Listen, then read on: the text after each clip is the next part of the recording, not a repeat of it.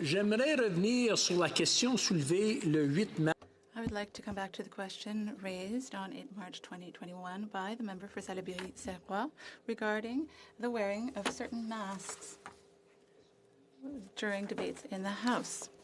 The issue raised by the member is important because it has an impact on the rights of members to participate fully in the sittings of the House. The many constraints related to the pandemic with which the House and its committees have had to deal with in this past year. The House is called on to reconcile everyone's efforts to follow public health guidelines with members' rights to participate fully in proceedings while respecting our rules and practices. The deliberations and recommendations of the Committee on Procedures of House Affairs have provided a response to some of the concerns and eliminated obstacles that sometimes seemed unsurmountable. The same is true for the many discussions among House leaders and party whips that have allowed us to continue our work. Ainsi, je crois comprendre que It is my understanding as well that discussions continued among the parties and that an agreement has been reached. In order to make the interpreters' work easier, members who want to wear a mask during their interventions in the House and in committee will have to use procedure masks. These will be made available in the lobbies. At any other time, members may wear any mask they prefer. Here, the importance of cooperating, negotiating, and compromising. They are essential to the proper functioning of our parliamentary system.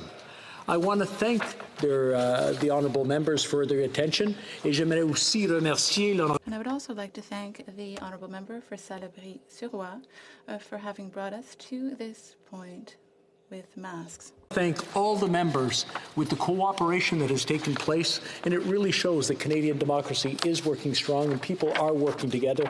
I'm very proud to be a part of this chamber. Merci.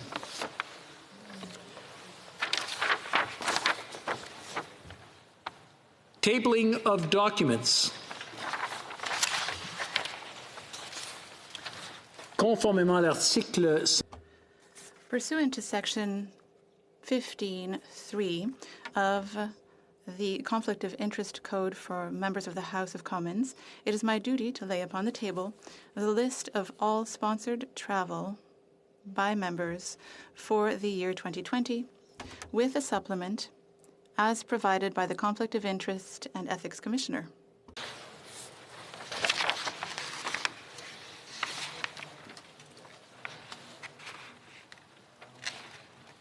Tabling of documents, the Honourable Parliamentary Secretary to the Government House Leader. Yes, thank you, Mr. Speaker. Pursuant to Standing Order 36 bracket 8A, I have the honor to table in both official languages the government's responses to 7 petitions. These returns will be tabled in an electronic format. Very good. Introduction of government bills. Déclaration de ministre. Statements by ministers. Prime Minister. Thank you, Mr. Speaker. In February last year, the coronavirus disease discovered in 2019 gave us a new word, COVID-19. But even as COVID-19 took hold of our planet, even as this new word took over our lives, we found ourselves talking about other words, too. About words that weren't new at all. Sacrifice and solidarity, compassion and community. When the pandemic hit last year, these words that have defined Canadians for generations, were suddenly given new meaning. It has been a tough year, a heartbreaking year, but it has been a year that we have faced together, and that is something we must never forget. Mr. Speaker, on this National Day of Observance for COVID-19, we remember the people we've lost, grandparents and parents, brothers and sisters, friends and colleagues. Each one was loved Each one was special. Monsieur le Président, Mr. Speaker, the pandemic officially turns 1 today. March 11th, 2020 will always be a date for which there will be a before and an after. For family members and loved ones, each death also marks a before and an after. Today, we remember the people who have lost their lives to COVID-19. They are no longer with us, but they are in our memory. Since the major wars of the 20th century, there is a sentence that we use often and that we can use for those that we lost this year during the pandemic. We will remember them. Speaker, a year ago, Canadians were asked to stay home and stay safe. And yet, even apart, or perhaps because we were apart, our communities became stronger and stronger. Businesses stepped up to produce PPE when we needed it most. Some went from making hockey masks to face shields. It doesn't get more Canadian than that. Students and teachers learned how to do school online, and kids did the dishes while they were doing their homework. Young people across the country stepped up to help their neighbors, to serve their communities. Essential workers made sure the shelves were still stocked with food. People cheered from balconies in solidarity with healthcare workers, the heroes of this pandemic. Brave women and men in the armed forces answered the call of duty for Indigenous communities and for the greatest generation now in long-term care homes. They were there for our parents and grandparents. And through that service, we saw clearly that for every senior in Canada, we must do better. And I know that we will. Malgré tout, there is hope on the horizon. Vaccination is ramping up. Millions of doses are on their way. It is not time to give up. Mr. Speaker, while people continue to make efforts, I know that they are reassured when they see all of their leaders working together, beyond partisanship, beyond party lines. We are in the midst of an unprecedented crisis. It will take the talent, the know-how, and the ideas of all Canadians to see what the future brings. We will not be able to rebuild a fair economy for everyone if we are divided. We will not be able to develop major societal projects if we refuse to listen to one another. Over the past year, we have worked together to move forward. And this year, we will continue to work together to rebuild. and community, sacrifice and solidarity. This is where we find meaning in the depths of grief. This is our light through a dark time. Every Canadian we lost to this virus will be remembered. Every shift done by a frontline nurse, every mask made by a Canadian worker will not be forgotten. We are stronger together, today, tomorrow, and always. Merci, Monsieur le Président. Thank you, Mr. Speaker.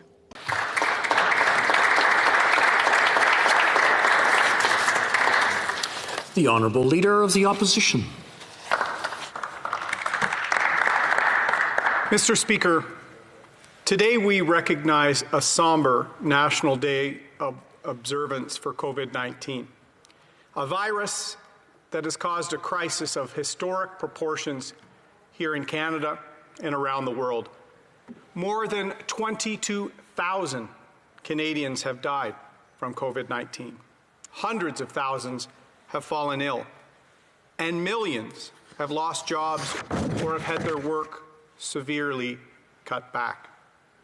Des Canadiens sont partis sans voir leur... Canadians have gone months without seeing their family and loved ones. A number of parents have done what they have been able to do to help their children out at home. And Canadians must also face a number of secondary effects linked to the pandemic. Many workers are worried about their colleagues' mental health. Thousands of cancer operations have been delayed. Drug and alcohol abuse rates have also increased. Domestic violence is the pandemic in the shadows of the COVID-19 pandemic. 60% more deaths from the opioid epidemic than from COVID-19. Increasing rates of domestic violence have been the shadow pandemic this past year. Youth mental health, presenting as anxiety or eating disorders, are alarmingly on the rise. The true cost of this pandemic on the lives and livelihoods of Canadians of all walks of life has been staggering. And yet, after a year, Canadians still aren't sure when we can expect life to get back to normal again. We all want that. When we can go back to work regularly, see our classmates in school like we used to, when everyone can expect their vaccinations. Les conservateurs veulent que le... The Conservatives want the government to succeed. Everything linked to the deployment of the vaccines. Our country and our economic recovery depend on it. We must do everything possible for Canadians to be able to go back to work in all sectors and in all regions of the country. Canadians need the government to act, in particular to stop the spread of new variants. Workers are exhausted.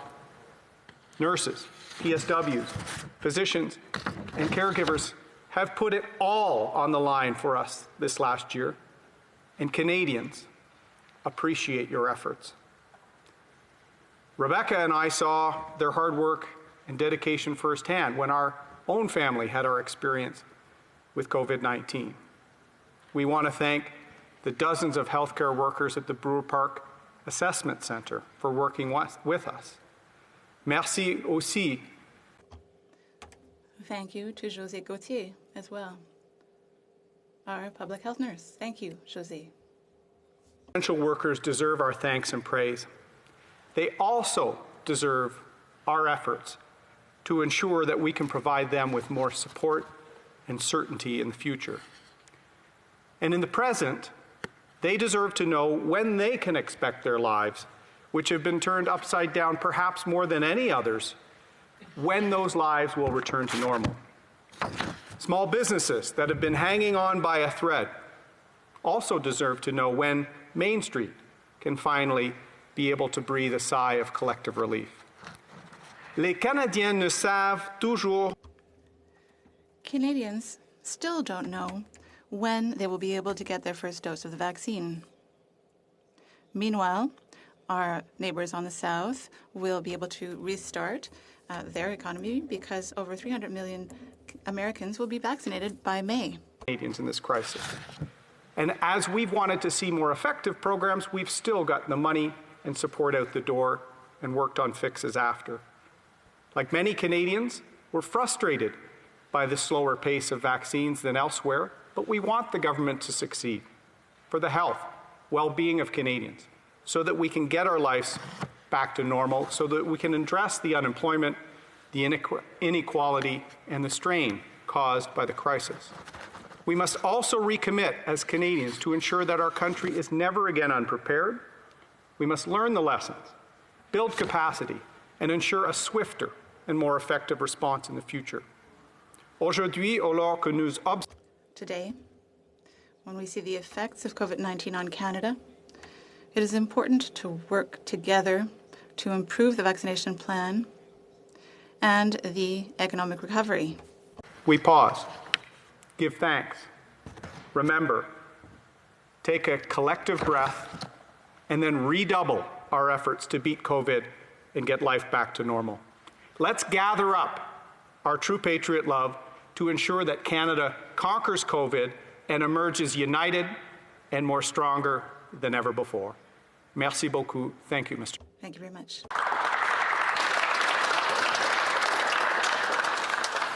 L'honorable député. The Honourable Member for Belleuil-Chambly. Thank you, Mr. Speaker. It is with the symbol of the white rose, which I took the liberty of bringing today, that Quebec has chosen to declare today a day of observance. Because it has been far too long that this crisis has been underway, and we can't wait for the end of it to have a day of observance. We have to say right now to all of those who have lost a loved one that we are with them now. Over 10,000 people in Quebec and over 20,000 throughout Canada have lost their lives to COVID-19. Over 300,000 people got the disease in Quebec. These are not numbers. These are faces. They are people. They are presences that are no longer present. And like my colleagues, I want to stress the recognition that we must feel and the appreciation that we must feel for healthcare workers, for people who also work in education, in the schools, in daycare services as well.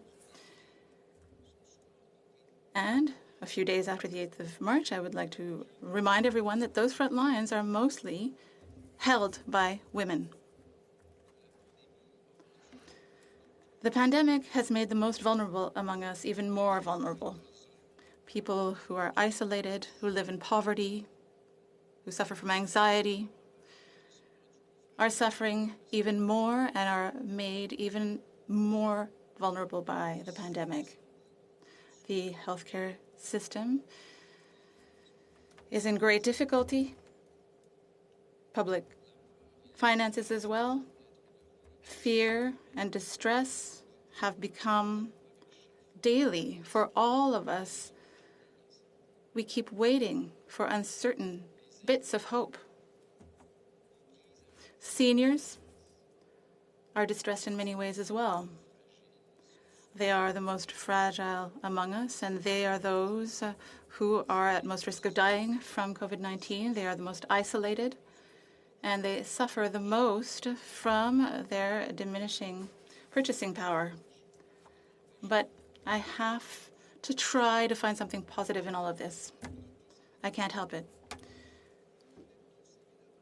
We all obviously know someone who has lost their life to this disease. But we will be bound to understand what's happening and what has happened, to turn to science, to be able then to overcome this disease, to put an end to all of this. Then it will be our duty to put in place measures to ensure that there's economic recovery. And I'm not talking figures. I'm talking the economy as a means of self-realization, for coming fully back to life, rebuild our capacity to vaccinate people, our healthcare capacity as well, rebuild an economy that will be richer and greener at the same time, and more generous. I hope that that lesson will have been learned, more egalitarian. We must strengthen our healthcare system without any ideological biases. We will have to look back and see what we did well, but also look at what we didn't do quite as well. Today, however, First and always, we must show compassion. It is compassion that is linked to this sense of privilege that we have to be able to help because we are healthy and because we have privileges, and we can help those who do not have those privileges. We have to feel it in our hearts. We have to feel in our hearts of the people who have heard that things are going to get better, but who, in their own experience, have not seen that. It has not gone better for them. Thank you, Mr. Speaker. The honourable member for Burnaby South. Merci, Monsieur le Président. Thank you very much. Thank you, Mr. Speaker. When we acknowledge and remember today as the anniversary of this pandemic, it requires us to reflect on who has been impacted by this. We've all been impacted. We've all felt this pandemic in some way. But I want to take a moment to think about those who've been hardest hit by this pandemic, those who have felt the brunt of this pandemic. And it is with great sadness when we reflect on who felt this pandemic the most and who bore the brunt of this pandemic, we come up with the answer that our seniors, particularly seniors living in long-term care, were those who bore the brunt of this pandemic with the worst conditions and with their lives. And it is a national shame that that's the case. I think about so many people, so many loved ones who were lost when their family could not be there with them in their last days. They were lost and families couldn't grieve their loss. And so many preventable loss. It's hard to really think about what losing 22,000 Canadians mean. But there was an incredible event on the front lawns of Parliament that really illustrated what that meant. Normally, when we see protests on the front lawn of Parliament, it's about the presence of people, how many people show up. But in this protest or in this moment, it was about the absence of people, and there was empty shoes laid out that reflected and represented those that we've lost. And we lost so many loved ones. And I think about a man I met in Windsor who talked about his father, who, with a lot of difficulty, decided needed to go to long-term care because of his complex care issues, was in long-term care, got COVID-19 right around the time when the vaccines were announced, and ended up losing his life. And to this day, his son is haunted with the thought of what would have happened if my father got the COVID-19 vaccine. Maybe he would still be there.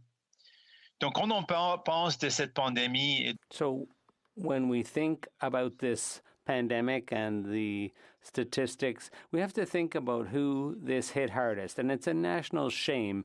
It was seniors in long-term care who were the hardest hit by COVID-19. And we always have to remember that those deaths were avoidable deaths. If the decisions had been made, if vaccination had been sped up, lives could have been saved. So we need to remember that. It was incredible in this pandemic who put their lives in front of this pandemic, who put their lives on the line. And we are so thankful to them. But they deserve more than our thanks. They need to be properly cared for, properly compensated. And we will continue to work for that.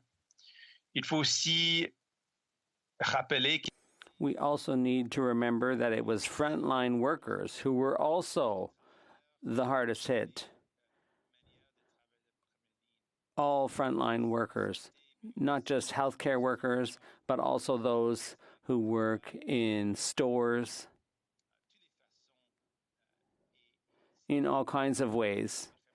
They're the ones who are the true heroes of this pandemic. About Indigenous and racialized people who have been amongst also the hardest hit.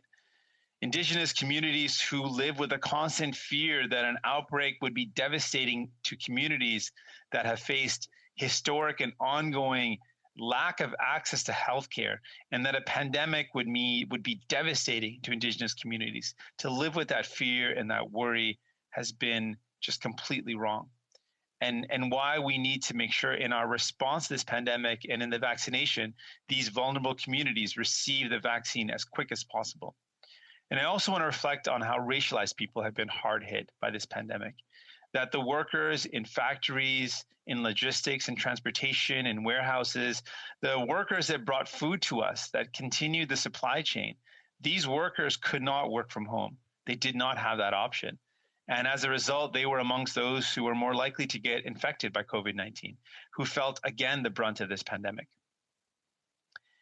And in thinking about the impact of this pandemic, we know that it has not only meant the terrible and horrible loss of life, it's also meant a loss for jobs, loss for businesses. Small businesses have had to shut down. And specifically, when we talk about loss of jobs, we know that women have been disproportionately impacted. Women have been more likely to have lost their jobs by this pandemic. And so in our recovery, so that we never let this happen ever again, ce qu'on doit faire. What we have to do in the memory of the victims of this pandemic is make sure that we take specific concrete steps to prevent the same thing from happening again in the future. So first of all, we need to take care of our seniors. We need to put their care ahead of profits in long-term care. We need to make sure that we have national standards to guide us. We need to benefit from everything we've learned in this pandemic to make sure that our seniors get the best possible care. Moving forward, we remove profit from long-term care so that our seniors no longer bear the brunt of any future outbreak, pandemic, or serious event. Our seniors need to be protected, and there are clear steps we can take. We know that frontline workers need to be paid a dignified salary so they can do their work and so that they are protected. And we know that when we have good quality of work, good conditions of work, it directly means better care for our loved ones in long-term care. We need to also make sure we are building resilient communities where we are investing in childcare so women can return to work. We need to make sure we build a capacity to produce a vaccine in our own country, ideally owning that publicly so that we were never in the same situation we were at the whims of international logistics and supply chain issues. Pour prévenir les mêmes. In order to prevent the same impact from a pandemic in the future, we need to make sure that we make investments in childcare to ensure that women who were the hardest hit, make sure that they can go back to work. We need to have a domestic vaccine production capacity as well, and we need a crown corporation that Canadians control to produce vaccines and essential medications. It's also important to prevent a recurrence of this pandemic, to take steps immediately. Back to this pandemic, it's not enough to just remember the lives lost or the impact on jobs and lost businesses. We have to also commit to preventing this from ever happening again. And there are steps we can take. And New Democrats are committed to making that happen. Thank you so much. Merci beaucoup. The honourable member for Saanich Gulf Islands is rising on a point of order. Merci, Monsieur le Président. Thank you, Mr. Speaker. I am seeking unanimous consent on this occasion to make a little speech today also. All those opposed to what the honourable member is proposing will please say nay. Okay. The House has heard the terms of the motion. All those opposed to the motion will please say nay. Saanich Gulf Islands. Merci, Monsieur le Président. Thank you, Mr. Speaker. And I'd like to thank all my colleagues here in the House, as well as those joining us virtually, like I'm doing. Today, on this day of commemoration of all the lives we've lost in these terrible times, we now have over 20,000 Canadian men and women who've lost their lives because of COVID-19. for each individual, for each family. We all share the same feelings as those who've already spoken this morning. And I'd like to thank the Prime Minister for his words, as well as the leader of the official opposition and the leader and the member for Belleuil-Chambly and the leader of the NDP. Want to try to throw more thoughts into the chamber this morning, other than to say we all grieve. We grieve a very difficult year, and as many members have said, for some people more difficult than for others, for our seniors in long-term care homes, for marginalized people, for Indigenous communities. But it's hard to do a list without leaving someone out. I wanted to think about the moments where we were at our best through this last year. I think the first few months of the pandemic, we displayed virtually no partisanship. I can clearly remember, of course, that every bill that was passed up until September, we passed unanimously. But particularly those first 3 months, those first 3 or 4 months, voices on the phone, listening to daily updates and briefings, which happened on Saturdays and Sundays as well from our civil servants. You couldn't tell when someone opened the microphone to ask a question if that voice was a conservative voice or a liberal voice, a green voice, a voix de bloc québécois, or an NDP. A bloc voice. The same things. Can we get help fast enough? Can we help people? Can you please regard the credit unions the same way you look at the commercial banks? Can we please do this? And I want to call to us because while we commemorate a year of COVID-19, it's very clear it isn't over. Our ability to get through this and to save lives depends on us bringing back the best of ourselves and setting aside partisan advantage. I know it's deeply baked into our DNA to try to take shots on both sides, government, opposition, whatever. But please, Canadians don't want to see us trying to gain partisan advantage, thinking about an upcoming election. They want to see us work together, and that means provinces, the federal government, political parties here in Ottawa. In looking for empirical evidence through pandemic, which we do, we look for the science, we look for the evidence.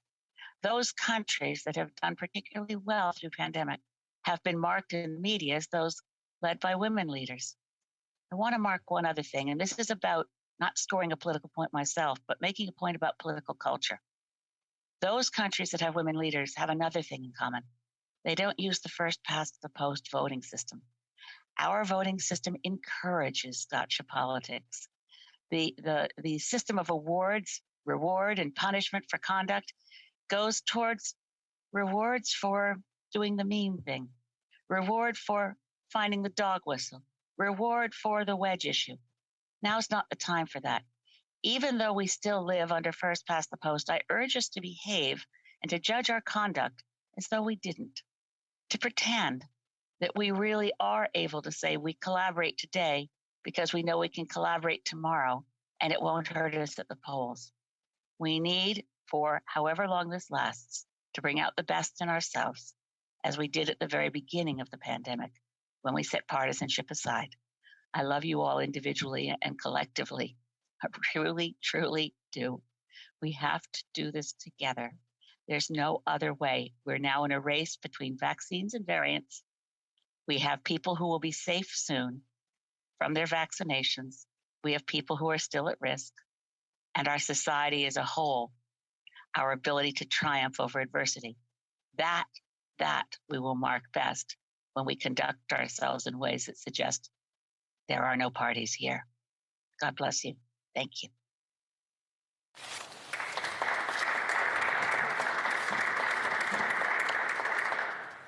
I wish to inform members that the Dominion Kellioner is dedicating her noontime recital today to those who we have lost to COVID-19. Je vous encourage tous. I would encourage everyone to give that a listen. Reports from interparliamentary delegations. Présentation de rapport de comité. Presenting reports from committees. Hamilton East, Stony Creek. Yes, thank you, Mr.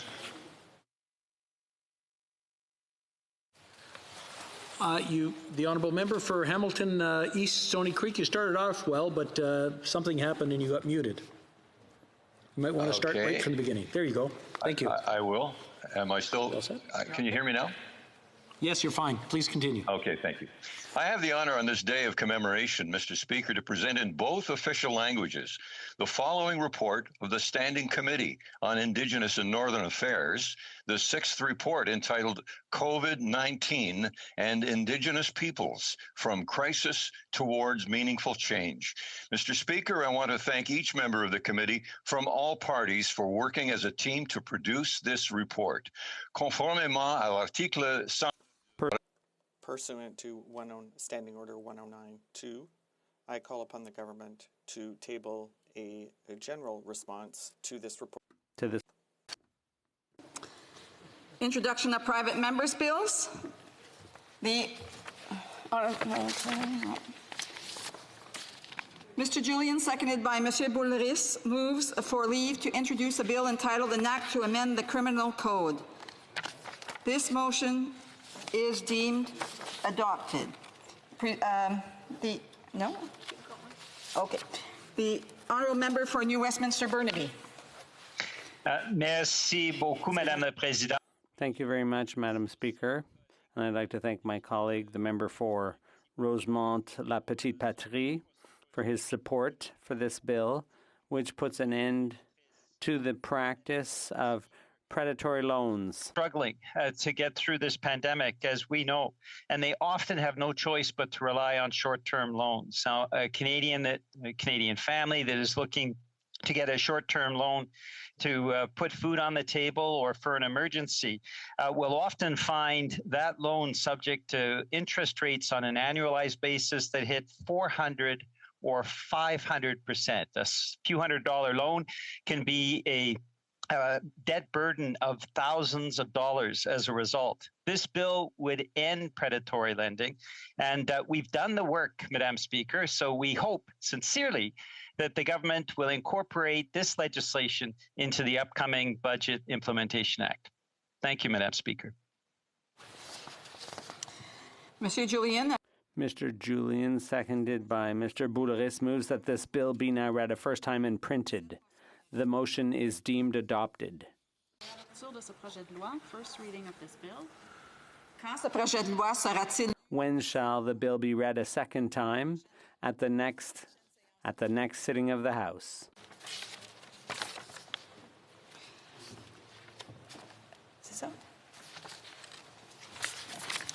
Introduction of private members' bills. Mr. Duval, seconded by Monsieur Boulris, moves for leave to introduce a bill entitled An Act to Amend the Income Tax Act, Travel Expenses Deduction for Tradesperson. This motion is deemed adopted. The honourable member for Hamilton Mountain.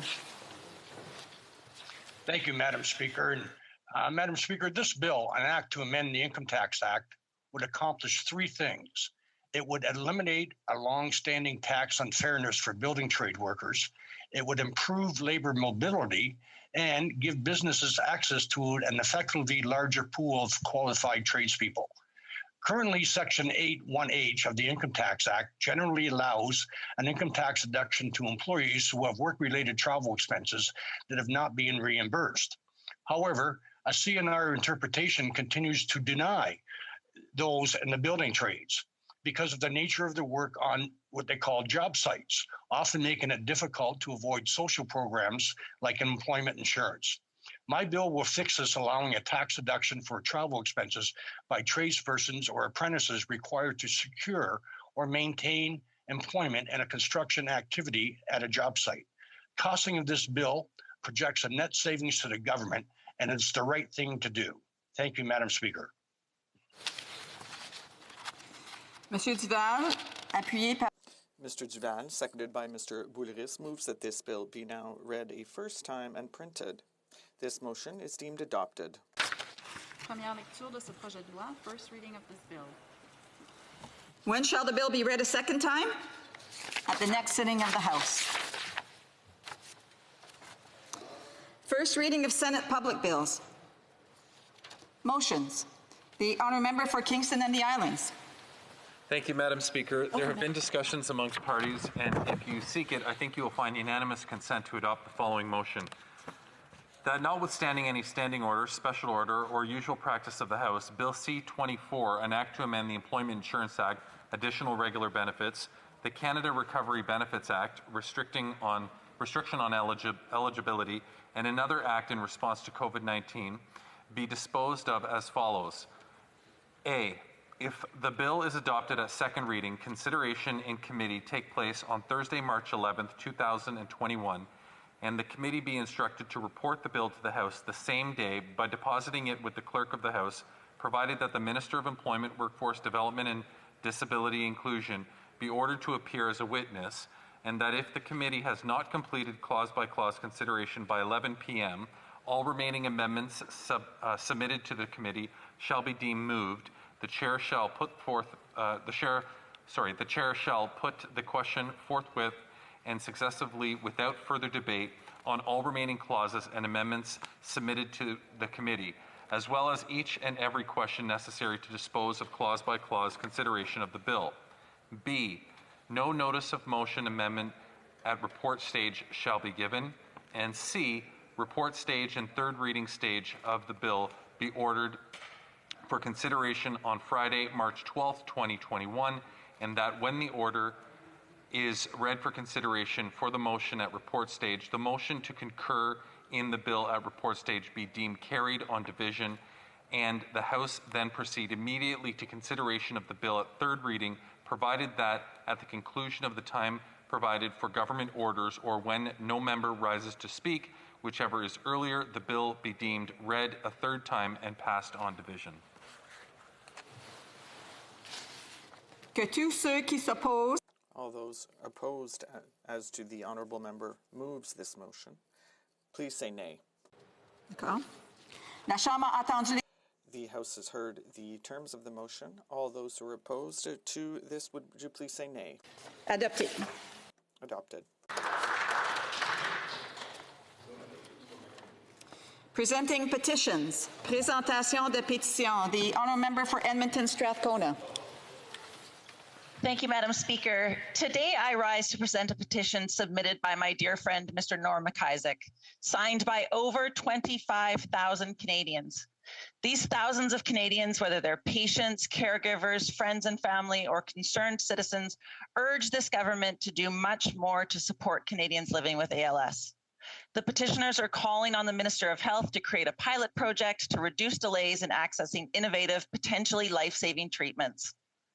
Madam Speaker, I want to be very clear. This petition is extremely important and has the support of the ALS caucus, which has members from all 5 political parties represented in this House. This is not a partisan issue, and I've worked very hard with my colleagues on the issue of ALS treatment and the need to rapidly improve access. Because for people living with ALS, time is simply something that they do not have. Madam Speaker, for so many of the courageous people battling this debilitating disease, the husbands and the wives, the sons and daughters, and the friends, time is running out. Thank you, Madam Speaker. Presenting petitions, the honourable member for Bow River. Thank you, Madam Speaker. I'd like to present a petition that we, the undersigned citizens of Canada, draw attention to the House of Commons to the following. Whereas the Government of Canada has proposed amendments to the Health of Animals regulations, livestock identification and traceability poses a threat to the future of agricultural exhibitions, fairs, and rodeos. Whereas the proposed changes would place onerous regulations on volunteer-run agricultural exhibition and fairs, rodeos, and discourage their operation. Therefore, we, the undersigned, call on the House of Commons to take the following actions to address this situation. Consult carefully with agricultural societies, exhibition fairs, and developing these regulations. Ensure that new traceability requirements do not harm agricultural societies, exhibitions, fairs, so that the future generations can enjoy these activities. Thank you, Madam Speaker. The presenting petitions, the honourable member for Saanich Gulf Islands. Thank you, Madam Speaker. I rise to present a petition this morning from a number of petitioners in the area of... I would just ask the member to... I'm sorry. I'm sorry, Madam Speaker. I'm very sorry. I'm rising to present a petition this morning from residents of Pitt Meadows, British Columbia. The petitioners ask this House to review the increased environmental impacts, the noise, the out-of-character nature, as they present it, of an increase in capacity for intermodal transportation involving expansion of an existing intermodal facility involving rail. They are very concerned, that petitioners, that this will do serious damage to the quality of life and the adjacent environment of Pitt Meadows, British Columbia.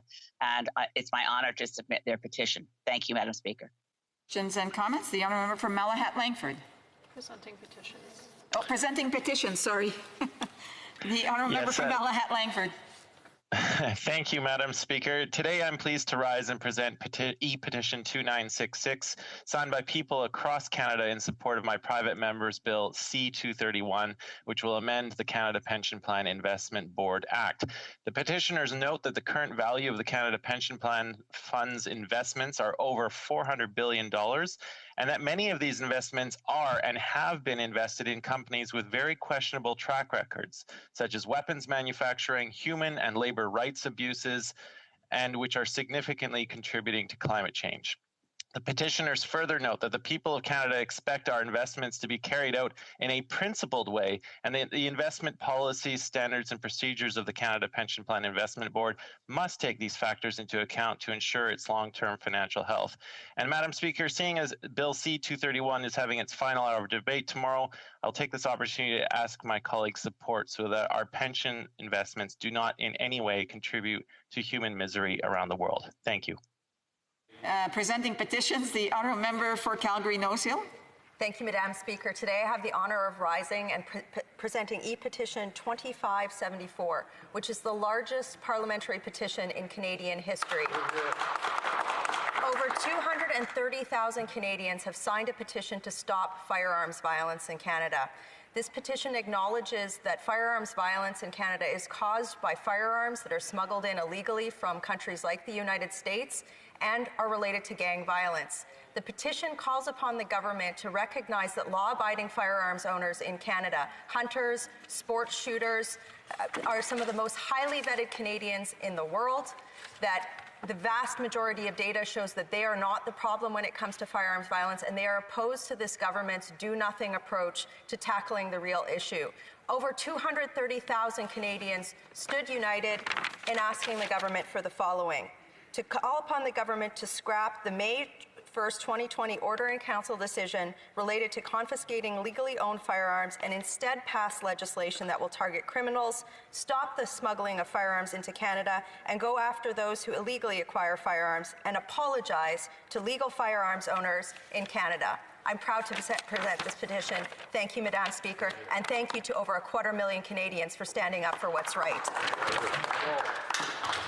Présentation des pétitions. Presenting petitions, the honourable member for Abitibi-Métis-Lamatane-Matapédia. Thank you, Madam Speaker. On behalf of the Cooperative Organismes Association in Quebec, and as critic for climate change, I am very pleased to table this petition, which was certified compliant and has over 2,000 signatures from engaged citizens who are calling on the Government of Canada to do its fair share in terms of climate justice. Madam Speaker, current climate policies of Canada are clearly insufficient to limit average global warming to 1.5 degrees Celsius and is putting us on track to catastrophic global warming. We need net zero emissions for 2050, and we need to do what's needed to be done to get there. We have to do it more and do it now. Thank you. Presenting petitions. Point of order. The honourable member for the honourable parliamentary secretary. Yes, thank you, Madam Speaker. And I think this has been raised previously on previous days, where members will be introducing petitions, and often they are going far beyond the intent and what our rule asks, and that is just to state the intentions of the petition. And I'm wondering if you can just reinforce that issue. I would just remind members who are participating virtually to make sure that their microphones are off. And I do appreciate the Honourable Member, the Honourable Parliamentary Secretary's intervention. It was an intervention that was raised yesterday as well, and I do want to remind members they are to read a summary of their petition and not put their personal point of view forward. Presenting petitions, the Honourable Member for Cypress Hills Grasslands. Thank you very much, Madam Speaker. I've got two petitions to present today. In the first one, the petitioners are concerned about the rise in domestic violence and are calling on the government to make the necessary changes to the Privacy Act to allow the RCMP to fully use Clare's Law, which would allow the disclosure of information to an intimate partner who may be at risk. This is just one of the many tools needed to combat domestic violence. The second petition is from the great people in my riding who are concerned about the government's lack of support for the oil and gas sector that provides jobs, affordable and reliable energy, and valuable investment to our community organizations, among other things. Therefore, they are calling upon the Government of Canada to take immediate action at every opportunity to support and promote Canadian energy projects and industry domestically and internationally for the benefit of workers, families, and communities. Thank you. Presenting petitions, the Honourable Member for Mission Matsky Fraser Canyon. Well, thank you, Madam Speaker. I'm pleased to rise today to present 3 unique petitions, all citizen-driven by members of Mission Matsky Fraser Canyon. The first petitions regarding truck stops in BC. The COVID-19 pandemic has underscored the importance of keeping our domestic supply chains operable. Truck drivers' work has been essential during the crisis, and they deserve our utmost appreciation. Drivers, owing to the necessity to cover long distances, must frequently stop to rest, both for their safety and the safety of others on our highways. Drivers are unable to stop anywhere and must stop at rest areas or designated truck stops. The distances between these stops are not equal, and as a result, lead to the increased risk of accidents due to truck drivers' lack of rest.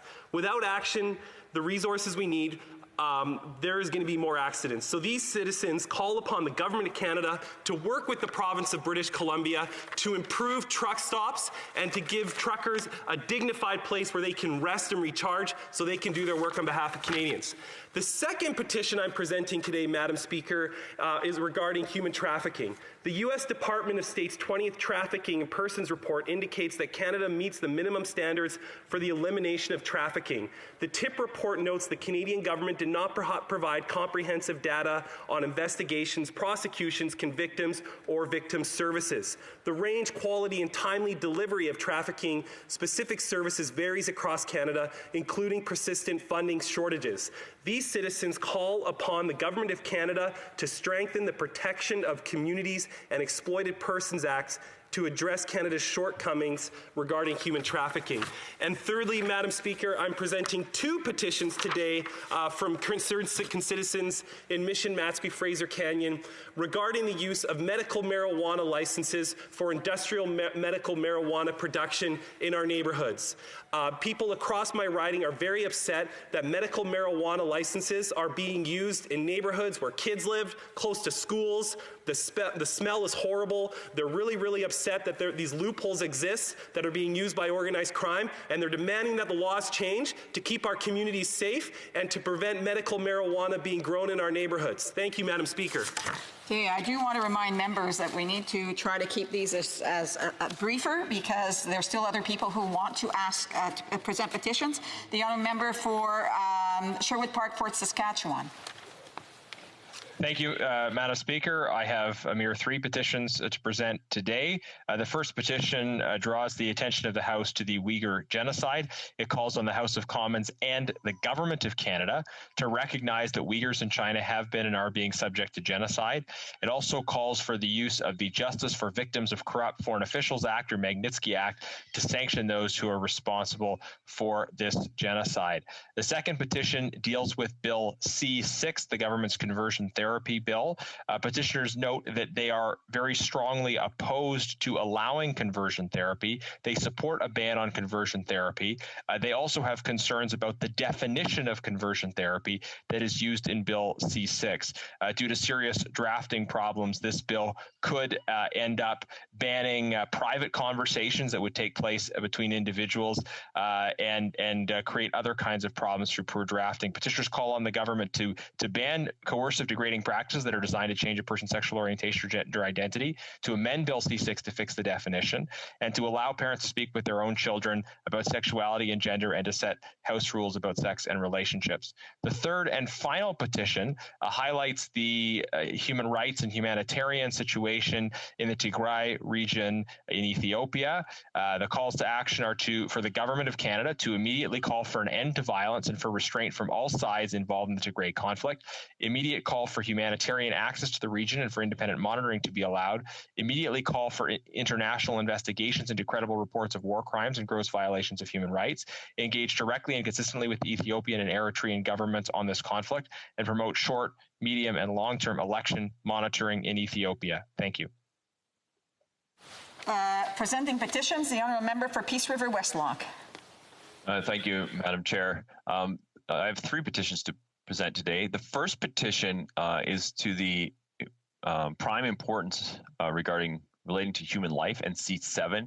The petitioners are calling for the current amendment to protect those from suffering from mental illness to be supported. The petitioners call on the government to support these measures to protect human life, as all human life should be regarded with great respect. We should support Canadians who are most vulnerable and defenseless, not facilitate their death. That is the first petition. The second petition, Madam Speaker, is around mandatory age verification. I rise to present petitions from hundreds of Canadians from across Canada. These petitioners are concerned with the accessibility and impacts of violent and degrading sexually explicit material online and the impacts on public health, especially on the well-being of women and girls. They recognize that we cannot say that we believe in preventing sexual violence towards women while allowing pornography companies to freely expose children to violent sexually explicit imagery day after day, which is a form of child abuse. As such, they note that the UN Convention on the Rights of the Child requires Canada to develop and maintain the means to protect children from forms of media that are injurious to their well-being. As such, these petitioners are calling on the House of Commons to require meaningful age verification on all adult websites. Finally, Madam Speaker, the final petition I have to present today is around mental health and suicide. We've seen throughout the COVID transition, the death rates of 18 to 35-year-old males, particularly in Alberta, has gone up significantly. We are calling on the government to bring back or to support things like the Trans Mountain Pipeline, the Northern Gateway Pipeline, the Keystone XL Pipeline, and the Line 5 Pipeline to ensure that the Alberta economy can continue to flourish and so that folks can get jobs and not be brought down by mental illness. Thank you, Madam Chair. The time for presenting petitions has expired. Questions on the order paper. The Honourable Parliamentary Secretary to the President of the Queen's Privy Council for Canada and to the Leader of the Government in the House of Commons. Yes, thank you, Madam Speaker. I would ask that all questions be allowed to stand at this time, please. Agreed? Agreed and so ordered. I wish to inform the House that because of the ministerial statement, government orders will be extended by 30 minutes. Orders of the day, ordre du jour. Government bills, Commons. Resuming debate at second reading on Bill C-24. The Minister of Employment, Workforce Development and Disability Inclusion Act to amend the Employment Insurance Act. The Canada Recovery Benefits Act, restriction on eligibility, and another act in response to COVID-19. Resuming debate, the Honourable Member for Timmins, James Bay. Thank you, Madam Speaker. As always, incredibly honored to rise in this House to represent the people of Timmins, James Bay, to speak to Bill C-24, a bill that we need to get passed as quickly as possible because we have so many people who are out of work and whose EI is running out, and there is an urgency to act. I'd like to note that this is the anniversary of the calling of the pandemic. And I think of how our world has been turned upside down and how it was fundamentally transformed 365 days ago. When I look back a year ago today, where I was sitting and realizing that Parliament was going to be shut down, we said maybe 2 weeks. Impossible to think that it could be shut for 3 weeks. That was just impossible. What I realized then is that we didn't have the cultural or historic imagination to find ourselves and understand ourselves in a pandemic. I think of the first time I walked the streets wearing a mask and how strange I felt. We didn't understand how the pandemic had such a powerful effect. I've been reading Camus throughout this pandemic because I was thinking there has to be a way to understand it. And what Camus says so powerfully is that the people, he says, of his city, his village, they were not any more arrogant or dismissive than anyone else. They had just forgot to learn to be humble in the face of a pandemic. Because we understand wars, Camus says, but we don't understand pandemics because we can't see them. And yet they upend and they transform us. And so we have seen over the past year a complete upending of so many of our preconceived ideas. And to that, a year ago, when the pandemic was called, within 2 weeks, millions of Canadians could no longer pay their rent. That is a staggering thing for a prime minister who talked about the middle class and those wanting to join them. That was the prime minister's line again and again, the middle class and those wanting to join them. What we realized from the pandemic is that middle class has been wiped out. That middle class no longer exists. What exists is precarious work, people without pensions, people working on contracts.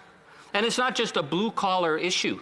We have professors working in universities without any kind of tenure, without any kind of support, getting paid basically what people get paid at Tim Hortons. People who spend, hundreds of thousands of dollars on their education, burdened with student debt, and the pandemic came, and they, like the frontline workers and people who worked at grocery stores, could not pay their rent if they were not able to work because of the pandemic. The pandemic showed us that our notions of our Canadian health system were based so much on hope and myth of this idealized system, yet we were unable to protect the lives of hundreds of senior citizens who died needlessly in long-term care homes that were run for profit. We learned that we didn't have the capacity in a nation as big as ours to actually create our own PPE to keep workers safe. We were having to beg it from other countries. And of course, we suddenly remembered that all those great ideas that Brian Mulroney and Pierre Trudeau had and Paul Martin had and Jean Chrétien had of saying, oh, we don't need to have our own system here in Canada. We can rely on the global markets. That we couldn't produce our own vaccines. 100 years ago, Canada established the Connaught Labs to be a world leader in vaccine production, and we were. But the privatization agenda of the Liberals and Conservatives erased that. And Madam Speaker, I've been thinking about my grandmother, Lola McNeil. Lola McNeil was a tough woman. She came out of the Ottawa Valley. She went to Northern Ontario, where the mining camps were booming. She met my grandfather, who was a Cape Bretoner, Joseph McNeil. He had broken his back underground in the mines. My grandmother was in the first graduating class at St. Mary's Hospital working under the nuns, and she nursed my grandfather back to health. And my grandmother worked 12-hour shifts. And when I was a child, my grandmother was hard with me sometimes, because in those 12-hour shifts, she had dealt with diphtheria. She had dealt with smallpox. And my grandmother was haunted by polio. Remember, she didn't want us to go swimming up at Gillies Lake, which was like this little lake in Timmins. It was an offshoot of the water from the mine. At the Hollinger mine, used to dump their water. And my grandmother would say, don't go swimming there. That's where you get polio.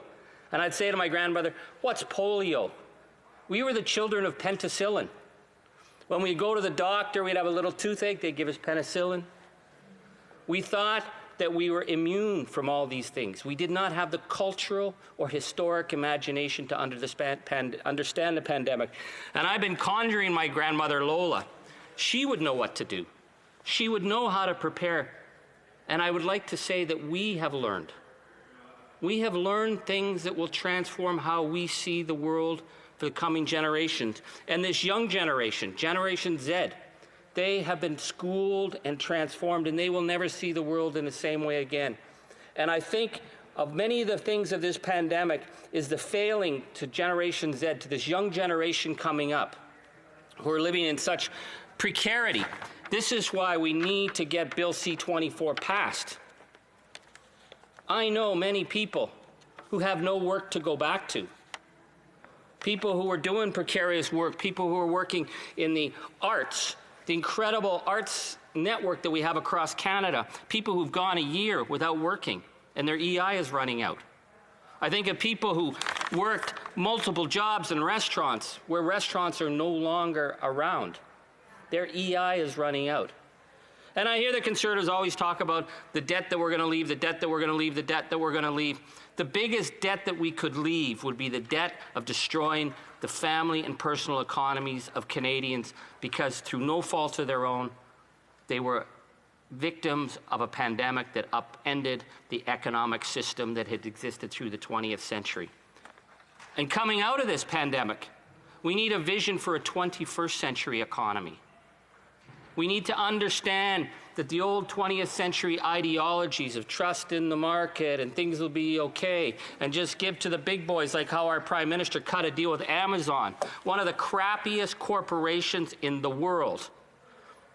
A corporation where the billionaire class has made more and more money while their workers have suffered on the front lines, keeping the economy going. We need a 21st century economy coming out of this. One that is resilient, one that is understands that we have to rebuild some of the social supports that our grandparents built coming out of the Second World War for a proper social safety net so that no one is left behind.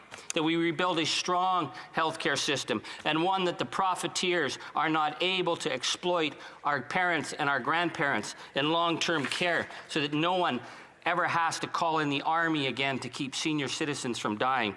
That's the economy that we need to build. And to get there, Madam Speaker, Bill C-24 is one of the intermediate steps that we need to have in place. But I'd like to say, Madam Speaker, while we reflect on this issue of our society suddenly having to deal with precarity and insecurity. Well, there are many people in this country who've lived with precarity and insecurity and failing health systems for decades. They're the First Nation people of our country, living in reserves on incredible territories of natural wealth where the treaties took them off their territories and put them on what are essentially internal displacement camps with substandard housing, substandard infrastructure, no access to clean water. And I mention it, Madam Speaker, because yesterday the Minister of Indigenous Services made an announcement that he was going to create a new website to deal with the water crisis. A website. We remember the Prime Minister, when he was first elected, saying his #1 priority was to guarantee clean water to First Nations. And most across Canada, people said, of course. How could the richest country, one of the richest countries in the world, not guarantee clean water for its citizens? Citizens said to themselves, a country with so much beautiful, natural, clean water, how is it possible that people would be having to drink from dirty and polluted water? Not just in one community, but in community after community after community. And the Prime Minister said he'll have mission accomplished by March 2021. Well, we're not even close to that. And the Auditor General last week put out a damning report that says it will be years. So this website that the minister's bringing out is like, he wants to show the successes that we've had, to turn away the attention from the ongoing systemic failures. And I mention, Madam Speaker, in terms of this issue of the pandemic, because of the insecurity and the precarity and the need to get away from these false 20th century ideologies. These false ideologies that somehow it's the fault of the First Nation communities for the fact that they don't have access to clean water. These are the systems that have been put in place by Indian Affairs. They remain in place despite the fact that 2005, the Auditor General wrote a condemning report about Indian Affairs and the crisis in water. And remember, Paul Martin was announcing he was going to spend billions to clean the water systems. Mission accomplished, not a chance. 2011, the Auditor General wrote a damning report on the crisis of water. And people might not remember, but one of the very first acts that Prime Minister Stephen Harper brought in when he was elected was a plan to get clean water to reserves. And yet in 2011, the Auditor General report read just like 2005. 2018, the Parliamentary Budget Officer issued a report that said this government was not going to meet their promise. And of course, last week we had the damning report by the Auditor General. This is not a great mystery, and I'd like to walk people through why these things happen. It is structural, it is systemic, and it is based on a system of racist colonialism. Because what happens with First Nation communities is that the federal government will always insist on spending the cheapest amount of money to fix the problem. This policy of the lowest bid has meant that we've had in community after community after community, operators come in, say they'll do the job for cheap because other, more credible companies won't touch the project. They're doing them in isolated fly-in communities where the costs are elevated, and these companies know they'll take the bid. There's going to be cost overruns, number one. There'll be delays, and if there's problems, they'll just cut corners. So that's the first failing. The government, the minister has refused to change the policy on that.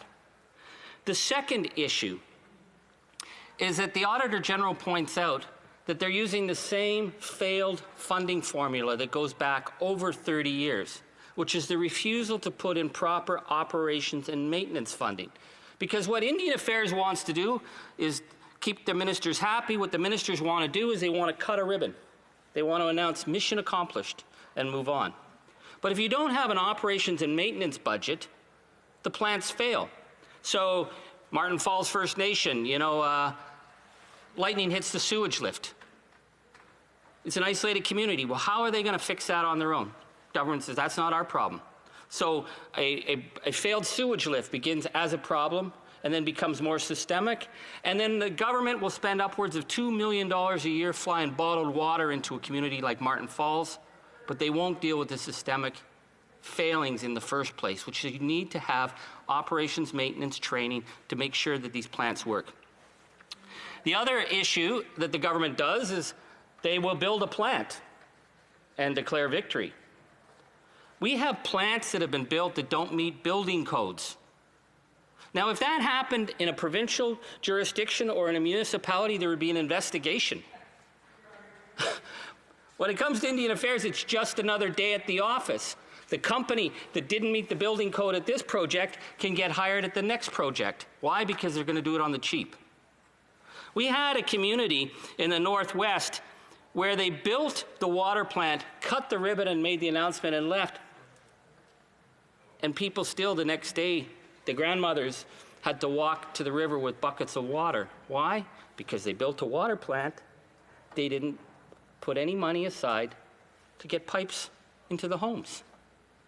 Now, if you did that in a municipality, there would be an investigation. If you did it at the provincial level, people would be fired. If you did that at Indian Affairs, hey, you just might get promoted because it's another day at the office. And these inequities are not just in the far north. Let's talk about Maniwaki. It's just up the road. You have a municipality at Maniwaki, and you have Kitigan ZB Reserve, and one has clean water and one doesn't. How is that possible? Because one is under the provincial jurisdiction in Quebec, that they have water standards, and the other is under the federal government. Every region of this country has water standards that you have to meet. The only place that water standards are not in existence is on reserve. And why is that? Well, the reason for that is because if the federal government actually had standards, they'd have to spend money, and they will not spend money. Now, Madam Speaker, the other issue is that with the website that they're going to create, every community is going to have their own page on a website. We already have a website.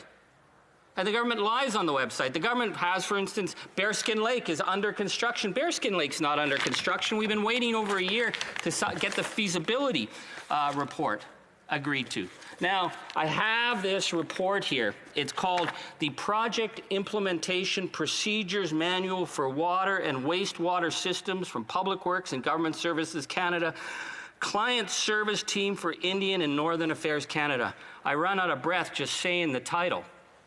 If you look at this, this is page after page after page of hoops that Indigenous communities, many of them in the far north, many of them impoverished, have to jump through to satisfy the department.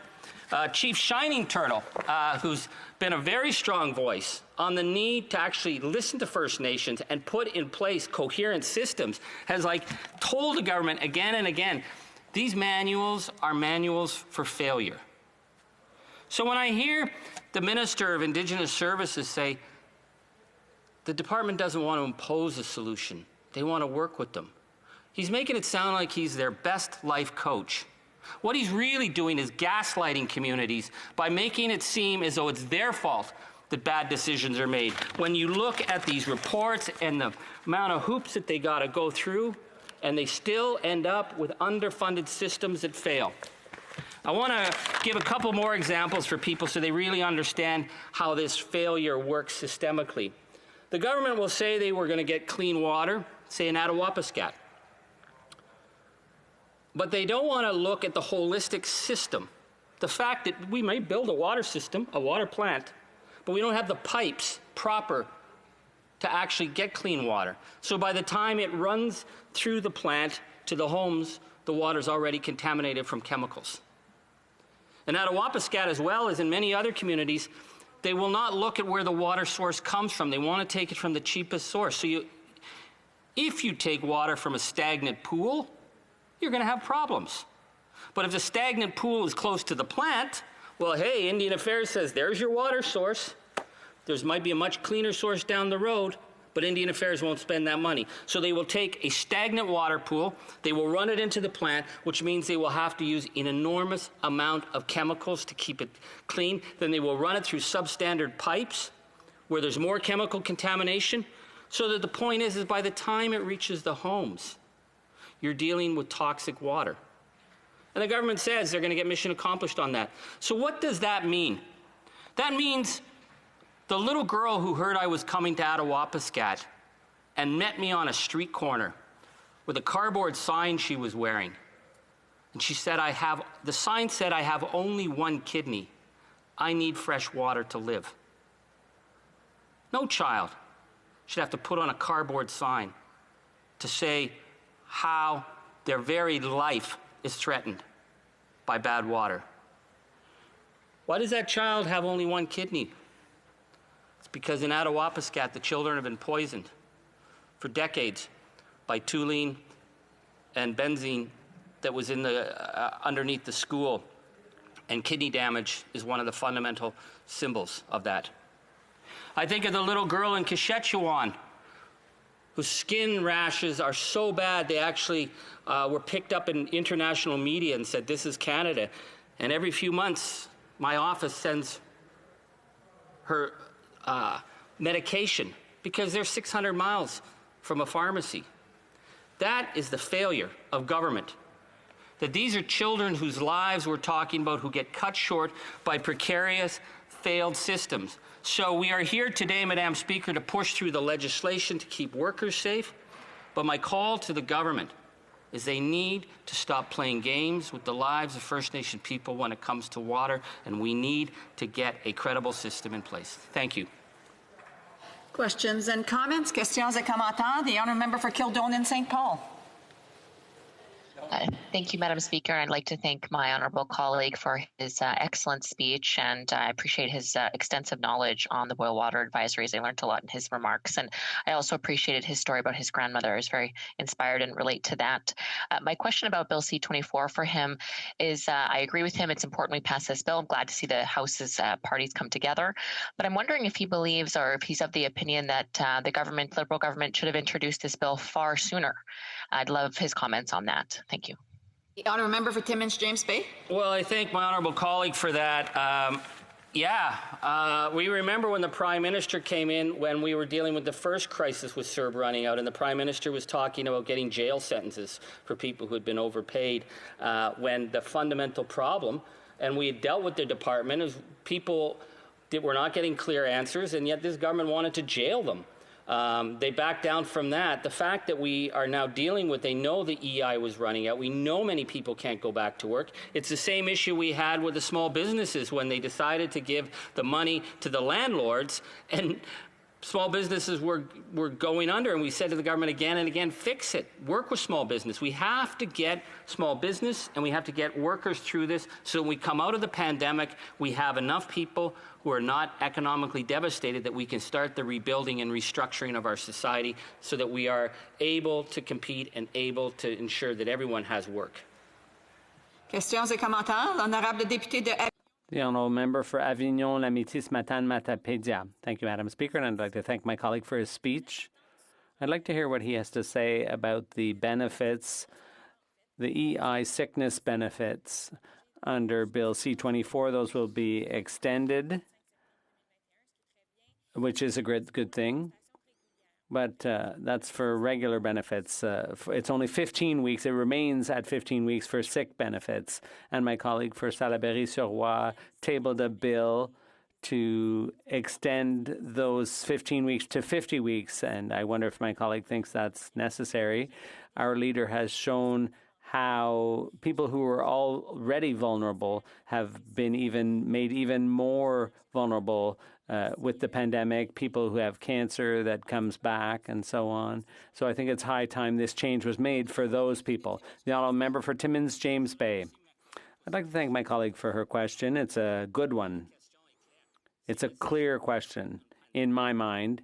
It is necessary in a pandemic to ensure worker protection and to put in place the adequate resources to provide for the protection of families and healthcare systems. And the Liberals, with their promise for national pharmacare year after year without any action, the government has to recognize the importance of supporting our healthcare systems and protecting workers who have health problems and their families too. Honourable Member Sherwood Park, Fort Saskatchewan. Thank you, Madam Speaker. And I listened with great interest to my my honourable colleague's speech. And I wanted to probe his thoughts on this particular issue. He talked at certain points in his speech about failed 20th century ideologies, about the failures of markets in his view.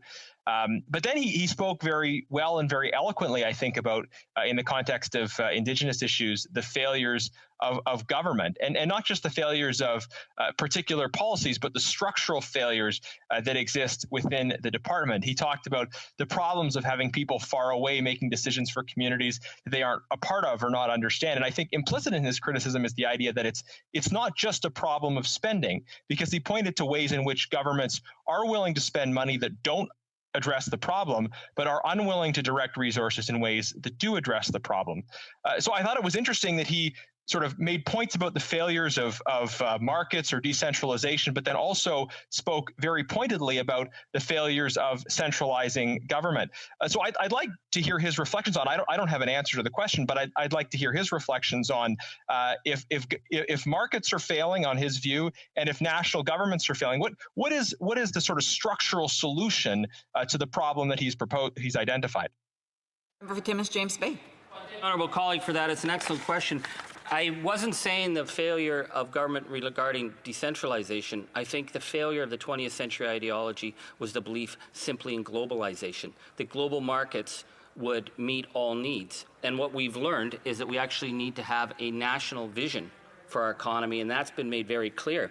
The issue with government failings in Indigenous affairs is about another fundamental 20th century ideology, which is colonialism. Because this is a racist system. This has never been done in concert with First Nations. This has never been done with a vision for long term. So if we're going to spend money, and we have spent enormous amounts of money, They have to be done with an actual coherent policy that we're going to get to the end or to another level of equilibrium. And the failure of 20th century ideology in terms of Indian affairs has been evident since the get-go, and it's still there. And comments, the honourable member for Cowichan, Malahat, Langford. Thank you, Madam Speaker. I'd like to thank the member for Timmins James Bay for a speech I very much listened to with great interest, and it's very clear that his knowledge and passion on the Indigenous issues, especially on the boil water advisories, is very much there for all to see. In his earlier comments on Bill C-24, he was mentioning how we have to really start investing in a 21st century economy that is there for workers. And throughout this pandemic, we in the NDP have been highlighting the impossible choice that so many workers often have to make between their health and their source of income. And I think when we look at C-24, there was a missed opportunity in trying to extend the sickness benefits of employment insurance from 15 weeks to 50, because I've met so many constituents who approach the end of the 15-week mark and are finding themselves having to go back to work when they are not quite ready to do so. And I think the pandemic has taught us some serious lessons. So maybe just in the context of his comments on how we build that 21st century economy, if he can expand a bit more on the kind of supports we need to put in place to make sure workers are not making those impossible choices. Thank you. The honourable member for Timmins James Bay. I'd like to thank my honourable colleague and thank him for the excellent work he's done on this file. What we've really seen in this pandemic is the priorities. Like when the Prime Minister, in the middle of the pandemic, as small town businesses were going under across the country, the Prime Minister stood with Amazon and said, these are our partners.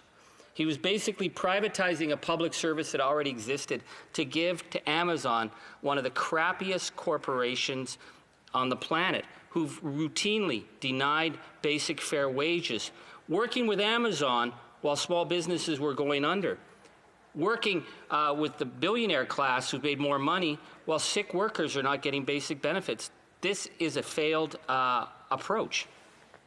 On a temps pour une autre question. L'honorable. We have time for one more question. The honourable member for Repentigny. No? L'honorable député de Is the member for Repentigny there? No? Okay, questions and comments? The honourable member for Trois-Rivières, a brief question. Thank you, Madam Speaker. I'd like to thank my colleague for Timmins, James Bay. I appreciated his speech, and he spoke with emotion about his grandmother and what she did, and also the problems of drinking water for Indigenous peoples.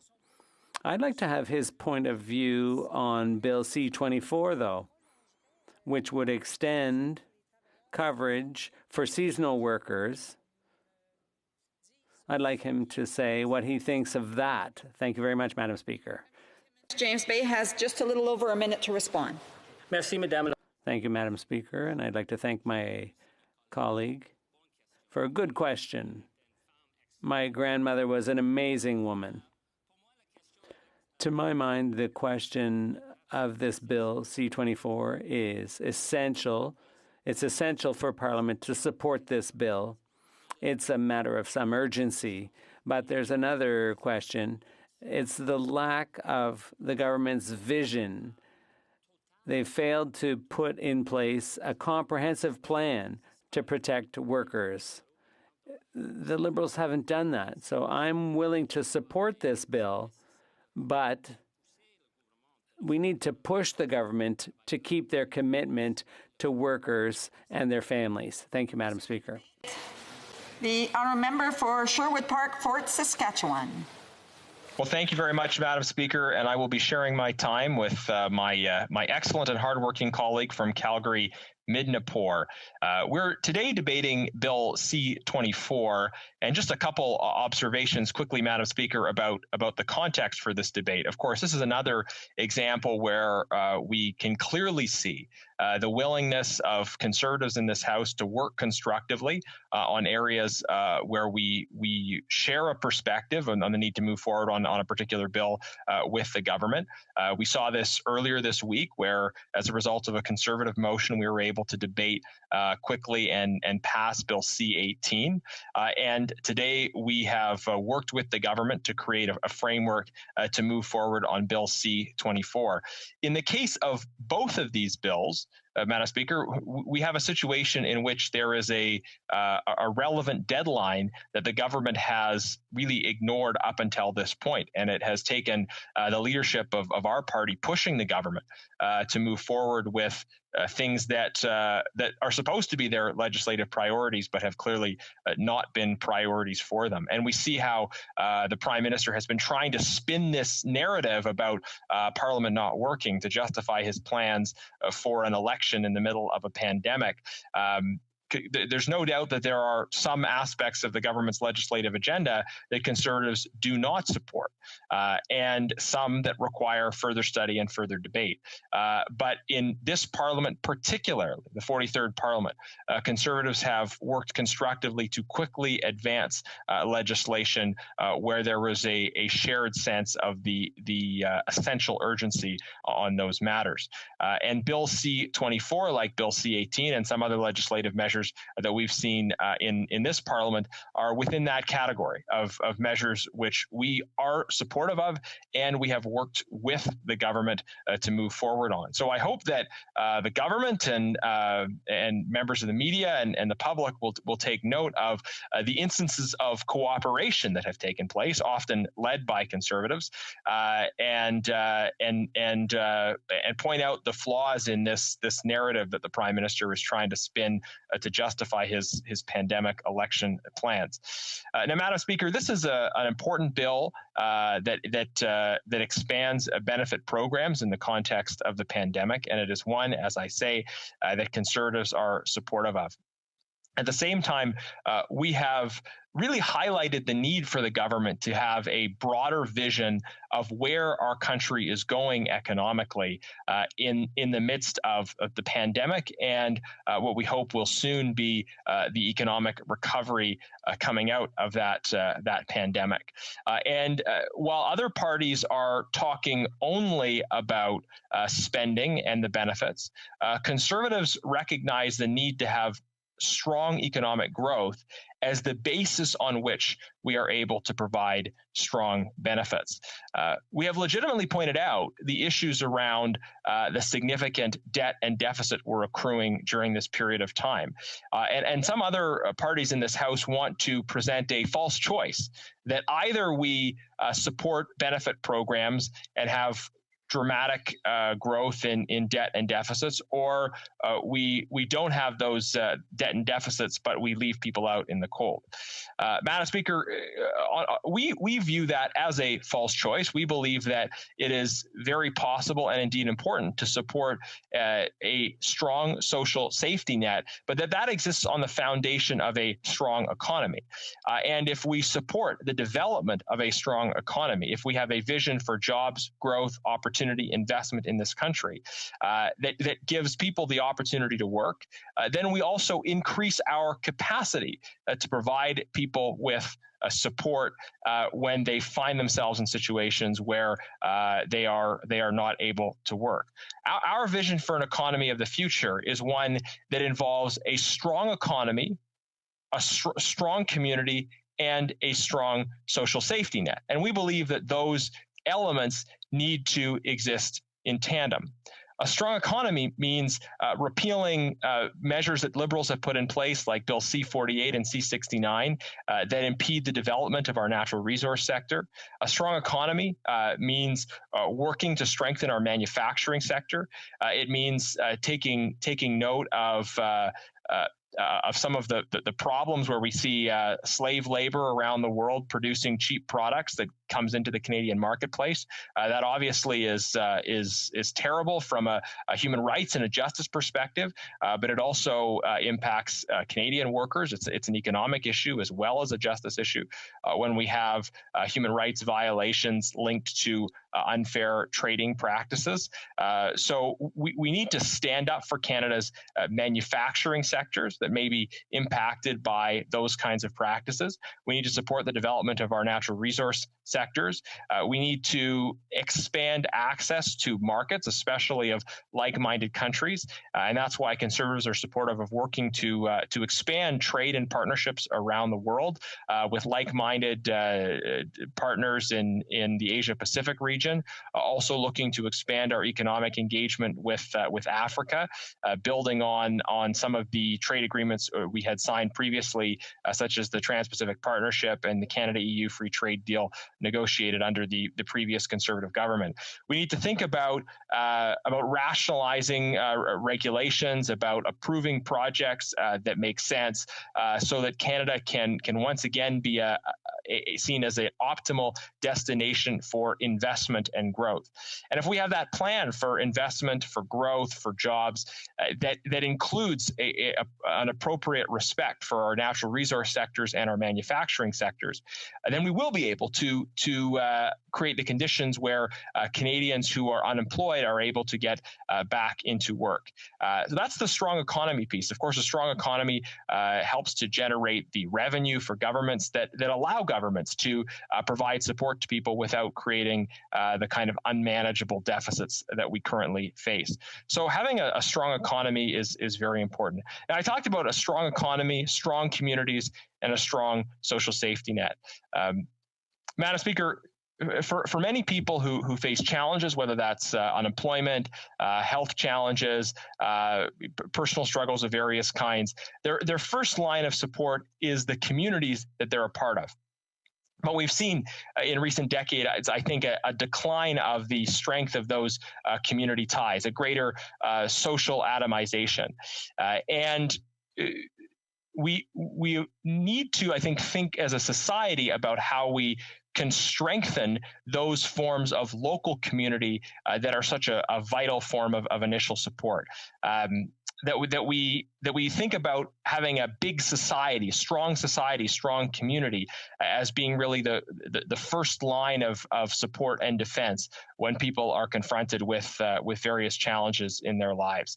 And part of how I think the national government can be a part of supporting strengthened community is to work constructively in partnership with community organizations, to look for opportunities to learn from what communities are doing, could be cultural associations, faith communities, service clubs, and to really better partner with local organizations in the delivery of public services. There are so many ways in which this applies. I know one area that's been a great interest of mine is looking at the private sponsorship of refugee model, where the government works collaboratively with private organizations who are sponsoring refugees to come to Canada. And we know that those who have those community connections through private sponsorship generally have better outcomes than people that are publicly sponsored, because those who are publicly sponsored aren't immediately brought into an existing community that knows them and wants to work with them. So,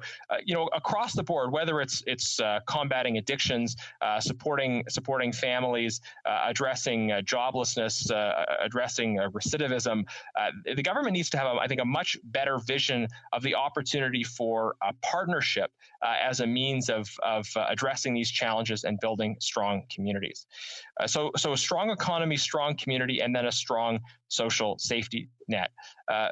Madam Speaker, if we have the strong community and strong economy pieces in place, we will also be as a position collectively to put the full extent of our resources into supporting those who fall through the cracks with a strong social safety net. And Conservatives are very supportive of that. We believe that if you neglect, though, the strong economy and the strong community piece, it will become much more difficult to have a strong social safety net while preserving some degree of fiscal sanity. What we have with the government, I think, is a desire to push forward that spending for the social safety net, but a lack of a vision for the strong economy and strong community piece. The social safety net needs to be there for those who aren't able to benefit from a strong economy or from strong community structures that are in place.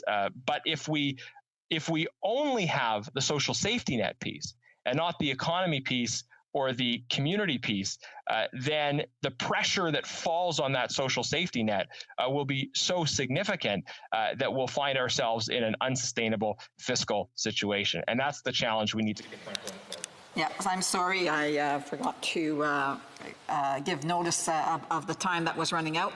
Questions and comments? The honourable member for Kingston and the Islands. Thank you very much, Madam Speaker, and I thank the member from Sherwood Park, Fort Saskatchewan, for his intervention today and for talking about the importance of making sure that Canadians get what they need. But I really didn't appreciate his comments at the beginning where he said that Conservatives are demonstrating that they're trying to work to get this legislation through, and that it was through pressuring the government that eventually this all happened. Quite the opposite has been going on, Madam Speaker.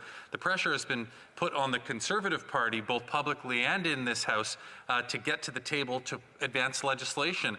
I moved that we work into the evenings 4 times last week, and the Conservatives voted against it each and every time. It's only because Canadians are at the brink of about to be not receiving EI when they need it so badly that the Conservatives have finally come to the table. So, I respect the member. He does a good job speaking in this House, but the reality is his facts just aren't straight. The honourable member for Sherwood Park, Fort Saskatchewan. Madam Speaker, I was very precise in saying that Conservatives have been prepared to work with the government on issues like C-18, on C-24. The member raises the issue of the government's desire to expedite legislation that would effectively undermine suicide prevention in this country. The government's new position on Bill C-7, which has been barely debated in this House and never studied in the House of Commons committee, would be to allow those whose primary health complaint is mental health related, someone dealing with depression or other mental health challenges, to be given suicide facilitation by the government. That is a deadly serious issue. It is dead wrong, and it is strongly opposed by mental health advocates, disability rights organizations, and I know that member, as well as many other members, are receiving many phone calls from constituents who are blindsided by this rush to have state-facilitated suicide for the mentally ill. We will oppose that. That's dead wrong. We have to go to other questions. L'honorable député de Repentigny. The honourable member for Repentigny. The honourable member for Repentigny. Merci, Madame la Présidente. J'attends. Thank you, Madam Speaker. I was waiting for the end of the intervention. The member talked about the social safety net, and I'd like to come back to that because for me that is very important. And in C-24, we're talking about EI, but there was a motion that was presented by the Bloc that received a majority vote on that day, and doesn't the member think that we should take advantage of this opportunity to increase days for sick leave benefits? Saskatchewan. Well, thank you, Madam Speaker, and I thank my colleague for the question. I think looking at the provisions in the bill, they're ones that we support. But I know that this bill will go to committee, and some of the proposals, like the one the member mentioned, could be considered at the committee. Of course, just further to the timeline issue, if the government had proposed this bill earlier, as had been suggested, I think there would have been more time and more scope for a committee study into some of these attendant related issues that the member mentioned. Unfortunately, the government has continually mishandled their legislative calendar here, which makes it maybe more difficult to study all of those issues given the time constraints that they have now created. We have time for a brief question. Questions et commentaires? The other member of Calgary-Mindapore has a brief question? No? No? Sure, I have a brief question. Okay. The honourable member from Calgary-Mindapore. Okay. Thank you very much, Madam Speaker. I heard the member ask a very good question to the previous speaker, member from the New Democratic Party, about systematic and structural change. And perhaps I would just like to put this question forward to him: that were he in the position of government or a minister or advising a minister within the government as a member of the government, government, what would he implement and enact to ensure that this situation that we're currently in doesn't happen again? Where we are constantly responding and not providing enough time for the House and all members of the House to give input into the legislation for the best outcomes. Brief question, yes. The Honourable Member for Sherwood Park, Fort Saskatchewan, a brief answer, please. Thank you, Madam Speaker, and I'm looking forward to my colleague's speech. I think the government has to prioritize, and they should be working to move forward on these benefit supports. We're in the middle of a pandemic here. It's on the 10-year anniversary of the signing of the UN Convention on the Rights of Persons with Disabilities, and the government is trying to rush forward a euthanasia and assisted suicide bill that is opposed by all disability stakeholders in this country. So when the government is trying to push these kinds of legislation bills through while not spending the time required on the health and economic challenges our country's facing, the government's priorities are way out of whack right now. Resuming debate, the Honourable Member for Calgary-Midnapore. Well, thank you, Madam Speaker. It's a pleasure to be here in this great chamber once again, addressing Canadians. I'm very proud to be here today speaking to C-24. I just want to take a moment to recognize the excellent Shadow Minister who is in charge of this process. Of course, it's the wonderful member for Kildone and St. Paul. And I think it's excellent that she is leading the charge on our side, Madam Speaker, for this, because I think she's very representative of a generation of young women who are just so excited about the potential future of our nation. And within her, and within myself, I may say, as a somewhat young mother, not as young as the member for Kildone and St. Paul, but someone, and my riding is filled with these young soccer moms who are so excited about the future of Canada. And so with this opportunity, the opportunity for vision and clarity and a strategy for our economy and our workforce going forward, I'm very happy to have this opportunity. So I'm going to continue on the message that the previous speaker had, my colleague, the member for Sherwood Park, Fort Saskatchewan, went upon, and that is just how much we here in the official opposition, and I wouldn't doubt it if my colleagues from the other opposition parties had the same sentiments of the necessity of us to hold the government to account, but also the frustration, and the frustration on two parts. The first being that we have indeed had to return to this chamber, return to vote several times to fix legislation. Now, of course, it was our duty to Canadians. This is what we do as the official opposition. We look for gaps. We attempt to address these gaps for Canadians. And of course, with each piece of legislation that is implemented, we see as we implement the legislation and the legislation continues, further and further permutations of the legislations that we couldn't have possibly accounted for when we first brought forward the legislation. But Madam Speaker, in this role in the official opposition and as the former vice chair of the HoC committee, certain examples come to mind in addition to C-24, which we are here fixing and amending today for the government. That includes the wage subsidy, which started at a meager and paltry 10%, and through our actions we're able to improve it to 70%, really providing some type of sustenance to so many Canadians and companies that required this as well.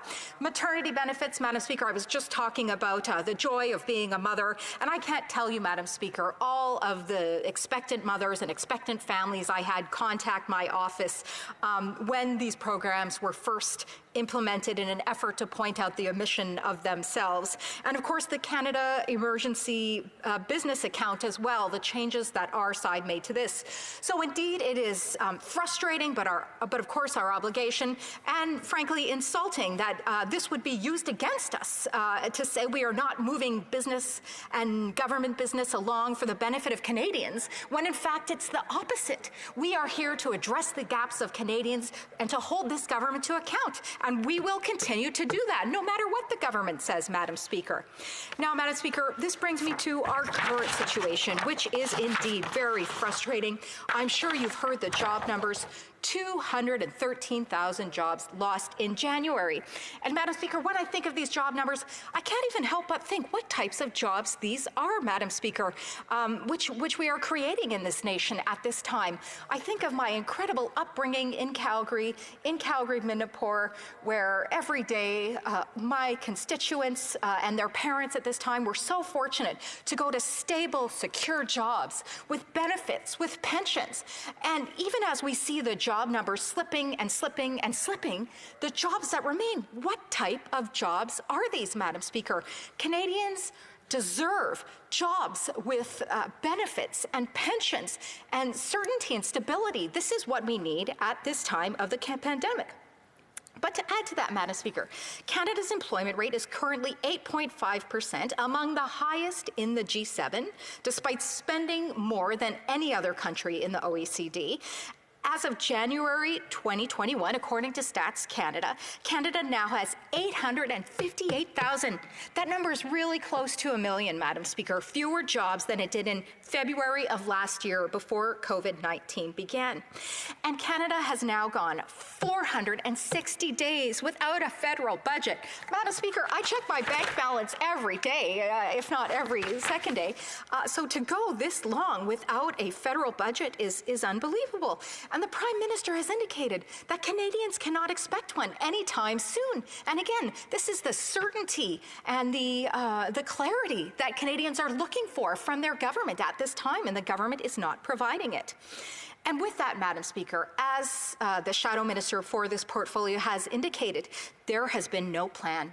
And as well, I should add, our Shadow Finance Minister, no plan how the government will set this ship straight, how they will get the economy back on track, how they would create a plan for jobs for all Canadians, and in particular, Madam Speaker, as I've stressed within this speech, women, 100,000. This is a she session, Madam Speaker, and we need to address that.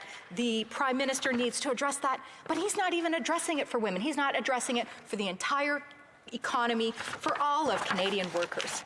Now, Madam Speaker, I was very proud at the beginning of the pandemic, or near the beginning, I should say, in the summer, to complete the Economic Task Force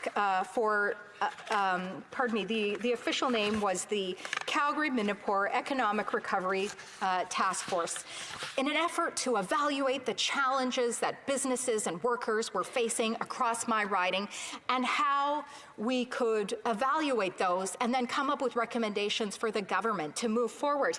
And I would suggest the Prime Minister could use this as a plan for the nation, Madam Speaker. But I want to give, first of all, thanks to all of the incredible constituents from across my riding, the small business owners, the workers, be it for small, medium, or large enterprises who took part in this and their contributions. Madam Speaker, no doubt their current challenges included liquidity. Well, isn't that always something a business is concerned about? As the proud daughter of small business owners, which has now been passed on within the family, we constantly worried about liquidity. Operations, of course, Madam Speaker, how to keep things functioning. Talent, of course, something very important and very relative to this bill here today. Supply chain, being concerned about what is in the pipe and what we are going to push out. And of course, government regulations, which we have always seen have a considerate effect on the work of business. Anticipated challenges, Madam Speaker, talent, growth, and adjusting to the new normal, which a year later, Madam Speaker, we are just starting to do. But to delve into those things a bit, Madam Speaker, liquidity, businesses overwhelmingly expressed that their credit and cash reserves were nearly fully or near depleted. 47% of businesses worried they would not be able to financially sustain themselves beyond 1 year, and deferrals were a concern as well. Operations, 37% of businesses in my riding said they had diversified their business models and were adjusting to the new reality. And to summarize, regarding regulations, many business owners expressed the lack of predictability. And again, Madam Speaker, I've said over and over, we need clarity at this time. And of course, business owners at that time were worried about the second wave, and we've gone to see the third wave, and so approaching, we hope not, but it seems to be on the horizon. But it is something we must consider. So these are the findings I had within my writing, Madam Speaker, and I would just ask that we look to the future, as I always like to do, with hope and with optimism. And that's what we're doing on this side of the House, instead of on the other side of the House with ideology, political decisions, no coordinated strategy.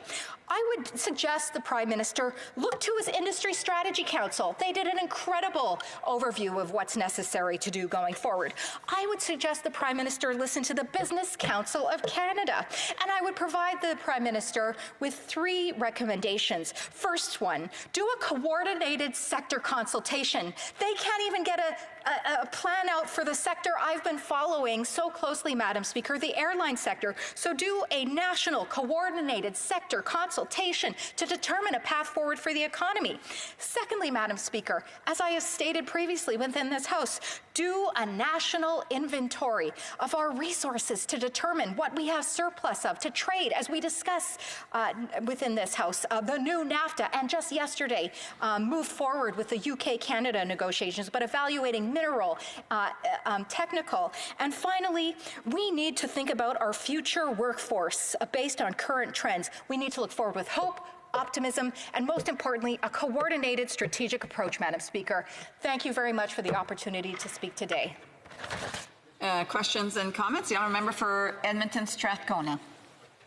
Thank you, Madam Speaker, and I would like to thank my colleague from Alberta for the intervention in the House today. It was very interesting, very propositional, and I appreciated that tone.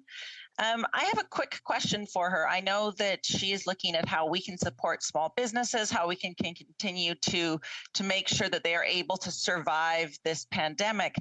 I'm wondering whether or not she would agree that the program that initially came out for rent subsidies, the program that was driven by landlords, the program that was insufficient to meet the needs of small business, if she would agree that that should in fact have initially been driven by tenants, and that it actually should be retroactive till April 1st, when businesses started to realize the impacts that COVID-19 was going to have on them. The honourable member for Calgary-Mindapore. Well, thank you very much to Madam Speaker and to the honourable member from Edmonton Strathcona. And I do agree with her that it should have been tenant initiated and oriented. I think this would have helped incredibly from the outset. And I have such respect for the member from Edmonton Strathcona. I know we share a background in foreign affairs and international development, and we've had many lovely conversations about that one in particular. I remember on a flight, which of course we dream about Canadians taking again soon in the near future. And as the member for Edmonton Strathcona has so wisely looked for possibilities here, I would also ask that she look within our province for possibilities within the energy sector as well, Madam Speaker. So thank you to her, and thank you for the question. Questions and comments? The honourable member for Métis Natan Matapédia. Thank you, Madam Speaker. I'd like to thank the member for her speech. She talked about the workers in her riding, and in my riding as well, there are numerous workers who have come to our riding offices because they're drowning in red tape with regard to EI. Things are not good. The government isn't able to meet demand, and the people are reaching out to us, and we're trying to get these files through the process. Does she think the government is doing enough to help these people who are in specific situations, and in addition have to fill out all this paperwork? Thank you. Merci beaucoup. Thank you, Madam Speaker, and I'd like to thank my colleague for the question. I think that is exactly why we're here, to help our citizens, to help our constituents, whether they work for large or small businesses, medium-sized businesses, and of course, people who are having trouble, who had trouble finding work before the pandemic, obviously are having the same problem now and may in future. So I think the government should find ways of looking for new possibilities for these workers. So I agree with my colleagues. So whether people work for large or small businesses, we're all here for Canadians because that's important for the future. Thank you. A brief question, the honourable member for Kingston and the Islands. Thank you, Madam Speaker. And I just want to say that I hope that Conservatives understand that by pushing forward with concurrence motions and the various other tactics that they've used in this House to slow down the legislative process is really at the detriment of Canadians who need the supports.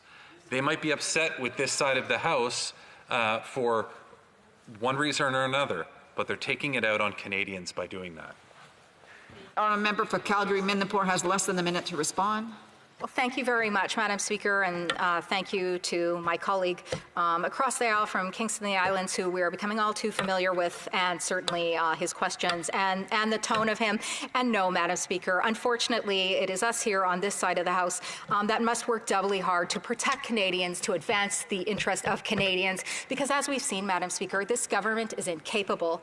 We knew it before the pandemic, but it has been verified throughout this process, and certainly in response in fixing C-24 here today, and in going forward, they couldn't do it before the pandemic hit, but going forward, there is no way Canadians can have confidence in this government to improve our economy and increase jobs for Canadians and workers. Thank you, Madam Speaker.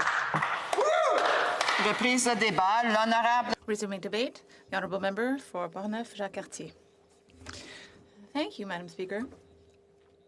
I would like to salute my colleague from the opposition, the Shadow Minister for Transportation, who made an excellent speech, and I will be sharing my time with my colleague from British Columbia, from Chilliwack, Fraser Canyon.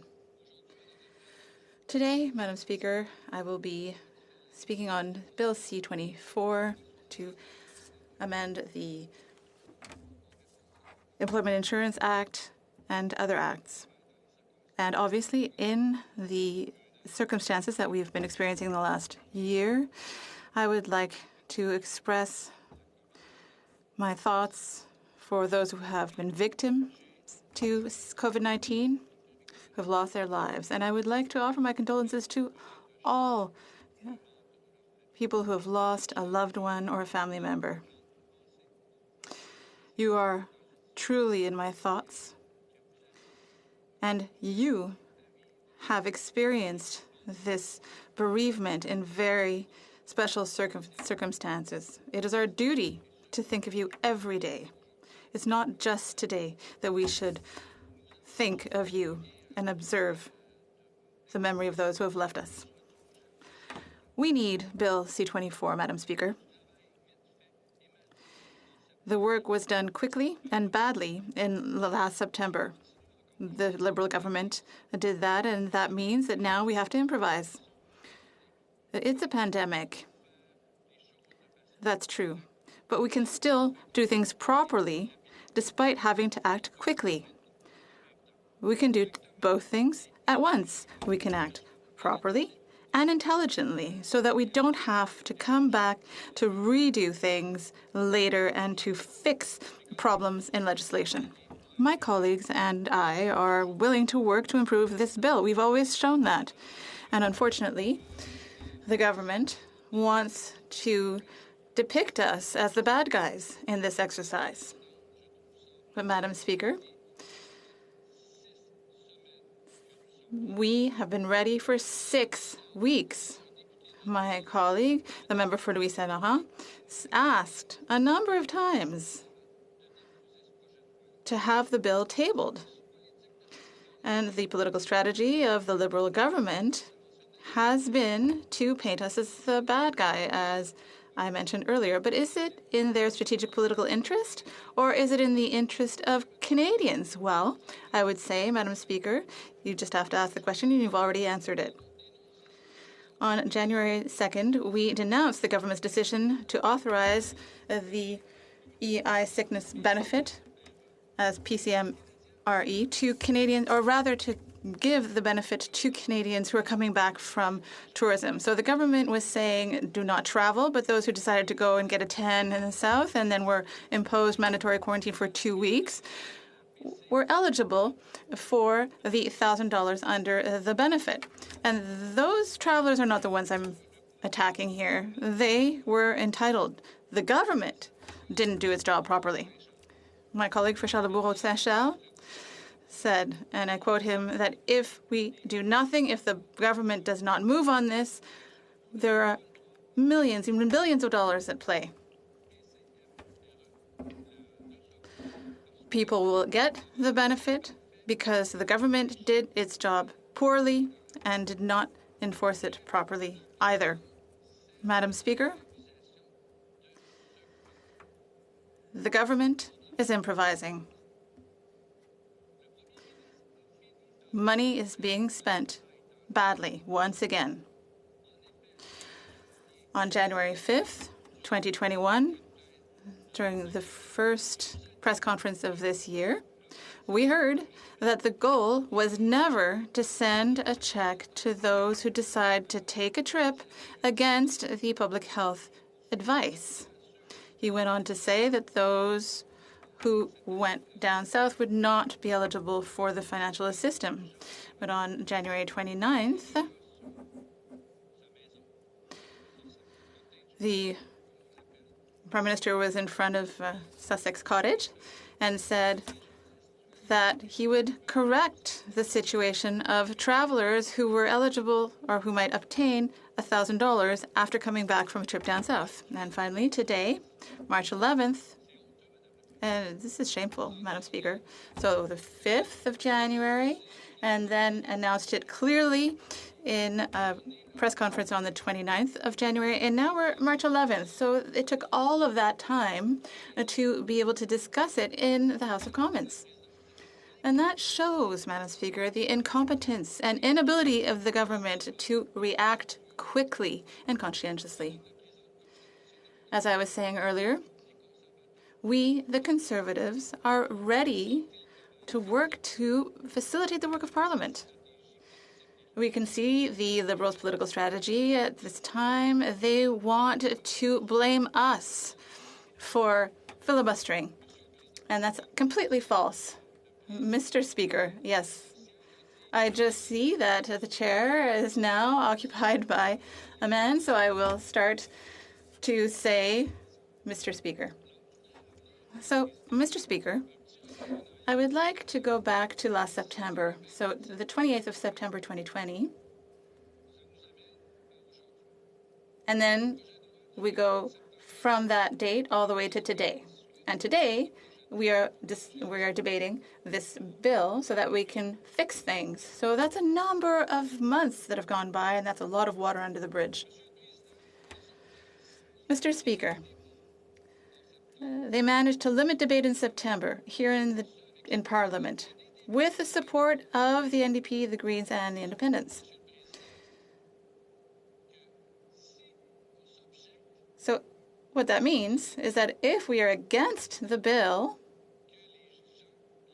then Canadians, honest Canadians who need help, will say, well, it's the Conservatives don't want us to get financial assistance. And if we, well, actually, what I'm trying to say, Mr. Speaker, is that if we say yes, we want it to accelerate processing, we trust the current government, and if we say no, we are going to come off as the bad guys. In a crisis, we have to trust the government and its team so that we can actually deliver financial assistance to Canadians and good programs. And if there's a correction that needs to be made, it has to be done quickly. And the proof today is that this government cannot react, and we see it in a number of areas. The government is not able to get ahead of things. There's still no recovery plan announced, whereas a number of countries have had it for months. There was a new president in the United States. It took a couple of days to have the economic recovery plan tabled. the Prime Minister of Canada, who was elected in 2019 and who is in his second term, has still not been able to table an economic recovery plan. That's worrisome. I'll talk about another program. There is another program that exists, which is for commercial rents.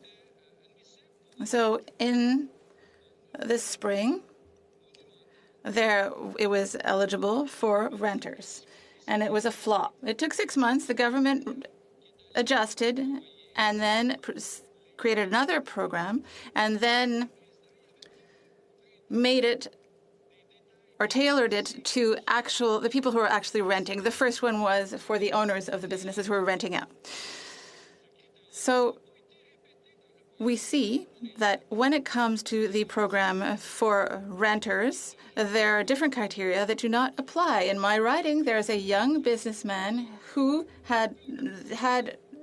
was eligible for assistance in the spring and is no longer eligible because there is a link of dependence between him and the owner of the building. And I've asked for that to be corrected. Will it get corrected? Will it take 6 months? I don't know. And it's important to be able to move quickly and to help with the economic recovery to ensure prosperity for Canadians. It is an aberration, Mr. Speaker. I think we should take advantage of the current situation to encourage the government and to invite the government to act quickly to make sure that we can give properly targeted tools and assistance to people who really need it. I think that this government's problem, and I think that it creates universal programs, is lazy, if I may say so. It does not act with sufficient rigor to meet the needs of Canadians, individual Canadians and businesses that want to participate in the economic recovery. Thank you, Mr. Speaker. First off, the honourable member for Kingston and the Islands. Thank you very much, Mr. Speaker. I did the same thing as this member did.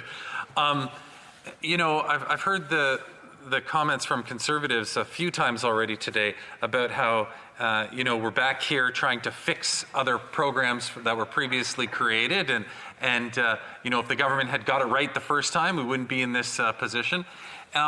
This member was talking about this particular program as well, and how here we are needing to fix it. And then he spoke about the rent relief as another program that had to be fixed. But the reality is that federal governments don't have jurisdiction over rent and didn't have the quick access that they needed at the time. The reality is that these programs were developed when they would have normally taken a couple of years to develop, almost instantaneously, over days and weeks, in order to get the supports to Canadians. But more importantly, if hindsight's 20/20, and it's easy to see these things in the rearview mirror, and this member thinks that the government should have picked up on them originally when these problems happened, why didn't he bring it forward before he supported, through unanimous consent, to adopt these programs? The member for Portneuf-Jacques-Cartier. Mr. Speaker, I think there's somebody else on the line. Can we make sure that microphones are muted? Yes, the honourable member for Portneuf-Jacques-Cartier has the floor, and there's a call to order. The member for Kingston and the Islands. The member from Sherwood Park, Fort Saskatchewan, interrupts this House routinely by unmuting his microphone and adding commentary. I know he is a fan of heckling. He brings that up a lot. But he's been called out on this on a number of occasions now, both by different members in the House and the chair themselves. I would urge you, Mr. Speaker, to do something about this so that it doesn't continue to be an obstruction to the deliberative process that we have in this House. I thank the honourable member for Kingston and the Islands for his comments on the issue. Members well know that heckling is something that is part of the back and forth, the conversation here in the House of Commons. It is a different thing when members are participating online, because members, by virtue of using the audio on their computer, effectively cancel the member's audio who has been recognized by the chair. I think members are aware of this, and I do urge members to follow that protocol properly and refrain from heckling using their audio in this manner. If they're in the House, different situation. There's a tolerance for that, as members can appreciate. But I encourage all members to follow that protocol for our hybrid sessions. The honourable member for Portneuf. Timmins James Bay. Is this on the same or different point of order? Same point of order. The honourable member. I don't know if I've said this week that I think you are an excellent speaker. I think you give really judicious rulings, and I'd like to give a special thank you for your patience in serving the people of Canada through this House. I don't know if that was a point of order, but I appreciate the honourable member's additional comments on the matter. The honourable member for Portneuf-Jacques-Cartier. If I may, Mr. Speaker, I will agree with my colleague for Timmins. You do an excellent job. It is to your honour, and I appreciate what you do as a speaker. So to come back to what my colleague said about the point of order, I would like to tell my colleague for Kingston and the Islands that I do not think that my colleague had bad intentions. It happens to all of us. Technology is what it is, and at times we can mess up, but I think that we have actually done a great job of adapting to the new technology and this hybrid parliament. But to come back to the question that my colleague for Kingston and the Islands asked, it's not about jurisdiction, because he mentioned jurisdiction, and he admitting then that his government is incompetent because the rent relief program was written by the federal government and it's under our jurisdiction. But what was amended in the spring was actually, it just could have been cut and pasted. So we could have taken the admissibility criteria from the original bill from the spring about ties of dependency and put it in the fall version. But unfortunately, once again, this government improvised, went too quickly, and I'm telling you that it's possible to do things properly even if you move quickly. But unfortunately, this government is not able to do that. My colleague for Kingston and the Islands may just have admitted publicly that this government is incompetent. Thank you, Mr. Speaker. Malheureusement, j'ai pensé. Unfortunately, I thought that it was part of the speech, but in fact, we have time for questions and comments. So, the member for Avignon-Mitapedia. Yes, thank you. I'd like to thank my colleague for his speech. I could hear his indignation about the fact that people who had traveled for fun should not be eligible for assistance. And in the Bloc Québécois, we were also indignant about that fact, and we were wondering when it would be solved, that problem, and whether it would be retroactive back to when the measure began. So not just to the 3rd of January. And I really haven't heard the Conservative government or party say anything about that, because I think that our negotiations with the government have led to the fact that this bill will be retroactive to the right time. The member for Portneuf-Jacques-Cartier. Mr. Speaker, I would like to thank my colleague from Métis Matin Matapédia, who I am particularly thankful to for her sensitivity to the environment. And I would say, yes, we must fix the mess that the Liberals made. We have to sit down and see what to do. I don't know what negotiations took place between the Bloc Québécois and the Liberal Party, but we sort of feel that there's a strategic political game to set the table for a potential election campaign. So I would ask my colleague what deal the Bloc Québécois accepted from the Liberal Party of Canada in order to get an agreement behind the scenes. Question, the honourable member for Mission Matsqui Fraser Canyon. I would like to thank my colleague for Portneuf-Jacques-Cartier for his excellent speech today. But I have a very simple question. Is the federal government capable of leading the country through the pandemic and an economic crisis without a federal budget? Thank you, Mr. Speaker. Member for Portneuf-Jacques-Cartier. So I would like to thank my colleague, and I appreciate his work greatly, and I appreciate his question as well. I have to answer very clearly, and I will be very honest. No, this current Liberal government is not capable of managing public funds properly and our country's economic recovery. Thank you, Mr. Speaker. The honourable member for Chilliwack, Hope. Well, thank you very much, Mr. Speaker, and as always, it's a pleasure to speak in the House on behalf of my constituents. We're here today to discuss Bill C-24 because of the government's failure to manage the House of Commons effectively. We are seeing that this government has created a crisis through their mismanagement. Once again, we're up against a hard deadline with benefits expiring for Canadians, and this government not managing the House calendar, not managing their legislation so that we can consider this fully. This bill before us today expands the spending of the government by $12 billion, $12.1 billion. And because of how this is going to go, we'll debate it for about 6 hours. So about $2 billion an hour, Mr. Speaker, in terms of what we're going to be able to discuss and review here. And as has been said, this does fix a problem that is a result of the government's first attempt to provide benefits to Canadians, Bill C-2, which was rushed at that time through the House to once again meet a deadline that the government knew about but failed to plan for, failed to present legislation in a timely fashion to the House. That time it was because they had prorogued the House. The Prime Minister had prorogued the House, shut everything down, eliminated all the legislation that was on the order paper because of the We Charity scandal. Things were getting a little too hot on that at the time, and it was time to shut down the investigations into the Prime Minister and his involvement in the We Charity scandal. So they prorogued Parliament, which created this rush to get legislation before an October deadline when the CERB would end.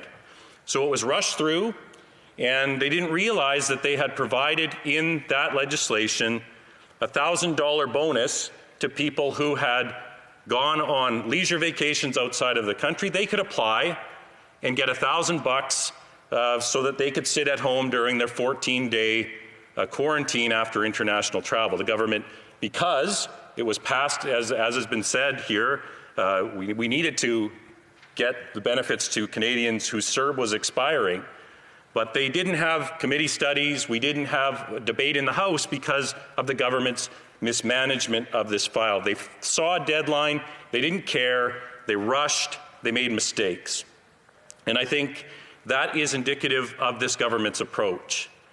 And we're seeing it again today, not only in this debate, but another important debate, I would argue one of the most important debates that this House will face in this Parliament, is being cut short on Bill C-7 and the Senate amendments because of this government's failure to plan, to provide legislation, to provide opportunities for parliamentarians to intervene on behalf of their constituents. So we have a situation later this day where debate will be shut off on Bill C-7, and the Senate amendments, which call for the expansion of medical aid in dying to include people who have only mental illness or disabilities, disabling conditions, will now have access to medical aid in dying, something that has not been studied by this Parliament, something that has not been studied in the committee, but because of this government's mismanagement, their failure to respond in a timely fashion to court decisions and legislative deadlines, we now have a situation where yet another bill, in addition to this one, is jammed up against a deadline where they're forcing parliamentarians to address complex issues, and in this case, life and death issues, with almost no time in this House because of their failure and mismanagement. And people in my riding are very concerned about that. They're concerned about this government's inability to manage this House, to manage debate, to manage legislation in a way that addresses their concerns. I've had people write to me, they've showed me the one organization I want to highlight from my riding. The Chilliwack Society for Community Living has signed an important letter from the Vulnerable Persons Standard, which calls on members of Parliament to do better. And they say that Bill C-7 sets apart people with disabilities and disabling conditions as the only Canadians to be offered assistance in dying when they're not actually nearing death. It's dangerous, it's discriminatory, and they're hearing MPs and senators say that lives just like theirs, featuring just disabilities just like theirs, are not livable. It's harmful, hurtful, and stigmatizing. They say, take your time, start over, and get this right. As you do so, be careful to heed the advice of the UN Special Rapporteur on the Rights of Persons with Disabilities. Listen closely to the most directly affected. Their antenna is highly attuned to ableism. When they see it, you should pause and reflect before proceeding. Bill C-7 is not the answer. This is another example, as is C-24, of a government failing to take the time to allow Parliament to deliberate to get something right. If we'd had the time to deliberate on Bill C-2, if the government hadn't shut down Parliament and rushed that up against the CERB deadline, I'm sure that someone along the way in the debate, in the committees, with the witnesses would have identified this failure to protect, to focus the benefits where they were meant to be focused, for people who had to take sick leave because of COVID-19, not people who needed to take a vacation because of COVID-19. That would have been identified had we had proper debate. And here again today, 6 hours of debate. It has to be rushed. We're accused after 2 hours of being obstructionist and failing to do our jobs on behalf of Canadians. Only a Liberal government would think that the solution to problems that they created by rushing a bill through Parliament previously could be solved by rushing another bill through Parliament again. And that is the failure of this government. So what are we doing here? Again, I mentioned $12.1 billion to expand benefits, to extend benefits to Canadians, which we've supported all along, is the benefits going to Canadians who, through no fault of their own, have found their workplaces closed, have found their opportunities eliminated, have been forced into restrictive lockdowns. And when governments force you out of your job and make the conditions so that you can't go to work, they have an obligation to provide you with an alternate income. But, Mr. Speaker, this can't go on forever. We are here again, and we're extending it, Conservative support, extending the benefits to the people who need it. But what we also need now is a plan to get past this, a plan to address the lockdowns, a plan to show Canadians that there's hope for the future. And that's why we've been calling on the Prime Minister to present that plan to Canadians.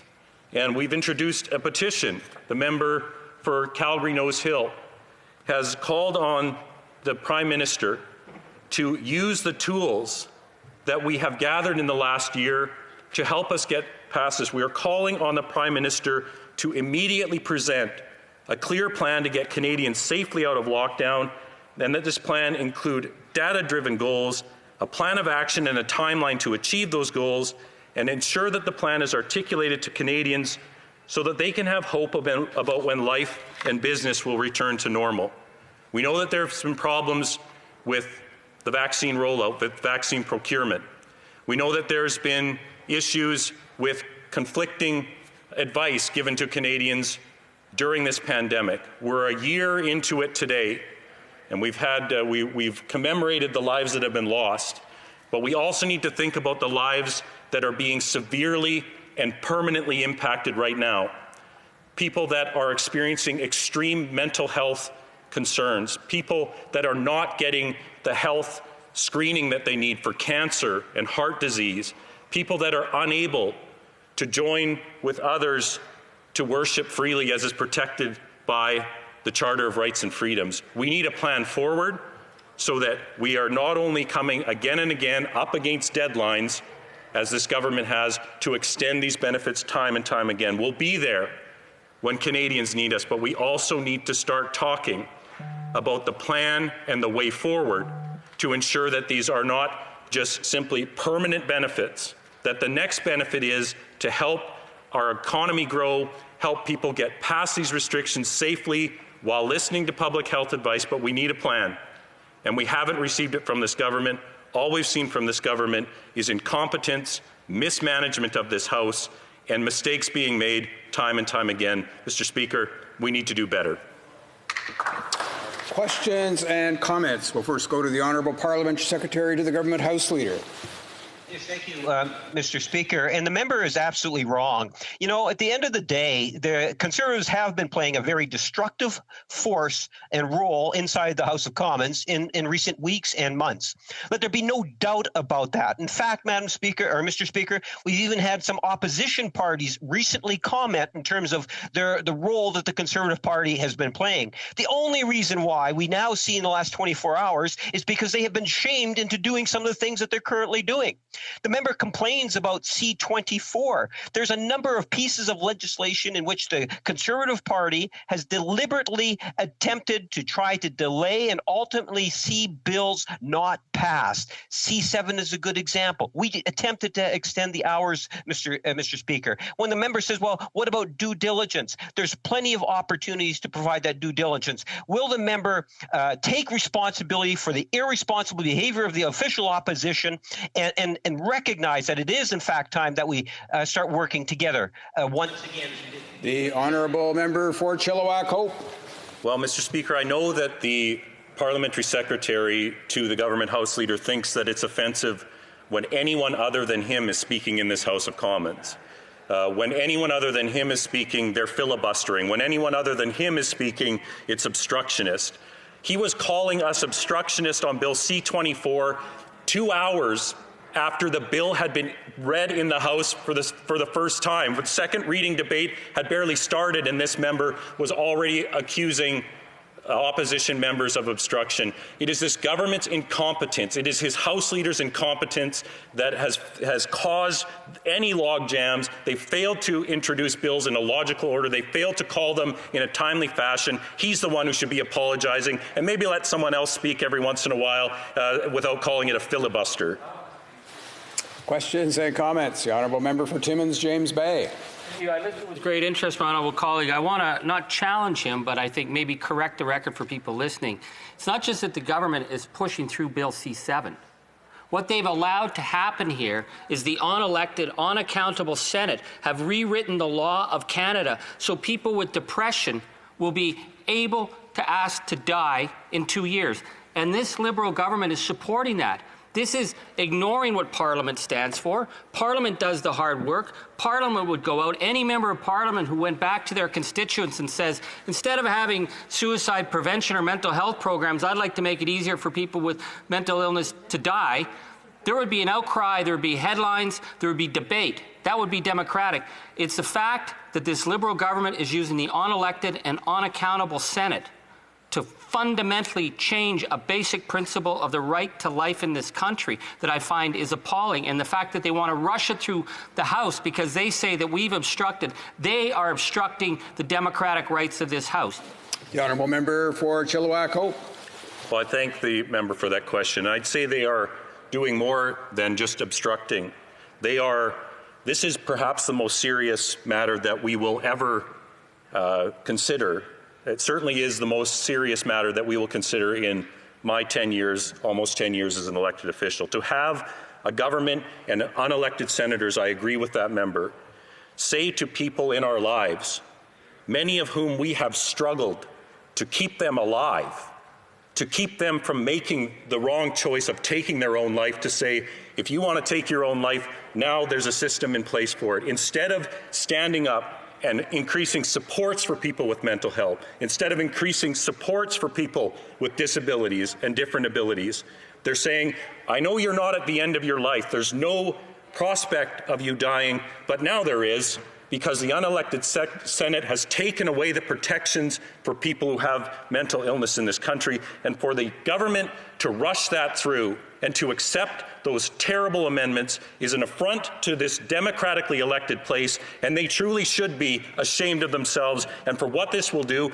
we're going to have a time, Mr. Speaker, where future parliamentarians stand up and apologize for what is about to happen later today, where we vote in favor, we won't be, but when this government votes to make it easy for mentally ill and disabled people to take their own lives, it is a tragedy, Mr. Speaker. Resuming debate. The Honourable Member for Laurentides-Labelle. Thank you, Mr. Speaker. First of all, I'll be sharing my time with the member for Salaberry-sur-Roi. So before I begin, Mr. Speaker, I'd like to express my solidarity on this National Day of Remembrance for the victims of the pandemic with all those who lost a loved one during the pandemic, such as our esteemed colleague for Trois-Rivières, whose sister, Danielle, was taken by this terrible virus. My thoughts are with you, Louise. I'd also like to acknowledge the invaluable contribution of all Quebecers who are on the front lines in the fight against COVID-19. This pandemic has hit us on several fronts and left its mark on individuals of all generations with consequences that we are not even yet fully aware of. Unfortunately, it's the most vulnerable among us, our seniors, who have suffered the most. For more than a year now, Quebec's dynamic forces and the entire population have been mobilized in a constant struggle to curb the pandemic so that we can stop counting the victims and finally hope for a return to some normalcy. This day is also an opportunity I'll just take a few seconds to express my gratitude to all those people, ambulance attendants, healthcare workers, delivery clerks, police officers, grocery store staff, and others who provided essential services to the public during the pandemic at the risk of their own health. We owe them all a debt of gratitude. Thank you. On another note, Mr. Speaker, we're here to talk about Bill C-24, which has two important components. One is to disqualify tourists who traveled south or elsewhere from the $1,000 quarantine benefit. The other component is the extension of the EI benefit period to 50 weeks. The EI system, as we know it today, has failed to protect workers in times of crisis, but also in ordinary times. The current crisis has highlighted all the shortcomings of the EI system. As a matter of fact, EI needs a complete overhaul. For 2 decades, 20 years, Mr. Speaker, the Bloc Québécois has been working hard on this goal, but unfortunately, each and every time a bill has been introduced, it has died on the order paper. In my opinion, things can't keep going this way.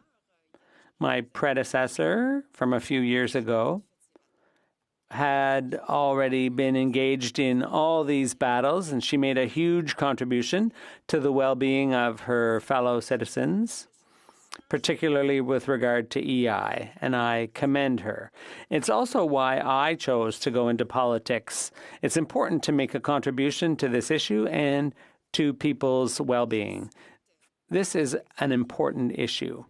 I want us to improve the EI program before the end of this Parliament, and I'm confident we can do that. Right now, everyone knows the program is unfair because it only provides for 15 weeks of sickness benefits. No one has control over their health, just as no one has control over a plant closure. This should be given due consideration. I have to admit that the EI system has been improved in recent decades, granted, but there are still a few things to be done before the system is fair. EI is not available to the majority of the people who pay into it. And isn't that what insurance plans are supposed to do? I'd like us to pay particular attention to the term insurance.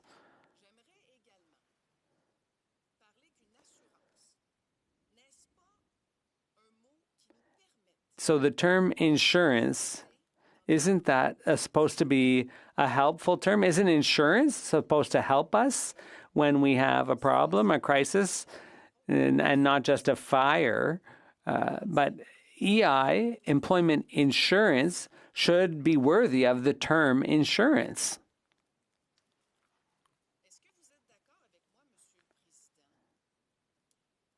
Do you agree with me, Mr. Speaker, that when a worker loses their job or gets sick, and I'm speaking on behalf of the dozens and dozens of constituents of Laurentides-Labelle who have come and knocked on my door and told me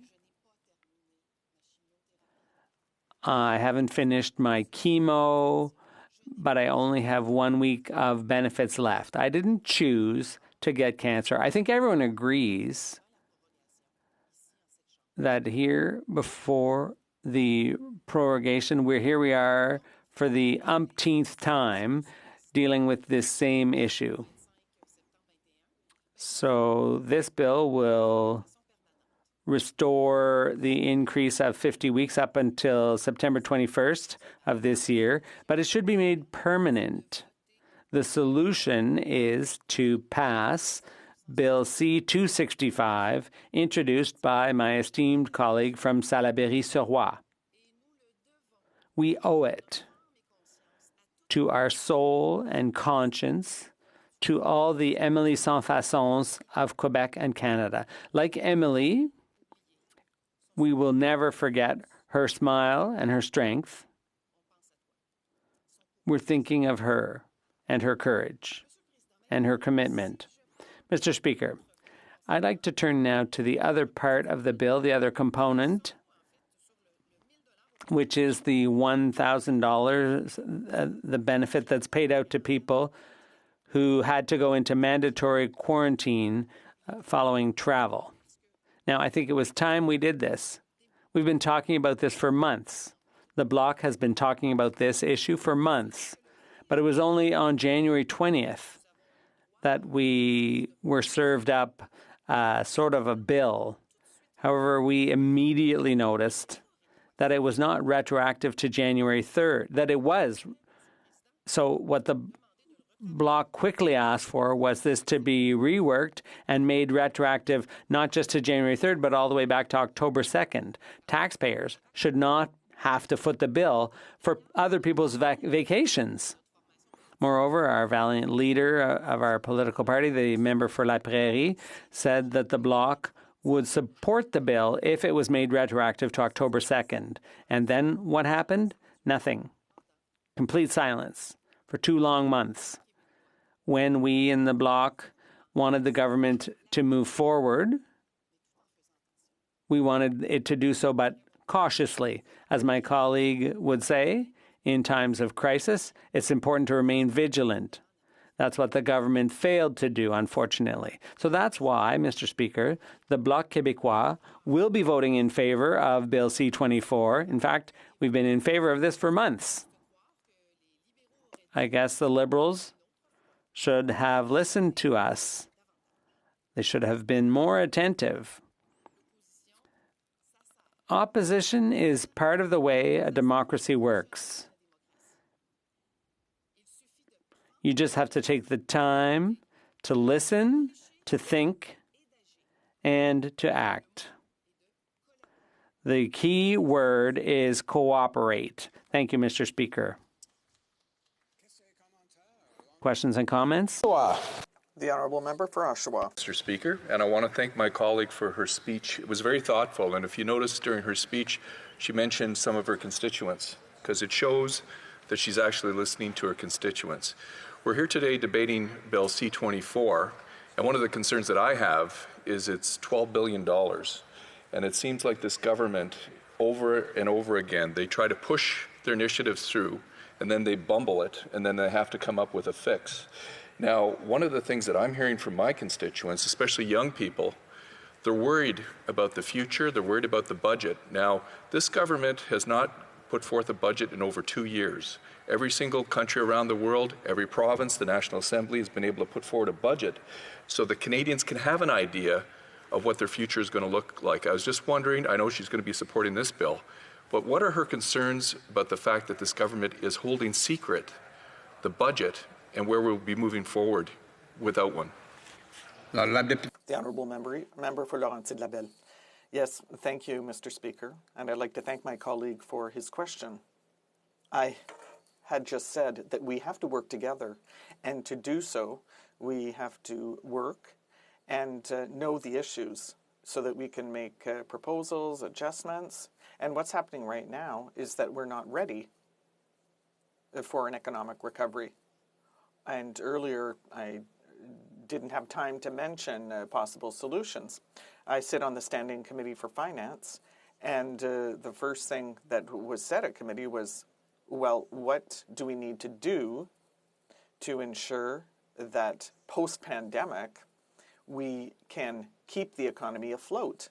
Well, Mr. Speaker, the response is a natural stabilizer, and that is to keep our citizens, to have them have a real stake in the economy. So the bill that was tabled by my colleague will help to contribute to the economy.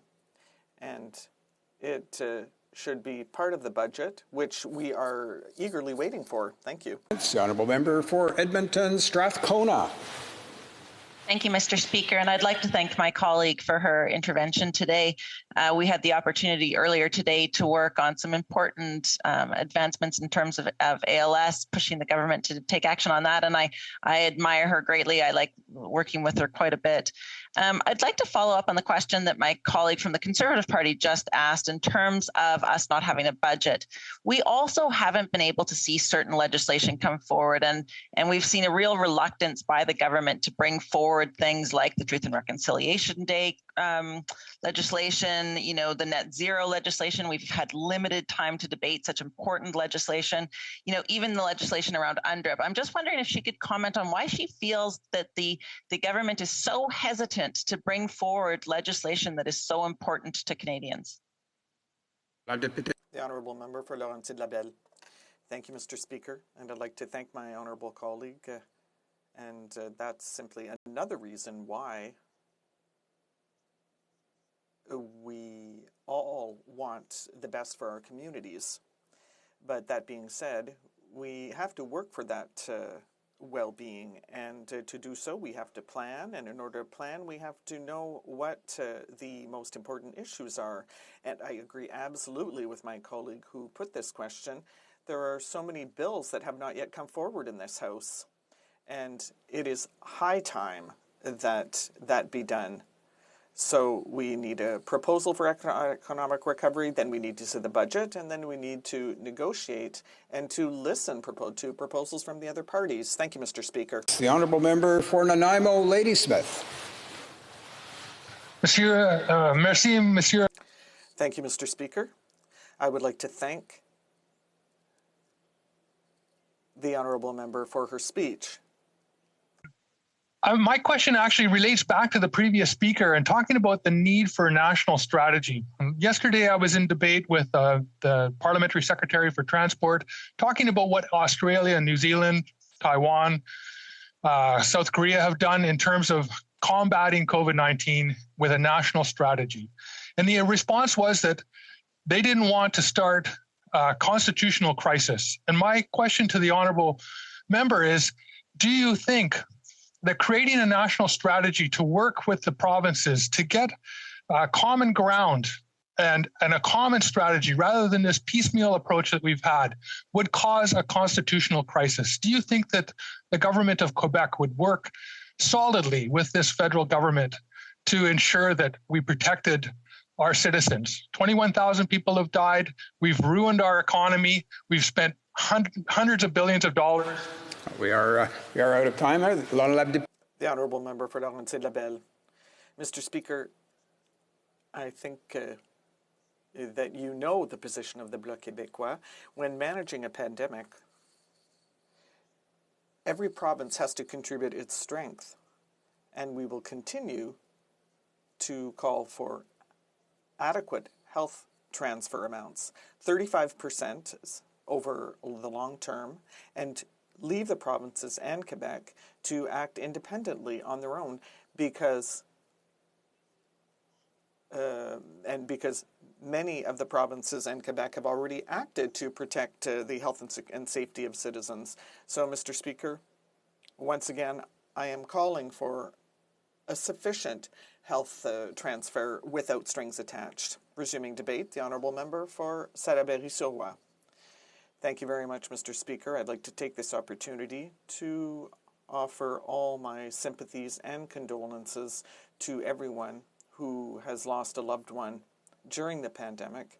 Today is the National Day in Quebec, a National Commemoration Day, and that is why we are placing white roses on our desks in this place.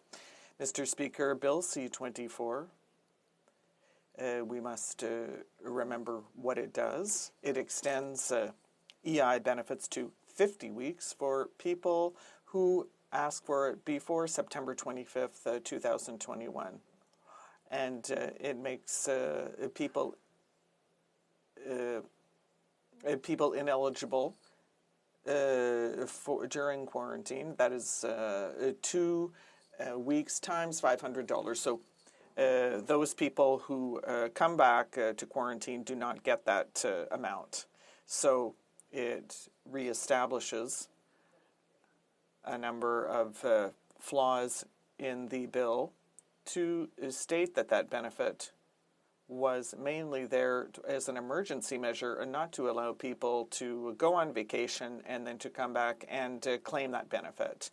So it is something that it's a fair aspect, and we in the Bloc Québécois are happy about this because during the fall we called for this bill to come forward. We wanted it to be retroactive to October 2nd rather than January because we know that Quebecers travel during school breaks over Christmas, and so it had to be retroactive to October 2nd. And that is why, since the government listened to reason, that the Bloc Québécois will be supporting C-24 because it will be retroactive to C-24. But I have to say that I'm slightly disappointed because it would have been easy for the government to add a minor amendment to the bill because that bill only takes into account the regular benefit weeks. So that's all very well. People were entitled to 26 weeks. Those who are currently on EI know today that parliamentarians are going to vote on this bill. I'm quite sure this bill will pass. And so their benefits will rise to 50 weeks. However, what I'm disappointed about is to see that those who are ill and who are currently fighting cancer, for example, or a serious disease, all of their energies are devoted to fighting those diseases. And so it's very sad for them because C-24 will not cover special benefits for EI sickness. So I would like to use my speaking time today, Mr. Speaker, to give a voice to people who are doing everything they can to be heard by the government. To say that 15 weeks is simply not enough. It's insufficient. When one is sick, then that person needs more than 15 weeks of sickness benefits to meet their needs as they're fighting disease. And I would like to give a voice to the father of Émilie Sans Façon. On February 18th, he wrote an open letter to the newspapers, and he was writing to his member, who is the president of the Treasury Board. And so I would like to quote a few excerpts from his letter, because we're not talking about parliamentarians. This is the father of someone who went through this horrible situation with his daughter. She fought her disease for 2 years, and now she has passed away. But what he wants to say is that she had no more income while she was sick because the 15-week benefit was not enough. And I am going to read some excerpts from this 3-page letter. He said to the president of the Treasury Board, and he said, this issue has been going on since 2009. I cannot say the name of the minister, the president of the Treasury Board. How can you continue to ignore over 617,000 Canadians who have called for a change in the petition of Marie-Hélène Dubé, this woman who survived cancer and for so many years has been fighting to have all parliamentarians of all parties understand the importance of amending the Act, the EI Act. How can you ignore the 11 bills that have been tabled since that time? How can you ignore the promise made by the Prime Minister and by the Minister of Human Resources to do better than the 26 weeks that are being proposed? Once again, recently, in February 16th, in the House of Commons, the Minister responded. She said, it's coming. It's coming. We're going to amend this bill to allow for 26 weeks. And it is truly unbelievable for Mr. Sans-Façon to hear that pledge, to say, well, it's coming. Now, we heard it in the throne speech, we heard about it in the budget, but now we're not fighting for 26 weeks. We're saying, listen to us, listen to the citizens, listen to people who are sick. They need more than 26 weeks. And this is really an appeal from the heart that Mr. Sans-Façon was expressing in his letter to the President of the Treasury Board. And so, once again, this is another excerpt. I'm sorry, Mr. President of the Treasury Board, in October 2019, I personally called upon you during a pre-election meeting, very briefly, but with the emotion called for. You talked about your government's intention to give priority to the 26 weeks of sickness benefits because you said that you wanted to listen to people and improve. And I can say, Mr. Speaker, that answer was a tremendous insult to many workers who are currently fighting for their lives, because 26 weeks, it has been clearly shown, is simply not enough. And if I have time, I will tell you more specifically how many weeks are enough or are required. In Quebec, it's clear we're saying, well, we're sick, so we need the same fairness as workers who need 50 weeks of benefits. Are 100% of workers going to use these 50 weeks? No. But do they have the opportunity of doing so? Yes, if they need it. And that's the kind of thing that we need to put into place to convince the government across the way, to convince them that this is something that they have announced publicly. They've talked about 26 weeks, and that's simply not enough. And it's insulting and contemptuous for workers who are fighting for their lives. And Mr. Speaker, I would like to once again refer back to the father of Émilie Sans-Façon, who in his very own words said, these 26 weeks that you are suggesting is unrealistic.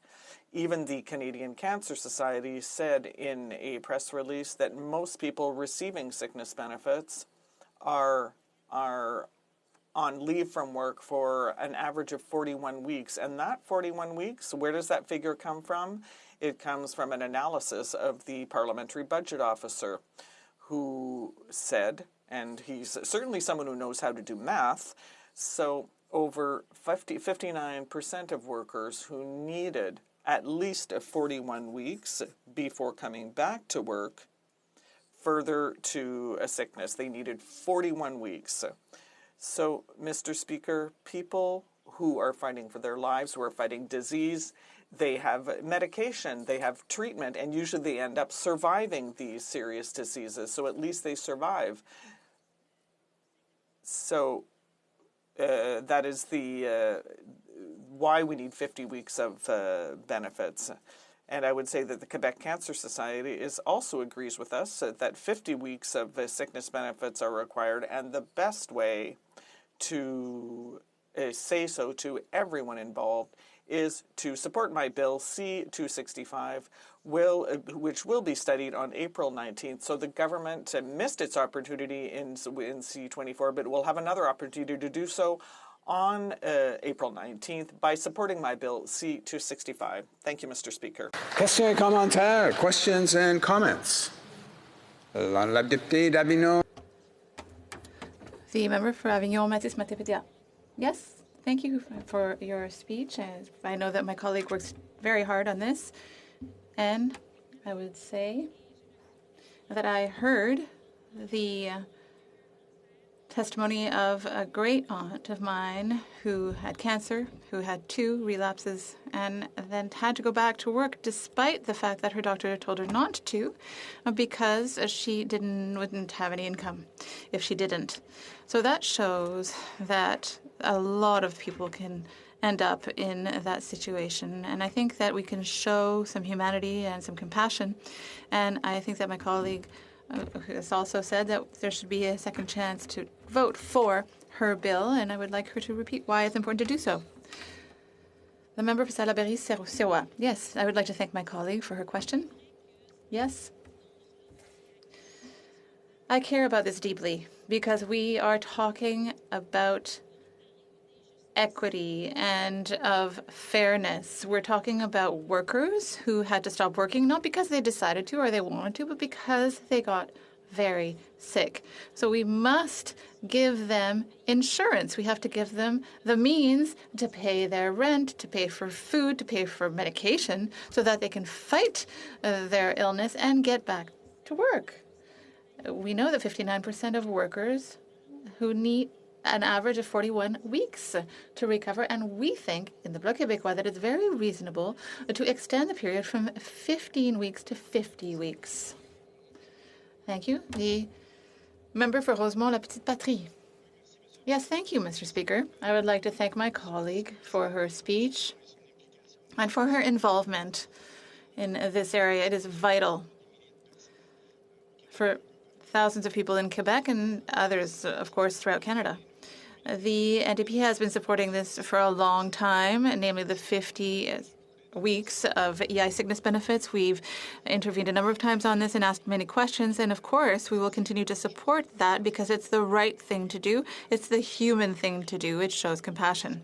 But I have a couple of questions, and I will be asking these questions. Well, why is it that the Liberal government wants to only give 26 weeks, whereas science and facts and lived experience shows that it takes on average 41 weeks and sometimes up to 50 weeks?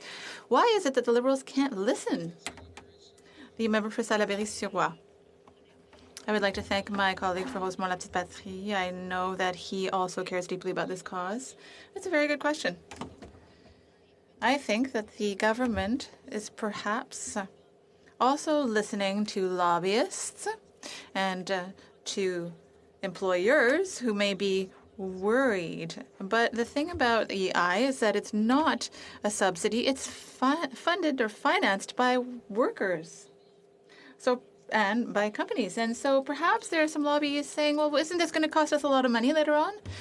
But I think it's a question of balance. I think that with our EI programs, we can give workers what they need to get through a serious illness equitably and fairly.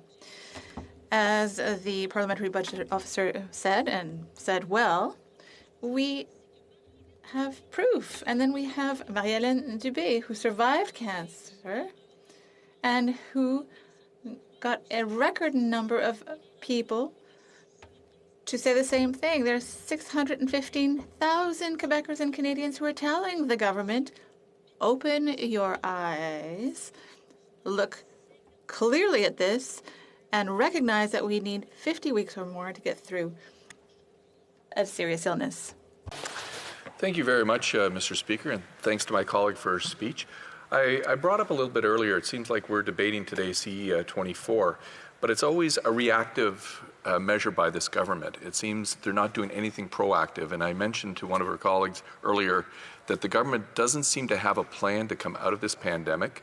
The Bloc has been very good at taking a look at where the challenges are. They mentioned the insurance, employment insurance, healthcare. But how important is it for the government to bring forth a plan to get out of the challenges we're having with this pandemic and put forth a budget as soon as possible? La députée de Salaberry-Sirois. The member for Salaberry-Sirois. Yes, I would like to thank my colleague for his question, and he's right.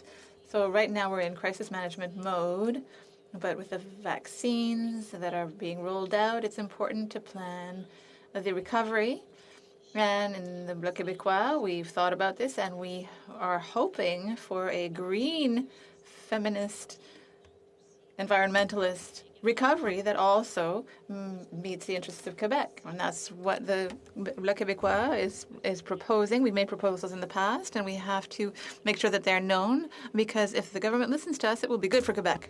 The honourable member for Edmonton Manning. Well, thank you, Mr. Speaker. I know I've said this before in this place, but I seriously doubt that this government has a plan to get Canada out of this pandemic. Listening to, of course, the question that came from my colleague earlier, the question is legit.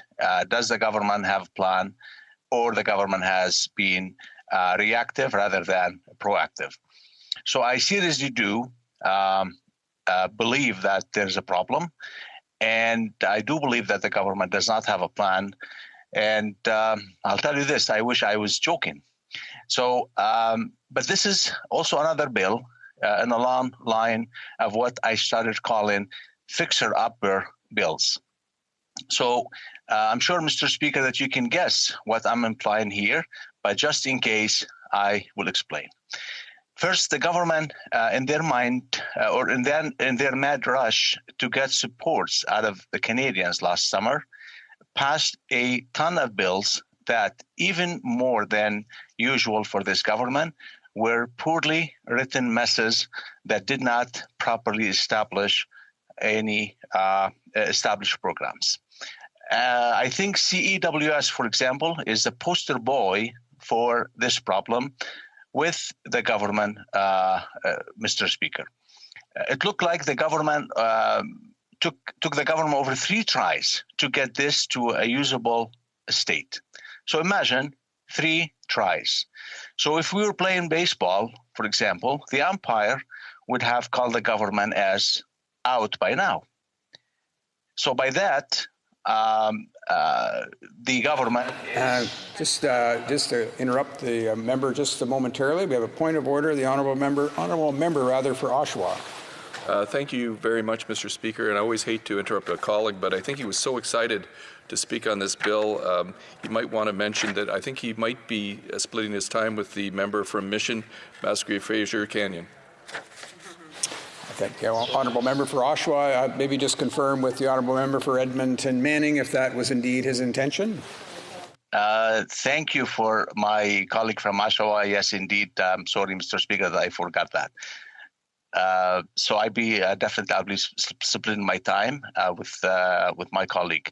Now, I think that if, as I said, if we were playing baseball, the umpire would call the government as out by now. So, but that's not it, of course. Even SERP, the EI, had multiple changes. So that's one of the most main parts of this bill, after all.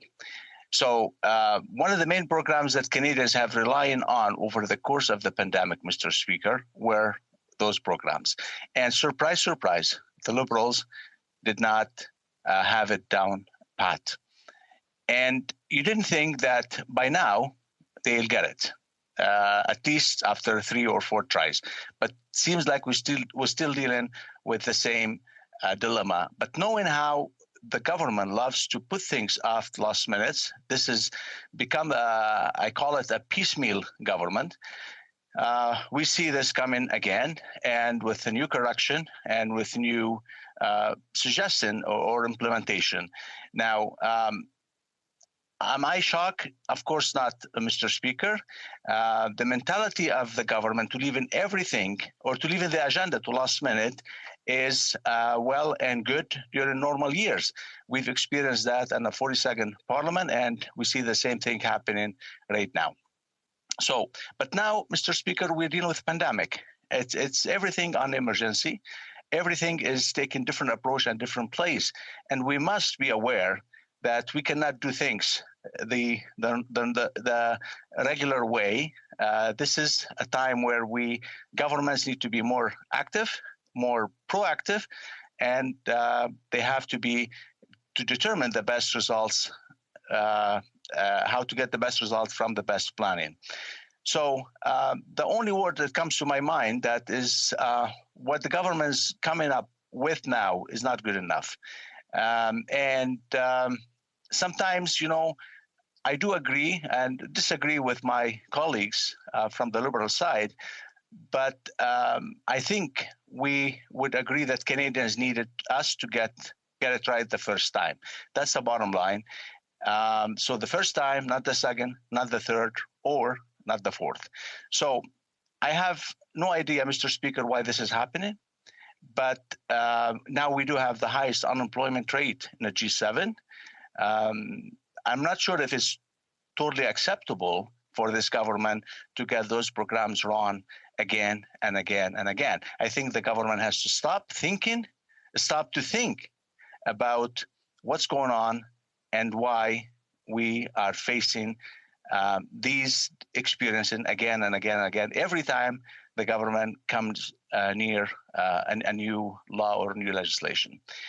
As of January, we have 213,000. In January, 213,000 Canadians have lost their jobs, and that is during the pandemic. I'm referring to January 2021.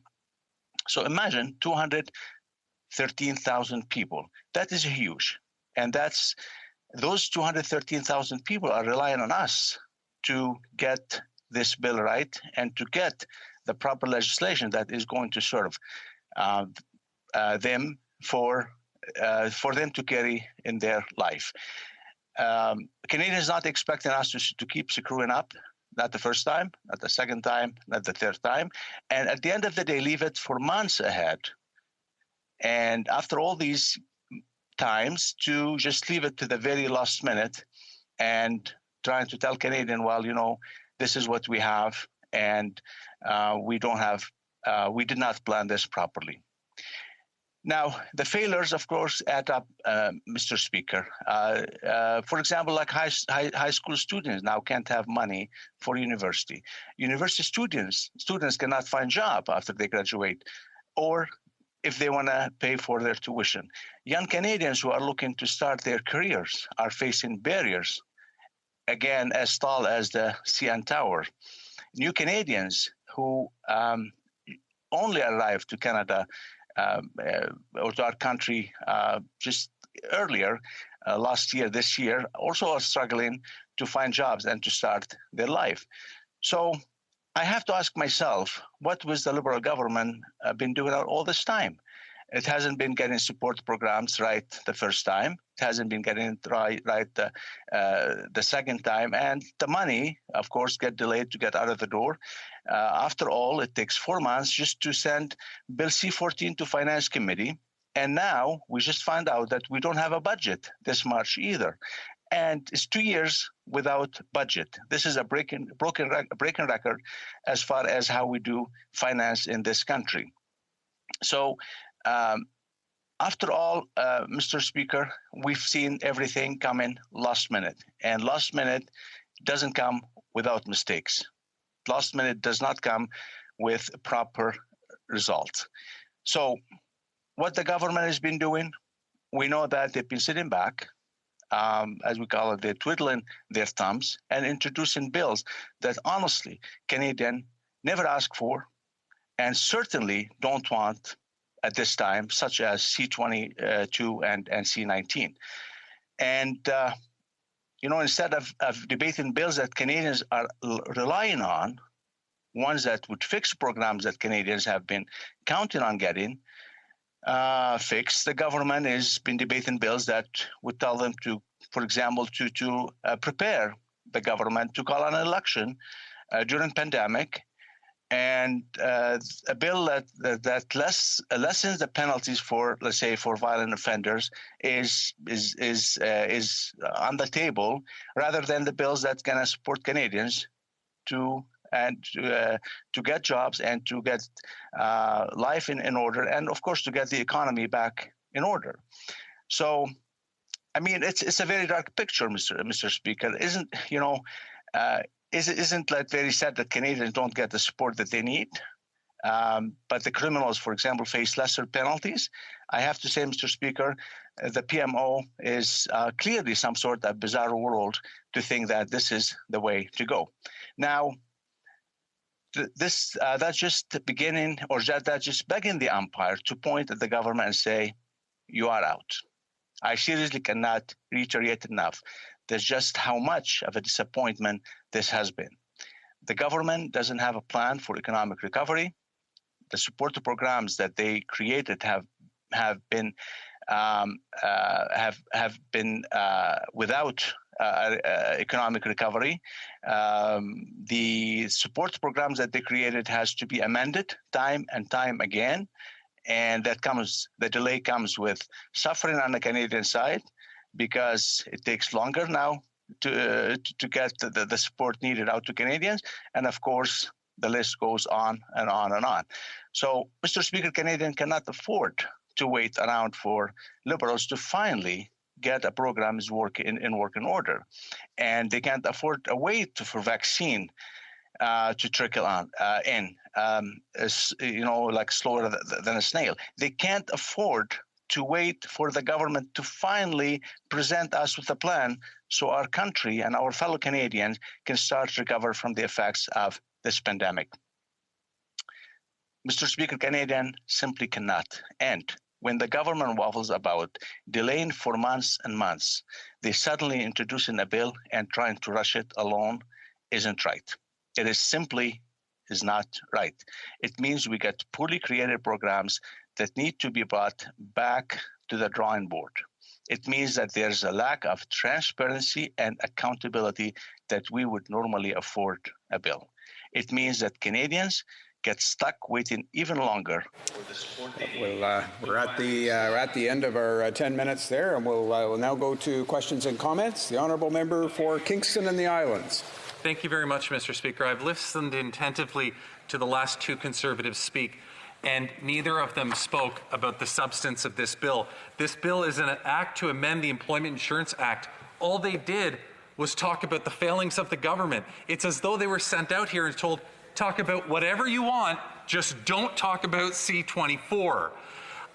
The member from Chilliwack Hope, I listened to him for 10 minutes. He spent a total of 15 seconds talking about this bill. This member here did the same thing. So if any Canadian is watching the deliberations today, it's quite clear why this is being passed so quickly, because nobody, including Conservatives, have anything to contribute to the actual substance of the bill. Honourable member for Edmonton Manning.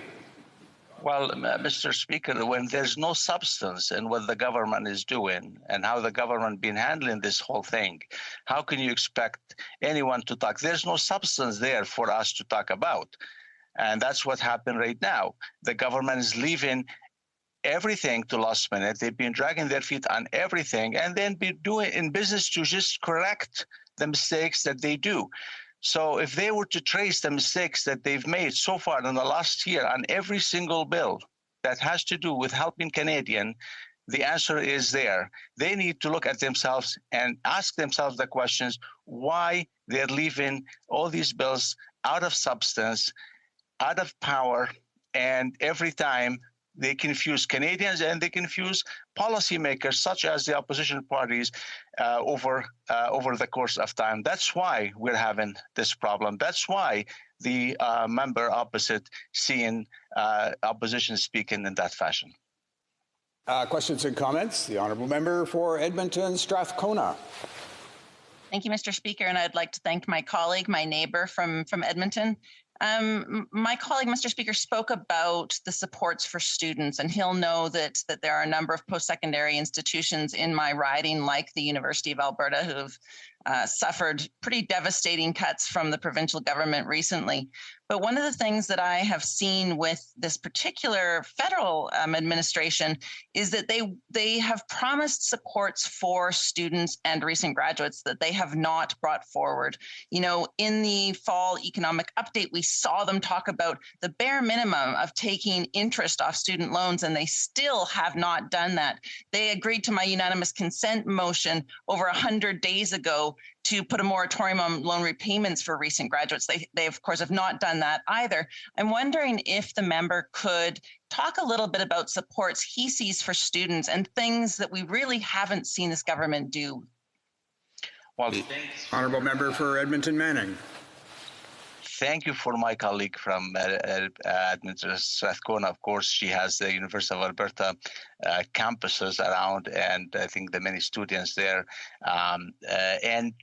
She is right, absolutely right, because we've seen the virtue signaling since day one with this government.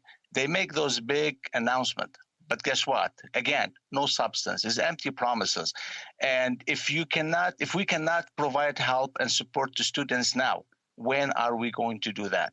If we can't provide them with or offer them any certainty about the future, about the jobs after they graduate, or about the support that they need to be able to afford to pay for their tuitions, how can we expect that we will see the future for our future generations is in the right order? So she is absolutely right. This is the notion of this government. Big promises, no delivery. They overpromise and they underdeliver. It's unfortunate. This is the way, and only the government should have answers for that. But thanks for the question from my colleague. I'm just for one short question, the Honourable Member for Kildonan, St. Paul. Thank you, Mr. Speaker. And just a follow-up to the Honourable Member from Kingston and the Islands, I find it very strange. I mean, Conservatives are talking about jobs and economic recovery, and this bill exists because there are no jobs and there is no plan for economic recovery. So I'm not quite sure how he sees those as unrelated. So my question for the Honourable Conservative member, my honourable colleague, is there's a sunset date in Bill C-24 of September 25th, 2021. So these benefits won't exist after that, and yet there's no plan of how to get the jobs back so that these benefits aren't needed. So can the honourable member comment on his concerns on that? For Edmonton Manning. Well, thanks again for my colleague for the question. Again, it's the same symptoms that we're facing. Just all these announcements in place, but there's really no timelines to be met on any of it. And I think there's just another signs of virtue signaling the government has been doing. And they are preparing for election. That's my answer. They are preparing for elections, and they're not going to implement any of those ideas or those bills. They cannot let them die as they die through time. And this is unfortunate. A new way of doing business in this country as far as governmental service and business, and that's very sad. Resuming debate, the Honourable Member for Mission Matsqui, Fraser Canyon. Well, thank you, Mr. Speaker. And you know what? It's just such a great day to be in the House of Commons debating. Before I begin, I just want to give a big shout out. I haven't been in Ottawa for a while, and I just think all the House of Commons staff are just doing such an excellent job keeping us fed and making sure that our system works for the well-being of Canadians. I just really felt that this week. They're doing a great job. Let's get to Bill C-24. It will increase the maximum number of weeks available to workers through EI with up to a maximum of 50 weeks for claims that are established between September 27, 2020 and September 25, 2021. It also changes rules for self-employed workers who have opted into the EI program to access special benefits. This legislation would allow them to use their 2020 earnings threshold of $5,000 compared to the previous threshold of $7,555. And it fixes the Liberal cause loophole in the Canada Recovery Sickness Benefit, the CRSB, for international leisure travelers. The Conservative Party is supportive of C-24. These changes are necessary, Mr. Speaker, and long overdue. We must get help to Canadians in need whose jobs have been eliminated, and as a result of government-mandated restrictions and closures in response to the pandemic. Lockdowns are still in place in many parts of the country, and businesses can't get back to normal, even though they are working incredibly hard to do so. My constituents in Mission Matsqui, Fraser Canyon are frustrated. They can't go to church, they can't earn an income the way they want to, they can't live their lives the way they want to either. The Conservatives' track record in this Parliament is strong. We've been behind pandemic assistance for Canadians throughout the entirety of the COVID-19 period. We supported Bill C-13 1 year ago in March 2020, which brought in the Canada Emergency Wage Subsidy, CEWS, for small businesses, a one-time additional payment under the GST HST tax credit, temporary additional amounts to the Canada Child Benefit, reduced required minimal withdrawals from registered retirement income funds by 25%, the Canada Emergency Response Benefit. Last April, we supported Bill C-14 and C-15, which improved the wage subsidy and implemented the Canada Emergency Student Benefit. In July, it was Bill C-20 to extend the wage subsidy. In September, it was Bill C-4 for a CERB extension, the Canada Recovery Benefit, Canada Recovery Sickness Benefit, Canada Recovery Caregiver Benefit, and in November, it was Bill C-9, the Emergency Rent Subsidy and Wage Subsidy Expansion.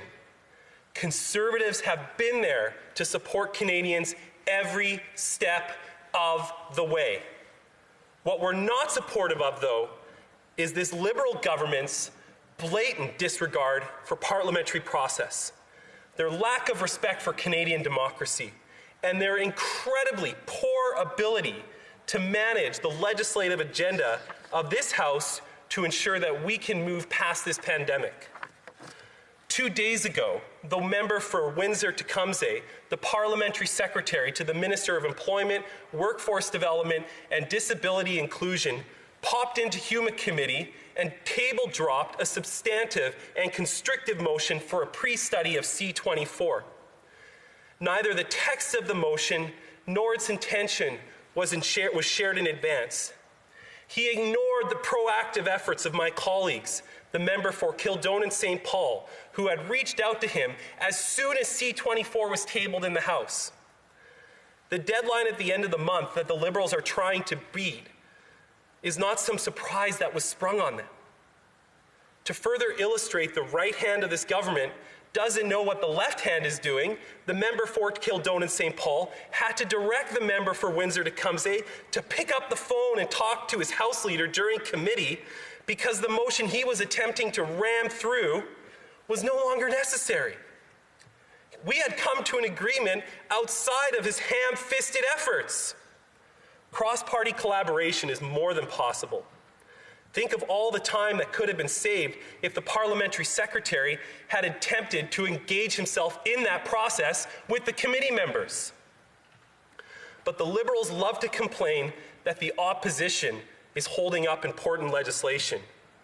And yet here we are in March 2021, debating necessary updates to legislation from September 2020. The Liberals knew for months that benefits would be expiring, but they failed to act until the last minute. They have repeatedly missed the mark on legislation for emergency supports, leaving thousands of Canadians behind. A key component of this legislation is addressing the incredibly flawed Canada Recovery Sickness Benefit. Because of the Liberals' disrespect for Parliament and their poor legislative drafting, a loophole was created which allows international leisure travelers to receive the CRSB during their quarantine. This is completely unacceptable. The CRSB is for individuals who must miss work due to COVID-19, not for subsidizing the quarantine period of international leisure travelers.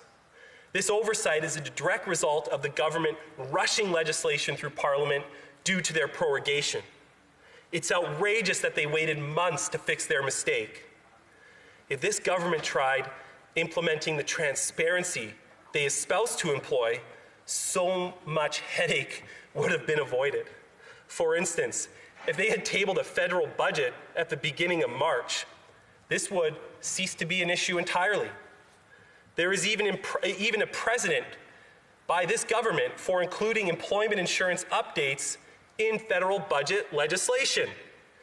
In 2018, the government proposed amendments to the Employment Insurance Act to implement a number of reforms related to the extension of parental benefits. But you know, Mr. Speaker, we haven't seen a federal budget in 723 days. This is the longest period in Canadian history that we've been without one. Even setting aside our criticisms, Mr. Speaker, We cannot ignore how the nonpartisan parliamentary budget officer has repeatedly called out this government for its lack of fiscal transparency. In a PBO report issued on November 4th, 2020 on Supplementary Estimates B, we found out that the Department of Finance, which under Bill Morneau had been issuing bi-weekly updates to the Finance Committee during the first month of the COVID-19 pandemic, stopped providing this information once Parliament was prorogued and Morneau had resigned. We are talking about tens of billions of taxpayer dollars heading out of the door under the guise of COVID relief measures, and this government has revealed precious little about where these dollars are going. From the same November 4th report, the PBO underscored that our role as parliamentarians is being obfuscated and obstructed by this government. From that report, I quote, "While the sum of these measures is significant, some $79.2 billion, of which 91.5% was related to COVID spending, the amount of information that is publicly available to track this spending is lacking, thus making it more challenging for parliamentarians to perform their critical role in overseeing government spending and holding it to account," end quote. So, there's no publicly available list of all federal COVID-19 spending measures. There's no consistency in the reporting on the implementation of these measures. There's less and less information being provided transparently to parliamentarians and the PBO. Mr. Speaker, the government couldn't do a better job keeping its finances secret if they provided everyone in this House with blindfolds. Yet to its credit, the government has made some efforts to provide additional financial information, as the PBO noted in its February 24th, 2021 report on the Supplementary Estimate C. The notable improvements acknowledged by the PBO include issuing a complete list of bills presented to Parliament to authorize spending for COVID-19 related measures, end quote. Information which anyone could find on Legisinfo, and I quote, "a reconciliation table between the Fall Economic Statement 2020 and the estimate documents." Still, the PBO did remind us in February that the frequency at which the government provides an updated list of COVID-19 measures in one central document and the inconsistency to which actual spending data on COVID-19 measures is made publicly available remain an area of concern. Baby steps, Mr. Speaker, but bigger leaps are needed from this government when it comes to fiscal transparency. We as parliamentarians depend on the government to provide us with accurate and timely information about federal finances. We cannot do our work of keeping this government accountable for its spending choices if they don't respect us enough by providing the necessary information for me and all of my colleagues in this House to do our job effectively. Again today, it is up to the opposition to correct the continued mistakes of this government. This is disrespectful to us as parliamentarians. It's disrespectful to this hallowed institution. And it's disrespectful to the Canadian people for whose tax dollars we are ultimately responsible. Thank you, Mr. Speaker. Questions and comments. We'll first go to the Honourable Parliamentary Secretary to the Minister of Families, Children and Social Development. Well, thank you very much. And as a member of the HuMA Committee, I'd like to address some of the allegations that were raised. We often hear the Conservatives in particular, but the opposition in general, complain that government members on committees are puppets of the centre, and yet when we act as independent and I think in faithful ways with integrity to move committee business forward, we're then told we should be checking in with the centre to determine on the motions we present and the actions we take to process the business of Parliament. I think this is hypocritical or contradictory in one way, but I'll let the opposition explain their inconsistencies. The question I have for the member opposite is this, is that when the opposition in good faith presents us with a problem, why are they then angry with us when we present the solution? I appreciate that timetables are of an urgency here, but critiques are much easier to lob than solutions. And solutions require the drafting of legislation and fitting into a fiscal framework to make sure those issues work. Why, when they present us with a challenge to address, are they mad when we address that issue? And why does the complaint suddenly turn to timetables instead of the fundamental principle at play? Honourable Member for Mission Matsqui, Fraser Canyon. Thank you, Mr. Speaker, and I'd like to thank the Parliamentary Secretary from Toronto for his intervention. What's unfortunate is that the parliamentary secretary responsible for C-24 isn't standing up in this House and debating me on the very legislation he's meant to be responsible for. Thank you, Mr. Speaker. Questions and comments. The honourable member for Chatham-Kent-Leamington. Thank my honourable colleague for his excellent speech. I want to pick up on a metaphor that our colleague from Edmonton, Manning, introduced, and that describing C-24 is this is another fixer-upper piece of legislation. I've personally lived in fixer-uppers, and my family has embarked actually on a renovation project to continue with that metaphor, but we did so with a budget. Can my colleague comment on whether a budget document properly presented to this House and passed by this might help this government in presenting future legislation that would not require so many fixer-uppers? Member for Mission Matsqui, Fraser Canyon. I'd like to thank the member from Chatham-Kent-Leamington for his intervention. Indeed, like a lot of members in this House, I look forward to when the Government of Canada tables a federal budget, so the corresponding accountability that comes with the budget and the fiscal planning that goes along with that is to present it to Canadians so they have an idea about how their federal taxpayer dollars are being spent, and they have an idea about what plans are actually in place to get our economy going and getting people back to work. Thank you, Mr. Speaker. Questions and comments? The honourable member for Nanaimo, Ladysmith. Well, thank you, Mr. Speaker. I'd like to thank the honourable member for his speech. EI reforms are long overdue. This is something that we need to do and to do permanently, not just temporarily. My question to the honourable member is that governments, Liberal and Conservative, have used the EI fund as a surplus slush fund. And I'm curious as to whether he thinks that the fund should be completely independent so that the money that is paid into by workers is actually an insurance fund that can only be used by workers. And that way we can expand these programs and make it more accessible for all of those who could really use help from EI. For Mission Matsqui, Fraser Canyon. I'd like to thank the member from Nanaimo for his intervention and excellent question.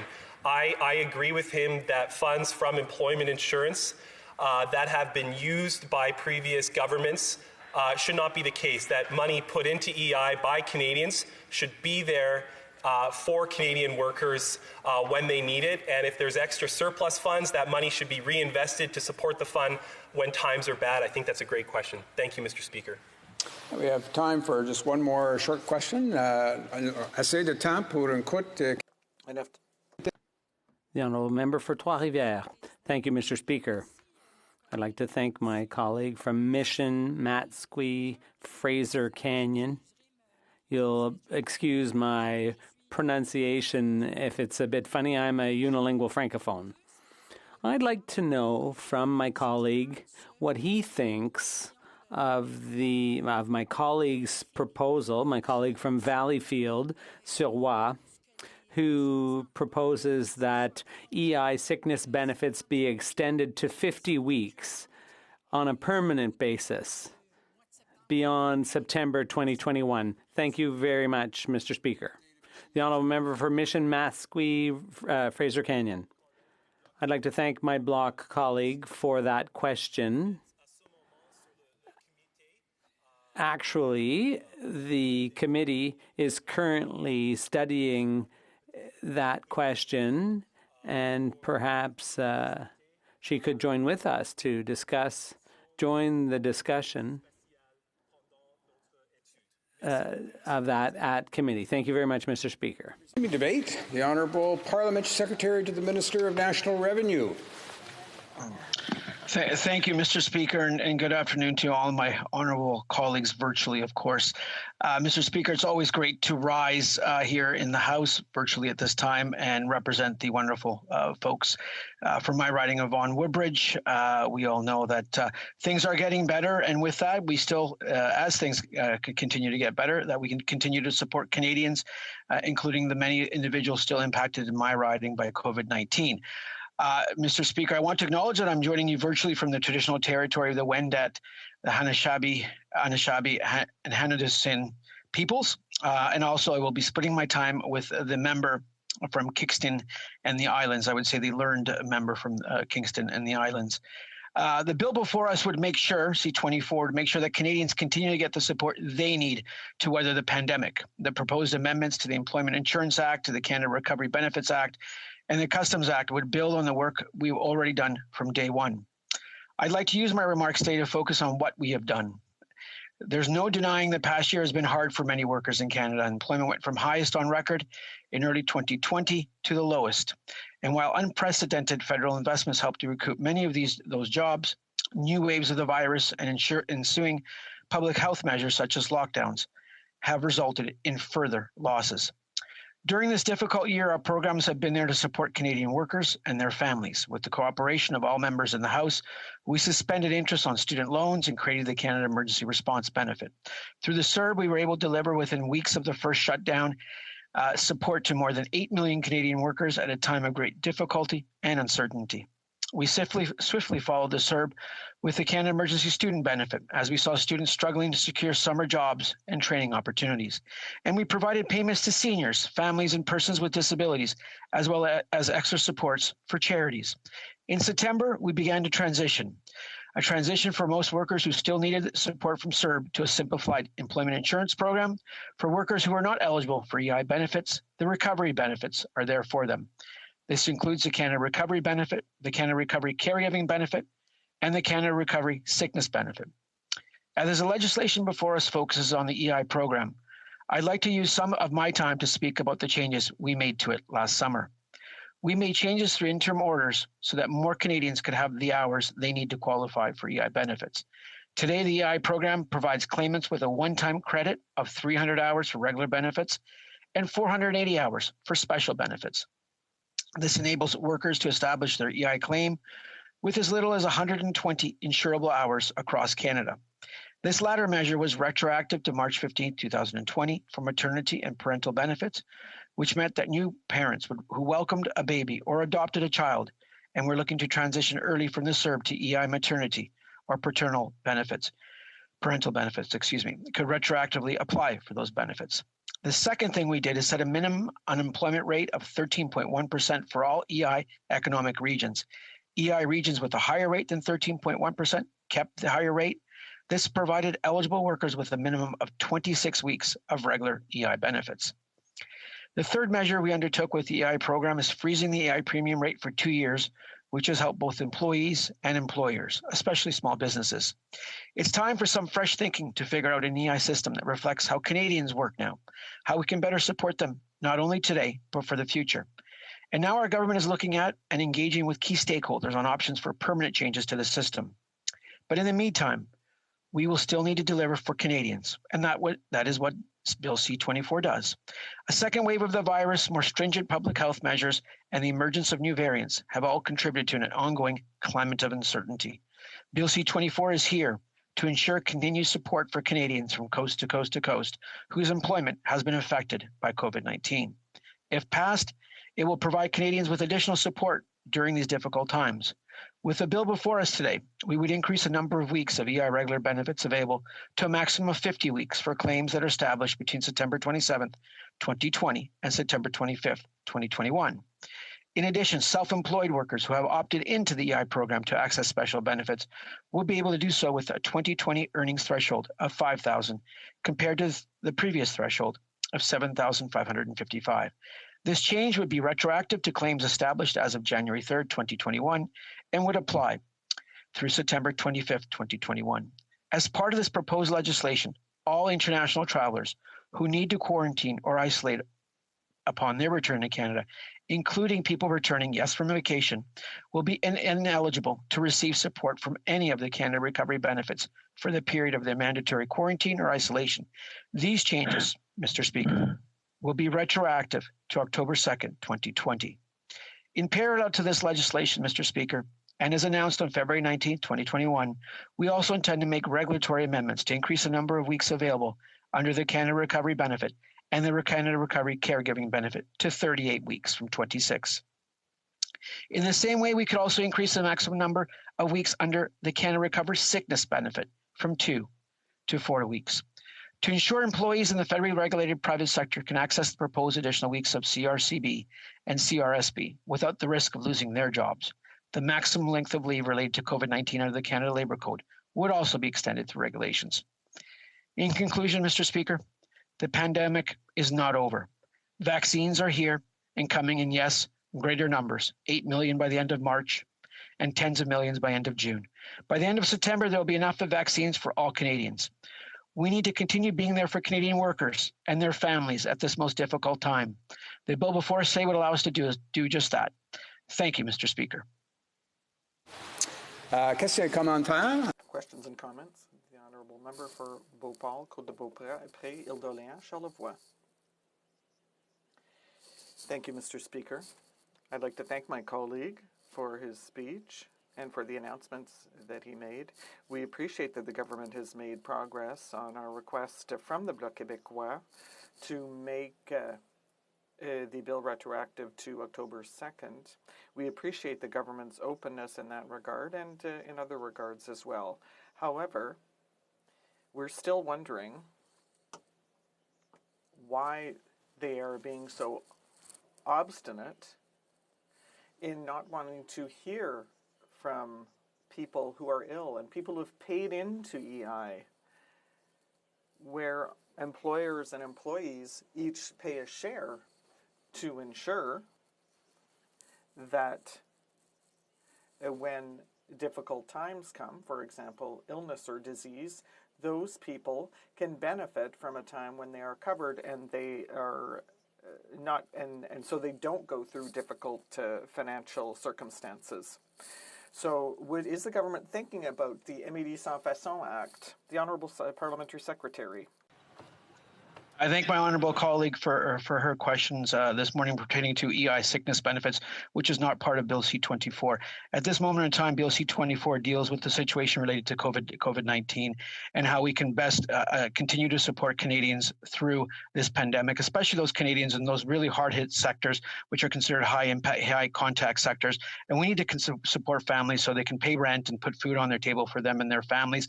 Let's continue this conversation. Obviously, we need to look at a plethora of issues related to the EI systems and how we best support Canadians as we recover and come out of the pandemic. Thank you, Mr. Speaker.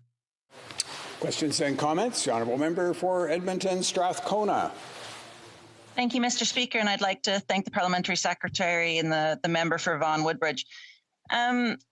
I want to just clarify, he said in his comments that students were receiving, or recent graduates were receiving a relief on interest payments on their student loans. Now, that hasn't happened yet from my understanding. So in addition to this government not following through with their support for my unanimous consent motion to call for a moratorium on loan repayments, in addition to the failure of this government to extend the Canadian student benefits past last summer, they also haven't lived up to their own obligation to stop the interest on student loans that was announced in the fall update. So could he clarify what he meant by saying that that was in place? The Honourable Parliamentary Secretary to the Minister of National Revenue.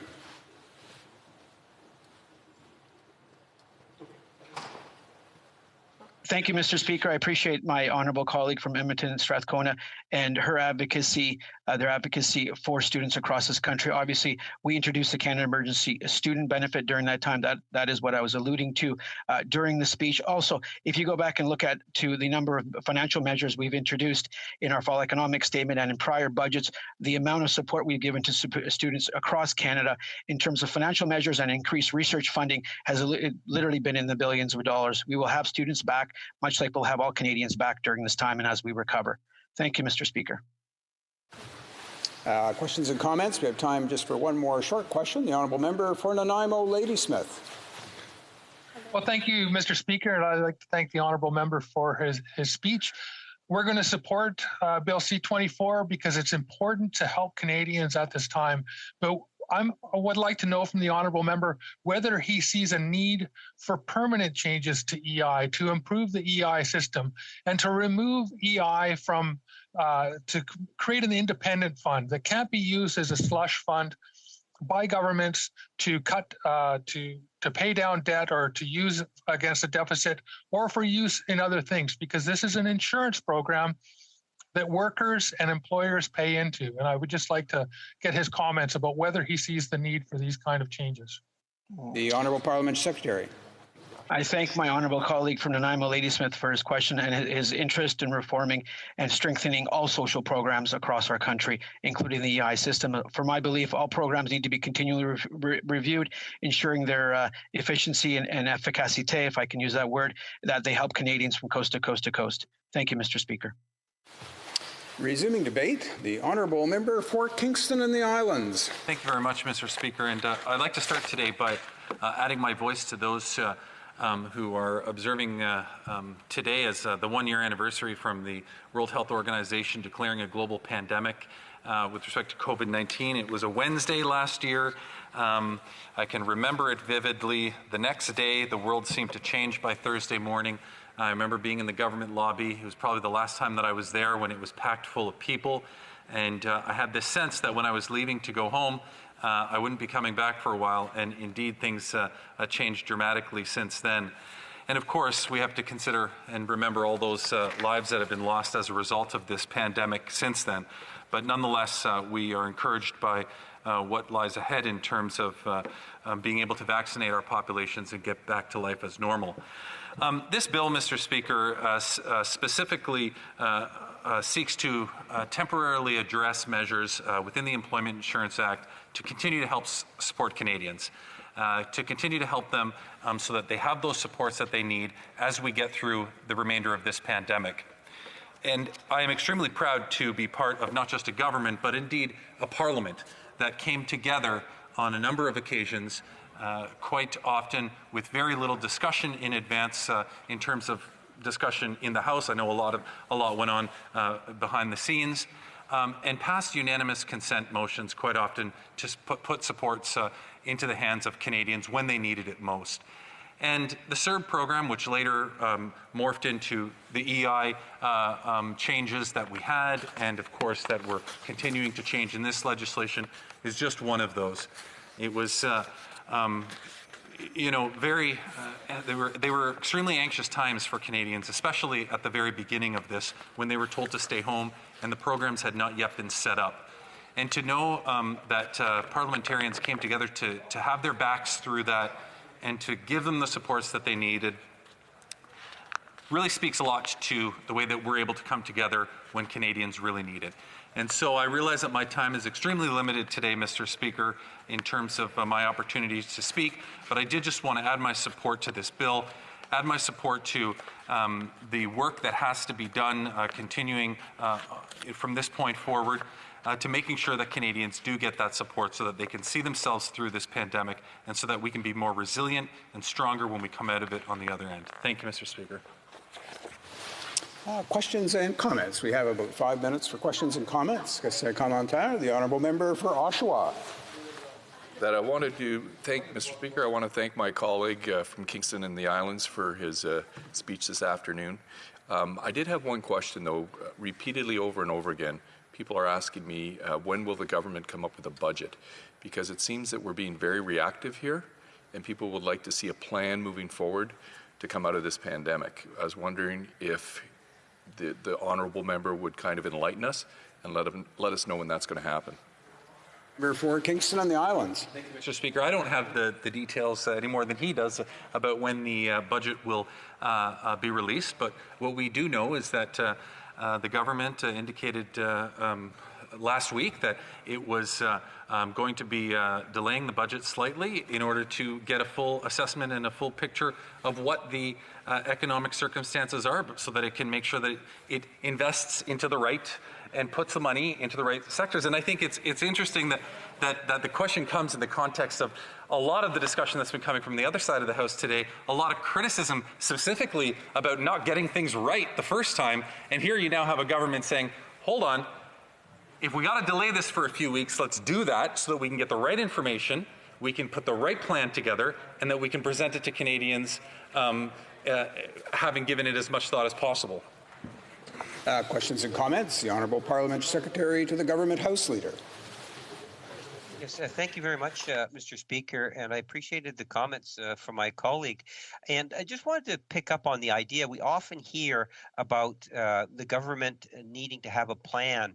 And I wanted to get his thoughts in regards to just how the government of Canada, and particularly the Prime Minister, has been focused on the pandemic right from the beginning, and where we have developed programs as a part of a plan that would include things such as the CERB program, 9 million plus Canadians, the Canada Emergency Wage Subsidy Program, millions of jobs have been saved, emergency rent subsidy, emergency business account, the credit availability program, the regional relief programs, the ways in which we've been helping and supporting charities, nonprofits across the country, supporting people with disabilities, our seniors, student relief. If he could just provide his thoughts on just why it was so important that as a government we be there for Canadians during this time. The honourable member for Kingston and the Islands. I thank the Parliamentary Secretary for that question through you, Mr. Speaker.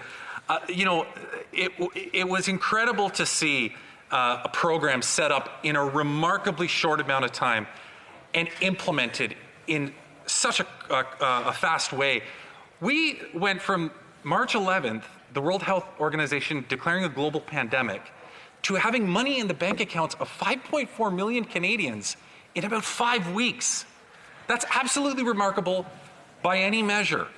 And we were able to be there, and that's just not the government, it's Parliament, because Parliament was there for Canadians then to make sure that this stuff passed and went very expeditiously and very quickly. I will say though, I do find it interesting that when you look back, in hindsight's 2020, and I bet you every member in this House will say, CERB was a really good idea. But let's not forget at the time, the member from Carleton said, no, we don't believe in these big programs, government programs. We're conservatives. We don't believe that. Well, he said that back then. You have to have the foresight to make these good plans. And this government had the foresight to put the plans in place. And that's why we were able to give the supports that we did. Questions and comments? The honourable member for Brandon Souris.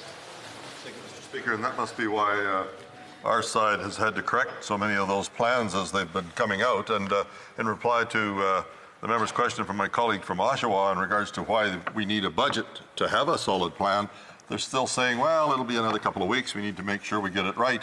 There's been so many plans that haven't been gotten right that we want to know why after, today we're marking the anniversary of 1 year of the COVID situation.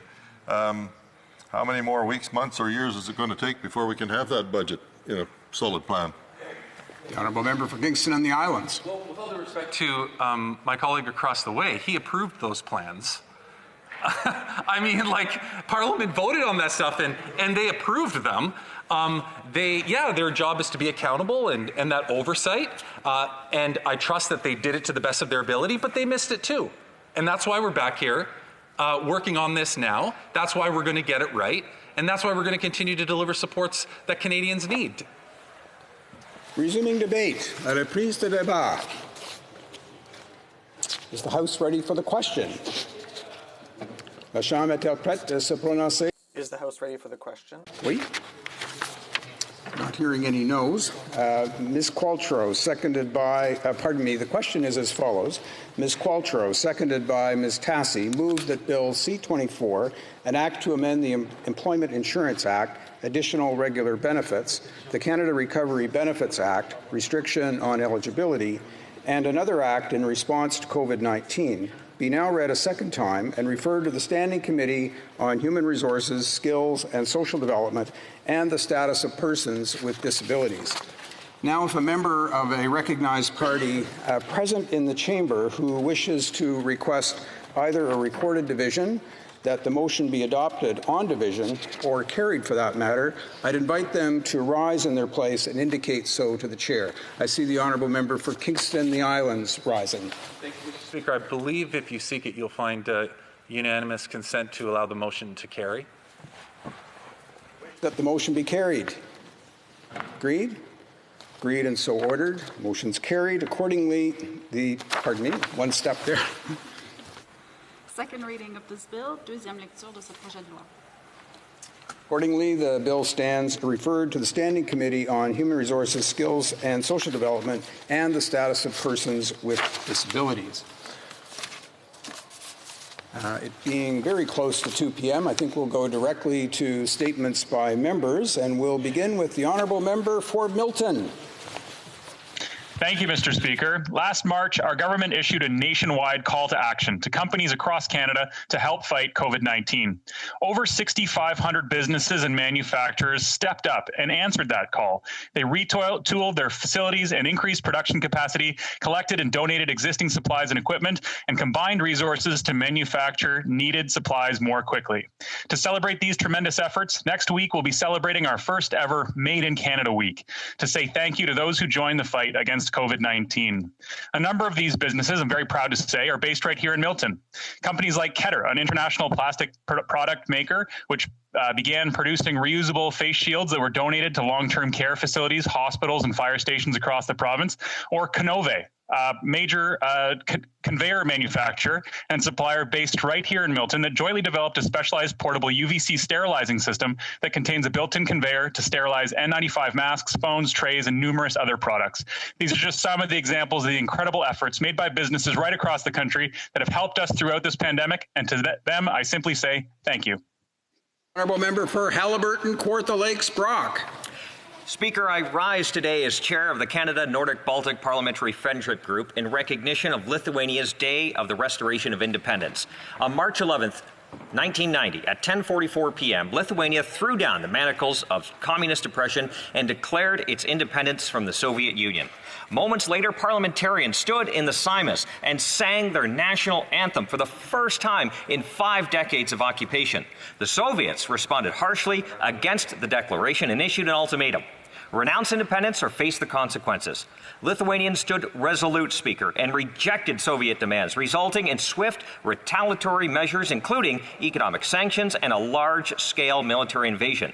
Lithuania continued to resist, and ultimately, the Soviet Union recognized Lithuania's independence. 2021 marks the 31st anniversary of the act of the reestablishment of the state of Lithuania, which served as a model and inspiration of freedom for other Soviet republics. I am proud that Canada stood with Lithuania, never recognizing the Soviets' forceful occupation.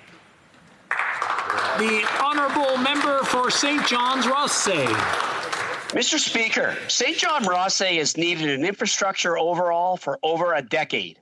Under the previous government, essential infrastructure was allowed to fall into disrepair.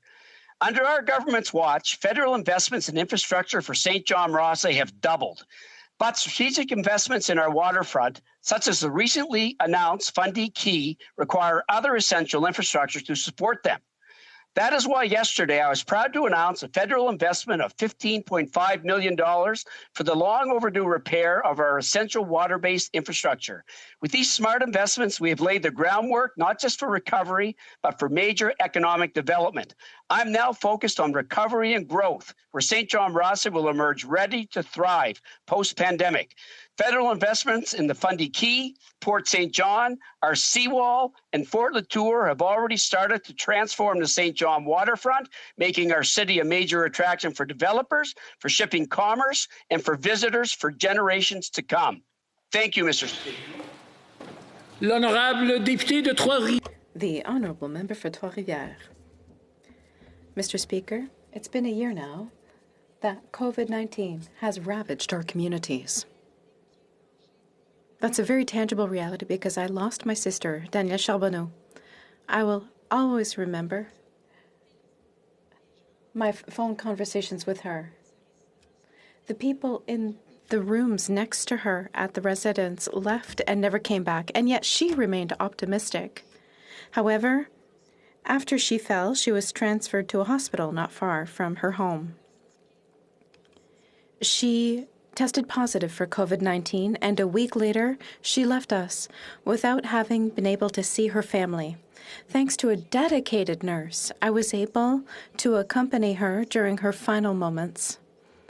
She was holding the phone to my sister's ear so that I could offer her some comfort.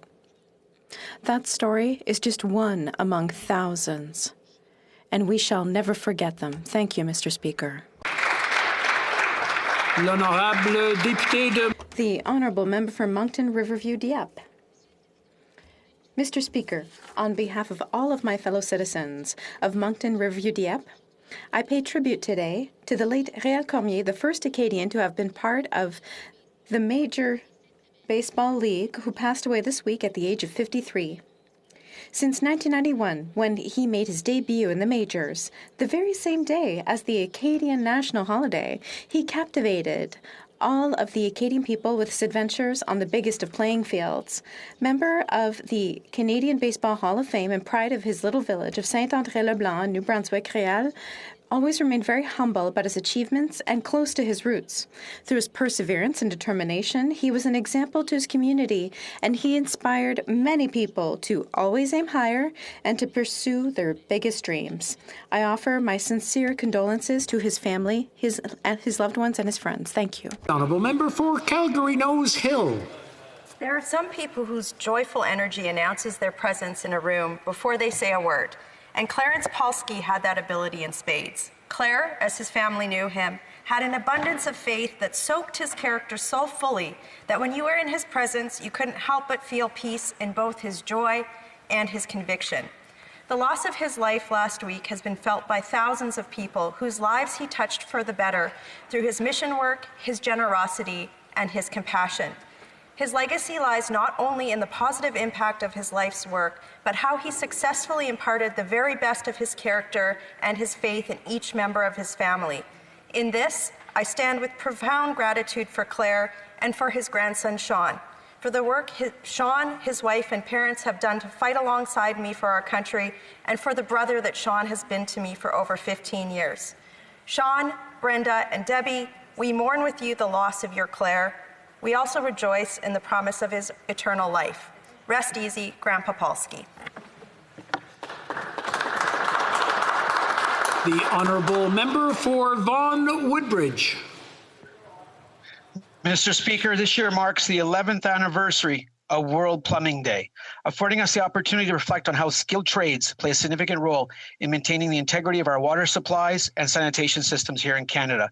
The $25 billion Canadian plumbing and mechanical contracting industry has never been more inundated with increased sanitation needs, domestic consumption of water, and agricultural demands. The role of skilled trades, especially in the plumbing industry, affords us all to have safe water and sanitation systems in our communities, vital to our health and well-being. As we take extra precautions to protect ourselves from illness by washing hands and sanitizing areas where we live and work, let's stop to think about how much plumbing affects our daily lives. I'd like to recognize all the men and women in my riding of Vaughan Woodbridge throughout the country, as well as the Canadian Institute of Plumbing and Heating and the Mechanical Contractors Association of Canada for your work and advocacy for the plumbing sector. Thank you, Mr. Speaker. The Honourable Member for Northwest Territories. Mr. Speaker, earlier this week, our government proudly supported a motion to continue the debate of Bill C-5, a National Day for Truth and Reconciliation. It is disappointing that unanimous consent was not reached to continue to advance this important piece of legislation because the Conservative Party of Canada refused to agree, obstructing the passage of the motion and ultimately the bill. This new National Day of Commemoration will honor First Nations, Inuit, and Métis survivors, their families, and communities while raising more awareness amongst Canadians about the atrocities committed against Indigenous people. The choice of September 30th builds on the grassroots momentum of Orange Shirt Day, which is already recognized as a day to remember the painful history and legacy of residential schools, and move forward on the path towards reconciliation. Reconciliation should not be partisan. The obstruction and political games must stop, so this House can advance important elements of reconciliation and the TRC calls to action. Masicho, Mr. Speaker. Thank you. The Honourable Member for Kelowna Lake Country. Mr. Speaker, we lost a leader in Kelowna Lake Country with the recent passing of Rolly Caccioni. Rolly and his wife Mary celebrated their 50th anniversary this year. Rolly had a long career as a teacher and principal. He was a president of every local teacher or principal association and a professor at UBC Okanagan. He was elected as a school trustee in 2005 and was board chair for 4 years and served until his passing. Rolly served on the City of Kelowna's Advisory Commission. Kelowna Museum Society, Rutland Residents Association, Central Okanagan Credit Union, a bursary was created. I'm going to interrupt. I'm going to interrupt the honourable member for. I'm going to interrupt the honourable member. We seem to have had a technical issue, and I know how important this issue is to the member. Maybe I'll let her start over right from the beginning. We'll start the clock at 0, and we'll get a nice, clean presentation. The honourable member for Kelowna Lake Country. Mr. Speaker, we lost a leader in Kelowna Lake Country with the recent passing of Rolly Caccione. Rolly and his wife Mary celebrated their 50th anniversary this year. Rolly had a long career as a teacher and principal. He was president of every local teacher or principal association and a professor at UBC Okanagan. He was elected as a school trustee in 2005, was board chair for 4 years, and served until his passing. Rolly served on the City of Kelowna's Advisory Planning Commission, Kelowna Museum Society, Rutland Residents Association, Central Okanagan Bursary and Scholarship Society, and after retiring from long service on the board of Interior Savings Credit Union, a bursary was created in his name. Rolly was founding member of the Central Okanagan Sports Hall of Fame and a museum. He coached hockey, rugby, soccer, and active with football, including the Okanagan Sun. Rolly had a big smile, big heart, and big personality. He will be missed, and I'm sure he's teaching or coaching right now. The honourable member for Dufferin-Caledon. Oops, sorry. Oh, I'm sorry. The honourable member for Kanata-Carleton. Thank you, Mr. Speaker. As we mark 1 year since the beginning of this pandemic, I stand today in the House to express my gratitude to the constituents of Kanata-Carleton and to all Canadians from coast to coast to coast for their dedication to their country and to each other. Although this last year has been the most difficult period in the lives of many Canadians, we also have been witness to some amazing innovation as well as heartwarming gestures of generosity and support. Seeing these shining examples during a dark time, Mr. Speaker, helps all of us get through another day. With warmer weather and millions of vaccines on the way, there are many reasons to be optimistic, but we have to remember those we have lost, those who are still suffering, and those who have made sacrifices to help Canadians get through this together.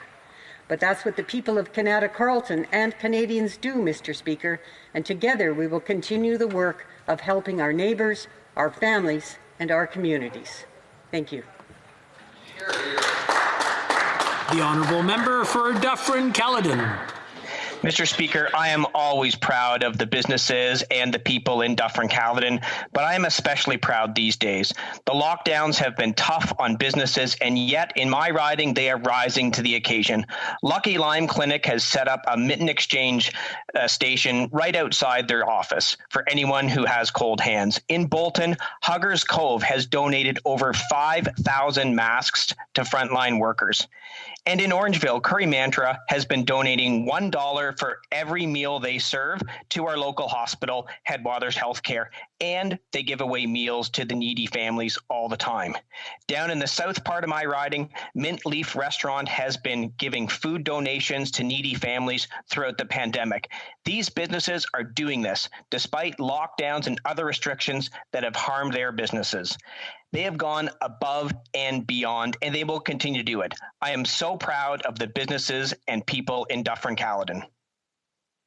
Honourable member for Niagara Falls. Mr. Speaker, on this day, as we remember all those who have been lost or in some way have been impacted by the COVID-19 pandemic, let us also renew our commitment to assisting those who still need our help, including those hardest hit businesses, families, and individuals struggling the most. Yesterday, Conservatives secured this House's support for workers in sectors heavily impacted by COVID-19.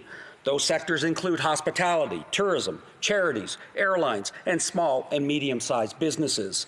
The success of our recent Opposition Day motion adds to our strong track record on this important subject. Canadian families, workers, and businesses can count on us to support them. Throughout this crisis, we have worked with this government to ensure needed programs and policies were adequately reviewed and revised to provide greater certainty and benefit. On this side of the House, Conservatives will continue to advocate for Canadians on what they need to not only survive through this pandemic, but to achieve economic recovery on the other side. This is our duty, and we are here for you. Thank you, Mr. Speaker. The honourable member for Courtenay Alberni. Mr. Speaker, this year, the community of Parksville on Vancouver Island lost a local hero.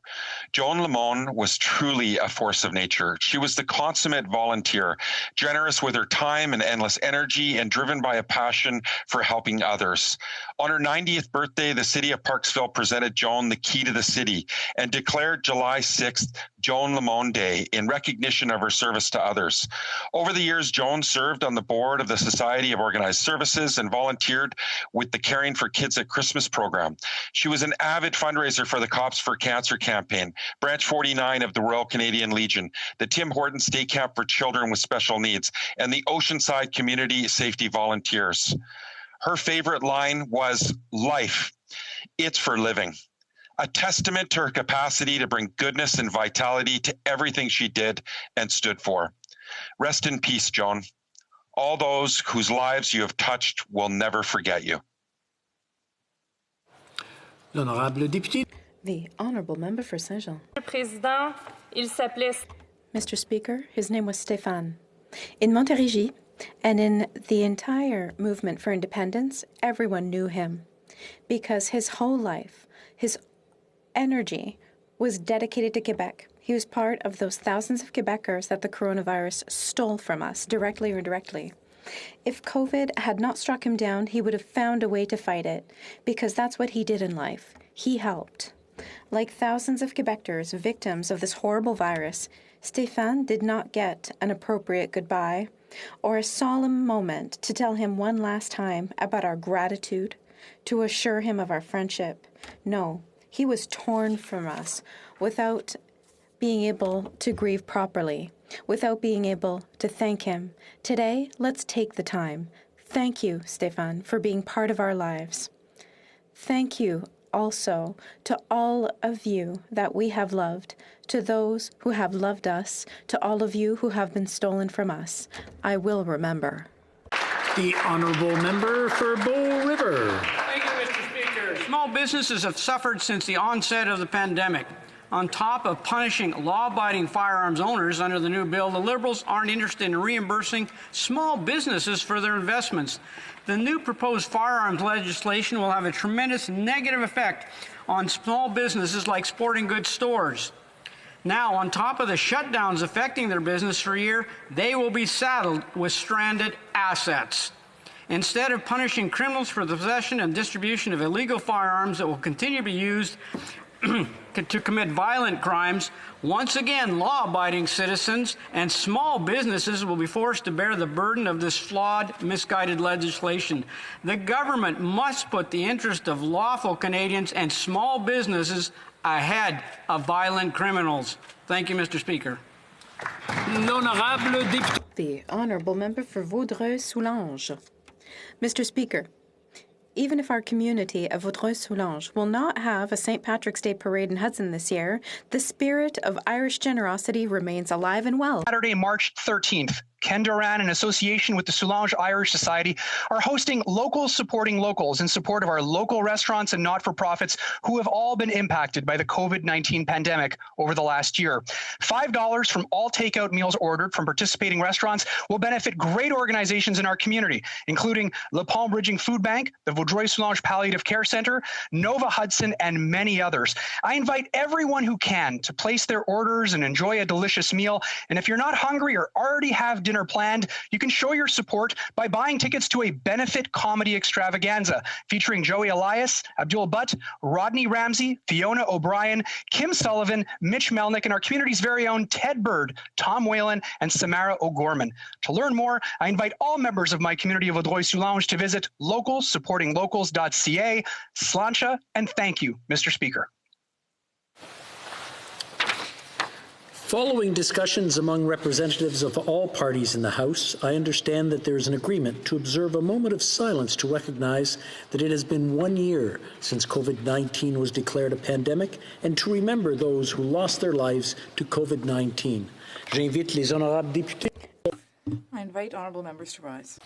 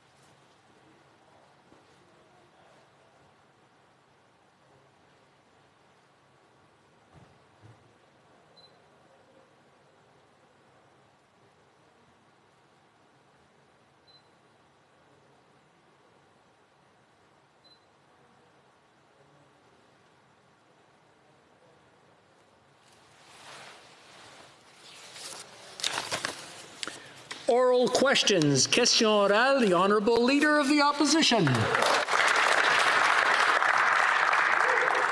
Mr. Speaker, in 2018, the Privy Council told the Prime Minister that the Ombudsman was not intended for sexual misconduct investigation. The Prime Minister's office knew 3 years ago that it had a duty to initiate an investigation. The Prime Minister did nothing for this woman serving her country. Why did the Prime Minister sit on an accusation of sexual misconduct for 3 years? Right Honourable Prime Minister. Mr. Speaker, as a government, we have always taken seriously any allegations or accusations of sexual misconduct. We have in every case forward them for investigation to responsible authorities. It's not up to politicians to do those investigations. We need reliable, independent investigations, and that's why the Minister of Defence referred the Ombudsperson to the appropriate officials, who then were unable to follow up because they didn't receive enough information. But we will continue to stand with and ensure that we're improving the processes so that anyone victim of harassment or assault is able to get the support they need. Honourable Leader of the Opposition. Mr. Speaker, when the allegations against the Chief of Defence Staff first surfaced, the Prime Minister claimed he was not aware of the allegations. Yesterday, the Prime Minister revealed he was aware, but not about the specifics of the allegations. He just told the House that he takes all allegations of sexual misconduct seriously, yet he did nothing for 3 years, Mr. Speaker. The women of our Canadian Armed Forces are looking for leadership. Will the Prime Minister accept responsibility for his delay in acting on their behalf? The Right Honourable Prime Minister. Mr. Speaker, throughout my time in politics as a party and as a leader, we have always taken seriously any allegations and accusations and ensured that they were followed up on appropriately. That is what happened in this case. The Minister of National Defence instructed the Ombudsperson to go to the appropriate independent authorities to be able to follow up on those issues, and that is something my office was aware of, that the Minister encouraged the Ombudsperson to go bring the allegations to the appropriate authorities. That is how we need to make sure that proper steps and processes are followed and that everyone is taken seriously. Honourable Leader of the Opposition. Speaker, those are improper steps. 3 years ago, the Prime Minister was told by the Privy Council, by his office, that the Ombudsman was not the appropriate figure to investigate sexual misconduct allegations. It was up to his Minister of Defence or himself. Those are the two leaders that men and women in the Canadian Armed Forces are looking to for leadership. Both of them failed in this instance. Will the Prime Minister stand in this House and acknowledge they failed this woman serving her country? The Right Honourable Prime Minister. Mr. Speaker, supporting the women and men who choose to serve in the armed forces is a priority for this government, as it has been for all governments. We have moved forward in significantly strengthening measures to support survivors of sexual assault and create more processes so that they don't have to face sexual assault in their workplace or in their service. It is not for the Prime Minister or the Minister of Defence to investigate allegations. It is for us to ensure that they are appropriately followed up on by the authorities, by the independent investigators. That is what was done in this case. Honourable Leader of the Opposition. Mr. Speaker, creating a 4-month interval between the first and second doses of the Pfizer vaccine means the government is now advising an off-label use of the vaccine schedule. Could promoting an off-label use of the vaccine have contractual obligations for Canada's deal with Pfizer? The Right Honourable Prime Minister. Mr. Speaker, it is not to politicians to make recommendations on usage of vaccines or intervals. It is for experts that Canada turns to, like the National Advisory Council on Immunization, to make the recommendations that will keep the largest numbers of Canadians safe.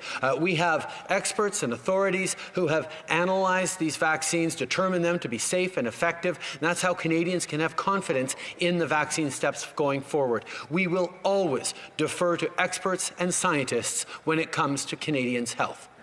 The Honourable Leader of the Opposition. Monsieur le Président. Mr. Speaker, there are 4 months between the first vaccine and the second vaccine, and this is really creating a lot of anxiety. Now, clearly, there's no timeline for the vaccine, so can the Prime Minister tell us what the consequence will be of having this 4-month delay in our contracts with Pfizer? Mr. Speaker, the vaccines approved in Canada are safe and effective. The NACI issued directives for the provinces and territories concerning the administration of vaccines that have been authorized for use in Canada. In order to optimize the vaccines across the country and minimize serious consequences of COVID-19, we will always, on this side of the House, trust our experts and scientists when it comes to the health and safety of Canadians. The Honourable Member for Belleuil-Chambly. Thank you, Mr. Speaker. Today we commemorate the anniversary of the pandemic, and so perhaps it would be time to give some real meaning to the day. Perhaps we should set partisanship aside and simply, like Quebec and all of the other provinces have asked for, have a budget tabled. We're asking for an increase in the health transfers immediately and unconditionally. The Right Honourable Prime Minister. Mr. Speaker, all levels of government work together to protect Canadians against COVID-19. As part of our federal response to the pandemic, we gave provinces and territories $19 billion through the recovery plan. That is in addition to $40 billion every year that we've been giving to the provinces and territories. And as I said, once the temporary needs of this crisis have ended, we will be there to increase the health transfers in coming years. The Honourable Member for Belleuil-Chambly. And yet, that's not what all of the provinces, including Quebec, have been asking for unanimously. It's not about what the government is doing here. What we need to do is give real meaning to today. We need to take care of vulnerable people psychologically, physically, rather than talking about age discrimination when this government claims to be against all discrimination. Now, wouldn't it be time for the government to say, yes, we're going to increase old age security for everyone starting at age 65? The Right Honourable Prime Minister. Mr. Speaker, protecting our seniors has always been at the heart of what this government does. We increased the guaranteed income supplement by 10% for the most vulnerable seniors, and we also recognize that older seniors are more vulnerable and need more support. That's why we promised to increase OAS by 10% for seniors 75 and up, because they have higher needs than some of the younger seniors. At every step, we will be there for seniors, as we always have been, and we will continue to support them during the pandemic and beyond, including by ensuring that long-term care homes meet high-quality standards. The Honourable Member for Rosemont-la-Petite-Patrie. When it comes to the military sexual misconduct scandal and the Liberals' attempt to cover it up, it seems that nothing endures but change, because their version of events keeps changing. Every day we learn more about the Prime Minister's inability to act on these serious allegations against General Vance. What will we find out today or tomorrow? Well, we don't know, but what we do know is that the Liberals have failed victims in the military. Can the Prime Minister promise us that he will be transparent and finally reform this scandal-ridden institution? The Right Honourable Prime Minister. Mr. Speaker, we recognize that there were serious shortcomings in terms of protecting victims and survivors of sexual assault within the military, and as well as within the RCMP and Correctional Services Canada. As a country, we need to do better to support survivors and give all of the resources to victims or anyone who wants to come forward with a complaint. We also need to transform the culture of these institutions to make sure that this simply doesn't happen again. Member for London Fanshawe. Our armed forces have a well-documented sexualized culture, which the Liberals promised to address in 2018. Since then, the Prime Minister has not only taken no real action to address this problem, he has actively ignored the issue. The Prime Minister admitted to knowing about the allegations of sexual harassment against General Vance, allegations he and his minister refused to act on. We need to ensure women who serve can do so equally. Will the Prime Minister apologize to women in the armed forces for failing them and allowing this toxic and dangerous sexualized culture to continue? The Right Honourable Prime Minister. Mr. Speaker, it is extremely obvious that more needs to be done and quicker. There's no question about that. Every woman and man who serves in our armed forces deserves to work in a safe environment and have the resources and the support if they have allegations or experienced unwanted behaviours. But it is not true what the member says, that we haven't done anything, because we passed Bill C-77, a declaration of victims' rights that puts victims at the core of the military justice system and which reviews unfounded cases. We created the Sexual Misconduct Response Centre, which provides confidential 24/7 support services to CAF members. We implemented the Path to Dignity and Respect, a strategy for long-term culture change. We put in place the Response and Support Coordination Program for CAF members, but there's more to do, and we will. The Honourable Member for Charlebourg-Haute-Saint-Charles. Mr. Speaker, the Minister of Defence, Michael Warnick, former clerk of the Privy Council, Janine Sherman, the Deputy Secretary of the PCO, and Elder Marquez, Senior Advisor to the Prime Minister. These four people were all aware of serious allegations against General Vance, and the Prime Minister confirmed yesterday that his office was also aware. But now he'd like us to believe that he was not personally aware in 2018. So how is it that on an issue with such serious implications, the Prime Minister was not informed? The Honourable Minister, rather. Allegations extremely seriously when it comes to inappropriate sexual behavior. This is one of the reasons why we took very strong actions. In this case here, we put the Ombudsman in touch with the Privy Council office so that the appropriate authorities can take that action. As the Prime Minister has stated, no politician should ever be part of an investigation. Thank you, Mr. Speaker. L'honorable député de Charles. The Honourable Member for Charlebourg-Haute-Saint-Charles. Mr. Speaker, my question is simple.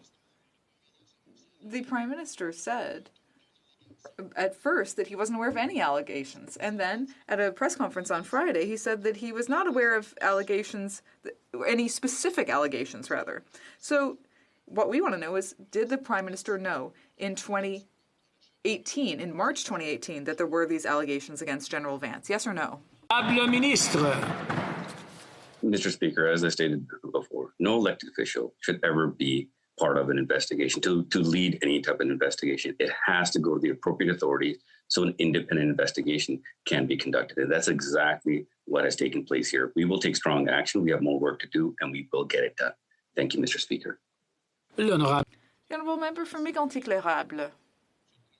Mr. Speaker, well, G7 countries and all provinces were transparent with their population and tabled budgets. This Prime Minister is hiding the real financial situation from future generations. Now, if a family goes to the credit union and refuses to disclose their financial situation when asking for a loan, they'll be turned down. But the problem is that this government is also the bank, and this Prime Minister thinks that budgets balance themselves. When will this government finally deign to deliver a budget to Canadians? The Honourable Minister. Monsieur le Président. Mr. Speaker, the federal government continues to evaluate the economic impact of regional lockdowns, the emergence of new viral variants, and vaccine distribution. We want to thank all Canadians for their contributions to the pre-budget consultations. The date of the budget will be announced in due time. The Honourable Member for Mégantic-L'Érable. Mr. Speaker, it's completely unacceptable that this government hasn't presented a budget in over 700 days. Canada is the only G7 country that didn't table a budget last year, and this delay has become the longest delay in Canadian history. I'm concerned by the Minister of Finance's claim that the next budget is going to be the most significant one of our lifetime. Does that mean that she will be remembered as the person who ruined millions of Canadians because they didn't have a real economic plan? When will we see a real budget? A date, please. The Honourable Deputy Prime Minister. Mr. Speaker, I want to underscore three things. First of all, we received an extraordinary response from Canadians during the pre-budget consultations, and I want to thank all Canadians who participated in that process. Secondly, if the Conservatives truly want to support Canadians, and Canadians do need support during this crisis, then they will need to support Bill C-14. That is a real action that they can take to support our country. Member for Carleton. Yesterday, when I asked about the 850,000 Canadians who've lost their jobs, giving Canada the highest unemployment rate in the G7, the Prime Minister told a childish joke, and he sat down and smirked. He should know that for every 1 percentage point increase in unemployment, we get a 2 percentage point increase in suicides. This is people's lives at stake. They want to know how they're going to pay the bills. We have the worst job record in the G7. Will we get a plan for paychecks, or is the Prime Minister just going to sit there and smirk? The Honourable Minister. Mr. Speaker, let me first correct the record and point out that at 64.3%, Canada has a higher labour force participation rate than Germany at 56.1%, the United States at 61.3%, and Japan at 62%. And let me also say this. I absolutely believe that every Canadian who is unemployed is facing a personal tragedy. And that is why our government has done and will continue to do whatever it takes to support Canadians. Member for Carleton. Well, what a shame that the Prime Minister didn't have the guts to stand up and answer the question himself. The reality is that he has said 49 different times that the best measure of job market success is the unemployment rate. And now that we have the highest unemployment rate in the G7, they want to change the measurement. They say we should celebrate them for the recovery of lost jobs. Well, of course, Canada had the most jobs to recover because it had the biggest job losses. People don't want any more games with statistics. They need paychecks in their bank accounts and food on the table. When will they get it? Honourable Minister. Mr. Speaker, let me share a very important statistic with the member opposite and with all Canadians. In the fourth quarter, Canada's GDP grew at an annualized rate of nearly 10%. That was higher than the US, the UK, Germany, France, and Italy. And I would like to congratulate the Canadians whose hard work, whose innovative approach made that possible. And I'd like to say to all members of this House, particularly the Conservatives, by supporting C-14, we can all support those hardworking Canadians. The Honourable Member for Salaberry-sur-Roi. Mr. Speaker, 1 year ago today, this pandemic officially began. Since then, more than 10,500 Quebecers have lost their lives. People who lived their last moments in our healthcare centres, too often they were left alone, far from their families. Today is an opportunity to honour their memory and console their loved ones, but it's also an opportunity to take stock. We know that, among other things, the magnitude of this crisis has been exacerbated by chronic underfunding of healthcare. When will the government increase the health transfers? The Honourable Minister. Every step of the way, we've been there for provinces and territories during this pandemic, starting with the $19 billion in Safe Restart money through acquisition of personal protective equipment, purchasing of therapeutics and drugs, rapid testing, Mr. Speaker, in the millions and millions of dollars, vaccines, Mr. Speaker, completely purchased for provinces and territories. We'll be there for provinces and territories as we get through this together. The Honourable Member for Salaberry-sur-Roi. Mr. Speaker, more than 10,500 Quebecers have lost their lives, but more than 20,000 of us have been hospitalized and recovered. And this is thanks to the dedication of our healthcare personnel. It's thanks to healthcare workers who are primarily women, who have been working overtime and making sacrifices for the past year. The government sees them giving everything to save people's lives. They're the ones who carry the weight of 45 years' worth of constant federal financial neglect. When will the government finally increase health transfers in a sustainable and unconditional way? The Honourable Minister. Mr. Speaker, as I've said repeatedly, we have been there for provinces and territories. We will be there for provinces and territories, whether it's transfers through the Safe Restart Agreement, whether it's been as partners purchasing personal protective equipment, therapeutics, rapid testing. Mr. Speaker, paying for all the vaccines. We've been there for provinces and territories and will continue to be there throughout this pandemic and beyond.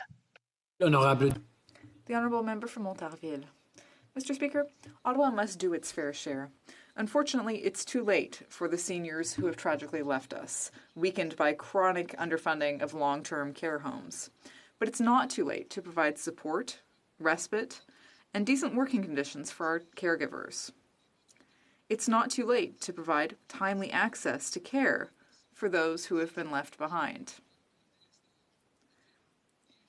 In fact, it's never too late to do the right thing, especially to prevent casualties. When will the government increase health transfers in a sustainable and unconditional way?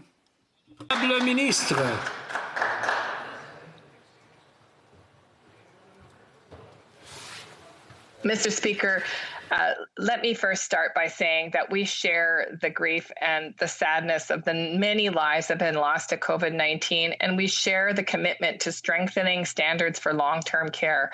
We know that there is a lot of work to do with provinces and territories to support them in their obligations and their responsibilities to provide quality care to seniors, no matter which province they live in. We'll be there for provinces and territories to ensure that no matter where a senior lives, they have dignity and safety in their lives. The Honourable Member for Calgary Nose Hill. Question period. The Prime Minister said it wasn't for politicians to make decisions on vaccines, but that seems to be exactly what he's doing. The National Immunization Council said not to give the AstraZeneca vaccine to seniors, but his government ignored that advice. Now Pfizer, Canada's chief science officer, and dozens of Canadian medical experts are advising not to delay the Pfizer doses by 4 months, but he's advising it anyway. So my question is the government making political decisions on vaccine dosing because they're trying to cover up their vaccine shortage that they created? The Honourable Minister.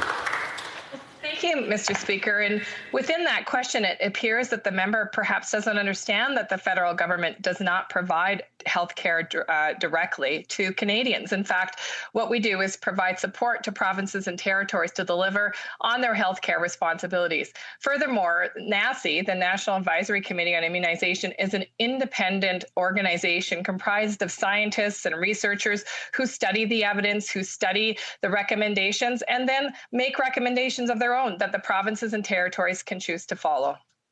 Honourable member for Calgary Nose Hill. Well, the minister is the Minister of Health, and these organizations report into her. And I know if I was in her role, I would be asking why there's conflicting advice on all of these dosing decisions and vaccine delivery schedules. I think that that's something that's pretty important for the Canadians to understand. Even the president of Pfizer said that the differences in these opinions could lead to vaccine hesitancy and concerns about taking the vaccines. So why isn't the minister doing her job and putting a structure in place that would actually provide clarity for Canadians? Honourable Minister. Well, thank you, Mr. Speaker. And perhaps the member doesn't realize that Health Canada's role is actually to approve a drug or a vaccine in this case, based on the review of the science and evidence that the pharmaceutical company presents. And NACI's role is to make recommendations about how best to use vaccines that come onto the market in Canada. That is exactly what they've done. They are the experts and scientists, and this government believes in following the research and science as it is determined by those experts. Member for Calgary Nose Hill. Interesting, because Pfizer, the company that would put input into the review process, said no dice on the 4-month interval. Nope, we don't think that's good. And in fact, NACI didn't even contact the drug manufacturer for data on the dosing interval. So I kind of think that the minister perhaps isn't doing her job here. There's a lot at stake. Canadians need clarity and certainty on this type of information so that this government isn't causing vaccine hesitancy. Why can't the minister do anything right? The Honourable Minister. Well, putting aside the personal attack, Mr. Speaker, what I will say is that it is very important for politicians to follow research, science, and evidence. And that's exactly what's happening in her province, Mr. Speaker, through the Special Advisory Committee and with Dr. Hinshaw. In fact, the province of Alberta has accepted NACI's recommendations, and many others have. This is a decision that is best left with scientists, researchers, and the doctors who will make those dosing decisions. The Honourable Member for New Westminster, Burnaby. Canadians have really struggled during this demanding and deadly pandemic year. But Canada's billionaires have added over $60 billion to their wealth so far during the pandemic. We learned this morning from the CCPA that a minimum wealth tax would raise over $10 billion a year to meet Canadians' needs. And 80% of Canadians support this measure. While so many Canadians suffer, why won't the Prime Minister force billionaires to pay their fair share? And why is he so opposed to a wealth tax? The Honourable Minister. I would like to thank the member opposite or virtually opposite for the question and for his sincere concern for the Canadians who are hardest hit by this COVID recession. And let me assure the member virtually opposite that our government absolutely does believe, as we said in the fall economic statement, that there are some additional tax measures we need to put in place. We think that now in particular is the time for the international digital giants to pay their fair share. This crisis has shown all of us how dependent we are on the virtual space, and it's time for the international companies to pay their share. The Honourable Member for Windsor West. In February, I warned this government of cross-border tax consequences of essential workers being told to work from home in Canada. Now these workers could owe tens of thousands of dollars in taxes in Canada on top of the taxes they are already paying in the United States. U.S. tax problems are a historical issue for Windsor, Tecumseh, and Essex caused by the Liberal government's mismanagement. To the Prime Minister, will his government fix this problem by the end of March before the U.S. tax deadline, and will he ensure workers are not punished for following his advice? The Honourable Minister. I would like to thank the member opposite for that really important question. And let me also thank every single Canadian, whether they live in Windsor or anywhere else, for following the essential advice from public health authorities to stay home when we can, to protect ourselves and protect our neighbors. When it comes to the tax implications of that decision, particularly for people who live and work across the border, that's something that we are looking at carefully. And again, I thank the member for raising that important issue. The Honourable Member for Surrey Centre. Thank you, Mr. Speaker. Small businesses in Surrey Centre and across Canada are wondering how the reference period for eligibility for the emergency rent subsidy, wage subsidy, and emergency business account will be impacted in 2021. Many SMEs experienced dramatic losses in profit in 2020 and wonder how this will impact their eligibility for support in the upcoming periods of March 14th to June 5th. Can the Minister please update the House on how our government will address the eligibility of these essential business support programs in the coming months? Honourable Minister. Thank you, Mr. Speaker, and thank you to the member for Surrey Centre for his strong advocacy. From the beginning of this pandemic, we have been clear with Canadians. We are there for you now, and we will be through our recovery. Just last week, we announced the government intends to extend the current rate structures for the Canada Emergency Wage Subsidy and the Canada Emergency Rent Subsidy to June 5th. The subsidy rates will remain the same, and the lockdown support will continue to be there to provide additional support to hard-hit businesses with rent support of up to 90%. Workers and businesses have showed incredible resilience over the past year, and we will continue to be there for them. Thank you, Mr. Speaker. The Honourable Member for Desnette, Mississippi, Churchill River. Mr. Speaker, when the Prime Minister made election promises in 2015 and then again in 2019 to eliminate all long-term drinking water advisories in First Nations communities, he was glad to stand in front of cameras and microphones. As we have seen too many times recently, when the plan falls apart, the Prime Minister suddenly gets camera shy. Making promises that you cannot keep is not a good way to build trust in a relationship that badly needs more of it. Mr. Speaker, does the Minister regret the Prime Minister's broken promise? Honourable Minister. Mr. Speaker, I appreciate that the member opposite was not part of the government that created this problem in the first place, but I do appreciate his earnest question. In 2015, we made a clear promise and to all First Nations and Canadians to end the unacceptable long-term drinking water advisories affecting First Nations and communities. At that time, there were 105. We just yesterday celebrated the 100th and the 101st lift. We're getting there, Mr. Speaker. We have invested in $1.5 billion additionally to get there in November, as the member well knows, and we look forward to keep lifting them as the days go on. Thank you. The Honourable Member for Desnette, Mississippi, Churchill River.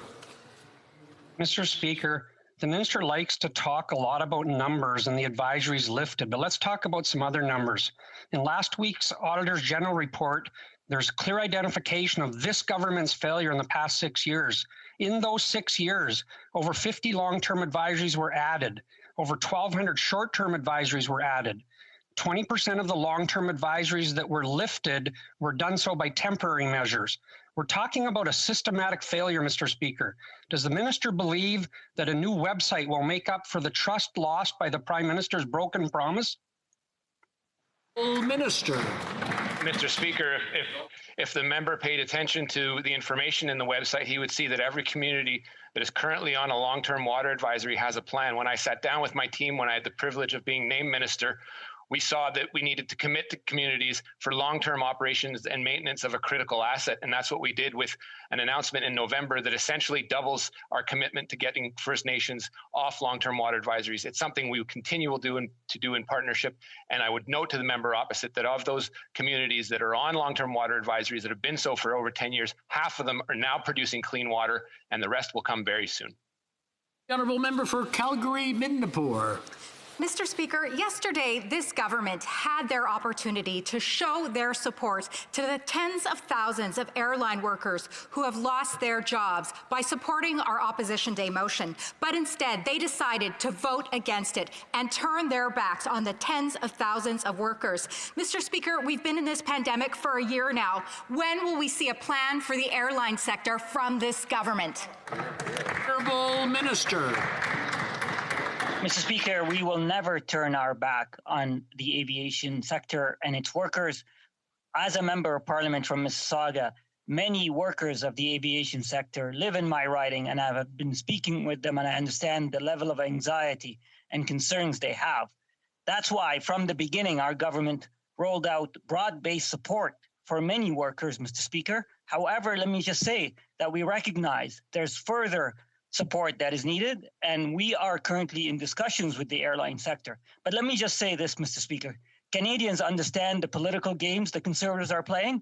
We will stand by aviation workers. The Honourable Member for Calgary-Midnapore. Well, Mr. Speaker, no food on the table to Canadians is not a game. Tens of thousands of airline workers are still without jobs, and Mr. Speaker, there is no end in sight.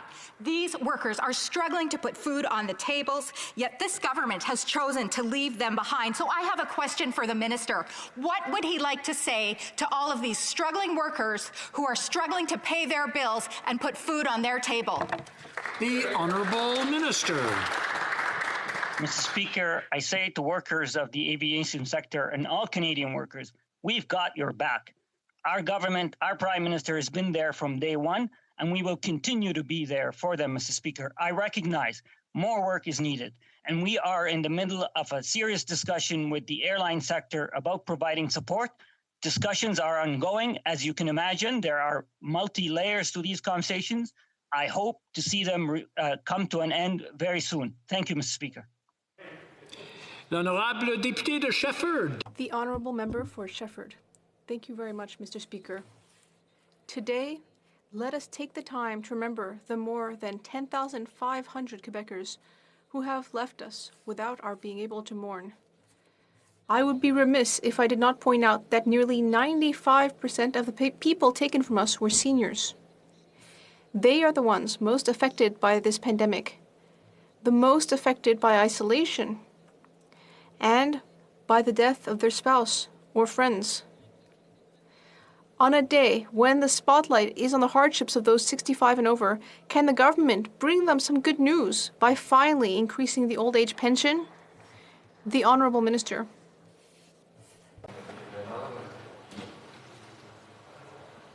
Thank you very much, Mr. Speaker.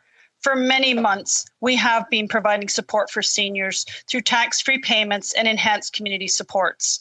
While the government remains committed to implementing the policies as reaffirmed in the throne speech at this time, as all of you know, we are focused on managing the COVID-19 public health crisis. We have provided financial support to seniors 65 and above with greater support for the most vulnerable. Seniors can be assured that our government will continue to be there for them. L'Honorable Député de Shefford. The Honourable Member for Shefford. Mr. Speaker, the government needs to support all seniors starting at age 65, not separate seniors into two classes starting at age 75. It's just as hard to lose your spouse to COVID at 74 as it is at 76. It's just as hard to have to not see your grandchildren at 74 as it is at 76. It is just as difficult to live in total isolation at 74 as it is at 76. Creating two classes of seniors like this is creating two kinds of sacrifice, two classes of suffering. Why doesn't the government announce a pension increase for everyone over 65? The Honourable Minister. Mr. Speaker, we definitely recognize the challenges that seniors have been facing across the country during this pandemic and the sacrifices that they've been making. We also recognize that older seniors have different needs. They are more likely to outlive their savings, have disabilities, be unable to work, be widowed, All the while, their healthcare costs are rising. 57% are women, 4 in 10 are widows, 59% have incomes below $30,000. Our plan will help address these pressures by increasing old age security by 10% for seniors aged 75 and up. We will always be there to support seniors.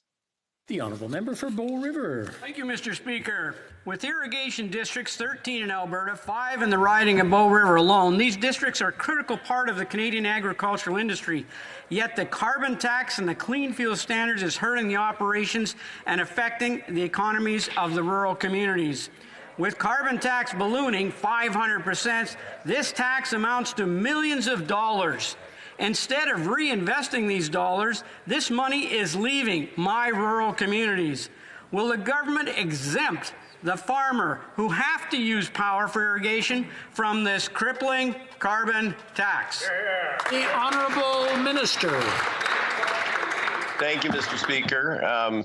As my honourable colleague is aware, the price on pollution is part of a comprehensive approach to addressing the climate challenge and ensuring that we are creating a world that will be a livable one for our children and our grandchildren, while concurrently seizing the economic opportunities that are offered through a low-carbon universe. With respect to the agricultural community, we have exempted on-farm fuels, and we have indicated that we are working towards solutions, including a rebate with respect to grain drying and some of the other issues. We certainly are partnering with the agricultural community to ensure that they are working with the government and with all sectors of the economy as we move forward to find solutions that will be low carbon, and will be very... The Honourable Member for Mission Matsky Fraser Canyon. Thank you, Mr. Speaker. For over a year, the Liberal government claimed they've housed 1 million families, but go silent when pressed for the data. After repeated requests, CMHC finally tabled their figures with the HuMA Committee. The numbers fall short of 1 million, confirming the repeated assertion made by this government is false. Will the Minister correct the record and admit that he has not helped 1 million families find housing?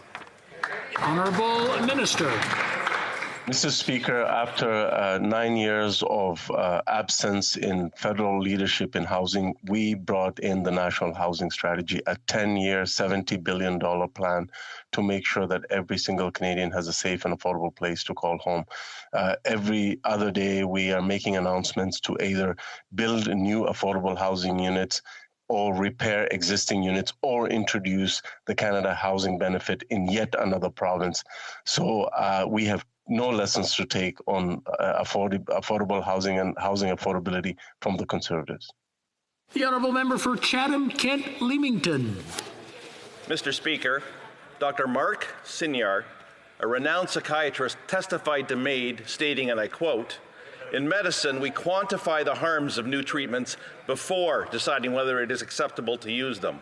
The process that the Senate and the House of Commons proposed to facilitate the provision of MAID for mental illness really reflects a sunset on the scientific method and usual medical standards. That should worry us all," end quote. So much for following medical and scientific advice.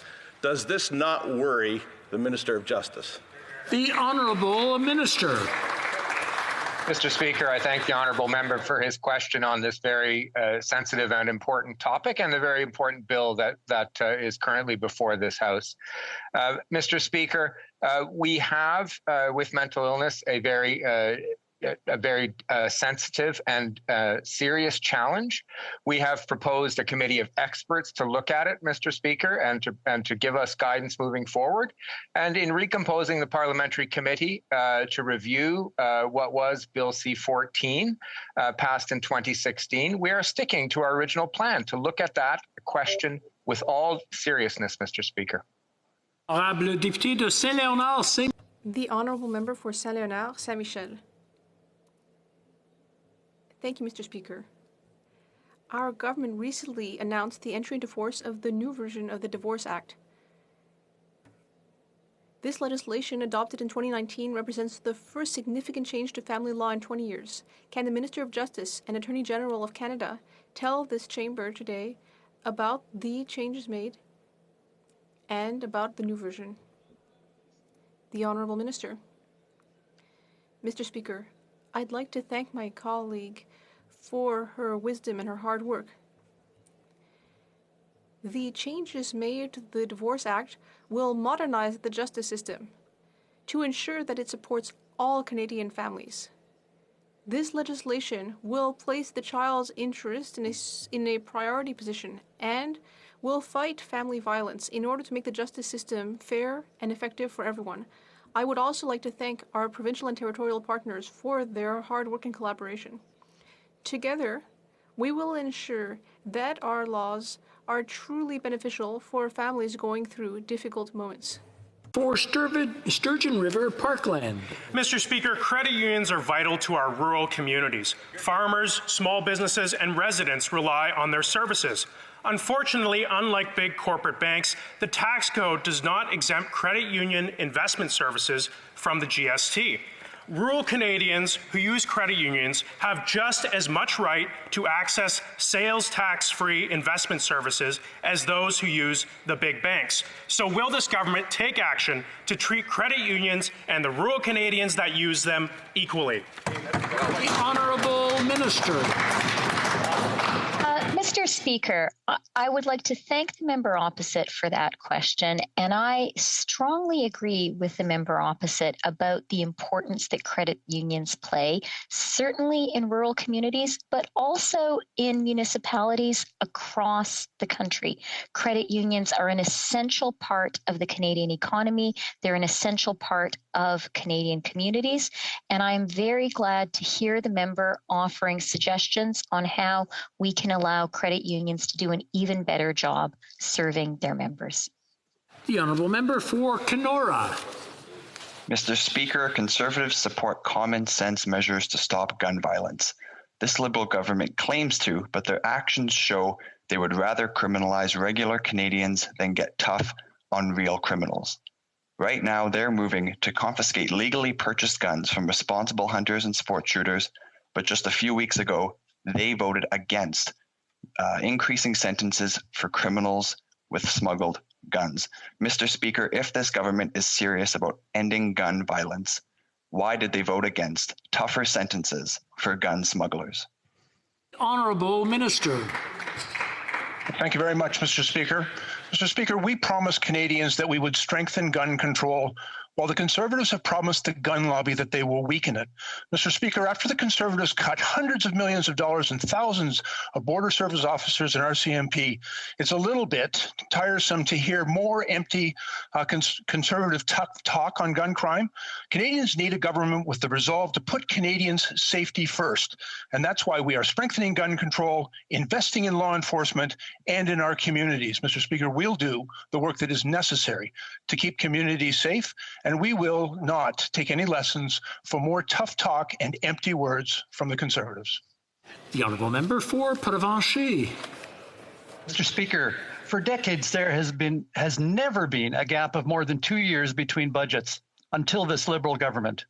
Despite COVID-19, all other G7 countries produced budgets last year, as well as our provinces and territories, but the Liberals couldn't manage. And now it's slipped out that they have no intention of releasing a budget this month either. Either the Liberals don't have a plan for reopening the economy, or they're refusing to be transparent with Canadians. Which is it?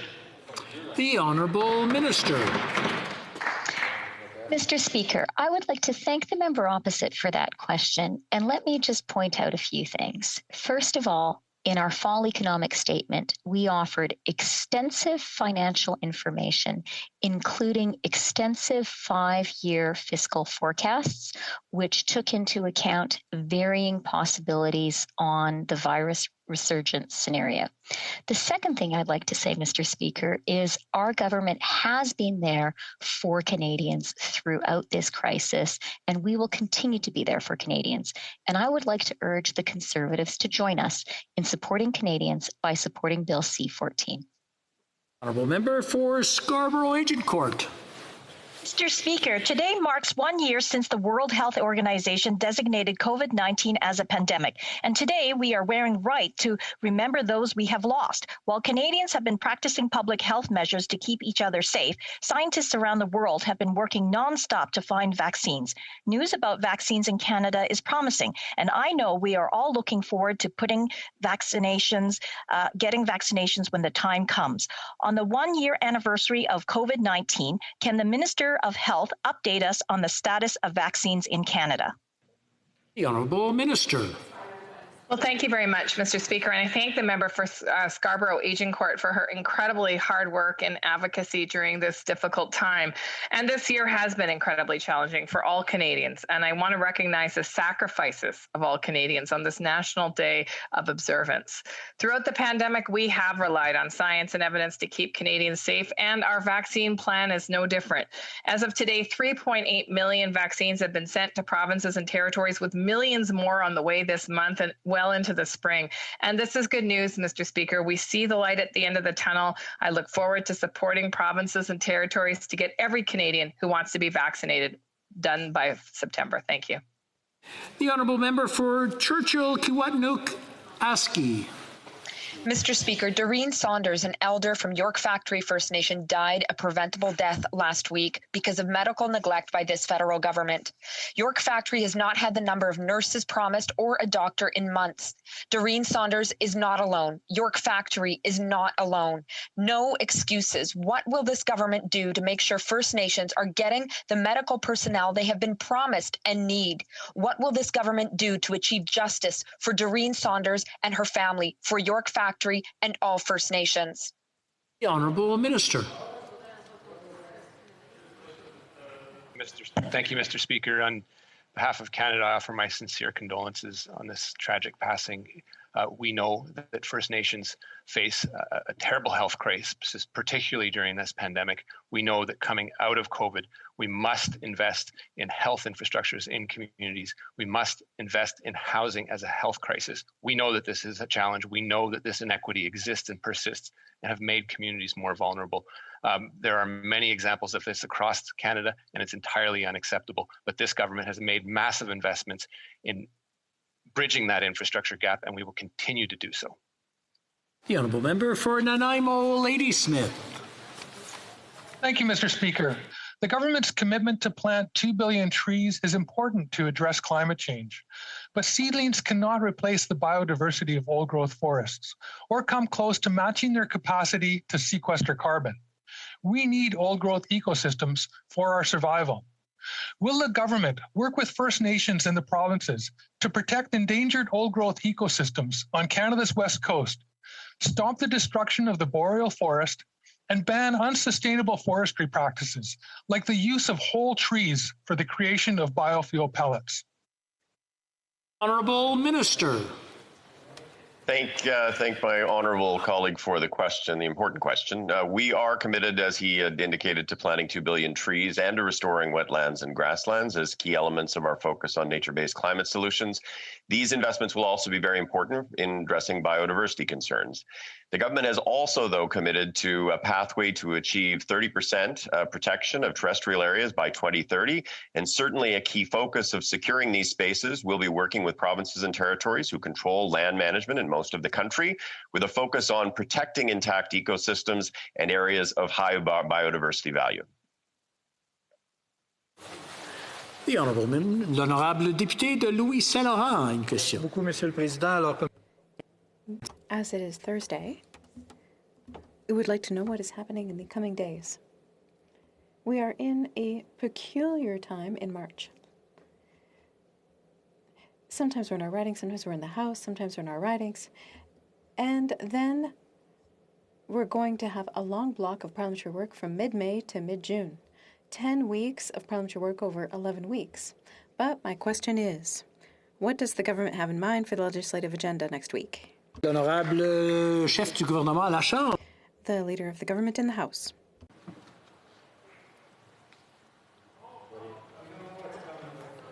The Honourable Government House Leader.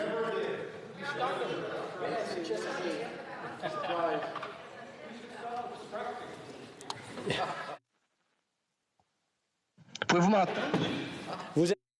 Allez-y.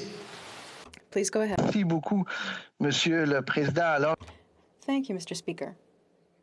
I would like to thank my colleague and friend for his question, which gives me the opportunity to provide details on what we expect to do during the week and when we come back.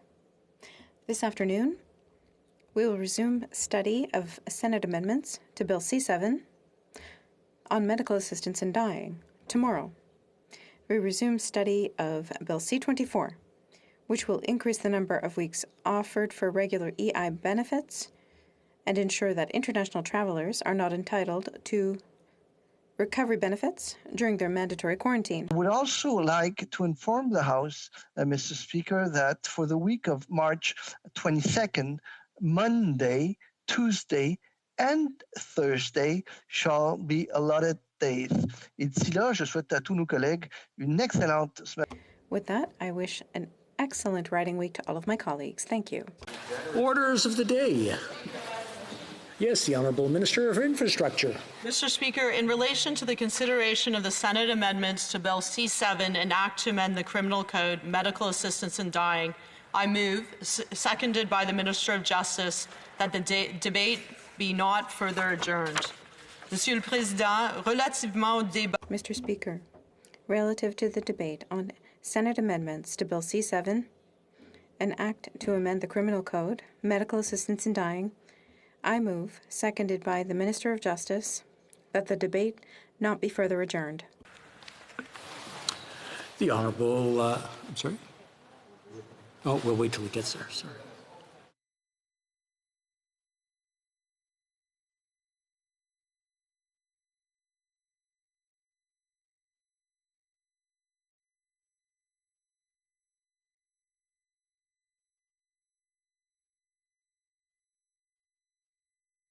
Good, thank you. Ms. McKenna, seconded by Mr. Lametti, move that in relation to the consideration of the Senate amendments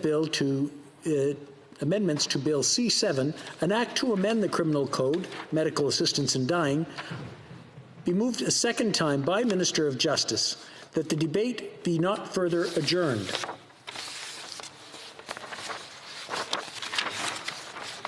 Conformément à l'article 60. Pursuant to Standing Order 67.1,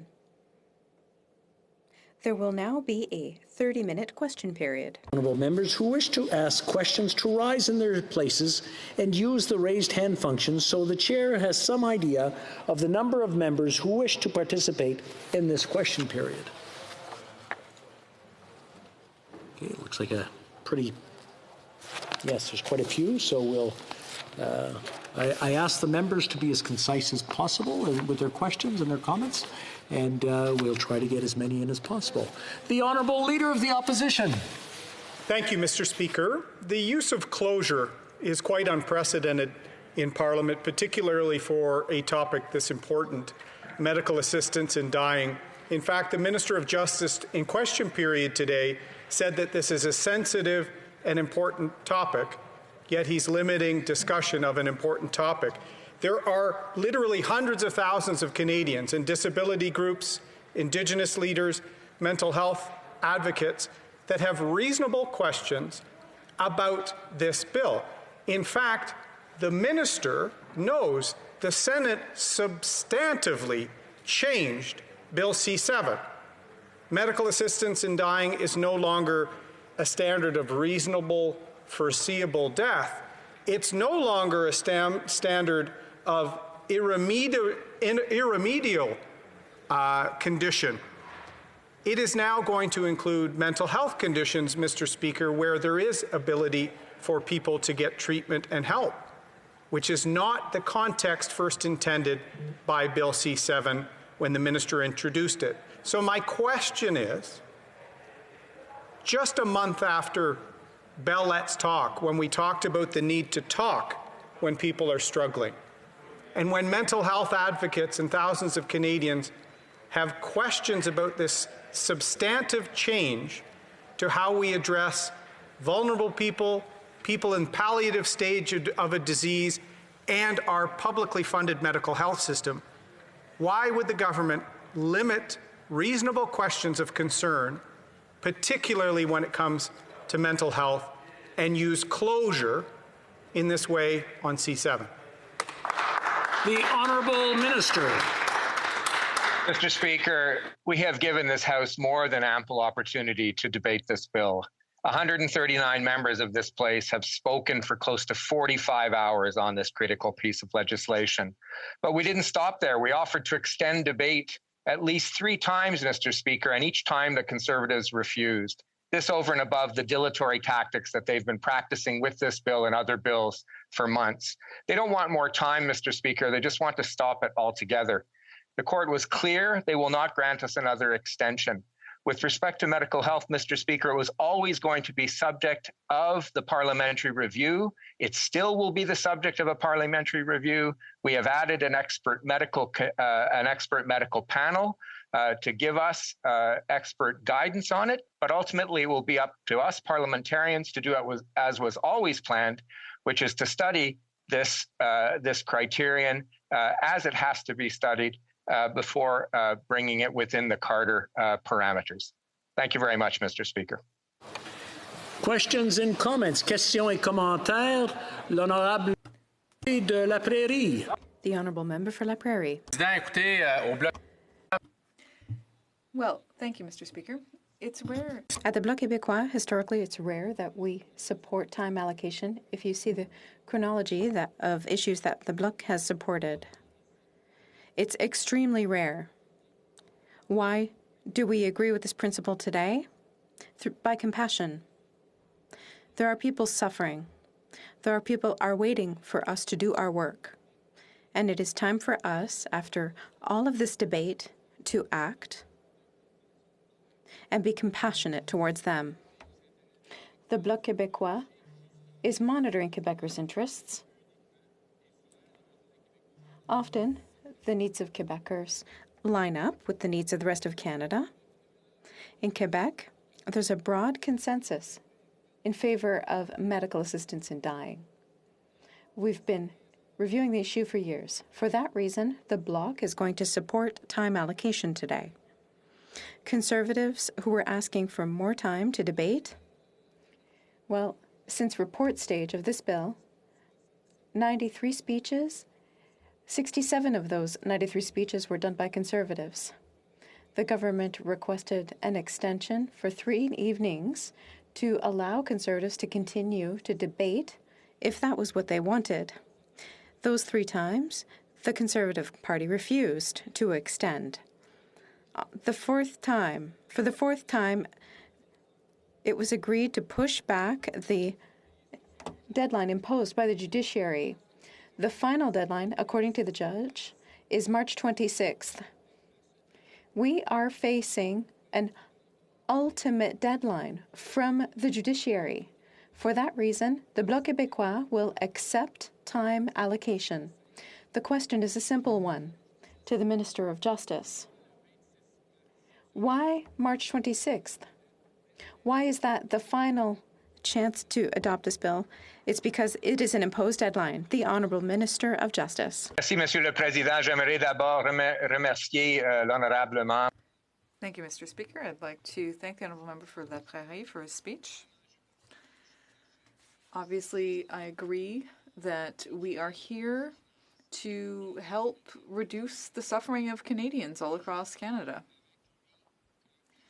And I would agree that there is a consensus, not only in Quebec, Madam Speaker, but across Canada. There is a consensus. Canada is ready for this next step. And as we've seen in debate, and also in debate in the Senate, I want to thank the Senate for their contribution, Canadian society is ready for even further change, going even further. We are ready to accept the principle of reducing suffering and supporting compassion and respecting life in a deep way. To answer my honourable colleague's question, the Supreme Court was clear. There will not be any further extension. Madam Speaker, it is time that the Conservatives stop these dilatory tactics and actually start putting people before partisanship. And comments, questions et commentaires. The honourable member for Hamilton Centre. Thank you very much, Madam Speaker. There will perhaps be no more serious and a final vote than that in dealing with medical assistance in dying. And as you know, as New Democrats, we are not for, and we are very rarely for closure. And yet we've heard through minister that there is a consensus in this country. I'm not clear what country he's living in, Madam Speaker, and my question through you to the Honourable Minister, in their failure to deliver adequate consultations with people in disability communities that would allow for this egregious extension into mental health without reasonable foreseeability. When he talks about caring and compassion and taking care of Canadians, why do they still continue to fail to listen to the voices of people with disabilities and to account for their compassionate care in living while he rushes through to this final decision in their death? The Honourable Minister of Justice. Madam Speaker, I thank the honourable member for his question, but I assure the House and I assure Canadians that nothing could be further from the truth. We consulted widely and deeply, Madam Speaker, from the beginning of January 2020 on this phase of the legislation, so Bill C7. We consulted over 300,000 Canadians online. We spread out across the country from coast to coast to coast, Madam Speaker, in order to listen to Canadians who had experience with MAID, in order to listen to the disability community, Madam Speaker. And indeed, the very structure of Bill C7 takes into account what we heard from the disability community and builds in safeguards that in the non-end-of-life scenario that represent the concerns that we heard directly from them, Madam Speaker. And I will say that the leadership in the Senate of Senator who herself lives with a disability quite vigorously is evidence that we have indeed listened to and supported that community. Madam Speaker, for another question, there's a lot of questions and comments. I ask members and the participants to make sure that they keep their questions and comments to 1 minute each. The honourable member, Saanich Gulf Islands. Thank you, Madam Speaker. It's difficult because I sympathize with the minister. I recognize the March 26th deadline. I sympathize with the leader of the Bloc Québécois and their concerns. And I completely agree that I saw Conservatives use time just to block the bill. But I have to say to the Minister of Justice, this is very difficult because the Senate amendments represent something entirely new than what we dealt with at report stage before. I'm asking the minister if he's really satisfied that all of us as members trying to be as nonpartisan as possible. I do not feel this is time for closure. The Honourable Minister. Madam Speaker, I thank the honourable member from Saanich Gulf Islands for her question. I am satisfied, Madam Speaker, that we are still respecting the process that we put forward with C7 that had the general support of Canadians. We had always said, Madam Speaker, that we would be dealing with the question of mental health in a profound way in the parliamentary review that was originally envisaged in 2016. We are still doing that, Madam Speaker. We now benefit from the work that the Senate has done. We will benefit from the work of the Executive Committee. But Madam Speaker, at the end of the day, I want to reassure the honourable member from Saanich Gulf Islands that we're parliamentarians. We will roll up our sleeves and we will work through the mental health criterion. And in fact, that will bring us within the parameters of the Carter decision and will fulfill the rights of all Canadians to have access to medical assistance in dying in a reasonable and safeguarded way. Questions and comments. The honourable member for Cloverdale, Langley City. Yes, Madam Speaker, we have seen our emails absolutely blow up. All of us members of parliaments are receiving tons of emails and phone calls on this issue. And I'm going to share with you quickly one that I received that I think our colleagues really need to take a look at. They will have it in their email. This is from Trudeau Lemons, Faculty of Law, University of Toronto. Madam, I have worked on many challenging health law and ethics issues for more than 20 years as a professor of law and bioethics, but never have I felt the weight of history more seriously as with the debate around the expansion of medical assistance in dying to people with disabilities, including those with mental illness, who would have years or decades of life left if we as a society provided needed support rather than a fast track to state-funded and medical system provided end of life and a facilitation of suicide. Please take seriously your obligation as parliamentarians and ask yourself what a precautionary approach requires. Think what it will do in the long term to the social fabric of our society. Imagine also what you would tell in the future to one of your voters, a neighbor, a family member. If you voted in support of this law and they come to you after they lost a brother, sister, daughter, son, father, mother, or close friend who in a period of serious mental health hardship and without sufficient support of our healthcare system have indirectly been encouraged by... The honourable member has had a minute and a half, and there's not enough time for everybody, so I do want to ask the honourable minister to respond. The honourable Minister of Justice.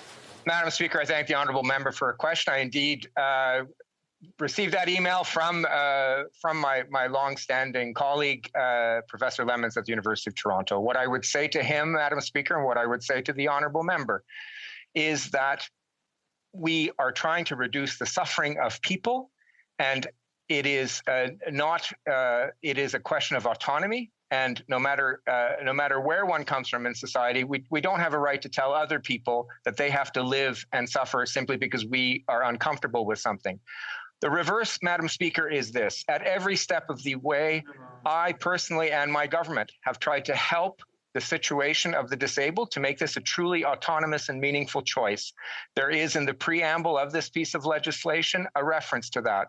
And we are working, Madam Speaker, as a government to improve the situation of people, for example, living with disabilities and investing in mental health as we have done, Madam Speaker, as no government has ever done in Canadian history, simply to make this autonomous choice a meaningful one. Thank you, Madam Speaker. Questions et commentaires, l'honorable. Questions and comments. The honourable member from Mulcairn. Thank you, Madam Speaker. Out of the aspects of the government's response that I find interesting, there's the creation of a committee to balance out the question of openness to MAID for mental illness. And, you know, the Bloc's not certain on its position there, far from being convinced. And the creation of a joint committee that would allow us to discuss some of the guarantees. The Bloc supports advanced requests, but at this stage of, you know, our debate, I think that it's time to go to committee. So I'd like to know from the minister,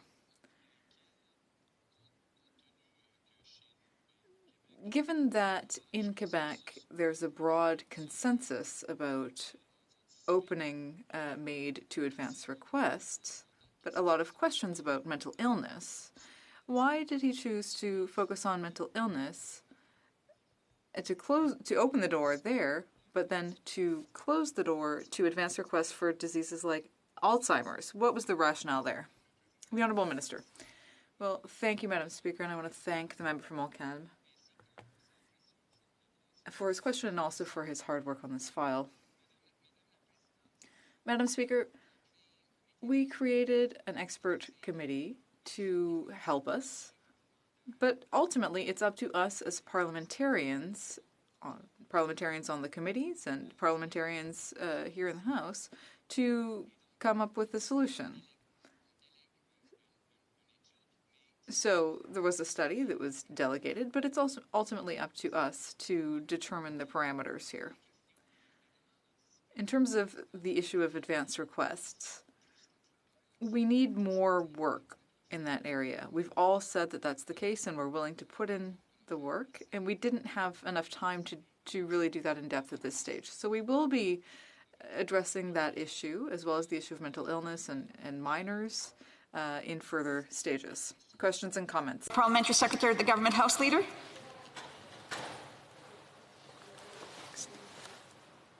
The Honourable Parliamentary Secretary to the Government House Leader. Thank you, Madam Speaker.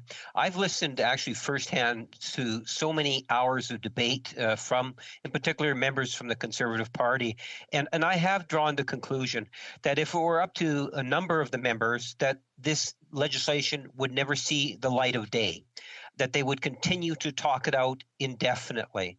And I think that the Bloc has recognized that, and that's one of the reasons why it was so important in order to meet that deadline that we actually have to bring in time allocation. If the minister could just provide his thoughts in regards to why it was so important for us to continue to move this forward. The Honourable Minister. Madam Speaker, I thank the honourable member for his question, his collaboration. We have given the House ample time, Madam Speaker, to debate this bill, opportunity to debate the bill and the Senate amendments, which the members of the Conservative Party, Madam Speaker, have refused to do on 3 occasions when we offered to extend debate until midnight. Madam Speaker, 139 members in this place have spoken on this for close to 45 hours. Madam Speaker, we have a deadline. The deadline carries with it serious consequences. It is clear that we will not get another extension from the Superior Court, and it is clear, Madam Speaker, that we have to move forward on this piece of legislation, which I, again, assure members of this House that has the large consensus of Canadians from coast to coast to coast. Questions and comments? The Honourable Member for Oshawa.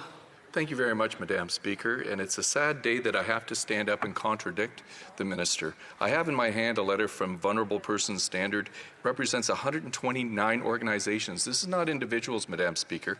And in the letter they say, as it stands, Bill C-7 is dangerous and discriminatory. It mentions 3 United Nations experts have warned that Bill C-7 will violate International Human Rights Convention, to which Canada is a signatory. Canadian legal experts warn that Bill C-7 will violate the Charter of Rights for Persons with Disabilities. People with disabilities, including in particular those who are marginalized, Black, Indigenous, racialized, and poor, have warned that Bill C-7 will undermine their dignity and put their very lives at risk. Madam Speaker, the Minister is using closure. He's saying that there is consensus. That is simply not true. Will the Minister please understand that deadlines, this is a final deadline for very, very many people that choose this. Could he please reconsider? The Honourable Minister. Madam Speaker, again, these are the kinds of arguments that we have been hearing in this House with respect to Bill C-7 generally, and which the Speaker's party has fixated on, Madam Speaker. The fact of the matter is we consulted widely with the leadership of disability groups. Nobody, Madam Speaker, is forced to get MAID, and we as a government have invested in a dignified life, and we're going to continue to invest in resources for the disabled and resources for mental health. Madam Speaker, I have, and we have disagreed with the opinions offered with respect to the constitutionality. I believe this bill is constitutional, is in fundamental agreement with the Charter of Rights and Freedoms, Madam Speaker. And I believe that there are fundamental errors in the report from the United Nations in the way it has characterized the law, Madam Speaker. Nobody is forcing people with disabilities to get MAID. Séance et commentaires. Questions and comments? The Honourable Member for, give me one quick second, it just escaped me, for Kelowna Lake Country. Thank you, Madam Speaker. The minister is debating the reasons why he's supporting the bill, and yet actually what we're talking about right now is whether parliamentarians have had the time to speak fully on this. The time allotted that the minister is mentioning includes what was previous to the Senate amendments. And we haven't fully debated the Senate's amendments and allowed members to represent their communities who wish to. My phones and emails have been flooded the last few days, and this is likely one of the most important bills that this Parliament will be dealing with. So I implore the minister to allow the time so that we can properly debate this. Madam Speaker, I know that Madam Speaker, I thank the honourable member for her question. I would remind her that it was her party that on 3 occasions this past week, Madam Speaker, refused the opportunity to debate the Senate amendments to this bill by refusing to extend hours, by refusing to leave their dilatory tactics aside on other pieces of legislation. Madam Speaker, if she has to explain to her constituents why she perhaps feels she didn't have a chance, she'll have to just explain that her party leader failed to exercise the leadership necessary in order to use the time, very valuable time, that we as parliamentarians have in order to discuss this bill properly. That being said, Madam Speaker, I think there is a large consensus here that we have seen across Canada on committee, and we will continue to move forward in this next step. Questions et commentaires. The honourable member for Nanaimo, Ladysmith. Well, thank you, Madam Speaker. I have some concerns. This is a very important bill, as many other MPs have stated. This is a matter of life and death, and very difficult decisions. And I have some difficulty with the Senate amendments, and I would appreciate more time to be hearing, about this. And I'm wondering if the minister feels comfortable having an unelected body making amendments to such an important piece of legislation. When we've discussed this, we've had expert testimony and witnesses come before our committee, and now we have these changes and a lack of time to really consider them carefully, I think. So I'm just wondering if he's comfortable with an unelected body making these changes in such a way. Honourable Minister. Thank you, Madam Speaker. I am indeed comfortable. For the first time, perhaps since the beginning of Confederation, we have a Senate that is doing its job in a very robust way, in a very thoughtful way, in a very meaningful way. The Senate as well heard expert witnesses, studied the bill, did a pre-study of the bill. The Senate also discussed this bill in a relatively nonpartisan way, and that even includes, Madam Speaker, conservative members of the Senate, which frankly was heartwarming. Madam Speaker, we thoughtfully reacted to the amendments proposed by the Senate, and we believe we are moving forward with a reasonable package of amendments that have the large consensus of Canadians. We think this is the best step forward. The things that are left are things that we can discuss as parliamentarians in the appropriate fashion over the next 2 years. Questions et commentaires. L'honorable député de Montcalm. The honourable member for Montcalm. Thank you, Madam Speaker. Some colleagues seem to have forgotten that beyond the delicate issues that will be sent to an expert committee to study these issues, there have actually been a number of advances. For example, removing mandatory consent within 10 days for people who are terminal, and ensuring that we can meet the needs of people like Ms. Carter, Ms. Parker, Ms. Gladue, Mr. Truchon. Now, there are a lot of people waiting, and so, the court said that if we didn't give people the option of being heard, that would violate these people's right to life. So that needs to be dealt with. Is the minister convinced that between now and 30 days, the committee will be struck and that the committee will continue to work, perhaps with other stakeholders, but at least will continue to work on the file? I'm sorry, but there are other questions and we don't have a lot of time. The Honourable Minister. Merci encore une fois. Thank you once again to the Minister. Or rather, thank you to the member. I completely agree with the idea that C7 has a number of benefits for Canadians. There was a consensus that we saw that come out of the consultations. And I'm confident that the expert committee will be striking it within 30 days as provided for under the law and the motion. And I'm confident that they will do their work as planned. And comments, the honourable member for Fundy Royal. Thank you, Madam Speaker. Unfortunately, we've heard the minister use the word consensus over and over again over the last little while. And the fact is, when he appeared before the Justice Committee on Bill C7, he said there was no consensus to include mental illness. When he went to the Senate and spoke to the Senate, he said there is no consensus in the medical community or in Canada on the issue of mental illness. And now, showing complete contempt both for Parliament by having no debate, no study at committee, and complete contempt for those in the mental illness community, those in the suicide prevention community, people like Inclusion Canada, the Canada Institute for Inclusion and Citizenship, the Disabled Women's Network, the Council for Canadians with Disabilities, the Canadian Feminist Alliance for International Action. Hundreds of organizations have signed a letter saying to members of Parliament, please vote against the inclusion of mental illness in Bill C7. Why is the minister putting the cart before the horse? We need to study this first before moving forward.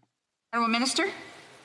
Madam Speaker, I congratulated the honourable member earlier today for his tone at committee. I wish I could do the same now. I am not showing contempt for Parliament, Madam Speaker, or the House of Commons. What I'm doing is showing respect for a parliamentary committee process that will come to a reasonable conclusion and put in reasonable safeguards with respect to mental illness. Madam Speaker, yes, I've always admitted this is a difficult issue and that I have heard on both sides, Madam Speaker, experts saying that we either could or we couldn't.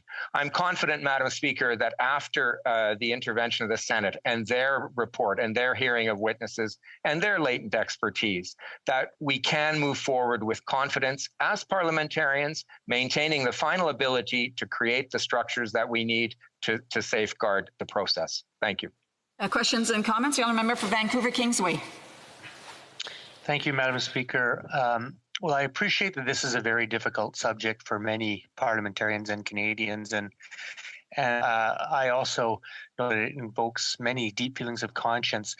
I personally am in favor of medical assistance in dying and support Canadians' rights, constitutional rights to access that. But I also know a flawed bill when I see one, and I also know when the majority of the Canadian public is very concerned about a bill. I was somewhat shocked to hear the minister use the words consensus. I think he said that there's a consensus among the Canadian public about this bill. That is the farthest thing from the truth. I'm hearing from disability rights groups across this country who have not been consulted and are deeply concerned about this bill. He also says this is constitutional. Well, he said that in the other iterations of this bill after the Carter decision, where liberal adventurism resulted in another unconstitutional bill. Will he heed the call of Canadians and give parliamentarian right to do the proper study of this bill and make sure that this flawed legislation is correct? There's only a little bit of time for the minister to respond. 45 seconds. The honourable minister. Thank you, Madam Speaker. I thank the honourable member for his question, and I share the concern. He will recall in 2016 that I thought that bill was unconstitutional, and my fears were borne out by the Quebec Superior Court. Madam Speaker, this bill does have the large consensus of Canadians. I just want to assure the honourable member of that. And I also want to assure him, as I have pointed out on a number of different occasions, that we did a great deal of consultation, including with people representing people living with disabilities and the leadership of that group. I did much of that personally, Madam Speaker, and the bill itself reflects that in its very structure.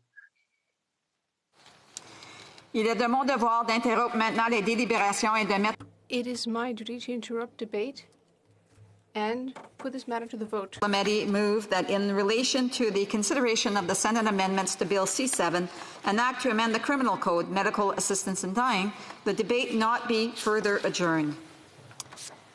Si un député d'un parti reconnu présent en Chambre désire demander un vote par appel non. If a member of a recognized party present in the House wishes to request a recorded division or that the motion be adopted on division, I would invite them to rise and indicate it to the chair. Honourable member for Kingston and the Islands. Thank you, Madam Speaker. I would request recorded division on it. Y a-t-il besoin d'avoir Est-ce... Call in the members.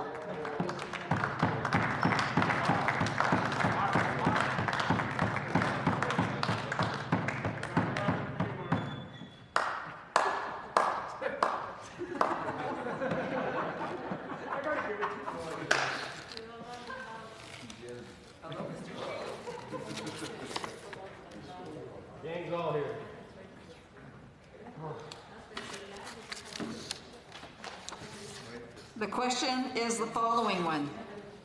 Ms. McKenna, seconded by Mr. Lametti, moved that in relation to the consideration of the Senate amendments to Bill C-7, an act to amend the Criminal Code, medical assistance in dying, the debate not be further adjourned. The 10-minute period for members voting electronically has started, and the House will now proceed to the vote for members participating in person.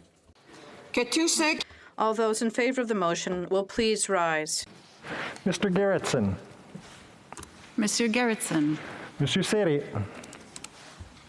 Monsieur Seri. Madame Mendez. Madame Mendez. Monsieur Terrien. Oh, pardon, Monsieur Blanchet.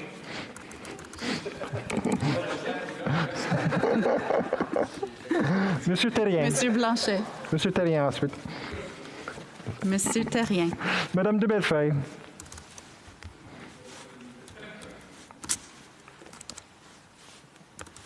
Madame de Bellefeuille. Monsieur Lemire. Monsieur Lemire. Madame Normandin. Madame Normandin. Madame Vignola. Madame Vignola. All those opposed to the motion will please rise. Monsieur Deltel. Monsieur Deltel. Mr. Shields. Monsieur Shields. Mr. Richards. Mr. Richards. Mr. Bazan. Mr. Bazan. Mr. McGuire. Mr. McGuire. Ms. Finley, South Surrey, White Rock.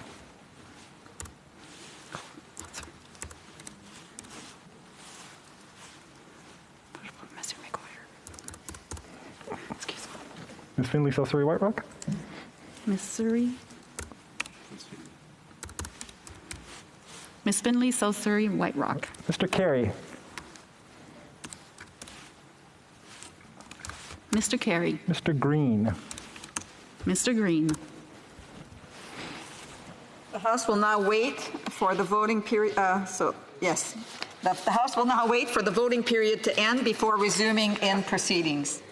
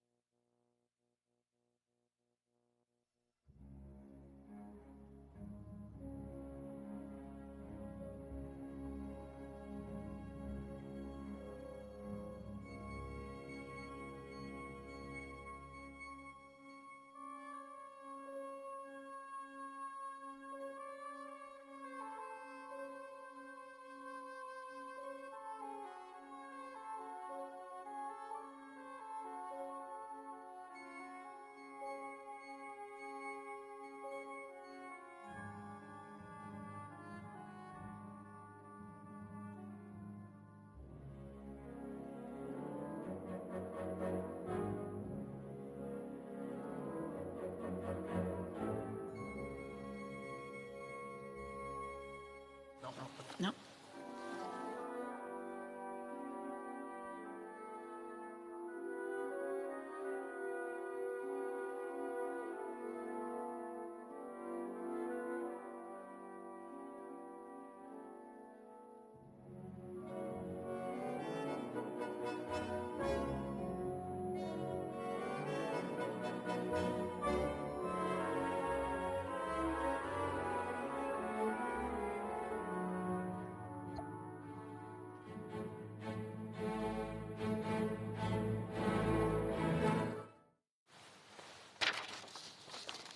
Je désire informer la Chambre. I wish to inform the House that the voting period has ended. If members were not able to vote due to technical difficulties, they may now use the raise hand function, and the chair will recognize them. Si... une seconde. Je vais dessus à celui-là. Je vais dessus directement. On va appeler tout de suite les noms des personnes. L'honorable député.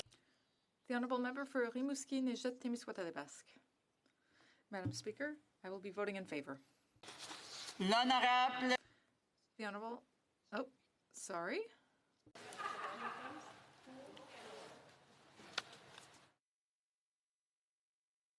De Terrebonne. The Honourable Member for Terrebonne. Madam Speaker, the face authentication mechanism wasn't working on my app, so I will be voting in favour of the motion. L'honorable. The Honourable Member For Sackville, Preston, Chesapeake. Thank you, Madam Speaker. I thought that I had voted in favor, but I also said, it was also said that maybe the vote hadn't been received by the House. So I had been trying to vote in favor, and I just wanted to confirm that my vote was recorded. Yes, it was recorded. The honourable member for Prince George, Peace River, Northern Rockies. Thank you, Madam Speaker. I did vote nay on the app. It did catch my vote. It said that I hadn't voted, so I'll be voting nay. Thank you. L'honorable député de... Oops, excuse. Mr. Zimmer against.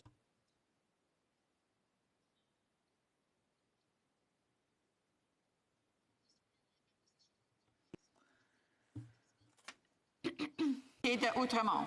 The honourable member for Outremont. Yes, thank you, Madam Speaker. And pour 4.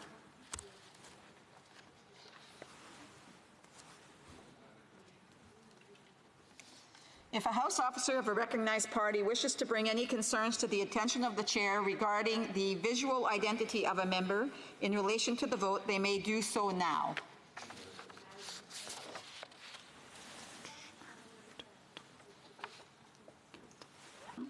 The table will now compile the results of the vote.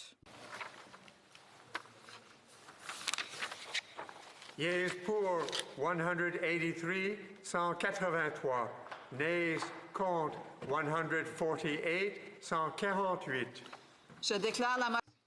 I declare the motion carried.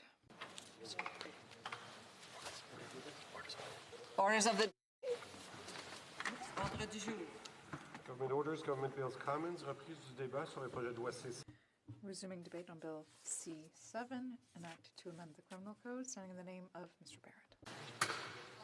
Resuming debate, the Honourable Parliamentary Secretary to the Government House Leader has 13 minutes remaining in the debate. Yes. Thank you, Madam Speaker. And if I may, just to start off by indicating that I can appreciate and I can understand the gravity of the debate that's been taking place on this very important piece of legislation. It is nothing that is new to members, no matter what side of the aisle one is at. Those that have been around for the last 4 or 5 years, where we have literally seen hundreds, if not possibly even thousands of hours of debate, of discussion. When you factor in things such as what's taken place in the Senate and the committees there, to the hours of debate in second readings, third readings, the committee hearings, the special committee hearings, the amazing amount of consultation that has taken place, in particular by the current minister responsible for the legislation. I know the parliamentary secretary to this particular ministry has done a phenomenal job in terms of just reaching out, explaining the many complicated aspects of this legislation, doing the comparisons in terms of what had taken place previously. The issue of medical assistance in dying has been on the floor of the House, has been in our communities for years now. And we're in this position that we are today because of a specific court ruling that was made, and it was a Superior Court ruling from the province of Quebec. And I believe, now the deadline, I think, is at the end of the month. And this is now the second or third, and it is the final extension, as has been made very clear. I believe that we need to have legislation dealing with medical assistance in dying, and that it does need to comply with our courts. I very much am supportive of the whole idea of rule of law in our democratic system. I understand there are extremes on either side of the issue. Those that, for personal and passionate reasons, believe that we shouldn't have the legislation, and those that are from a personal and passionate reasons that believe that we have to have the legislation. I have chosen to fall on the side of supporting the legislation, Madam Speaker. And for a number of reasons, I've made that determination. I respect the debates that have taken place. Over the years, I have seen tears on the floor of the House of Commons as MPs plead at times with a great deal of passion their position on medical assistance in dying.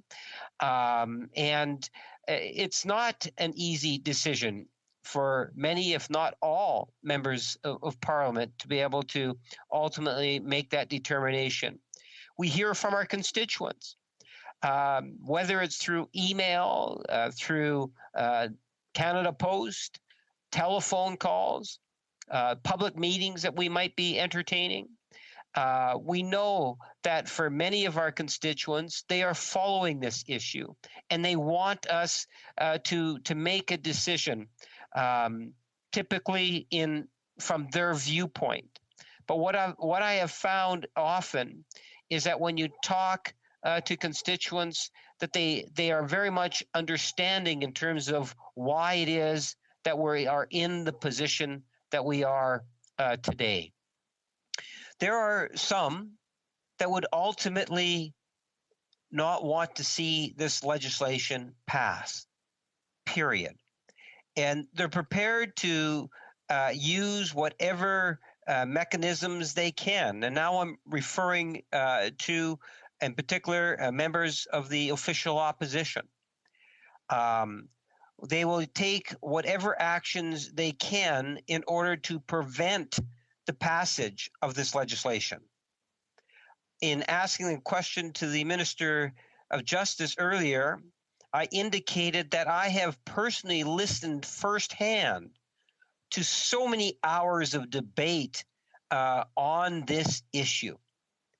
And I've posed questions to other members. And let me be on the record very clearly that there are members within the Conservative caucus, I believe, that just do not want this legislation to pass, period. End of story. And the Conservative Party as a whole has taken on the position of saying that we want to continue to have more debate, and somehow drawn the conclusion that it is absolutely inappropriate for the government to move closure. I want to highlight two aspects to that because I think it is very misleading to Canadians to try to give the impression that the government of Canada in any way has not been listening to Canadians or is trying to ram through legislation. Number one, we are in a minority government. We could not be doing this without the support of a majority of the members that are sitting inside the House of Commons. That means there are many opposition members supporting the need to ultimately allow this legislation to come to a vote. And I suspect when it does come to a vote, you'll even see some of the Conservatives, some that voted no to allowing it to come to an ultimate vote, that will actually vote in favor of the legislation. And they're using the rules to try to prevent. So I think it's important to recognize that it's not just the government that is saying that the official opposition is being irresponsible on this legislation. The second thing that I would point out is, on the one hand, the Conservative Party says, well, we want more debate. And that's really what this is all about. Why has the government brought in closure? We want more debate. Well, Madam Speaker, that is just not true. It is not the case. I don't believe that for a moment. And for those that are following the debate, they need to understand and appreciate that the Conservative Party of Canada was offered not once, not twice, but on 3 separate occasions, the opportunity to continue to debate this issue for many hours on the floor of the House of Commons. On 3 separate occasions. And on every opportunity they were provided to be able to have additional debate, it was the Conservative Party that said no. Madam Speaker, I think that clearly demonstrates that the Conservative Party isn't interested in having a more debate time, but rather they want to filibuster this legislation. In one sense, they would be very happy if we debated this bill every day. And then you know what we do? If we accommodated their desire, their so-called desire, then they would criticize us for not having more debate on other government bills. There is a finite amount of time on the floor of the House of Commons. And the Conservative Party continues to want to, in my opinion, abuse that opportunity to allow for healthy debate. Right now, we're talking about life and death with C7. But there are examples of that I could give that further what I believe has been a very destructive attitude from the Conservative Party of Canada when it comes to the proceedings and the things that are taking place inside the House. And if it were not for the shaming of the Conservative Party of Canada, some of the legislation and some of the things that we have seen take place in the last 24 hours would not have occurred.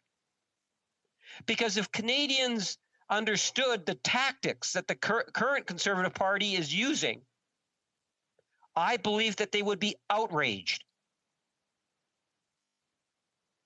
Here, it's about life or death and Bill C7. On other occasions, I would cite C14 as an excellent example. Hours and hours, days of debate. I suspect there were probably more days of debate on C14 than there were on a budget bill. More speakers than on a budget bill. And they just want to continue to talk and talk it out. Finally got it through because I believe they were finally shamed to do so. When we talk about C7 now, as I indicated at the beginning, it is a very much a complex and deeply personal issue. It is about reducing suffering amongst many other things. I have shared with this House in previous debates on this issue about my own life experiences. Whether it was the passing of my father at Riverview or my grandmother in palliative care at St. Boniface Hospital. Out of this debates that we've had, there has been a great deal of discussion about what else we could do. For example, the importance of hospice care, the importance of issues like long-term care once again, recognizing that the federal government does have a role to play in those areas. Fortunately, the honourable member's time is up, but I'm sure that he'll be able to add during questions and comments, and there's 10 minutes of it, questions and comments. I would just ask the honourable member for Peace River Westlock to close his mic.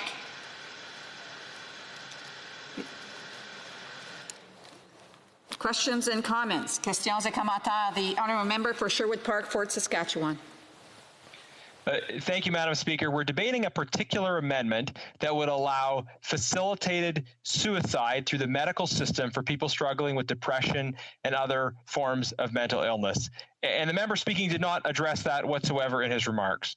Now, the government is framing their approach to this issue as some kind of open-ended consultation, but it's not an open-ended consultation.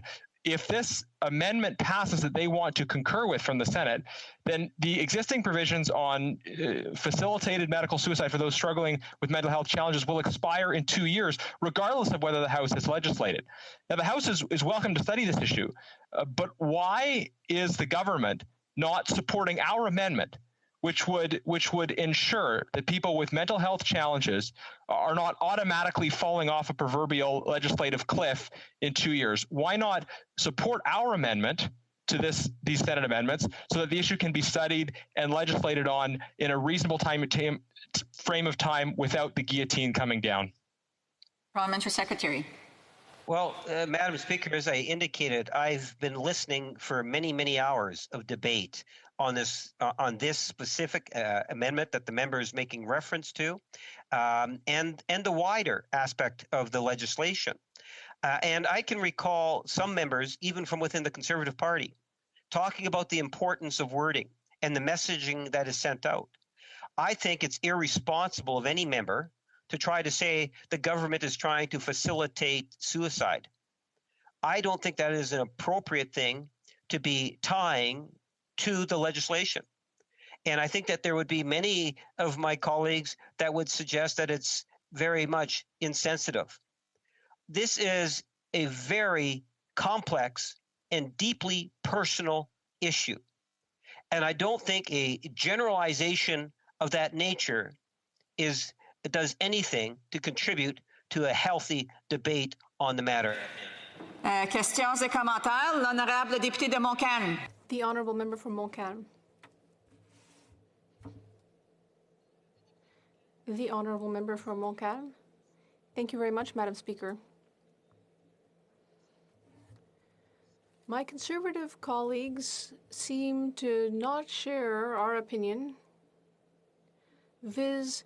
That the government's role when it comes to something as personal as our own death is not to make that decision for us, but instead to preserve the conditions under which we can exercise our free will and enlightened judgment.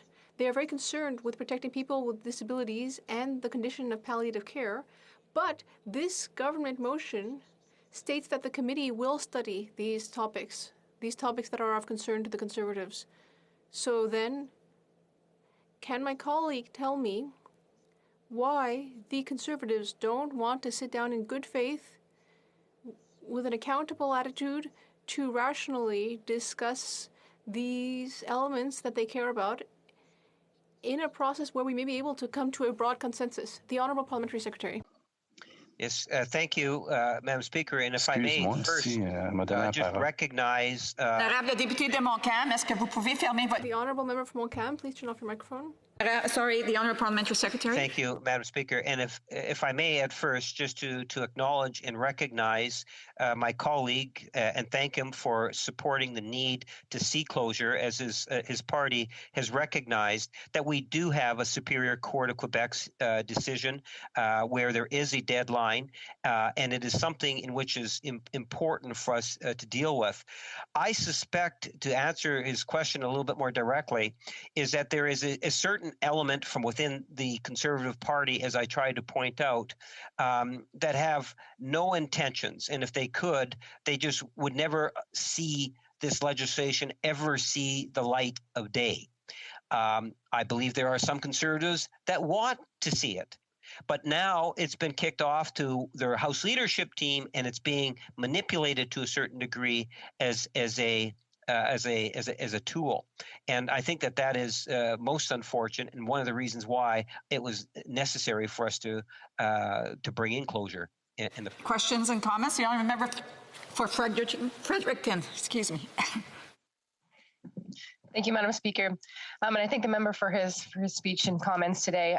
He mentioned, thousands of hours of debate around C14, around C7. And I'm just wondering, would the member not agree that in comparison, when we're talking about this amendment around mental health access to MAID or those who are mentally ill, that such a little amount of time that we've been given to debate such a large extension of what the definition of MAID would be. So I'm just wondering if the member can comment on kind of the discrepancy between the thousands of hours that went into the beginning stages of this bill to the kind of short time frame we've been given for this new piece that's a critical component that I think we need more time for. Yeah. Honourable Parliamentary Secretary. Yes, Madam Speaker, I appreciate the question. I suspect that if we were to canvass the last 12 months, that you will have seen literally tens of thousands of Canadians that have been engaged, and they would have covered a wide range of things that were in legislation, outside of the legislation. There have been health experts and other stakeholders that have come before the House of Commons and the Senate.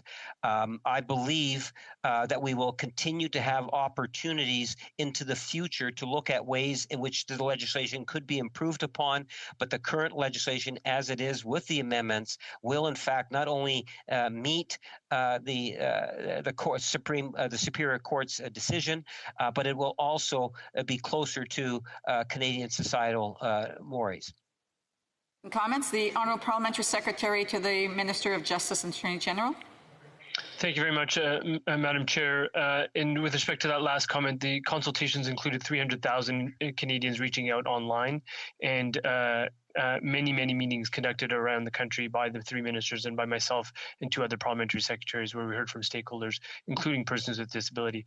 I want to touch on the parliamentary secretary's experience in this House and say to him that how does he interpret what I see as sort of sometimes a bit of a double standard? We've had the actual Conservative Justice critics speak in the Telegraph Journal in New Brunswick, stating that we need to have extended hours for debate, and yet to the point made by the member from the Green Party, when the proposition was put to the Conservatives about on 3 occasions for extending debate on these very Senate amendments, that proposition was turned down on 3 occasions. How does the member from Winnipeg reconcile those two positions? Thank you. The Honourable Parliamentary Secretary.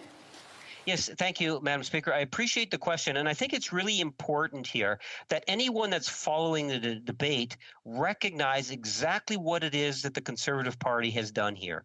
On the one hand, they're saying, we want to have more debate. And then on the other hand, there's not allowing that additional debate. It just makes no sense at all unless you're using it as a House tool to play a destructive force in the legislative agenda of the government. And to me, that is a fairly pathetic thing to be doing on such important legislation, to be using this as a tool in order to frustrate the government, Madam Speaker. The opposition, the Conservatives, have been offered the opportunity to have the additional debate, and on 3 separate occasions, they said no on the floor of the House of Commons. Questions and comments? We have time for a brief question. The Honourable Member for Oshawa. Thank you very much, Madam Speaker. And I'd like to address what the Parliamentary Secretary just said, because what has actually happened here, the Senate has given significant amendments to this bill. It's a completely different bill than was sent that way. And what the proper way of looking at it would be is so that we could have actually a committee before it's made into law. They want to reverse it. And what's really important for people with mental illness is that they're heard. So my question for the Parliamentary Secretary is very simple. The Minister has said that he has consensus, okay? I have a letter, 129 organizations who support the people with disabilities in the community. If the Minister has consensus, can he just name one organization of people who support people with disabilities that support his position? Just one. Parliamentary Secretary has just under 30 minutes to respond. Just under 30 minutes. Great. No. Seconds. Madam Speaker. To the question, I think it's important that we recognize the motivation from the Conservative Party. And the motivation we saw back in December when they started the whole process of delay. And yes, it ultimately did pass. It did now go to the Senate. It's come back to the Senate. Here they see another opportunity. I don't think in the minds of some of the Conservatives, I think maybe they're genuine, but in terms of the Conservative House leadership team that's providing the leadership on this, I think it's being used as a manipulative tool to frustrate the government on its legislative agenda in the House, which is inexcusable. Before I go to resuming debate, this has happened a couple of times today where individuals who are virtual have put their hands up and they're on the telephone. And so what happens is that it takes away time from other individuals who want to ask questions. And so I would just recommend that if you plan to put your hand up, please don't be on the phone because it does take time to excuse yourself from that call. Resuming debate, reprise de débat, the honourable member for Fundy Royal. Well, thank you, Madam Chair. And Madam Chair, I would be splitting my time with the member from South Surrey, White Rock. Madam Chair, it's been very interesting to hear the Liberal speakers today on this sad day when they've brought in closure on what is a very important life or death amendment that has come out of the Senate. And to hear the Liberals spinning their wheels and making up excuses and pretending that past studies on other bills dealing with medical assistance in dying somehow should be taken and counted on the very huge expansion that has been brought in by the Senate and has only had very few hours of consideration in this House before this closure motion today comes in. And for those that are watching, closure by the government means that members of Parliament will not be able to further debate or further study the application of medical assistance in dying to those suffering with mental illness. And it's important to have a bit of a context on this, Madam Speaker, because when the Minister of Justice appeared at our Justice Committee and we studied this bill, we did not hear from those in the community that is in, for example, suicide prevention and those dealing with mental illness, because that was not part of the bill. And the minister at the time said, there is no consensus in Canada when it comes to medical illness, and there is no consensus amongst physicians when it comes to medical illness. And yet now, a few months later, they're ramming this through today in a very unfortunate and contemptuous way. Madam Speaker, I expect that we hear the desperation in the voices of Liberal members, and that's because they're getting the same emails and phone calls and messages that the rest of us are getting. And it's from those that are fighting for vulnerable people, those who are fighting for people with depression and people suffering from mental illness, saying, please do not pass this Senate and now Liberal government amendment. So from the beginning, Madam Speaker, the government has mismanaged this issue. They say that this bill, Bill C7, originally was to respond to a Quebec Superior Court decision from 2019. Conservatives at the time said very clearly the government should defend its law and should have appealed this decision to the Supreme Court of Canada. Instead, the Minister of Justice, who himself voted against Bill C-14, medical assistance in dying, because it did not go far enough, he saw this as an opportunity to rapidly expand the medical assistance in dying regime under the cover of responding to that Quebec court decision.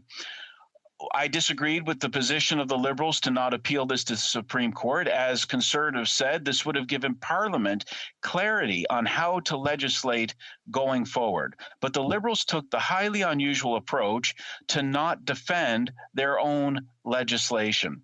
If the Liberals wanted to simply respond to the Quebec court decision, they would have and they could have.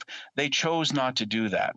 Instead, today, they are trying to ram through this bill that goes dramatically beyond that. It's very clear that this Liberal government sees the work of Parliament as a nuisance, and that anything other than complete acceptance of their legislation must be stopped. When this bill was first introduced just over a year ago, it was done 1 week after the government had already asked for its first extension from the Quebec court. So already the government was failing to meet the court deadline that they said it was their goal to meet. Then, rather than introduce a bill that simply addresses the Quebec court decision, they introduce a far more expansive bill that requires a significantly greater amount of scrutiny by Parliament. Under Bill C-14, the government's original made legislation, a legislative review was required 5 years after the bill received royal assent. That was scheduled to take place last year. This review would have looked at the impacts of Bill C-14 and would have given insight on how to proceed forward. Let me be clear. Rather than allow Parliament to do that work first, the government decided to expand made legislation in Bill C-7. Again, rather than simply respond to the court decision and allow Parliament to do the work necessary to study this issue, they overreacted and brought in expansive new legislation. The government ended up receiving an extension from March 11th to July 11th, and with COVID's outbreak, Parliament was limited for a number of months. As time ticked towards July 11th, it was apparent that yet again the Liberals would not be able to ram their bill through Parliament. Another extension was requested on June 11th, this time for December 18th.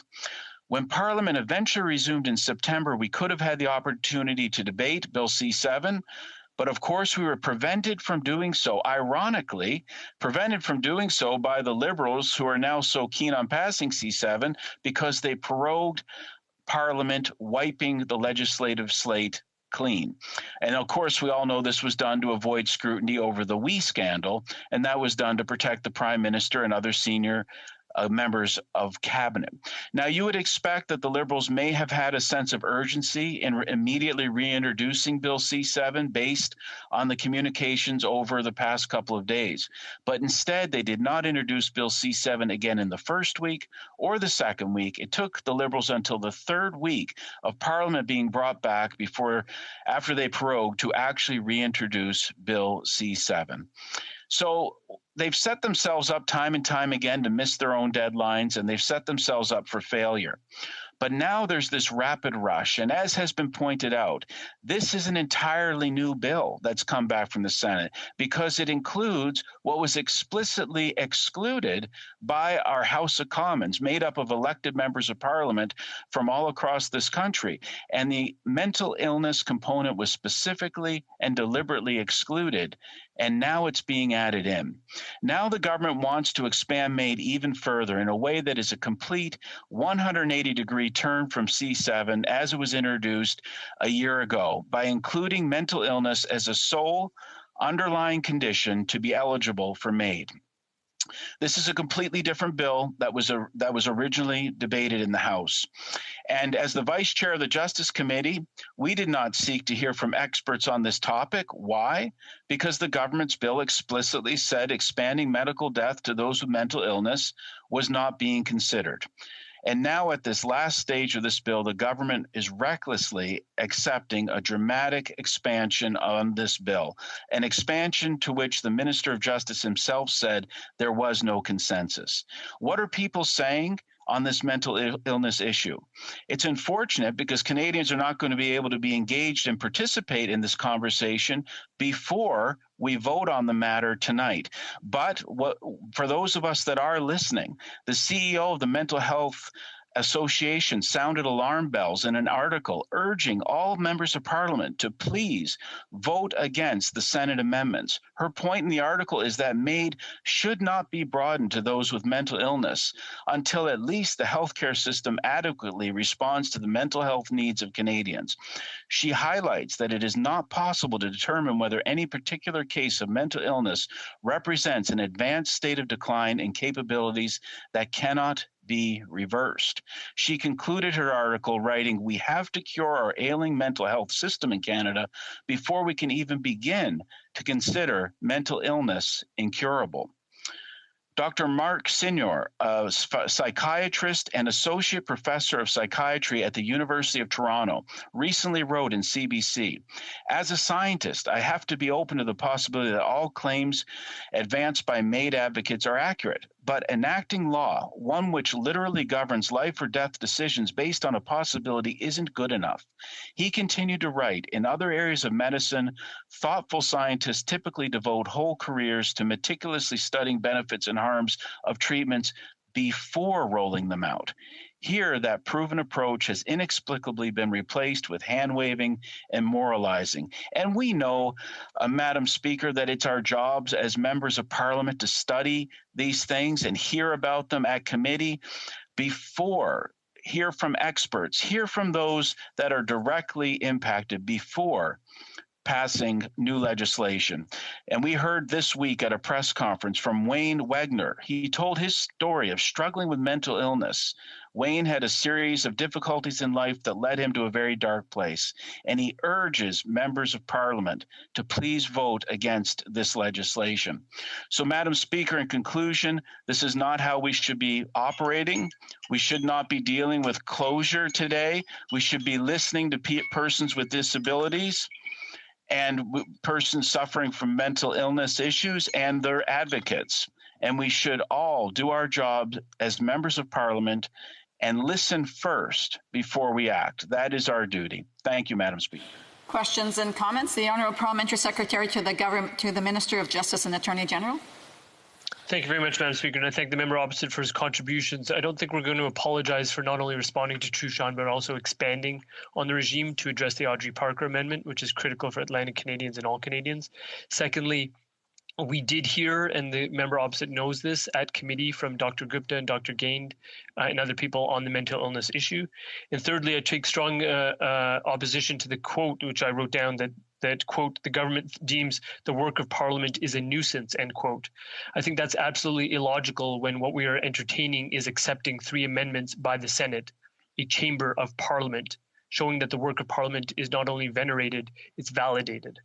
And the point I would make to the member opposite is just to put to him the logical inconsistency of his own statements to the Telegraph Journal in his own province when he said we need to sit evenings and weekends to deal with these very important amendments that have been suggested, and then his party doing an about-face and rejecting 3 different opportunities to do just that. If the member could respond, please. Thank you. The Honourable Member Fundy Royal. Thank you, Madam Speaker, and thank the Parliamentary Secretary for his question. And as the Parliamentary Secretary knows, even as late as today at the Justice Committee, Liberals rejected an opportunity for us to hear from mental illness professionals, from those that will be impacted by this legislation. And that is our job. You know, we are listening. I received a letter signed by 129 organizations, Inclusion Canada, Canadian Hospice Palliative Care Association, the Disabled Women's Network, 129 organizations that are saying, please support the Conservative amendment and please do not include mental illness as a grounds for someone to receive assisted dying. We need to listen to the experts first, and the Parliamentary Secretary knows we have not done that. We had committee meetings on Bill C-7, but this was not part of Bill C-7 when we had those meetings. Questions and comments, the Honourable Member for Montcalm. The Honourable Member for Montcalm. Thank you very much, Madam Speaker. I'm sorry. There was no interpretation, and there was silence, and then I don't hear you when you call me. That's happened several times. I apologize. I'm hearing what my colleague is saying. He wants us to further reflection. I agree with that, but the motion in question would allow us to invite the people he's talking about to think about this in a nonpartisan fashion about the best solutions. Early Alzheimer's, for example, people with it should be able to have access to an early request. And what would they say to people like Madame Gladue, who went before the courts, and she was told that C-14, that he voted against because he said it was too much, infringed on Ms. Gladue's rights to life because she was... What would you say to these people? Well, as the honourable member would know or should know, I mean, it's his party that is enabling the shutting down of debate today by supporting the Liberals' motion for closure. The minister has testified at the Senate that Alzheimer's and dementia is not included in the definition of mental illness. So this expansion by the Senate is going to include people who now are suffering from mental illness, suffering from severe depression, being considered for medical assistance in dying.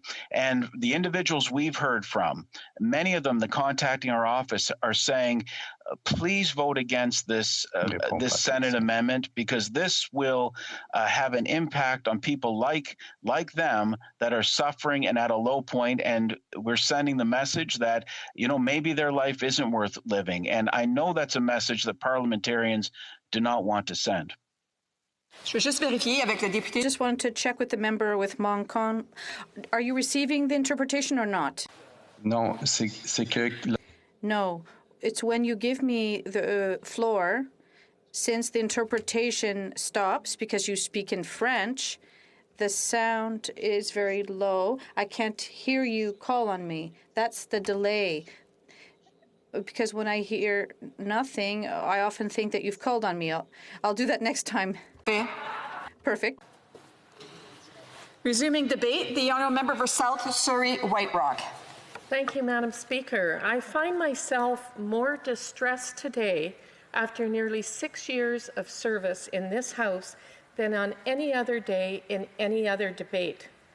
The Liberal government's closure motion, limiting debate, stifling the people's representatives in the very place we are elected to give voice to the voiceless, the egregious affront to public policy creation playing out before us, the terrible precedent this sets for the future, the abandonment of the vulnerable in our society. I am left with the echoes of persons with disabilities and those I know who have come out the other side of mental illness suffering.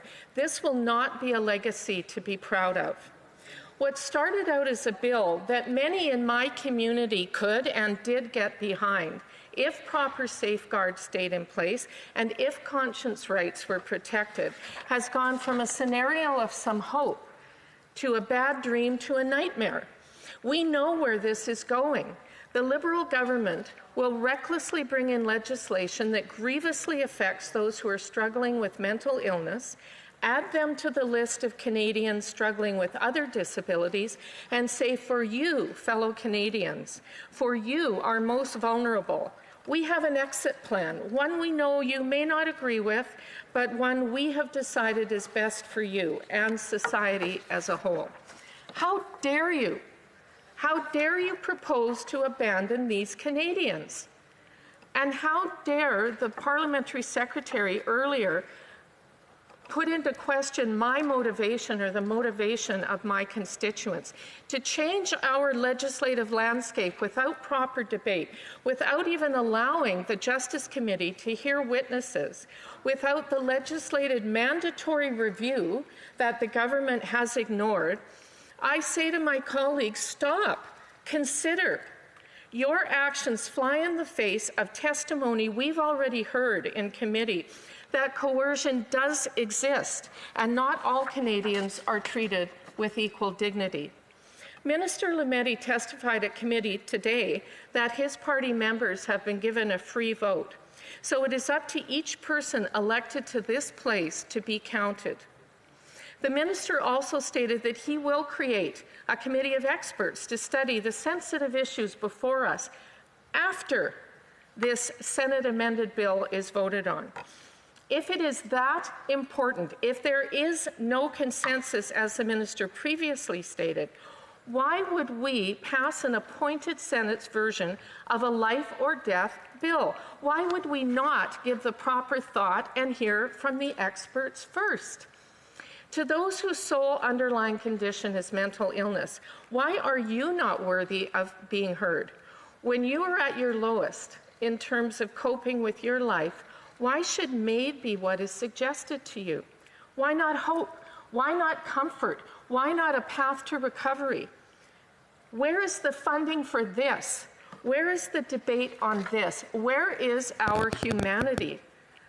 I've had times in my life when I suffered from what is termed situational depression, a recognized mental illness diagnosis, not due to an underlying chemical imbalance, but a coping challenge brought about by my situation at that time, when my husband suddenly died, leaving me with small children to raise on my own, and when my baby son died. Life can be very tough at times. When you are in the grips of depression, you do believe that the world, and even those who depend on you for their fundamentals, would be better off without you around. These ideations can be, in my case, were transient, but I needed time and support to find my bearings again. What of those who have just suffered a catastrophic injury? As a member of the Justice Committee, I studied this bill very closely, or at least a bill by the same name.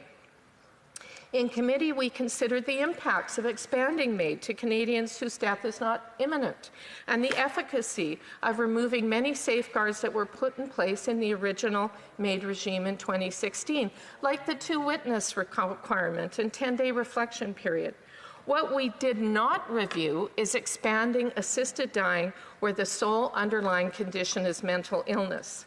Whether you generally support this bill or not, even if you support this specific Senate amendment, you can't deny this. We in this House, we elected representatives whose constituents rely on us to do our work in a measured, intelligent, and compassionate way, did not and are not being given the opportunity to study this expansion and hear from those directly affected. And experts who may assist us, we'll hear from them later. Will we? Or will this government ignore the review mandate just like it ignored the first one? Is this our process now? Is this how Canada's Parliament creates good, defensible public policy? No diligent consultation, no close review of the implications. We're just going to wing it now. We're not going to challenge amendments from the Senate that fundamentally change this or other bills. This amendment would make Canada's assisted dying regime by far the most permissive on the planet. Minister Lametti stated today, quote, that we were always going to study this very complex change carefully and look at it with the help of experts. And yet here we are, voting it into law and even closing down debate. How does this work? What I do agree with is the minister's other statements today. We are parliamentarians. We have a responsibility. Yes, we are, and yes, we do. Why not study this in committee? Conservatives brought a motion to sit next week during constituency week to study this. This motion was voted down. Minister Lametti also stated this morning that the Senate in Remember not to mention ministers by their names. Also stated this morning that the Senate, for perhaps the first time in his words, is actually doing its work and acting as a place of sober second thought. That is not what this is. The Senate didn't just tweak this bill. They entirely changed its scope, affecting the lives of millions of Canadians. And if you think I'm exaggerating, a simple online search shows that 1 in 5 Canadians experience a mental illness or addiction problem at any given time. That 70% of mental health problems have their onset during childhood or adolescence, and those under 24 years of age are particularly affected. By the time Canadians reach 40, 1 in 2 have had a mental illness. It was bad enough when the Liberals seemingly ignored calls for more safeguards from nearly every advocacy group for Canadians with disabilities. But to not even review this complex expansion is an offensive abandonment of responsibility. The Liberals' willingness to run with it is a complete 180-degree about-face. On November 3rd, The Minister of Justice at committee said, Bill C-7 proposes to exclude persons whose sole medical condition is a mental illness. Experts disagree on whether medical assistance in dying can ever be safely made available in such cases. Unpredictable illness trajectories mean there is always the possibility of improvement and recovery. The exclusion gives Parliament more time to reflect on this complex question, which is fraught with serious risks. Was this Senate amendment always part of the Liberal plan? Do we not need more time, more reflection? The appointed Senate has entirely overreached and overstepped its mandate. Every member who votes in favor of this amended bill today should really think hard. I don't say this because I don't agree with their policy preferences. I have policy disagreements with members of my own party. This is no longer a discussion about policy. This is about fulfilling our role as parliamentarians. To vote in support to a fundamentally amended bill by an unelected Senate without review is an abdication of responsibilities. Today marks the one-year anniversary of the COVID-19 pandemic.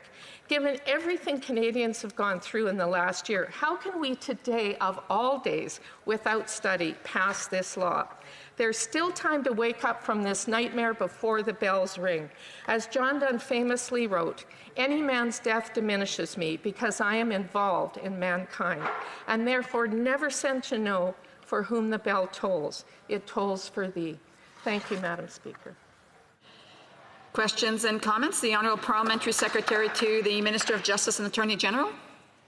So first of all, I thank the member from South Surrey White Rock for her contributions at the committee and also for her contributions today and her deeply heartfelt and very personal speech that she just gave. What I would say is, notwithstanding, I do take some issue with some of the points that she raised. With respect to coercion occurring, we know that the evidence indicates that there is no evidence of any disciplinary or prosecution taking place against any doctor or nurse in this country in the 5 years that we've had made. The second point is that with respect to this being the most permissive regime on the planet, should these amendments pass, is speculative. We know, for example, that the safeguards that would be put in place are yet to be determined. And secondly, that in the Benelux countries, for example, minors can avail themselves of medical assistance in dying. That is not on the table here. I think no one takes issue with the fact that we need supports for people who are engaging in mental illness. But what I would say to the member opposite and ask for her comments on is that in the Truchon case, as she knows as a lawyer, I know she reads jurisprudence, as do I, that in the Truchon case, the court said, faced with people with disability, that they need to be able to have the autonomy and the competence to make decisions about their lives and their bodies that others are not. Unfortunately, there's a very limited time for questions and comments. I would ask members to keep them to 1 minute. The honourable member for South Surrey White Rock. I thank the Parliamentary Secretary for his question. Yes, I am a lawyer, as is he. One of my fundamental disagreements with how this has proceeded is that the Truchon decision was a Quebec Superior Court decision, a court of first instance, in effect. It did not go to the Quebec Court of Appeal, nor did it go to the Supreme Court of Canada. It could have even gone to the Supreme Court of Canada by way of reference, but they did not do that. And the plaintiffs in that case do not speak with all persons with disabilities, as we clearly heard at committee.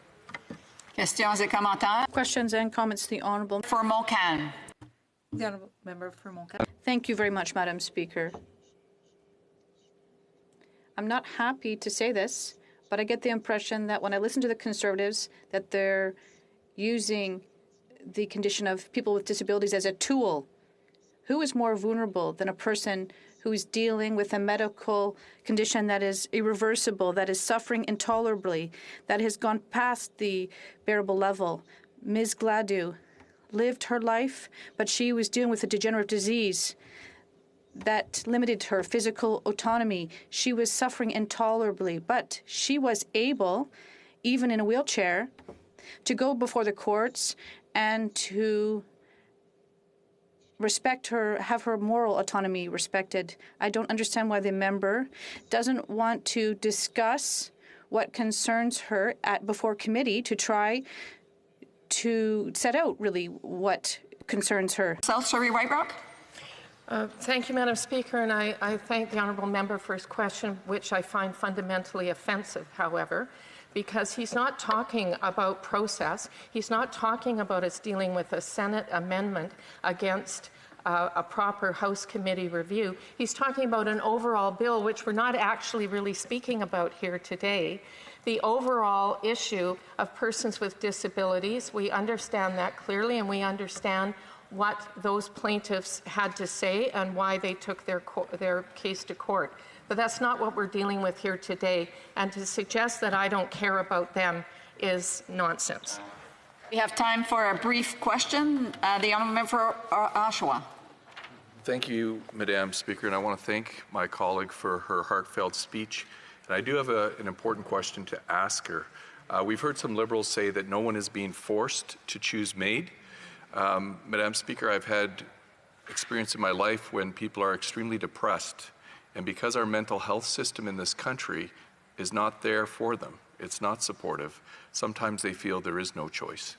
And now we have a government that wants to bring in this entirely new bill without proper debate and without being able to hear from the people that would be affected and the experts. Could my colleague please comment on this idea of choice? Because if there is no choice, there's MAID. The honourable member for South Surrey White Rock, a brief answer, please. Yes, and I thank my honourable colleague for his question. We heard from witnesses in Justice Committee on this very issue. People with disabilities who felt they had been coerced and it had been inappropriately suggested that even though their quality of life may have to the outside observer not seemed full, it was full to them. But what they were suffering from was a lack of support. Let's put money into hospice care. Let's put money into helping those with mental illness. Let's help people, not put forward an amendment from an unelected Senate. Thank you. Questions? Resuming debate, the honourable member for Cypress Hills Grasslands. Thank you very much, Madam Speaker.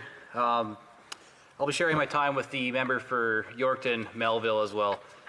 It's an honor to be able to stand in the House today and give this speech on behalf of my constituents of Cypress Hills Grasslands. I know this has been a very heavy issue for a lot of my constituents, and it's been a lot of engagement on this issue as well. The Liberal government, along with so many other scandals and failures, they've hit an all-time low with this bill. They were already seeking to legally expand assisted suicide in ways which are unnecessary and uncalled for. But now for Canadians everywhere, especially those with disabilities or mental health challenges, and as well as our medical professionals, the situation has suddenly gotten much worse. The other place sent Bill C7 back to us with some radical and outrageous amendments. They're unthinkable and should have been rejected immediately. Do you know what's happening here instead? The Liberals have accepted the unacceptable, and at the last stage of the process, they somehow thought that they should allow this bill to be made even more dangerous than it already was. They've been trying to rush it along ever since, and now they are shutting down debate after everyone has barely started to process what exactly is going on here. The Liberals are showing complete disregard and disrespect for the public, who are supposed to be represented in our democratic process. But what is even more disturbing and offensive is the statement they are making to the same people who are most at risk of suffering the consequences of their legislation. The message is already clear, not only in Canada, but in the rest of the world. We're supposed to be a place that cares about human life and dignity. We're supposed to be a country that leads the way and takes a principled stand for people's rights. This is Canada. But before the government agreed to make it even worse, the Washington Post published an article about C7 titled, "Canada is Plunging Toward a Human Rights Disaster with Disabled People." I'm going to say that again, Madam Chair. Canada is plunging toward a human rights disaster for disabled people. In a way, it's more shocking to hear from outside observers. This is a warning sign of where our country is headed. But the point isn't new. The article focuses on Roger Foley, who keeps fighting to survive and demand better from government and the healthcare system.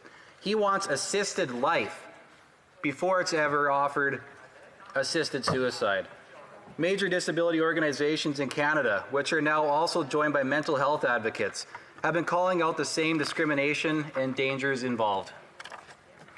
And at the same time, the United Nations has specifically called out Canada for these same issues with MAID under the current law. Never mind what the Liberals are bringing forward and what the Senate has put forward here now.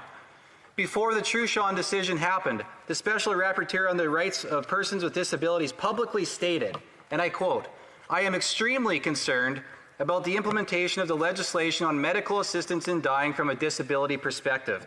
I have been informed that there is no protocol in place to demonstrate that persons with disabilities have been provided with viable alternatives when eligible for assisted dying. I have further received worrisome claims that persons with disabilities in institutions being pressured to seek medical assistance in dying." And since then, there's a new person filling the role of Special Rapporteur, and while testifying on C7 said, and again I'll quote, "Even if safeguards would be strengthened to ensure genuine consent, the damage is still done by portraying, not directly, but effectively nonetheless, that the lives of persons with disabilities are somehow worth less than others." And I'll end my quote there. But we're not even talking about stronger safeguards either here, Madam Speaker. The government is choosing to remove multiple safeguards for disabilities and now for mental health because of the amendments that the Senate sent us. The problem is clear to different Canadians, regardless of whether they support the law currently in place for MAID. And I've heard this from several members, even within my own party, for example. And the problem is we aren't discussing MAID anymore. These amendments have made it absolutely clear if it wasn't before. You know, Madam Chair, I recently finished reading the book 1984 by George Orwell, and some members here will say it sounds cliche and exaggerated, but they need to pay more attention to the point he makes about doublespeak and the meaning of words. If we twist the meaning of words, we subliminally change the values of society. If we don't say what we mean and mean what we say, we can easily lose sight of reality. And what is worse, we can cover up harm and injustice. We heard a Liberal minister defend Bill C7 in a very telling way when he said, and I'm quoting, "Mental illness is a very serious illness. It is an illness. It needs to be treated as an illness. It was always going to be looked at in the second stage of the bill." I'll end the quote there. This in response to a question about the concern of mistreating Canadians with mental illness. The Bell Let's Talk Day wasn't long ago, and there are several other initiatives for mental health throughout the year. Are we going to contradict the message and hashtags that we all unanimously used here in this House back then as we were supporting people who are dealing with mental health? Are we now going to think of suicide as treatment? And are we supposed to believe it's an option for improving someone's mental condition? I should hope actual treatments and care are provided, and that suicide is actively prevented rather than offered, even as a last resort, for those who want to kill themselves but are not dying. This is no way to treat people who are suffering. When someone considers suicide, we offer them a helpline. We reaffirm their value, that their life is worth living. Suicide prevention is already hard enough, Madam Speaker. How are we going to convince them if this law passes and if it keeps us from reaching them in time? What message is that telling those people who are signaling that they've already lost hope and that this bill essentially offers them no further chance at hope? This new law and the tangled web it leaves won't make any sense whatsoever. When the government first opened Pandora's box for assisted suicide back in 2016, they said there would be a required review process in 5 years. 5 years went by, and it never happened. It would have been a perfect opportunity to hear and address the growing concerns with the current law for MAID. They didn't wait, and they didn't prioritize doing it before trying to expand the law in response to a provincial court ruling. In case anyone forgot, Bill C7 goes far beyond the actual decision of the court, which the Liberals claim is a time restraint, even though they didn't bother to appeal it in the first place. They're forcing us into last-minute amendments with one afternoon, really, of debate. And that's it. I don't believe these moves reflect the true Canadian spirit. It silences too many voices and perspectives which deserve to be heard after ignoring them for the past year and more. The average Canadian does not find it hard to be horrified at these changes, especially when they have barely seen the light of public scrutiny.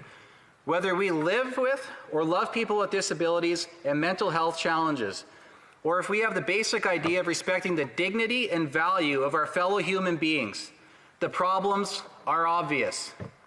If you're someone, for any reason, who is distressed by what this decision represents, you're apparently not worth the government's time or consideration. The Liberals say we've run out of time, but they have failed to make time or give time to those who need it most. They're the ones who control the legislative calendar. It was up to them. It's a lot like getting stuck with a pushy sales rep who avoids questions while trying to make a quick sell. By now, Canadians are used to Liberal excuses for their incompetence, but it's becoming clearer than ever how some of their radical views on social issues try to get passed through unnoticed. This is all the more reason why we needed to have a thorough review of the current law, which was promised but not kept. The government now says they will accept one amendment requiring a review after this bill comes into effect. We'll have to see how that goes. Despite all the frustration and discouragement coming forward from strong advocates and citizens, which I share right now, I still have hope in the human spirit for the future. If the government wants to take us backwards, and if their allies in Parliament turn a blind eye, it won't be able to stop the truth and justice from winning out. It makes me think of a line sung by Johnny Cash. What's done in the dark will be brought to light. Yes, it's a shame that there won't be much longer to speak today because there are so many more things that do need to be said about this important issue, about these amendments from the Senate. But Madam Chair, human life is worth far, far more than just a few minutes of debate and discussion. Thank you. The Honourable Parliamentary Secretary to the Minister of Justice. Thank you, Madam Speaker. This narrative of abandonment that we're hearing from Conservative interveners in today's debate is a bit concerning. The view of the court and the view of our government is that what we're trying to do is empower individuals to make choices, including difficult choices. And I just commend to the member opposite the fact that Mr. Truchon and Madame Glandu were persons with disability who are seeking constitutionally protected access to the MAID regime. The notion that the amendments proposed by the Senate are radical and outrageous, to quote the member opposite, is, I think, false on its face. Collecting race-based data and other data about vulnerable communities accessing MAID is important. So too is having a joint study, which are two amendments we've agreed to.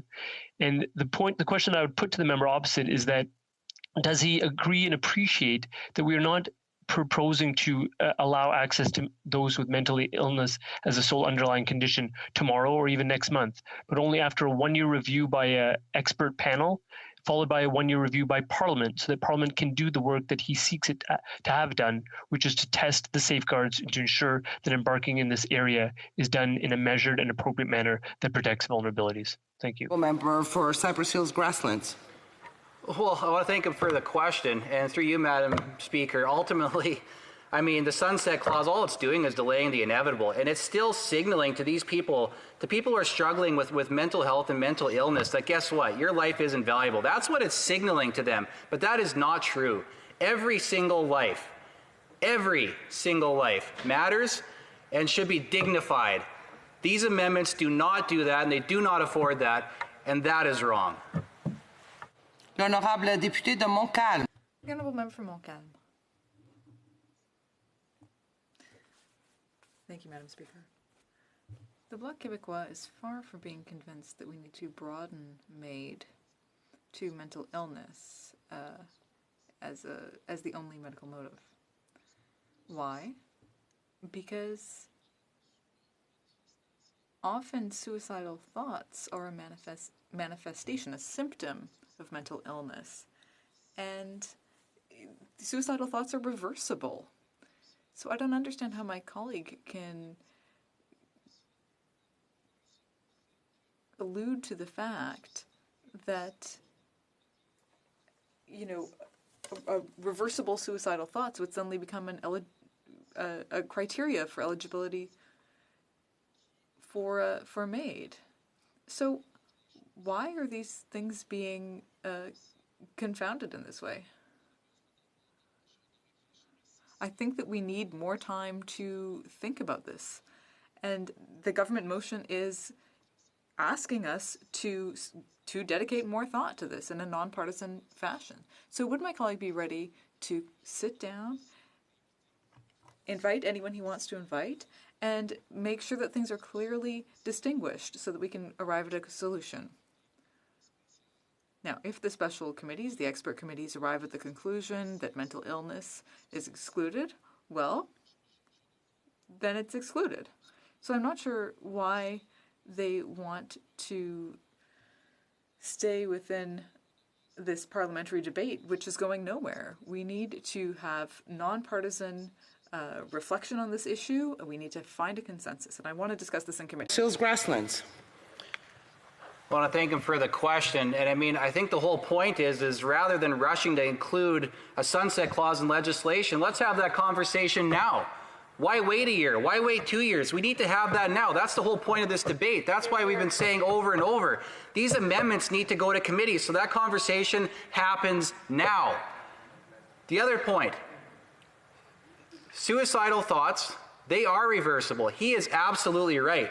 The problem is, suicide or medical assistance in dying is not reversible. You can't reverse that. And that's the whole point. That's why so many people are concerned about this. So we need to have these conversations now. It needs to go to committee now. Not a year from now, not 2 years from now. It needs to take place now. The honourable member for Sarnia-Lambton. Thank you, Madam Speaker, and thank you to my colleague for his speech. I wonder if he could comment on the hypocrisy of the government to be putting money to suicide prevention and at the same time deciding it's not enough to let you kill yourself, we're going to get you medical professionals to help you out when you have mental illness. Member for Cypress Hill Grasslands. Yeah, I want to thank my colleague for that question. And, you know, when we watch a movie and a person is standing on the bridge, people are coming to help that person, to reaffirm the value of their life, to reaffirm things with them. Those people aren't taking them by the hand and leading them up to the bridge. No, they're trying to take them off of the bridge, to walk them back from the edge. So yeah, I just find it absolutely appalling that the government is doing what they're doing. Like, I mentioned in my speech, we've had the Bell Let's Talk Day, and we also voted on a motion for 988 in this House here. But immediately after that, we also this House voted in favor of C7. So what are we trying to do? What is it? Do we support people or do we not? Coming debate, the honourable member for Yorkton Melville. Thank you, Speaker. As I begin my speech today, I'm grieved to the core of my heart by the amendments of the other place that reveal an even greater lack of compassion for the most vulnerable in our society through expansion of C7 to those with mental illness. These amendments go well beyond what this House voted on last year and go well beyond the Truchon decision itself. The Senate Liberal C7 justifies a fulsome debate and more amendments in addition to the one introduced by my colleague from Leeds, Grenville, Thousand Islands, and Rideau Lake. I must respond to Canadians' alarm with the worrisome evolution of assisted suicide propagated by the other place and this Liberal government. Opening the door to mental illness as a stand-alone reason to request assisted death is a frightening revelation of the lack of compassion and care for those who need and deserve it most. What is the underlying intent of such an outward attack on the value of the lives of vulnerable people? The message to those who face mental illness, as well as those who have dedicated themselves to the care and treatment of anxiety, personality disorder, panic attacks, gender dysphoria, mood disorders, panic attacks, dissociative orders, sleep disorders, on and on. That message is no longer a message of hope and let's talk. Where is the merit in collecting race-based data when they ignore the pleas of Indigenous leaders, palliative care and mental health professionals, physically and mentally disabled Canadians raising strong concern over the lengths gone to by both places to normalize and prioritize assisted suicide? It is this legislation in itself that will cause greater harm to the marginalized and the disadvantaged. A culture of suicide prevention is what we in this place should all strive for as caretakers of the people's business. In a letter recently penned to federal and provincial parliamentarians, as well as healthcare regulators, Indigenous leaders, including Siksika Health Services CEO Tyler White, former Lieutenant Governor of New Brunswick Graydon Nicholas, retired Senator Nick Sibiston, Indigenous health and suicide prevention advisors and elders, the desire for a culture of assisted life is made clear. Bill C7 now goes against many of our cultural values, belief systems, and sacred teachings, I'm quoting.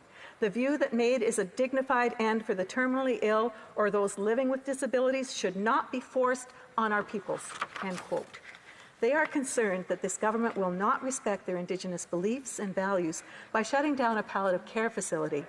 No doubt they should be concerned, as this would not be the first example of a left-leaning government in Canada shutting down a palliative care facility which also sought to stay true to their calling to provide a service perpetuated by a unique belief and values connection to their communities, a place where assisted suicide is not offered, a place to die with natural death with dignity.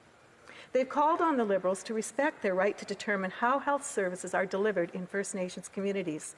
Indigenous leaders have been working tirelessly on strategies to combat the crisis of suicide in their communities. At the same time, this government is creating an environment that enables assisted suicide. The Liberal government is turning its back on Indigenous people. Renowned Dr. John Mayer, an ACT psychiatrist specializing in the treatment of severe mental illness, was frank in his assessment of the proposed amendments. He made clear that the long, drawn-out process of mental health treatment makes it irrational to provide assisted death to patients. In his experience, not only is initial treatment expected to last up to 3 years, in which symptoms are brought under control, but several more years need to be accounted for in order for patients to thrive under their condition.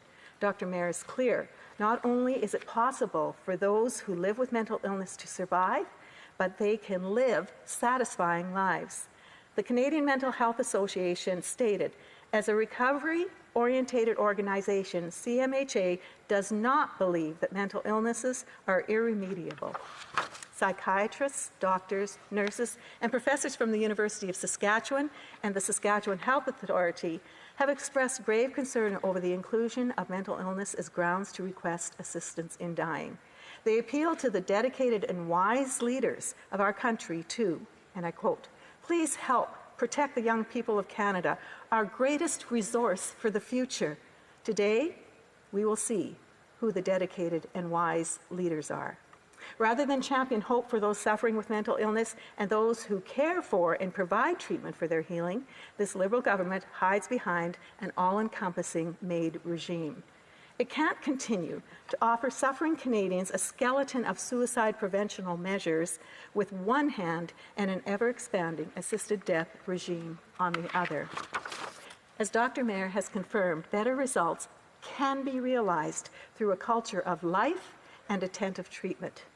I've had the personal privilege, and that's exactly what it's been, an incredible privilege to have served as a nurse's aide in a long-term mental hospital taking care of patients with very deep scars. I've given daily care to precious elderly residents in seniors' homes and level 4 nursing homes. I've assisted students with special needs in elementary and high school education. Every experience has made me laugh, made me cry, and I can say without a reservation, these human beings all have made such a difference, a significant difference in the quality and the purpose of my life. This bill is deeply disturbing as well to veterans and their families. I've got no desire to share their names here today or their personal experiences. Many are my personal friends. Those veterans who suffer with mental illness due to their service see this as another blow to their value, to their country. There have been ongoing, long-term lack of access to mental health care for themselves and their families, exacerbated by VAC's downgrading of OSIS to an online service and failing to replace coordinators who were on the ground and with them. Backlogs that mean the care they need is so far away that hope turns to despair, while mental health counseling for their spouses and children who are deeply impacted by their loved ones' injuries must prove that their treatment is required for the health of the veteran. There's a growing number of suicides in our armed forces and veterans communities already. At a time when a culture of life and accessible and timely treatments are what's needed, this government is sending them the opposite message.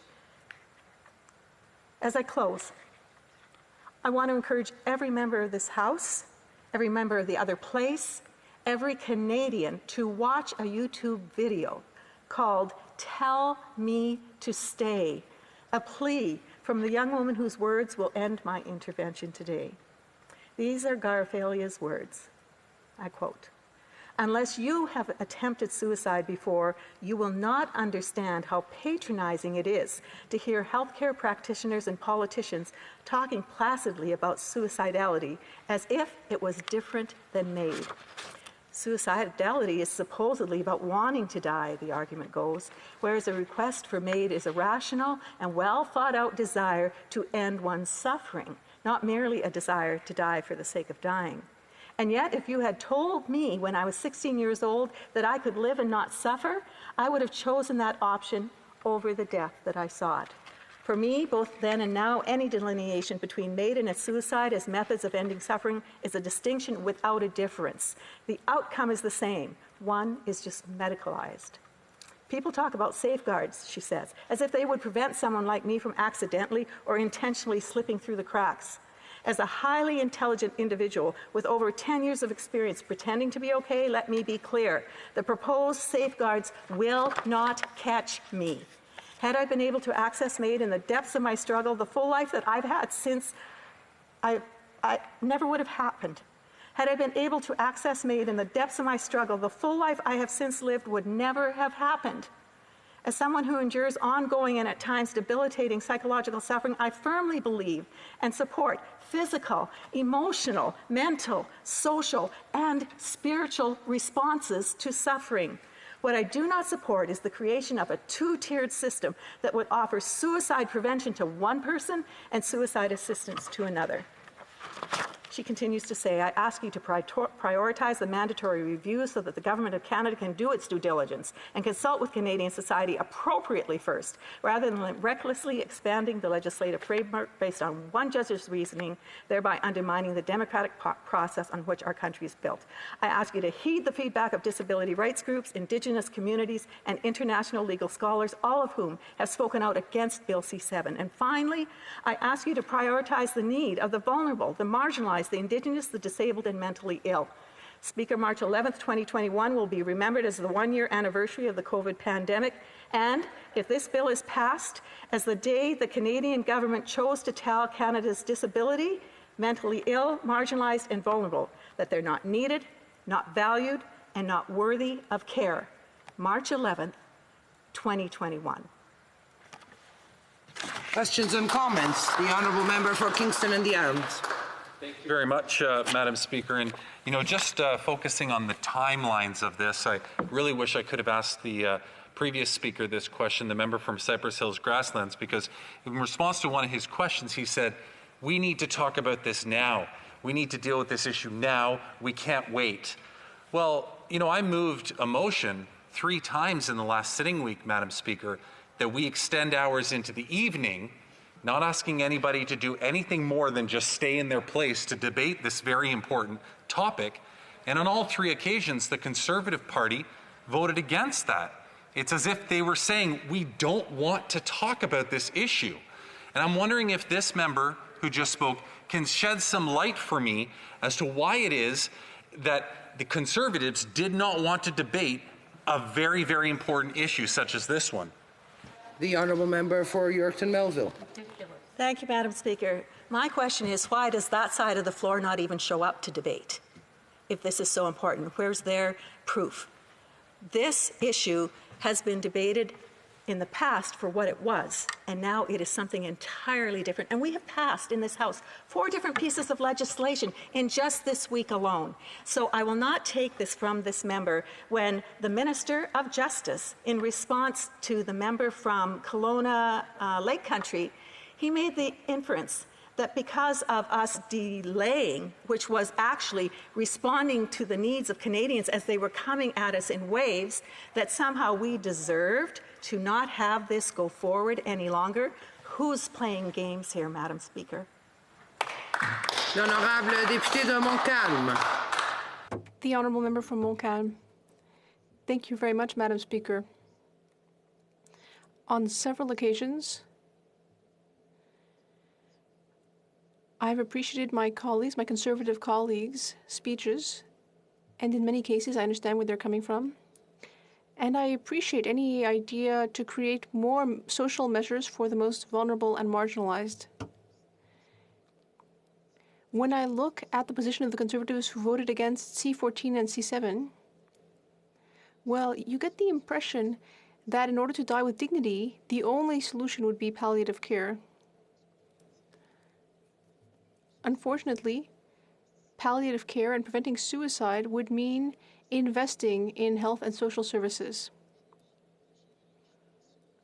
So how can the Conservatives tear their hair over the fact that we are trivializing these end-of-life situations, given that they lowered health transfers from 6 to 3%,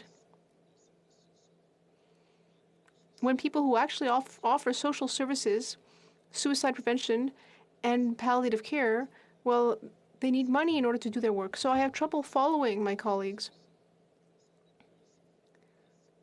And as we've seen over 50 years, palliative care is not enough to fully cover the situation of the end of life. And my colleagues know this very well. So why not come, join us at committee, and reach a consensus together in a transpartisan way?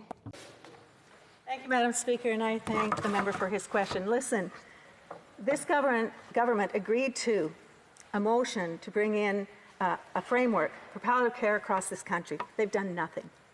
And we cannot compare palliative care to assisted suicide when it doesn't exist to the length that it should be in this country. And if you want to talk about money, I assure you that this government has been printing it faster than they can spend it, and they haven't done anything to help out in these circumstances for those that are facing a bill that says that you have no value. I will repeat what the young woman said in regards to this legislation. Very important. Basically, she said that there is no way that any safeguards that they try to put in place for this will work, because those who are mentally ill need the opportunity to live and not be faced by a circumstance where their government says you haven't really got any value, here's an option for you, and by the way, we won't focus on mental health and palliative care the way that we should. The honourable member for Lambton Kent Middlesex. Thank you, Madam Speaker, and I thank my colleague for her speech.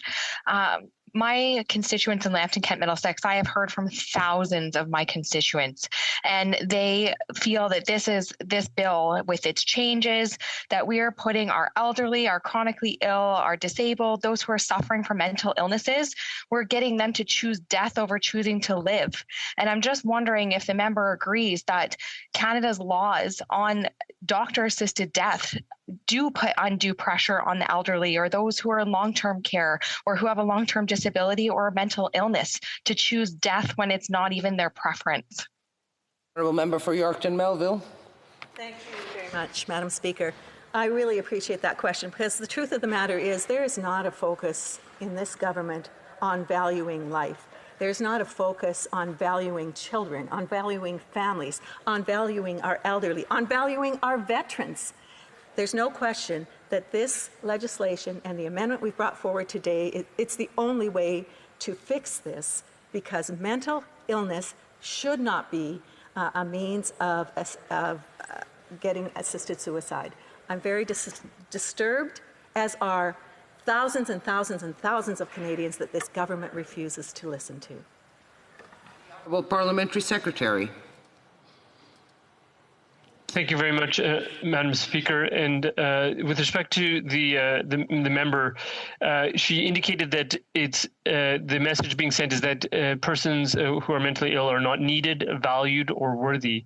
And what I would again reiterate for her is that this issue about persons with disability and their competence and autonomy is squarely before the court in Truchon. And what the court squarely found in paragraph 681 of that decision is that there's a pernicious stereotype about persons with disability, that is their inability to consent fully to medical assistance in dying. Yet the evidence amply establishes that Mr. Truchon is fully capable of exercising fundamental choices concerning his life and his death.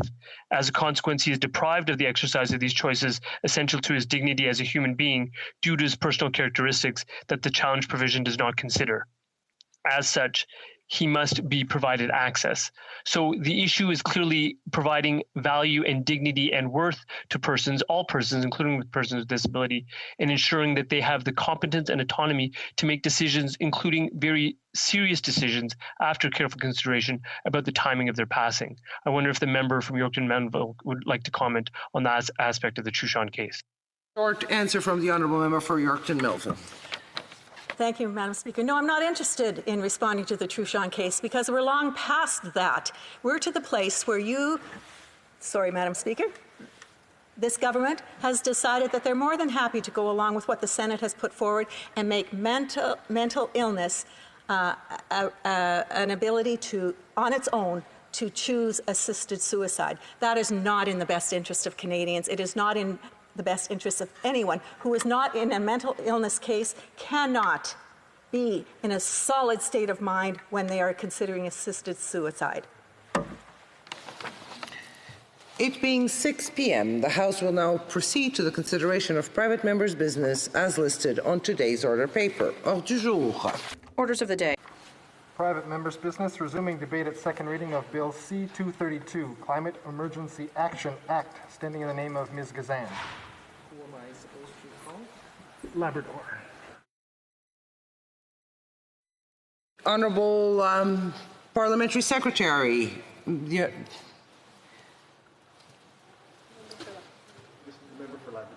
Honourable Member for Labrador.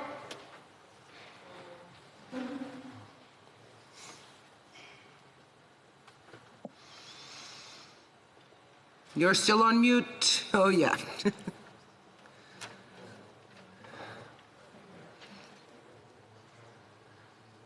Why don't I have the list?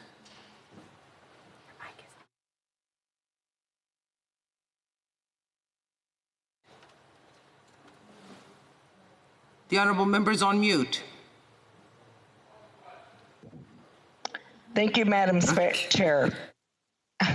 I really appreciate the opportunity to speak to the bill this evening, and I've been following the debate in the legislature today, and I can honestly say that it was a tremendous debate. So I rise today to speak to the private members' bill to C-232, an act respecting climate emergency action,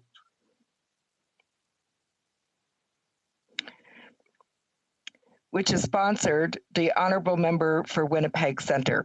The private members' bill demonstrates the importance of climate action for all Canadians, and it highlights the urgency of the situation. I would therefore like to thank its sponsor for putting the bill forward in the House today and for supporting our government on the initiatives that we have taken to address climate change. Canadians know that climate change threatens our health, and it certainly threatens our way of life and our planet. That is why we need climate action, and we need it now.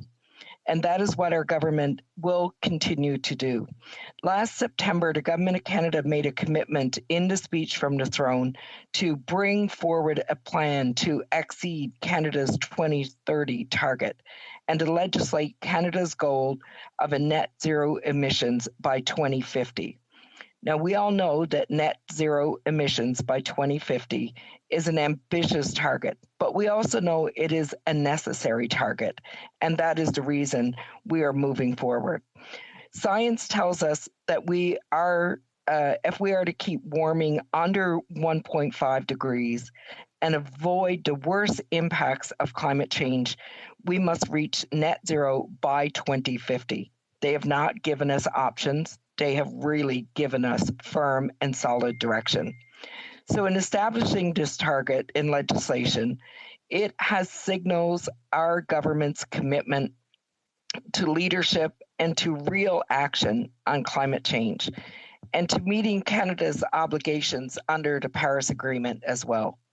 So it was with that goal in mind that the Minister of Environment and Climate Change introduced Bill C-12, the Canada Net Zero Emissions Accountability Act. And we're all familiar with that act and what is being proposed under Bill C-12. We know that the act is a key component of the government's plan to achieve net zero emissions in the economy by 2050. and it puts in place a clear framework for reaching net zero by requiring the Minister of Environment to set national targets for the reduction of greenhouse gas emissions. And those national targets would be set at 5-year intervals. So for 2030, 2035, 2040, and 2045. The Act will also contain an emissions reduction plan, and that will encompass important information such as a description of the key emissions reduction measures the Government of Canada intends to take to achieve the target for a particular milestone year. In addition, it will explain how to target the key measures and the strategies in the plan will actually contribute to Canada achieving net zero emissions by 2050. So we're excited to be moving forward with Bill C-12. It will require progress reports. There will be assessment reports to check in on the progress that is being made. And of course, adjust course as needed along the way. The Minister of Environment and Climate Change will prepare at least one progress report relating to each of these milestones in consultation with other federal ministers. The report will also provide updates on the progress towards relevant targets and on the implementation of those federal measures. So any relevant sectoral strategies and federal government operation strategies described in the emissions reduction plan. The government must also provide an assessment report for each target, which is a very important piece to this as well. And that report will contain a summary of Canada's official greenhouse gas emissions inventory for the relevant milestone year and a statement on whether the government has achieved its targets. So as you can see, there will be included in this additional information as well about any adjustments that might have to be made. The reason I'm outlining all of this is because C-12 provides for further accountability and transparency by requiring the minister to include information about why Canada did not meet the targets and what actions the Government of Canada is taking or will take to address those missed targets.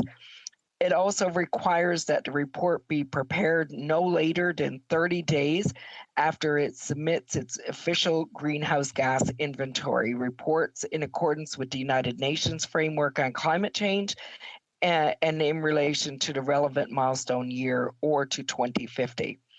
We recognize as a government how important transparency is and how essential it is to holding governments accountable, whether it's our government today or any governments in future generations. All emissions reduction plans, progress reports, and assessment reports will be made available to the public once they are tabled in Parliament. So to help ensure that Canadians have the best advice when it comes to the environment, when it comes to climate change, we believe that Bill C-12 will establish those precedents for Canadians.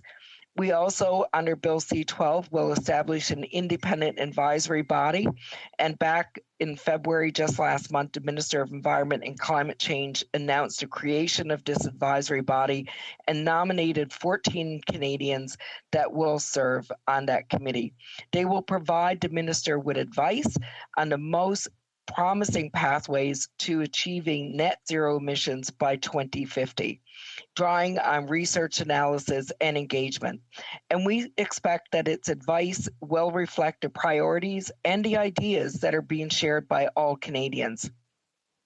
So, Mr. Speaker, this evening, while we're dealing with the private member's motion, Bill C-232, which is an act respecting climate emergency action framework, it aims to legislate government's commitments under the United Nations framework on climate change, which I mentioned just a few minutes ago, and it particularly its 2030 GHG emissions reduction target, which while also complying with the United Nations Declaration on the Rights of Indigenous People. It requires the Minister of Environment to implement a climate emergency action framework in consultation with Indigenous people and civil society, and to table in Parliament a report of the framework within 1 year, and a report of its effectiveness within 3 years. So very clearly what this bill does, and is presented in Bill C-232 is that it echoes our government's priorities that we have already established. That said, the Canadian Net Zero Emissions Accountability Act, Bill C-12, actually goes even further than what is being proposed under the private members bill, because it provides a stronger framework for achieving Canada's climate change plan by fixing in legislation the government's ultimate goal of reaching net zero emissions by 2050. And it creates a transparent engagement process for setting those targets, developing its emissions reduction plan, and assessing the progress that have been made by the government towards achieving these targets. Bill C-12 also creates an independent advisory body which provides advice on the most promising pathway to achieve net zero emissions by 2050, and it gives a reporting role to the Commissioner of the Environment and Sustainability, two components that the private members bill we're debating this evening does not include.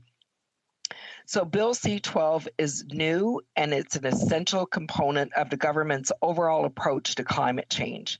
Recently, the Government of Canada released a Healthy Environment and Healthy Economy report, which is the federal plan to build a better future with a healthier economy and environment.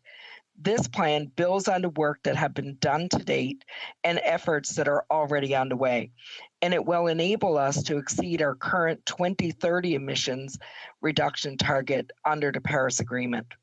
While many of the themes presented in the members' bill C-232 echo our government's priorities that we have set out, we will not be supporting this bill because we are going to be advancing Bill C-12.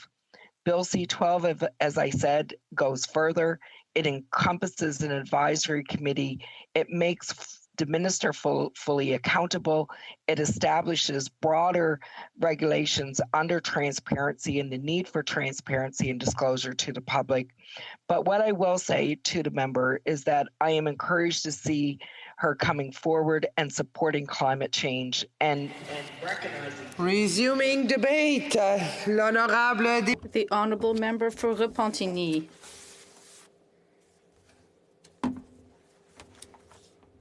You're on mute. Un classique. A Zoom classic. Everything okay now, Madam Speaker? You can hear me? Yes, thank you. Good evening, Madam Speaker. The introduction of a third bill in the same parliamentary session to achieve net zero by 2050 seems to me to be an eloquent message about the importance of putting all the energy necessary to achieve it. The time has come to commit to a rigorous fight against climate change. Canada must act with legislation based on the principles of good governance, guided by transparency, accountability, fairness, and, above all, the science of climate change. Madam Speaker, I commend and thank the member for Winnipeg Centre for this initiative, and I appreciate the references to Indigenous peoples and the consideration given to Indigenous knowledge. The work around the New Zealand experience, for example, of valuing Indigenous knowledge as part of good Maori ocean governance demonstrates much we can learn from them. The 7 principles of co-governance guiding ecosystem-based management were developed jointly between the different state actors and Maori organizations and partners. And in terms of the fight against climate change and the importance of protecting biodiversity in Canada, I cannot but mention the large number of programs aimed at Indigenous people, which, rather than being focused on forward-looking and innovative projects, are directly linked to promoting the development of projects that pollute and are certainly detrimental to the environment. The Crown-state relations in Canada are very topical. Reconciliation is profound, and it's an important gesture. We have to work with a perspective where Indigenous environmental concerns are heard and their input is welcomed. Nothing productive can come out of this if their environmental concerns are portrayed as being unique to the naysayers. We recognize that Indigenous peoples have land-based knowledge that is relevant to ecosystem management and biodiversity protection. The integration of Indigenous fact into climate law must not be just something superficial for the sake of having a clean conscience. The intention must be supported and sincere. A lot of work has been done by experts, but unfortunately, it hasn't panned out politically or legally. The government could start by providing access to clean waters to communities that are still waiting for it. But this being said, the Bloc agrees with both the principles and the objectives set out in the proposed content of C-232. Today, even, Quebec commemorated those who died from COVID-19 over the past year. And during this year, let's look at what happened. Over the past year, the government has made, unfortunately, many gestures towards the fossil fuel sector and not to fight against climate change. The International Institute for Sustainable Development has published its 2020 report on fossil fuel subsidies, and they're nearly $5 billion. So despite the government's commitments, both during their election campaign and afterwards, concrete action has yet to be taken. What's happening with the modernization of the CEPA? What's happening with the planting of the 2 billion trees? What's happened to accelerating climate action? And what is the plan to end government support for fossil fuels? The Bloc has always taken a firm stand on environmental protection, the fight against climate change, and the sine qua non conditions required to reverse the sad trajectory on which Canada is committed. Why not show people that their elected officials are committed to the fight against climate change by being honest about the facts and pragmatic about the solutions available?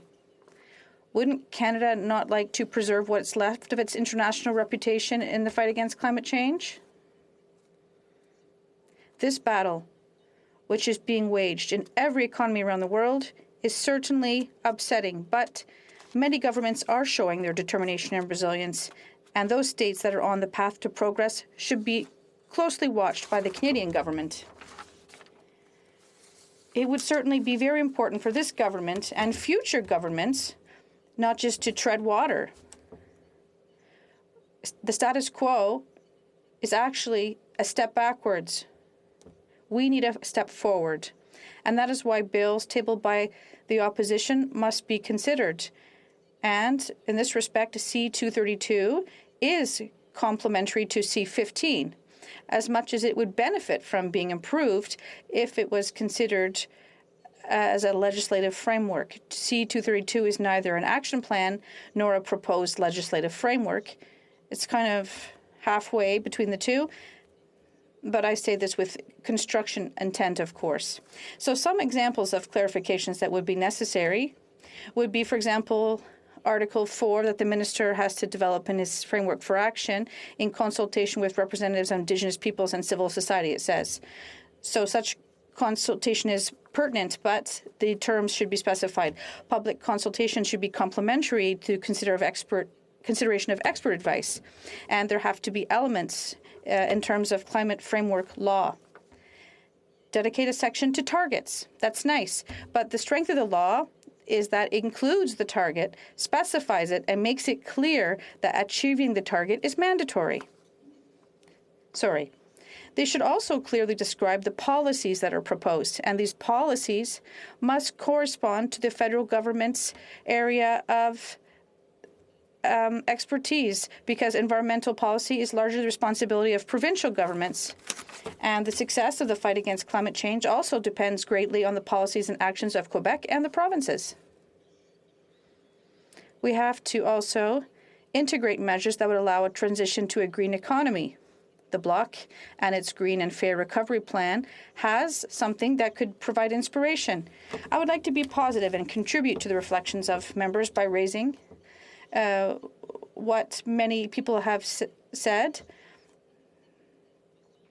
The success of climate legislation can be measured and widely analyzed, and I'd like to share some of the important findings elsewhere with members. The UK's climate legislation and its successes have been attributable to many factors, yet experts have emphasized the benefits of including the framework for action within the legislation itself. Why? Because doing so increases the legitimacy of the law and the understanding and support of civil society, economic, social, and political actors at all levels. This is what ensures long-term stability. The law is made permanent, and the risks of backtracking is avoided. Those who criticize such an approach with the fear of weakening the prerogatives of the legislator, well, I'd like to tell you that it is possible to strike a balance between the levels of precision and flexibility. The United Kingdom has done it, and they've inspired other governments to do the same thing. There was a recent study of people, mostly elected officials, who were directly involved in the climate change legislative process, and it showed that the success of the Committee on Climate Change depended on its independence, and all the people who responded to the survey said that was the key to its success. They emphasized that you had to have guidance and recommendations from pools of experts for all legislative aspects. And people thought this helped them to better understand the issues. And the issues, which allowed them to properly design the solutions. They had to have collaboration and consensus. The UK saw a 28% reduction in GHG emissions since 2010, with economic growth of almost 19%. And during this period, Canada saw similar economic growth, but it saw its GHG emissions rise by 3%. Several observations can be made to show that Canada's climate governance is not working. Sound climate governance that works and has shown a proven track record, is needed. We need annual assessments of progress. We need a requirement for the government to respond to annual reports. And we need interim targets set well in advance, as well as evidence-based recommendations. In conclusion, Madam Speaker, we need to work together for the common good. And we need a climate law that is set out to be ambitious, and the government must not ignore what the opposition has presented. So let's get motivated. Let's do this. Thank you. Resuming debate. For Hamilton Centre. Thank you very much, Madam Speaker. It is an honor to rise today in support of Bill C-232. It's not lost on me that in the pandemic of COVID, the crisis of this global pandemic, that perhaps the crisis of climate change has been lost. And so it's with deep gratitude to my caucus colleague from Winnipeg Centre, that she recenters the conversation about catastrophic climate change and the impacts in which it's going to have undoubtedly on society in these very soon years to come. Madam Speaker, the thought of guaranteeing Canadians the right to clean, safe, healthy environment as a human right seems so simple. And yet time and time again in this House, we have heard the rhetoric from both sides, consecutive Liberal and Conservative governments, debating the merits of climate change. Time is running out. We know the youth across this country are telling us clearly, Indigenous communities across this country are telling us clearly that time is running out, Madam Speaker. And yet, we hear from the Liberal side a refusal to hear the calls from our youth. I stand here today in this House of Commons a mere couple feet away. On October 28th, 2019, a group of youth were arrested for occupying this space right here under the Our Time banner, recognizing that their futures were being gambled by policies that were not meeting the size and the scale and the scope of this catastrophe. We've heard about C-12 here today, and What this Liberal government refuses to do is honor its commitments, the legal frameworks to its international agreements, centered on consultation with Indigenous communities. All levels of government are guilty of this. All parties have been guilty of this.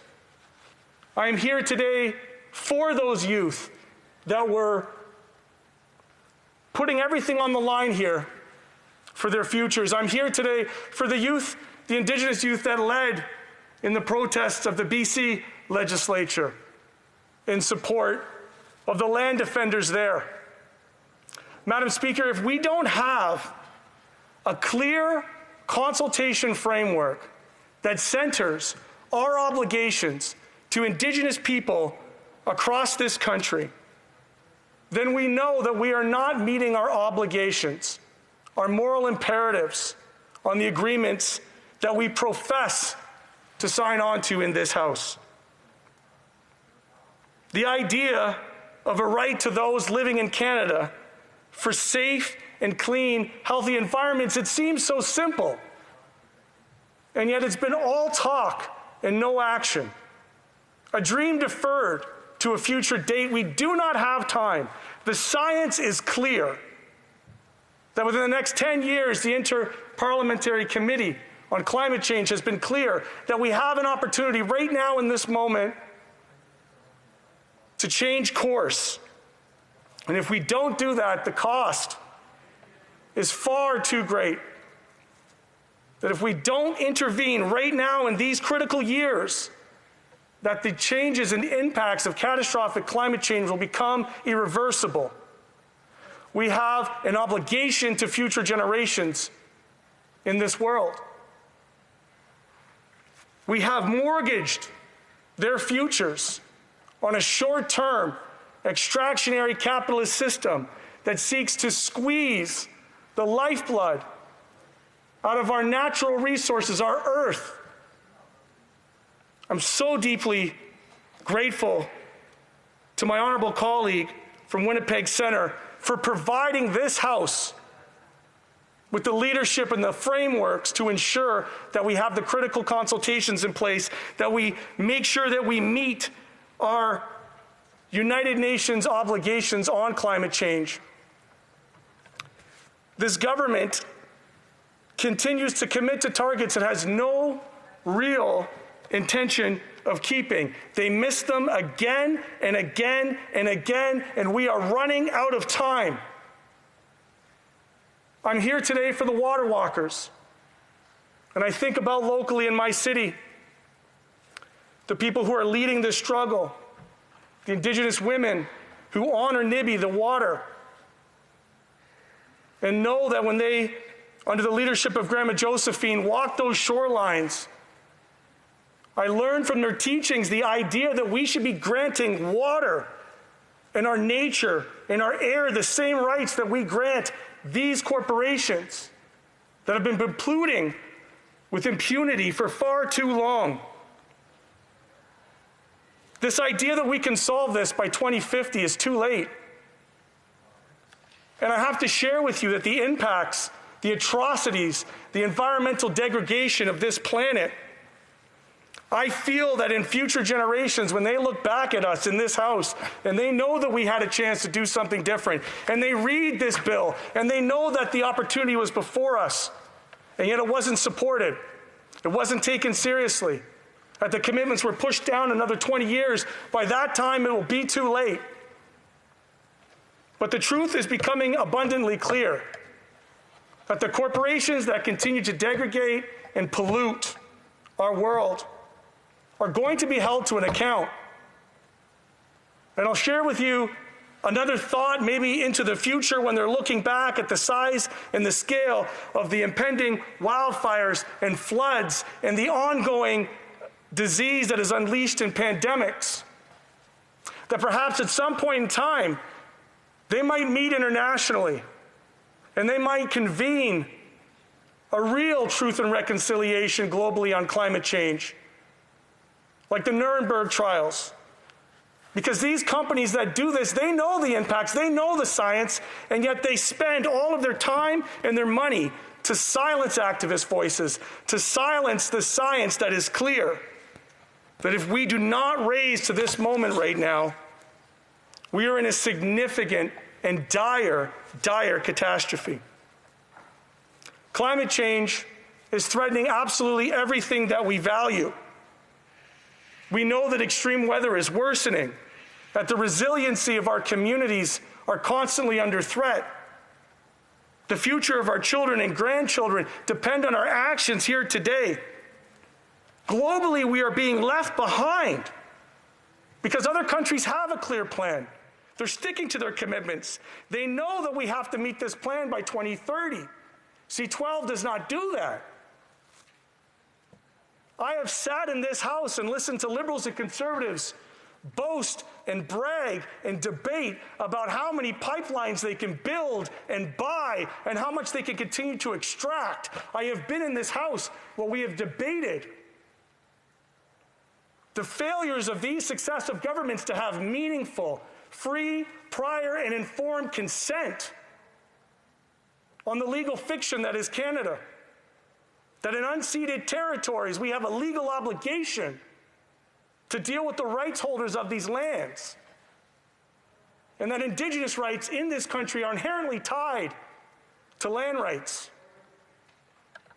And so, Madam Speaker, when we have a strong and brilliant Indigenous woman come to us with a private member's bill that lays out, as they've already identified, commitments they've already made,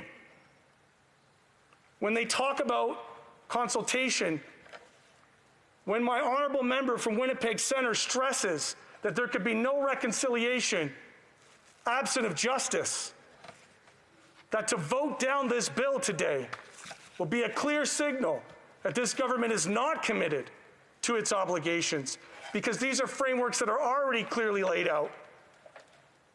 Anything short of supporting this, any conversation about kicking this obligation another 20 years down the line will be remembered by the young people who are arrested here, by the young people who are arrested on the steps of the legislature in BC, by the young people who take to the streets for Friday for Future. They're watching. The question is, when this is done, when this vote is over, when our time here in this House is finished, as members of this House, what are you going to tell them? What are you going to have to say? Madam Speaker, we'll be supporting this bill. I'll be able to look my son in his eyes and let him know that we did everything we could to stop this. Thank you. Resuming debate, the honourable member for Skeena Buckley Valley. Thank you very much, Madam Speaker, and thank you to my colleague, the member for Hamilton Centre, for those powerful words. And I also want to begin by thanking our colleague, the member for Winnipeg Centre, for bringing forward this bill, which makes such an important contribution to a conversation about an issue that many of us feel is the most critical issue facing not just our country, but our planet. I want to acknowledge that I'm speaking today from the unceded lands of the Wet'suwet'en people here in my home community of Smithers, British Columbia. And it's such an honor to speak to this bill at this juncture in time when we're searching for answers so desperately. After decades upon decades of knowing about the severity of the climate crisis, and after so many false starts, the sad fact is that as a country, we are failing. All of our actions over all of that period of time have had so little impact. I started becoming concerned about the climate crisis as a teenager. And now I am old enough to have teenagers of my own, and yet so little has been done. Time and time again, we have made commitments, we've set targets, we have timelines, and we have tons, and we have dates and all of these things. And time again, we have failed to act in a concerted enough manner, in a consistent enough manner to realize the goals that we have made for ourselves. What Canada has shown is a commitment to building and expanding the fossil fuel infrastructure of this country. And this has erased so much of the progress we've made through things like energy efficiency and clean energy production. And so now, with so little time left on the clock, we are still searching for ways to mobilize our government and fight the climate crisis, this climate emergency, with the seriousness and the dedication that it demands from us.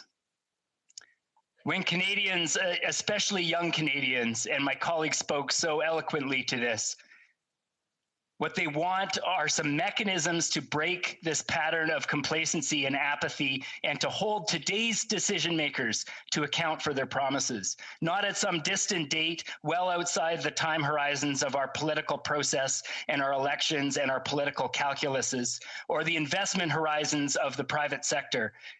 After decades of failure, we know that that doesn't work. What Canadians want is regular, binding, short-term, enforceable accountability measures that hold today's leaders to account.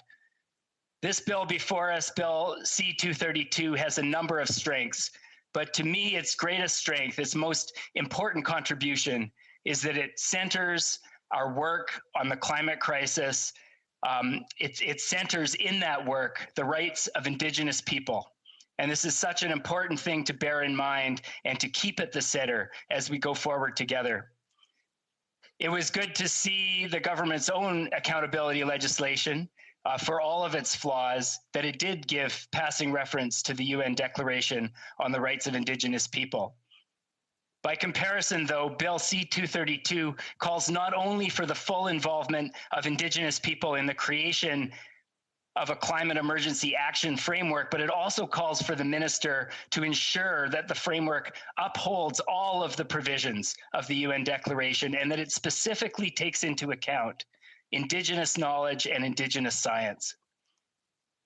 Reading this bill and reading in particular the clauses around the UN Declaration on the Rights of Indigenous People made me think of all the Indigenous nations in Northwest BC, this incredible part of our country that I'm so deeply honored to represent in this House. Indigenous people in Northwest BC are on the front lines of climate impacts, and the changing climate is affecting so many aspects of their daily lives. Thinking about our environment, thinking about the resources and the goods that are produced by this bountiful place, there are few species that are more iconic than wild salmon. All 5 species of wild salmon swim up our rivers from the ocean every single year. And in the fall, if you go on social media, you will see so many photos of smiling people processing salmon, drying salmon, smoking salmon, sharing recipes, sharing techniques and traditions that have been handed down generation after generation. It's at the very center of the way of life in Northwest BC. Yet with warming ocean waters and ocean acidification, the introduction of invasive species, droughts affecting spawning channels, things are looking very precarious for this iconic species. I spoke today to Walter Joseph. He's the fisheries manager at the Office of the Wet'suwet'en. And he spoke about the challenges in the tributaries where the salmon spawn. But what really has Walter worried is what's happening in the ocean. He described the ocean as a black box. When the salmon go out to the ocean, we don't know what happens. What we do know is that for so many wild salmon stocks, the numbers are declining every single year. And we know that climate is having a huge impact on that. On Haida Gwaii, we've seen tremendous die-offs in the yellow cedar, a tree species that is so critical to the Haida people. We know from work done by the University of British Columbia that this is a direct result of low winter precipitation and warmer temperatures. A team from the University of Victoria also found that sea level rise on Haida Gwaii is greater than anywhere else along our coast. In the eastern part of our region, we've seen the mountain pine beetle ravage our forests. We've seen years with extreme wildfires. 2018 was one of the worst years on record for wildfire. It left thousands upon thousands of hectares scorched. It left communities evacuated. It burned buildings from Fort St. James and Burns Lake all the way to Telegraph Creek. in the northern part of this beautiful region. Speaking of Telegraph Creek, I wanted to call to mind a young fellow who's really remarkable. His name is Monte Bobian Day. He's a 13-year-old member of the Tahltan and Wet'suwet'en nations. And when Monte saw his family's ranch in Telegraph Creek burn in the massive wildfires of 2018, it inspired him to join with other young people like Hannah Edenshaw from the Haida Nation and 13 others from across the country in a lawsuit against the government of Canada for failing to attack the climate emergency. At the heart of that suit brought forward by these young people is a deep-seated frustration with Canada's inaction on the climate emergency. The plaintiffs went to court because they wanted this country to be accountable for its promises and to take responsibility for the future it is handing their generation. How did we get to a point, Madam Speaker, where our children, where the young generation has to take the country to court to ensure that they inherit a basic semblance of a livable future? Indigenous communities are not just on the front lines of climate change when it comes to impacts, but when it comes to solutions as well. And I've been so inspired by the work done by the HoC's climate action team on the Central Coast, led by climate action coordinator Leona Humchet. They're engaging residents and creating a community energy plan grounded in the HoC community's needs. Their plan is to reduce dependency on fossil fuels, bring the community back in line with HoC values and laws, and improve the health and safety and a green economy for the HoC people. Their aim is to have 129 heat pumps installed by the end of March, making up almost a third of the communities or of the homes in their community. And that's going to reduce emissions by as much as 5 tons per household.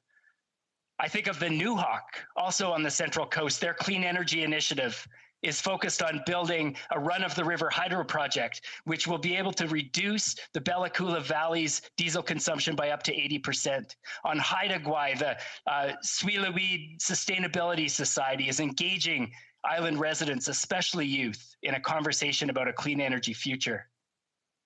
I spoke with Chief Counselor of Skidegate, Billy Ivanovich, a couple summers ago.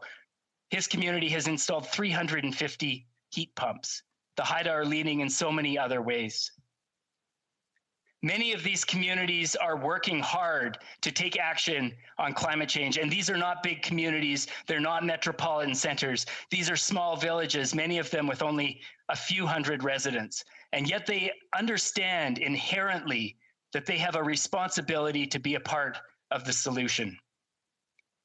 They're taking responsibility for their part of the challenge, and Canada needs to have their backs. The impacts we're seeing won't slow without our country also taking responsibility and doing its share. And the sad truth is that we haven't been. Resuming debate, the honourable member for Courtenay Alberni. Madam Speaker, it is truly an honor and pleasure to rise today to speak in support of Bill C-232, an act respecting a climate emergency action framework. This bill that is being tabled by my good friend and colleague from Winnipeg Centre is such an important bill, and I want to thank her from the outset for her important work in, not just standing up for Indigenous peoples, but all Canadians and their right to have a clean, safe, healthy environment. And, this bill, Madam Speaker, as you know, it provides a critical framework, which is lacking right now, for really a transformative climate action policy, and it's framed around a Green New Deal that would make sure that all climate action initiatives comply with the United Nations Declaration on the Rights of Indigenous People, ensure that the right for all those living in Canada have a safe, clean, and healthy environment, and that we uphold our responsibilities towards future generations, Madam Speaker. And this bill provides that development framework that we desperately need when it comes to climate action. Right now, we know the Government of Canada has failed to meet every single climate target that the government has put out. And in fact, Madam Speaker, as the government has tabled recent legislation, they also have failed to give people the confidence that they're going to deliver a plan in a timely fashion based on the fact that we're not even going to see a progress report on how we're doing until 2028. No milestone target for 2025. So we heard from the governmental panel on climate change, Madam Speaker, in 2018 that we only had 12 years to reduce emissions to pre-2010 levels, by over 40% by 2030. Yet the government of Canada still has no plan, Madam Speaker, and they have not included Indigenous people. This bill is absolutely critical as a tool for accountability to those that are most impacted by climate change. And it explicitly outlines the importance of the United Nations Declaration on the Rights of Indigenous Peoples to Canada's climate response, and requires the government to consult meaningfully with Indigenous peoples and communities and civil society. Canadians are exhausted. They're tired of governments committing to targets, like I cited earlier, and then missing them again and again. We're running out of time. And I want to talk a little bit about what's happening in my riding and the impact this is having on Indigenous peoples in the communities that I represent. Madam Speaker, 3 of the last 5 years, we have had record floods that have impacted wild salmon, of course, that have impacted the communities of the Sichet people, of the Comox Nation, with both the Somas and the Puntlich rivers breaching. It has had a huge impact. We've had drought in 2014, where it rained just in time in August, Madam Speaker, that we were afraid we were going to lose all our wild salmon. Madam Speaker, which is a critical food source for Indigenous people. It is not just food security, it is their culture's built around it and centered around it, their language, Madam Speaker, and of course their economy. So wild salmon is critical to their survival and who they are. They're salmon people, the Nuu-chah-nulth, where I live. So, Madam Speaker, this is very important to Indigenous peoples who are going to be most impacted by climate change. And as we're seeing right now, we saw the acidification in Bain Sound, which impacted the Qualicum people and their food security when it comes to the shellfish, which they rely on for their food security. My good friend, Chief Moses Martin from the Tloquit Nation, often talks about the importance of investing in restoration, in science, and in Indigenous knowledge and listening to Indigenous knowledge. But he cites the most pressing pressure we have right now on wild salmon is warming oceans due to climate change, Madam Speaker, and the impact climate is having on our oceans, because we know, Madam Speaker, that our oceans are a carbon sink, and that 90% of carbon right now is being stored in our oceans, which are warming right now and creating it more difficult. In fact, we had Humboldt squid that are normally from California land on our shores in Tofino just a few years ago, Madam Speaker. It was mind-blowing that we're seeing the kinds of shifts that we're seeing when it comes to climate change. And of course, the wildfires that we've seen throughout British Columbia. We have youth coming forward and asking for change and urging us. We've been all on marches with youth around the climate, the impacts of climate change, and them demanding action. We can't wait, as we just heard from my colleague from Skeena, Bulkley Valley, about the impact this is having on the children in his riding, my own children like his. I was really inspired by Ben Mason and Lister DeVitre. They live in Cumberland, British Columbia, in my riding. They have been going around the community to Cumberland Council, to the local Legion, to local groups, talking about new ways for economic growth and social responsibility and environmental safety. And they're asking for a Green New Deal that's centered around Indigenous values and Indigenous knowledge, Madam Speaker. They want to see emissions cut by half by 2030. But right now, we don't have the framework in place to do that. As Mason said, Ben Mason said, doing nothing is not an option. Right now, Madam Speaker, the way the government is moving forward without a plan, without a framework in place that's being proposed by my good friend and colleague from Winnipeg Centre, we are abandoning, we're abandoning that generation, Madam Speaker. And this is absolutely unacceptable because doing nothing can't be an option for them. We are their voice. We are responsible for their future. And I know that there's been a lot of discussion about cost of investing in climate change. I think about my late friend, my good friend, the late Chief of HoC, Richard Lucas, who fought so hard to get his nation off of diesel energy, to get a hydro project in his community so that they could do their part when it comes to climate change. But it also makes economic sense in the long term. We need to continue to listen to Indigenous peoples in our communities who have the knowledge and the wherewithal to get us there. But also, you've heard me in this House speak repeatedly about the cost and the impacts of climate change. When I started, Madam Speaker, as a member of Parliament, climate impacts were about costing the Canadian government about $900 million a year. Now it's over $5 billion, and we're not even 6 years, Madam Speaker. And the PBO projects that we'll be running climate emergency costs between $21 and $43 billion by 2050. So, Madam Speaker, spending money right now, supporting Indigenous communities, bringing everyone together under a framework to tackle climate change makes economic sense as well. And so I share this with you as the critic for economic development, Madam Speaker, for the federal NDP, because it makes economic sense to do that. And we can't leave people behind. And we know Indigenous people constantly are being left behind. And this is the opportunity, Madam Speaker, for us to walk together, but to center our framework and our plan around Indigenous people. And I think about my friend Caroline Hilton, who's leading on Indigenomics. We need to listen to the wisdom of Indigenous women who have ideas on how we can move forward when it comes to climate change and working with Indigenous peoples, Madam Speaker. We need a plan that honors our international commitments and obligations to address this climate emergency. And Madam Speaker, our youth, we owe this to them, and we need a just transition to a green economy that brings workers along, moves away from fossil fuel subsidies, and invests instead in a green economy. And our party's been fighting for this for a long time. I think about the late Jack Layton and his climate accountability bill that he tabled back in 2006. We're ready to work with the government and the Senate to pass this bill now, Madam Speaker, to take the action that is absolutely necessary. And Canada is being left behind as many countries are moving forward. Even right-leaning governments we're seeing in Britain, Germany, Japan, they understand the economic opportunity as well, Madam Speaker.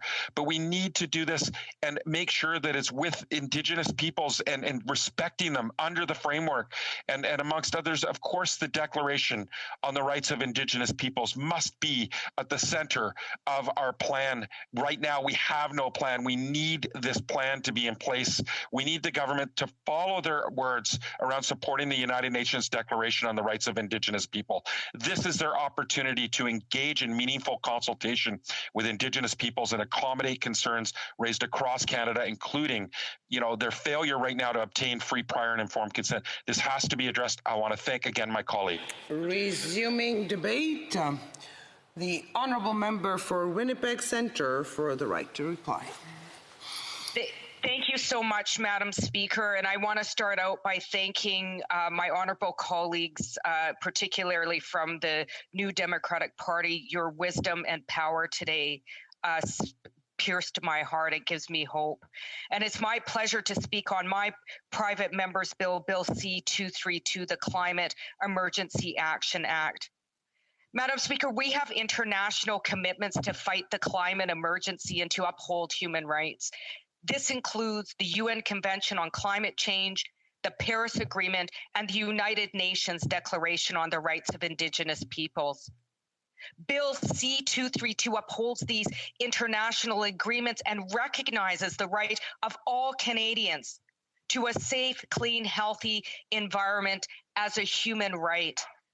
Madam Speaker, more than 100 countries in the world have recognized the human right to a safe, clean, and healthy environment in their legislation and or constitution.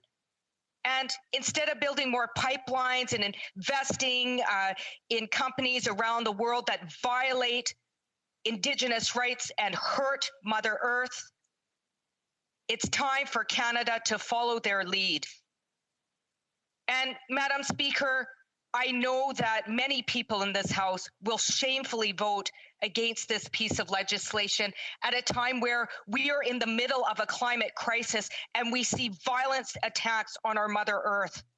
Everything we value is at risk. Exploitive resource extraction companies continue to contribute to ongoing genocide and an epidemic of murdered and missing Indigenous women and girls, as noted in the National Inquiry into Missing and Murdered Indigenous Women and Girls. The exploitation of our Mother Earth continues to violate the fundamental rights of Indigenous peoples and all peoples across these lands we now call Canada. And Indigenous communities and nations continue to be denied the right to traditional land-based practices, the use and management of their own territories, while other human rights to housing, clean drinking water, and health go unmet. Even the Canadian Pediatric Society is raising issues of the climate anxiety being experienced by young people who are on the front lines fighting to save our Earth.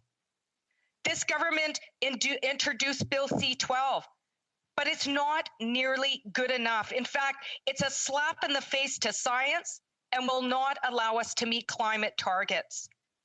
Bill C-232 proposes a framework for developing a Made in Canada plan to address ever more pressing climate emergency, while it offers a very clear strategy for kickstarting our country's green economic transition and rapidly reducing our emissions, while also leveraging this moment as an opportunity to right the wrongs of our colonial past and address violence faced by BIPOC communities in this country. And despite this opportunity, Madam Speaker, that we have before us, I sense that most members here today will vote no to Bill C-232. But before they do that, I hope they will consider what is at stake.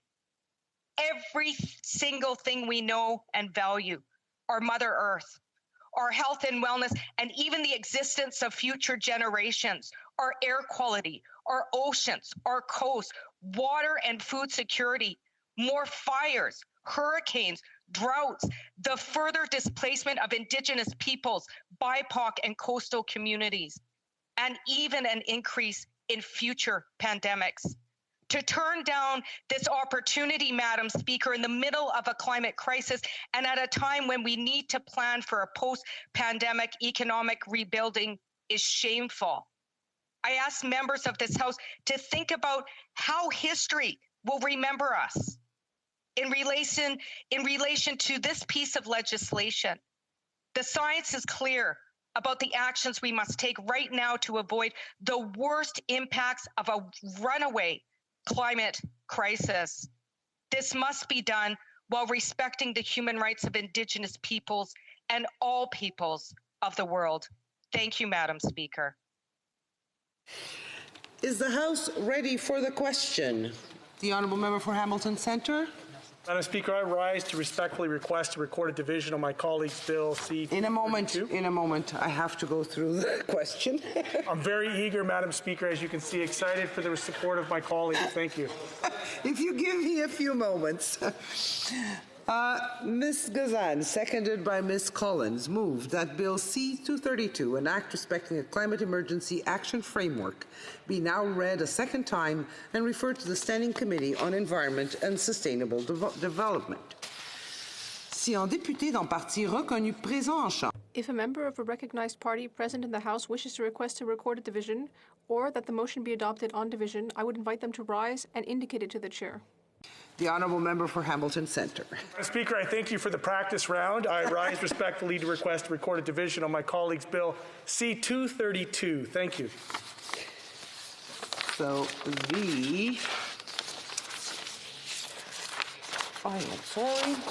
pursuant to standing order made on Monday, January 25th, 2021, the division stands deferred until Wednesday, March 24th, 2021, at the expiry of the time provided for oral questions. Orders of the day. Pour l'émanant du gouvernement, projet de loi émanant du gouvernement commune, reprise du débat sur les amendements du Sénat au projet de loi C7, loi modifiant le code criminel, aide médicale à mourir, et l'amendement de M. Barrett. The honourable member for Sturgeon River Parkland. Thank you, Madam Speaker. And at the start, I'd like to say I'll be splitting the time with the member for Sarnia-Lambton. Today will be a historic day for Canada and a day that will be looked back on for decades to come as a day of infamy for the rights of vulnerable, disabled, and mentally ill Canadians. Years from now, our country will be rocked by a political scandal when it is revealed how tens of thousands of vulnerable Canadians ended their lives through medical assistance in dying. We will discover how many of these vulnerable Canadians whose deaths were not reasonably foreseeable, who suffered from depression and other mental health challenges, were allowed to end their lives with little to no safeguards. Righteously angered families will demand justice from the government. They will demand parliamentary inquiries, and they will fight through the courts to reveal the truth. That truth being that for decades the government failed to support vulnerable Canadians and instead allowed them to end their lives in the absence of real assistance. And on that day, a Prime Minister will stand across the way in this House to give their tearful apology for the lives of so many lost by this government's negligence. Parliamentarians will vote for serious reform to affirm the lives of vulnerable people and reinstate firm restrictions to protect the rights of the disabled and mentally ill. And together on that day, we will vow never again to stand idly by and let legislation pass this House that would put vulnerable lives at risk. The vote we will have tonight will determine whether that is the bleak future this country will have. And today we have a choice as parliamentarians. Do we stand up for the rights of disabled Canadians, of those suffering with mental health challenges, or do we vote for radical legislation that will imperil many of their lives? And tonight I will vote with a clean conscience, knowing that I have done my duty to uphold the rights and dignity of Canadians. And I urge MPs in this House to look deep into their conscience and ask themselves if they want history to remember them as those who went along and voted for this travesty. Now, some members of the House may scoff at my claims, but if they won't take it from me, take it from the very people whose lives are being held in the balance because of this vote. Take it from the disability community, who have been speaking vocally about the pressure they face from society to end their own lives. Take it from suicide survivors, who know that under this legislation, their lives would have been ended before they could recover and live fulfilled lives.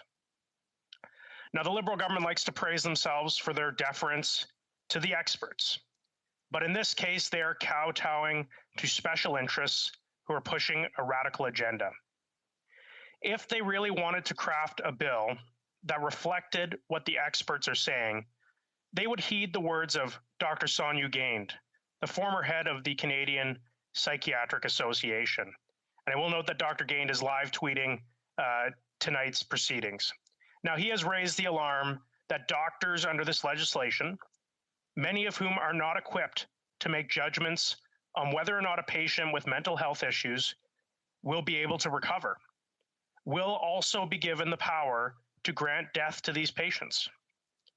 He has raised serious concerns about the motivations of this legislation, which in his words seek to grant more autonomy for privileged people to end their lives, but in the same hand seriously risks further marginalizing the lives of those who do not have the privilege of being able, of having a sound mind, or of having access to the best mental and physical life supports.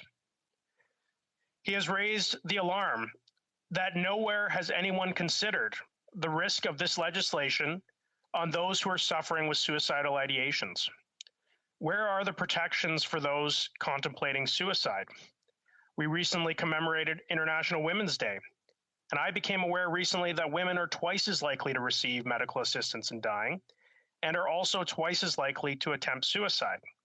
What analysis has been done to ensure that women, particularly disabled women, and those suffering with mental health challenges are not being marginalized by this legislation? And I think this can be said of a lot of racialized communities and others as well.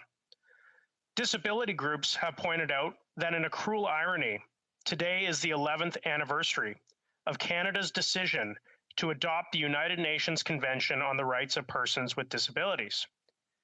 Did the government plan this slap in the face for the lives of disabled people who struggle every day to live their lives and who will now soon live with the added struggle of the constant pressure to seek assistance to end their lives? And this year of all years, Madam Speaker, there is no excuse for ignorance when it comes to the plight of those suffering mental health challenges, for the disabled, and for those who are contemplating suicide. We have seen the significant impact that suicide is having on our society. In some cases, death by suicide has outstripped the deaths from COVID-19. And in a year where we have learned so much about the gaps in assistance and its fatal consequences, how can we move forward with this out of touch and radical legislation that seeks to make it even easier for vulnerable people to receive death? The situation that we have been placed in as parliamentarians in response to these proposed amendments from the Senate is precarious. Canadians are still adapting to the groundbreaking decision of the Supreme Court of Canada in its Carter decision. They're still grappling with the subsequent legislation passed in the last Parliament, which legalized medical assistance in dying. And now with the Truchon decision, we have been called to enact new changes less than 5 years into force of the previous medical assistance in dying legislation. And if that wasn't enough, now we're being asked by this Liberal government to go even further than the Truchon decision, which did not even consider mental illness as an exclusive justification for seeking and being granted medically assisted death. And we're being called now to pass this legislation in a rushed manner. I suspect, well, I know in my riding, if you ask the average Canadian if they want medical assistance in dying for minors or those with solely a mental illness, you would receive a resounding no. Yet, the overwhelmingly Liberal government-dominated Senate has taken it upon themselves to push the agenda of special interests forward to the detriment of vulnerable peoples. You know, it wasn't that long ago that the Supreme Court ruled that there was no right to a medically assisted death. And the Carter decision, I believe, was in many ways a deviation from the previous law. But today, to many, it may seem quite conservative because, at least in that case, the courts had a desire to place clear parameters around this novel practice. It's clear to me that the Minister of Justice wants to implement a radical agenda that would almost see euthanasia legalized for every occasion. And I think he said as much in his vote when he voted against the previous legislation. They didn't feel that Carter went far enough. They didn't feel that Truchon went far enough. And they couldn't get it passed through the House, so they got it passed through the Senate. The committee, the Justice Committee, did not contemplate mental health. And as much as they did contemplate mental health, they received testimony that advised against including mental health. There are so many Canadians who are going to be hurt devastatingly by the recklessness of this legislation. And Canadians have not had an opportunity to fully pass judgment on this legislation. And when we have an election in the next few months or years, we need the government to stake out a clear position on where they want to go with euthanasia before Canadians go to the polls. Because I don't recall any party in the last election putting forward a policy that said they wanted to seek mental illness inclusions in medical assistance in dying. The government does not have a mandate from Canadians to pass this radical legislation. So, Madam Speaker, it's time to be on the right side of history and stand with vulnerable Canadians against this dangerous and radical legislation. Thank you, Madam Speaker. The Honourable Parliamentary Secretary to the Minister of Justice. Thank you very much, Madam Speaker, and I thank the member opposite. By way of clarification, the constant pressure that he referred to, quote unquote, simply does not exist. There's no evidence anywhere in this country of any discipline or criminal prosecutions against any medical practitioner in the entire history of MAID being available over the last 5 years. Secondly, the notion of the impact on the vulnerable, that will be addressed by one of the Senate amendments we are proposing to adopt, which is to collect race-based data and data on persons with disabilities. Thirdly, the issue of the courts never having dealt with the issue of mental illness, not addressed squarely in Truchon, was addressed in a case that comes out of that member's province, the EF case through the Alberta Court of Appeal, which found that mental illness should be a condition to which MAID is made available. The question I put to the member opposite is that would he agree that the community of persons with disability is not a monolith? Chantal Petitclerc, the Senate sponsor of the bill, is a person with a disability. Stephen Fletcher, a former Conservative cabinet minister, is a person with disability. Both have spoken eloquently, as have the litigants in the Truchon case, about the need to ensure that their autonomy and their competence is respected. Would the member agree with that statement? The Honourable Member for Sturgeon River Parkland. Well, I think it's incredibly sad that the Honourable Parliamentary Secretary would discount the testimony and the views and the deeply held beliefs of so many disabled Canadians. And I would just say that it's easy to claim that there's no evidence when the government has never set up any regime to collect evidence that would suggest that there are abuses happening. The government isn't looking for abuses, and so they claim that they don't exist. It's time for this government to start putting in a regime that will hold every member in this profession accountable, that will hold so that we can get the facts and the data. Questions et commentaires. The Honourable Member for Sarnia-Lambton. Thank you, Madam Speaker, and I thank my colleague for his speech. And I would ask him, does he not find it inconsistent that when considering the amendments from the Senate, that the government decided to rule the advanced consent one beyond the scope of the bill, even though they had put some advanced consent measures in the bill, but they commented that the mental illness was acceptable and not out of the scope of the bill when it wasn't even mentioned originally? For Sturgeon River, the Honourable Member for Sturgeon River Parkland. Well, I thank the Honourable Member for her thoughtful question and for her advocacy on this issue. And I guess that's something that we should be thankful to this government about, that they actually found some aspect of the Senate's amendments that they found objectionable. But frankly, I think that their whole political games that they're playing here, like they've claimed that, conservatives were obstructing debate and that they had to force this closure. Well, the fact is that Canadians, have been caught unawares by their radical changes by adding mental illness. And so as conservatives, we're only standing up for the right of Canadians to have time to actually digest this legislation and these new radical changes that they're putting in. And, Canadians have been given only a couple of weeks to digest literally life and death legislation. And so, the Liberals like to say that the Conservatives are holding this up. Well, the fact is they were trying to sneak this in the dead of the night, and we weren't going to let them do it. And if I can judge by the hundreds and thousands of emails I'm receiving in my email inbox from Canadians who are furious about this, I mean, we're only hitting the tip of the iceberg here, and Canadians need more time to review this legislation. Questions and comments. The Honourable Member for Kingston and the Islands. Thank you, Madam Speaker. The reality of this situation here is that we did ask for more time. We asked the Conservative Party last week. I stood in this place right here and asked on 3 occasions to sit to midnight in order to have a healthy debate on this very, very important issue.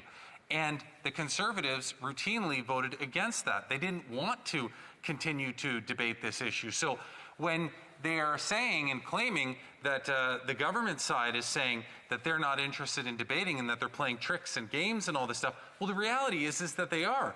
The Leader of the Opposition said in a National Post article just a short 2 weeks ago that Conservatives were ready to work day and night to get the job done, to get legislation through. Here we have a piece of legislation that is mandated to be completed by a certain period of time by a superior court, and we are up against deadlines asking the Conservatives to stay late, work overtime to get it done, and they refuse to do it. Short answer from the Honourable Member for Sturgeon River Parkland. You know, Conservatives will always work hard to ensure that we pass legislation that helps Canadians who are going through a one-year pandemic, who are going through bankruptcies and going through the highest unemployment in the G7. But what we won't do is allow the Liberals to sneak a bill through the dead of the night on a... Resuming debate, the Honourable Member for Sarnia-Lambton. Well, thank you, Madam Speaker, and I'm glad to be able to rise this evening to speak to these amendments from the Senate on the medical assistance in dying bill. The first thing I want to say is that, it's unfortunate that we've got such a short time to talk about these amendments because this is quite literally a matter of life and death. And I would think that the government on something as serious as this would want to spend some time thinking about these changes that are far outside the scope of the original bill. Now, let me talk for a minute about the purpose of the Senate, because the Senate was put in place from its inception as a mechanism to take a look at the legislation from any government of the day and decide whether or not this was a good thing for Canada.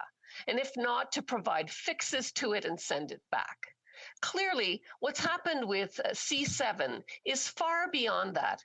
These unelected members of the Senate have come with items like made for people suffering only from mental illness, advanced directives, and all kinds of things that were beyond the scope of what was presented.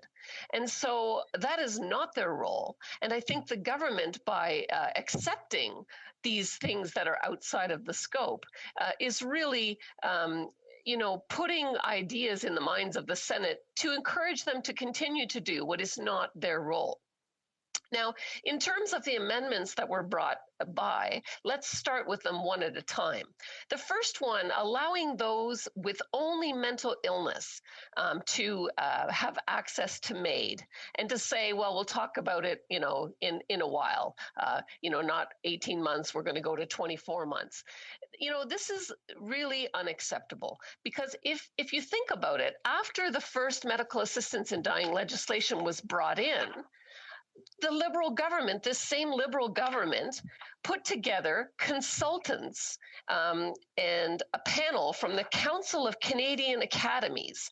This was put together by Jane Philpott, the Honourable Jane Philpott, and the Honourable Jody Wilson-Raybould to study whether or not people with mental illness only should be able to have access to MAID.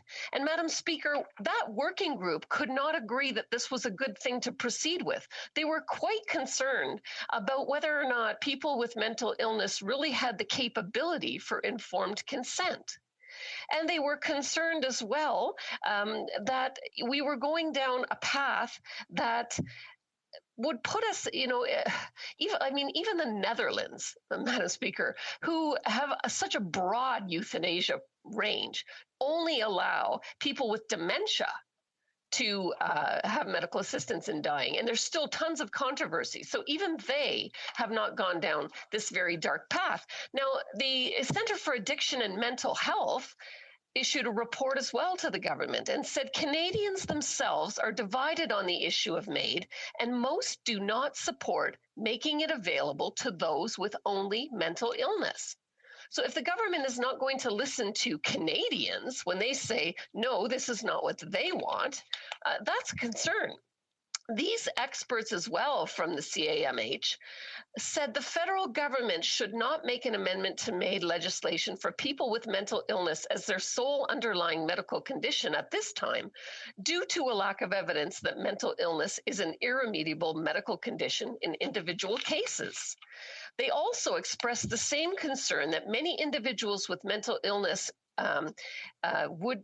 may have an impairment in their reasoning capacity that would make it difficult for them to connect their symptoms with their illness, fully understand the risks and benefits of treatment, and make decisions based on personal goals and values. And so with that, the Liberal government should be listening to Canadians who don't think this is a good idea, the mental health experts that don't think this is a good idea, and many people that are suffering from mental illness. Now, I mean, not to be coarse, Madam Speaker, but the reality today is that people that only have mental illness as their condition can already commit suicide. In fact, sadly, thousands of Canadians are doing it, and thousands more are likely to do it as a result of the failure of this government to address the pandemic and restore the economy. So people are losing their businesses and their livelihoods, and they've been under lockdown, and this is a very serious condition. But at the time when the government is talking about suicide prevention, that is no time to be saying, oh, wait, let's put extra helps in here so that you can have medical professionals assist you in your suicide efforts. I just think that that is offensive at the very least. Now, the Second Amendment has to do with the review of the MAID regime. And absolutely, I see the government wants to have a review, but the fact is in the first legislation, there was a review and they didn't do it. That was unacceptable and should have been addressed then. And I don't think you need a new, formula for how to do a review. I think you just need to do the review. The Third Amendment is about collecting the race-based data regarding MAID. And I see in the discussion of this one, that they are mentioning that we collect this kind of data on other things, such as palliative care. Well, palliative care, as you know, Madam Speaker, is a topic that's near and dear to my heart because of my private member's bill on palliative care that was unanimously supported in this House. And in fact, the framework on palliative care to get consistent access for Canadians was begun because the data shows that where there's good quality palliative care, 95% of the people choose to live as well as they can for as long as they can. But sadly, this government has prioritized the killing of people through medical assistance in dying and de-emphasized palliative care. And so when we talk about people that maybe due to their race and their social standing, don't have good access to palliative care, that is true, Madam Speaker. And there's, 60% of Canadians left that don't have any access. So that certainly should have been the priority for the government instead of expanding the regime to help people end their lives. I see that the clarifying that a neurocognitive disorder is not considered a mental illness was rejected as an amendment. And, the Justice Minister clarified in his testimony that exclusion is not intended to capture neurocognitive disorders that are due to Alzheimer's or Parkinson's disease. Well, the Justice Minister, has a habit of needing to clarify things because what's in the bills is never clear enough. We saw that in C6, where the clarification that had to be put on the website about the definition, but wasn't in the bill, needed to be done because of the hurry with which these things are brought forward. And so I think that, we need to take the time to get things right and not rush. With respect to the Advance Requests Amendment, I would say that the same group who was put together to consult on this issue consulted on advance consent. The government already has this information, and they also did not recommend that we go with advance consent. And they had concerns about a few things. First of all, in terms of who decides what is intolerable suffering when the person has lost capacity. So, when do you take action? And how do you prove that it's informed consent? And how do you make sure that there's a third party responsible to enforce the decision if there's a disagreement after the person has lost capacity? So these were the issues that they brought forward, and that was ignored here, altogether in this discussion. I would add that Belgium and Luxembourg only allow advance consent when a person is permanently unconscious. So that should be a consideration. Now, I would be remiss on the palliative care discussion if I didn't do a plug for the Grand Fondo Cycle of Life fundraiser in my riding on April the 9th at 7:30 p.m. You can get details from my webpage.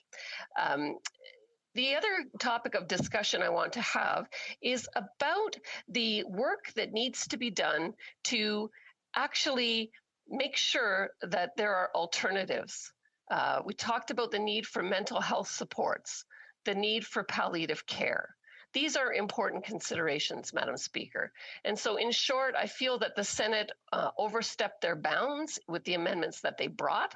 I feel that the government should have, in the first place, with the Quebec decision, have appealed to the Supreme Court, but certainly that they should not be expanding the scope of medical assistance in dying without doing their due diligence on the review that was originally desired, and in spending more time listening to what Canadians want and what the people who are going to be impacted are feeling. And with that, it's clear that I will be voting against these amendments as well as the medical assistance in dying legislation that has been brought forth. Thank you, Madam Speaker. Questions et commentaires. Questions and comments. Honorable député de... The Honourable Member. Thank you very much, Madam Speaker. I'd like to thank my colleague for her speech. My question has to do with mental health issues, which she dealt with. She talked about the fact that there are risks, but we can expect, however, that there should be a proper framework with doctors' opinions. And she also referred to the fact that people who suffer may commit suicide. So in that context, shouldn't we offer an alternative to death that is more dignified and also allow people to discuss with physicians so as to find better solutions than suicide? Thank you. Sarnia Lambton. Merci beaucoup. Thank you very much. And I'd like to thank my colleague for her question. I think that there do have to be alternatives to made. For mental health issues, we need more help, more assistance, and there's not enough of that in Canada.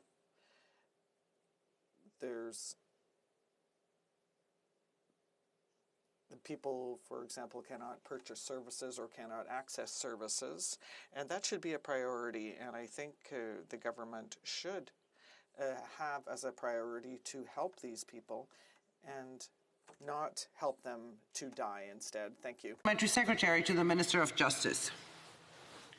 Thank the member for Sarnia Lambton for her commentary, but I find that it comes in much in the same vein as many of her party colleagues in terms of the level of hyperbole and the level of sort of the terminology that's been used. She's used terms about things being offensive, and what I would say is that I think many of the members who have spoken this evening are actually missing some of the fundamental points about this legislation. Regardless of the discussion about mental illness, entry into this entire discussion requires informed voluntary consent, and it requires people to be enduring an intolerable level of suffering. And that's exactly what we're trying to address. The second point about the inconsistency in approach actually isn't borne out by the facts. $11 billion was committed by our government in 2017 to address palliative care and mental health supports. And she urged us to, quote, spend some more time. 24 months is the time that will be spent to ensure that when this clause sunsets, that there has been the review of an expert panel and at least 12 months of deliberation by Parliament. Is that the type of time that the member opposite is seeking? Thank you. The Honourable Member for Sarnia Lambton.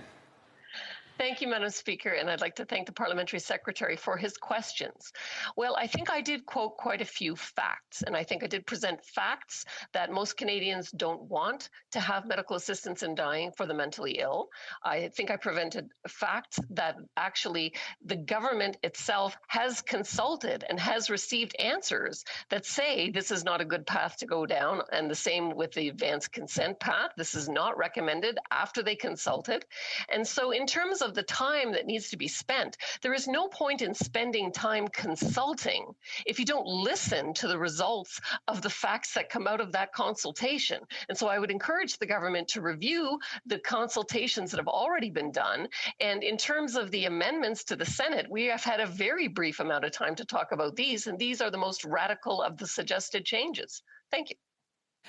The Honourable Member for Saanich Gulf Islands. Thank you, Madam Speaker, and thanks to my friend from Sarnia. I do not blame her for not knowing this historical reality that the Senate of Canada has done much more egregious things against the democratic will of the House of Commons. In November of 2010, which I remember vividly, the Senate killed a Climate Accountability Act that had been brought through by Bruce Heyer, Bill C-311, who Bruce, of course, went on to become a Green Party colleague of mine in the House. But this was even worse than anything that you can imagine, not you, Madam Speaker, but the Honourable Member for Sarnia. in that they killed the legislation for climate without referring it to committee first. Procedural shenanigans ordered by PMO. So back to the main point here of the legislation before us, C7, I will agree with the honourable member that I do not think we have had adequate time to review the changes that the Senate has proposed in relation to mental health provisions.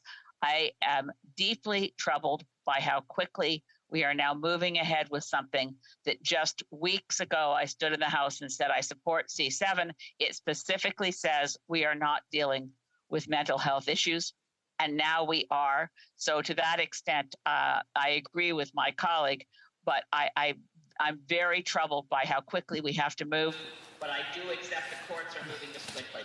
A very short answer from the honourable member for Sarnia. Well, I want to thank the member from Saanich Gulf Island, and she always has a valid point. And so, yes, the amount of time we've had is not adequate. And I would agree that although the Senate does its good work, at times they are overstepping their bounds. They are not the elected House, and we need to make sure that they understand that as well. Thank you. Resuming debate, the honourable member for Battlefords Lloydminster. Thank you very much, Madam Speaker. I just want to make note that I will be splitting my time this evening with the member from Oshawa. So it's interesting that we're speaking today to this under these circumstances. And, as legislators, we have a very weighty responsibility to do our due diligence in considering legislation. And we have a duty to Canadians and our constituents who elected us to thoroughly analyze and review the legislation that is passed in this House. And when we are considering issues of life and death, that responsibility is only heightened. It is absolutely reprehensible that this government is limiting debate on this legislation. This government is hastily accepting amendments from the other chamber without that due diligence. When this House debated Bill C7, mental illness as the sole underlying condition was explicitly excluded from the eligibility criteria for accessing medically assisted death. So this explanation to allow for it is obviously significant, and it requires additional scrutiny. It was not part of the Justice Committee's study of the legislation, and members of the committee did not have the opportunity to hear from mental health advocates on this expansion. And there has not been an adequate parliamentary review of this change. In addition to that, and of greater concern, is that there is no consensus in the medical community that mental illness should be considered irremediable. There is no consensus that MAID should be expanded to include persons with mental illness. And this Liberal government is amending this legislation at the end of the parliamentary process to what I can imagine is to avoid scrutiny and ramming it through this House. To proceed with this significant expansion of MAID is what I think is absolutely reckless. This legislation endangers vulnerable Canadians, and frankly, we owe them better. We owe the 1 in 5 Canadians who struggle with mental health and mental illness better. There are a range of effective treatments available for mental illness. However, we do know that access to these treatments is limited, that there is where the focus of this government should be. They should be focused on providing for additional mental health supports and not recklessly expanding MAID. The need to improve access to mental health supports is even more pressing during this pandemic. We know that this pandemic is negatively impacting the mental health of so many Canadians. And we have heard about the impact that pandemic restrictions have had on the well-being of seniors in particular. Depression and loneliness are spiking. And I'm reminded of the heartbreaking stories of seniors who chose MAID, and they did this to avoid continued isolation during this pandemic. To only offer a person MAID when they are at their most vulnerable point is indefensible. For those who have mental illness, the only attainable tool in their toolbox cannot be medically assisted death. There is a serious and, I think, reasonable concern that the expansion of MAID to persons with mental illness will undermine suicide prevention initiatives and recovery-based care efforts. In fact, the Justice Minister's own department has expressed that concern. This reckless amendment paves the way for Canadians suffering from mental illness to prematurely end their life. We also cannot ignore the fact that this legislation continues to preempt the required parliamentary review of the existing MAID framework. Madam Speaker, this Liberal government's entire agenda of broadening access to medical assistance in dying in advance of that review is alone deeply concerning. We have heard from persons with disabilities and medical professionals who have clearly stated that the expansion of MAID in Bill C7 is dangerous and requires greater scrutiny. As this Liberal government continues down this path of broadening access to MAID without ensuring proper access to appropriate care, they are actually eroding the value we place on human life. And they are robbing a person the opportunity to live with dignity.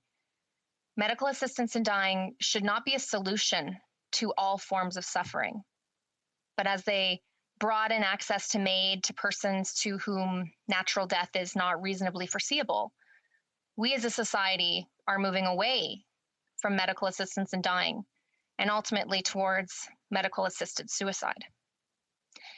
And the underlying message of moving in that direction is that death is a treatment for suffering. It is my core belief that as a country, as a government, as a society, and as a community, we have a responsibility and a moral obligation to care for each other, to care for the elderly, the poor, the sick, those with disabilities, and the vulnerable. We cannot sidestep our duty to care by offering death as a treatment for suffering.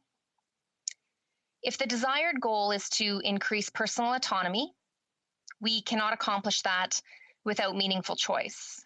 And we certainly cannot do that at the expense of ensuring appropriate safeguards to protect vulnerable persons.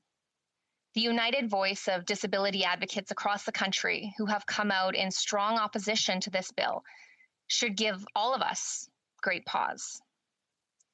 Shamefully, this Liberal government is not putting on the brakes. Rather, they are moving full forward, full steam ahead, ignoring the serious concerns that this legislation is fast-tracking the deaths of persons with disabilities.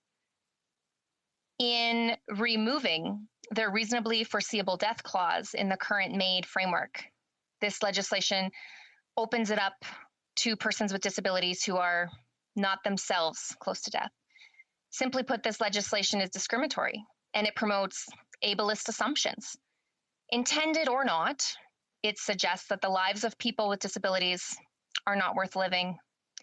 Instead of ensuring that a person with a disability has the accommodations and supports that they need to thrive, it offers them medically assisted death as a solution. And this is particularly salient when we consider that concerns pre-existed this legislation about a lack of appropriate safeguards for persons with disabilities in the existing MAID framework. The former UN Special Rapporteur on the rights of persons with disabilities expressed concerns to this Liberal government on this very issue. She raised the issue that there were no protocols in place to ensure that a person with disabilities was offered viable alternatives to assisted death. She also recommended to this Liberal government that they investigate allegations that persons with disabilities were being pressured into seeking medical assistance in dying. And she recommended that safeguards be in place to ensure that persons with disabilities were not requesting MAID simply because there were no other appropriate alternatives available to them. These same concerns have been raised by the disability advocates across the country, but the Justice Minister and this Liberal government have not addressed them. Instead, they are removing and weakening the safeguards that were in place. If we as a country offer the vulnerable MAID while depriving them of adequate care and the resources to have a dignified, secure, and healthy life, then we have failed them. Madam Speaker, we cannot pursue increasing personal autonomy at all costs. We cannot, in the name of autonomy, sacrifice safeguards for the vulnerable, undermine suicide prevention efforts, erode respect for human life, perpetuate negative stereotypes about age, abilities, or illness. There has to be a balance. And certainly, we cannot make those decisions lightly without proper scrutiny and review. And this has not happened. This Liberal government has not allowed for a parliamentary committee to hear from a single witness on the expansion of MAID to those with mental illness. They are ignoring the pleas and the serious concerns raised about this legislation. They have limited debate on this legislation, and they continue to delay a mandated parliamentary review of the existing MAID framework. Madam Speaker, I urge all members of this House to oppose the Liberal government's attempt to recklessly adopt significant amendments to this legislation in the final hours, and to oppose their efforts to steamroll these legislative changes through this place without proper scrutiny and care. Let's do our proper due diligence on this legislation. We owe that to all Canadians and the lives that hang in the balance. Thank you. Questions and comments. First off, the Honourable Parliamentary Secretary to the Minister of Justice. I thank the member for her comments and point out that the issue of discrimination was squarely before the court in Truchon, and the findings were exactly the opposite, that not making MAID available to those who are not at the end of life, including those who are persons with disability, violated their competence, their autonomy, and their dignity. Second point is that scrutiny has been provided with respect to this bill. 139 MPs have spoken, 45 hours of debate have occurred, and on 3 separate occasions, given the opportunity to extend debate to discuss these very amendments, the Conservative Party turned them down.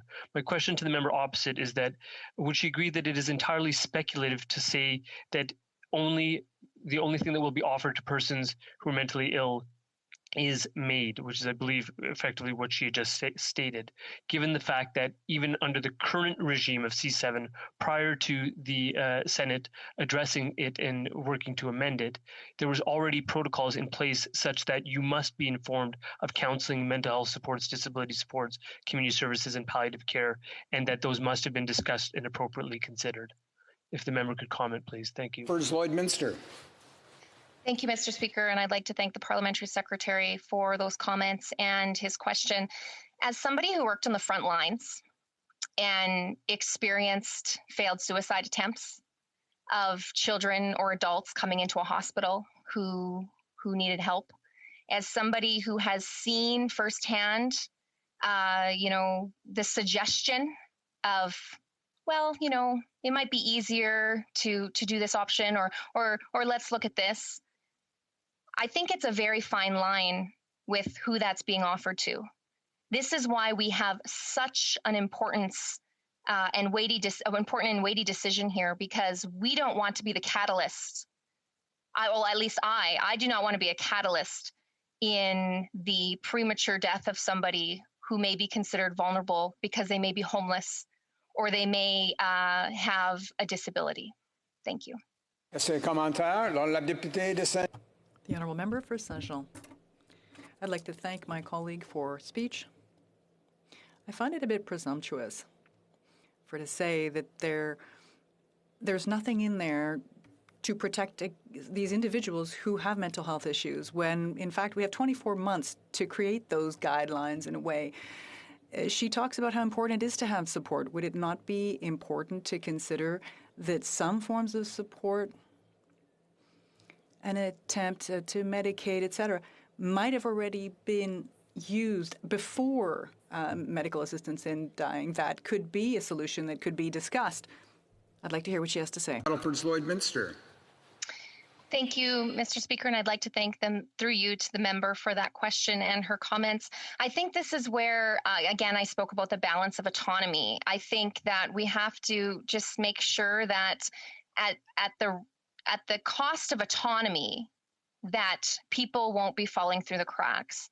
And I think, you know, just last fall, there was a senior who, and I referred to this in my speech, who from Ontario, who decided to have MAID because she didn't want to live through another lockdown. And, you know, I hope that we can offer hope to people, and medical practitioners are being first given that opportunity to offer hope, as opposed to suggesting, because it happens. People suggest, you know, it might be easier. And we've seen this also with a Canadian who was, again, I believe Ontario, who again, it was suggested, well, you know, there's this option, and that's completely unacceptable. Try and get one more short question in. The honourable member for Tobique Mactaquac.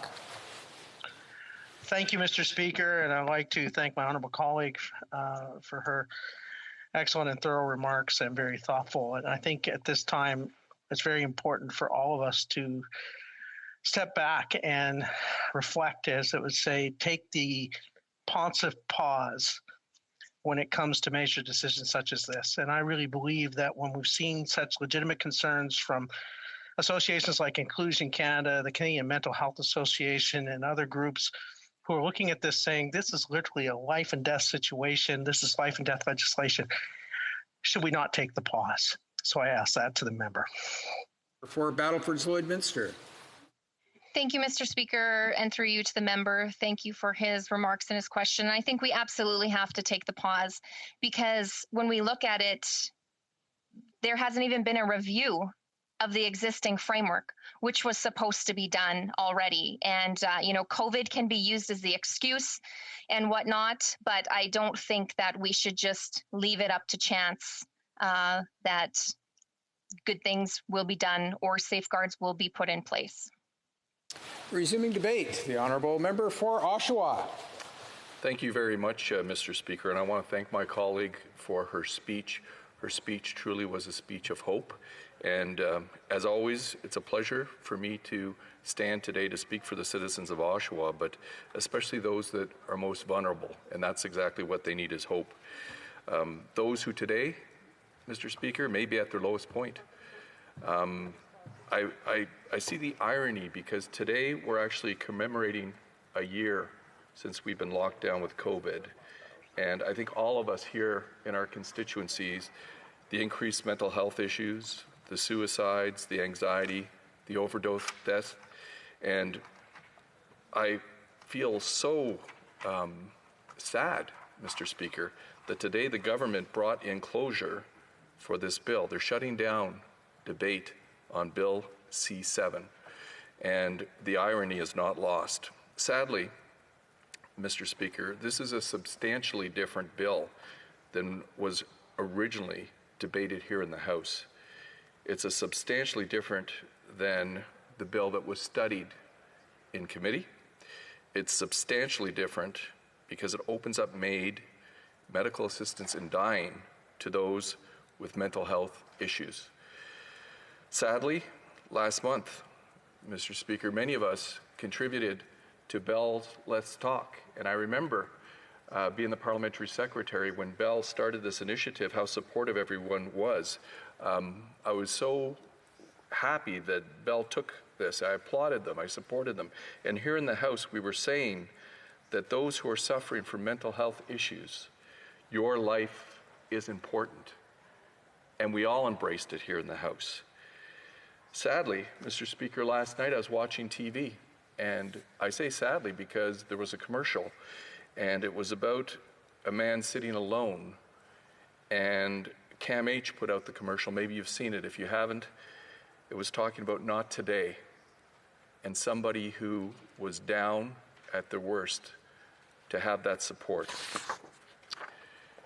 Mr. Speaker, it's important in this House that we get the opportunity to debate principles. And I think today in this House, we look at our legal system that's based on the principle that it's wrong for us to take an innocent human life. And in the exceptions, when the state is making an exception to this principle, it's incumbent that we all are very, very careful. Why? Because the results are permanent, Mr. Speaker, and irreversible. Now, the original bill that was provided to this House had many things that the people of Oshawa can support, but there were changes made by the Senate. These are substantial changes, opening up made to those with depression and mental health issues. And Mr. Speaker, I cannot support this changed bill. And frankly, I'm extremely disappointed in the Liberal government. I'm extremely upset with the Liberal government because the Liberals are not even allowing us to properly debate this new bill. They invoked closure. The minister's excuse, and he said in the House today, Mr. Speaker, he said that we have consensus, but that's simply not true. The minister said of the original bill that there is no consensus for MAID with people with mental illness. And the minister, instead of allowing committee to call witnesses affected by this bill,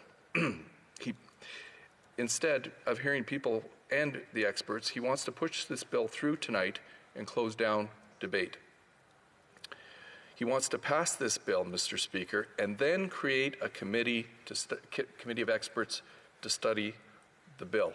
Mr. Speaker, this is exactly opposite of the normal process of the House. And we are here today making Canadians aware of that. Because for me, Mr. Speaker, I think this is unprecedented. I've never heard of this before. It's almost like a government saying, trust us, we're going to do this. Don't worry about it, let's just get this through. But I state today, Mr. Speaker, that the minister in this government has a credibility issue. And I know I'm challenging the minister, and I hope he comes on and questions me about it, because he needs to make things clear. Because the original MAID bill was due for a legislative review after 5 years. And it was supposed to happen last year, but it didn't happen. We know that the government prorogued. We know they had the WE scandal they wanted to cover up. And if they didn't do their legislative duty for the original bill, how can Canadians trust the Liberals and this minister to follow through? Instead of challenging the Quebec court's decision, the minister didn't even defend his own legislation. Mr. Speaker, and I find that's incredibly unusual. Mr. Speaker, we are talking about trust. And when people are depressed and when they're at their lowest, they need a government that they can trust. And in Oshawa, we have one of the most prominent experts in palliative care. Her name is Dr. Gillian Gilchrist. She practiced medicine for over 50 years, started palliative care clinics in 1981 and was the first chair. But I called her today and she told me when people are on a cliff, they need someone to trust. They need someone to talk to. They need someone to care. They need someone to be there. They need someone to talk them down. She said our system needs more resources for people with mental health issues. Proper medical care is expensive, but MAID is not. And I heard the Liberals say today, no one is forced to choose MAID. But Mr. Speaker, we've heard colleagues today in the House, and I think some of our Bloc colleagues said over and over today that we need more resources for health care. And I would argue, Mr. Speaker, that we need more resources for mental health care, because when Liberals say no one is forced to choose MAID, but if there's no proper mental health available, if there's no one to talk to, no one to listen, no one to care, no one to say, not today, I submit to you, Mr. Speaker, there is no choice. Until the government invests more in mental health care for that choice, the only offered option is MAID. And how sad is that? Mr. Speaker, I'm suggesting to you that this minister has to address this credibility problem. Because firstly, he said he has consensus for the bill. But in committee, he said there is not consensus for MAID for people with mental health issues. And if he has consensus, Mr. Speaker, I have this letter from Vulnerable Person Standard. It's 129 organizations that have signed on to this that says that the minister does not have consensus. Secondarily, the Liberals were mandated to do a legislative review of the original bill after 5 years. And that would have been, Mr. Speaker, last year. And instead of doing that, what they were legislated to do, as I said earlier, they prorogued to cover up a scandal because they have a credibility problem. And Mr. Speaker, I'd say they can't be trusted to follow through on this one either. Mr. Speaker, and this is not conservative saying this, 3 United Nations experts have warned the minister that Bill C-7 will violate international human rights conventions to which Canada is a signatory. But the minister is closing down debate today. Canadian legal experts warned that Bill C-7 will violate the Charter of Rights for Persons with Disabilities. But the minister is closing down debate today. Mr. Speaker, the people of Oshawa, the people of Canada expect us to debate these difficult issues and study it at committee for our country. This bill is sanctioning the taking of a life, someone who is mentally ill, and the taking of someone's life when the mental health care system is not there for them. Someone who's depressed, someone who's at their most vulnerable, someone who's reaching out for us, for their voice, for their life. What's more important than that, Mr. Speaker? And to close, as I started, today I'm sad because I fear today our system will fail. It'll fail Canadians with disabilities, with depression, who want real choices. Canadians who want us to listen to their views, to be given the opportunity to hear from experts in committee, to make sure someone is there for Canadians with disability and depression to tell them, not today. Thank you, Mr. Speaker. Questions and comments. Firstly, to the Honourable Parliamentary Secretary to the Minister of Justice. Thank you, Mr. Speaker, and I thank the member opposite. And earlier he asked a question to one of my colleagues about associations or groups that support the direction of this legislation. I would put to him that the Association of Psychiatrists of Quebec have raised valid questions about how this could be handled going forward, not purporting to have all of the answers, but at least guiding some of the conversation, as well as dying with dignity. Secondly, I would put to him that there is a serious danger of the court deadline, the last deadline extension having been granted.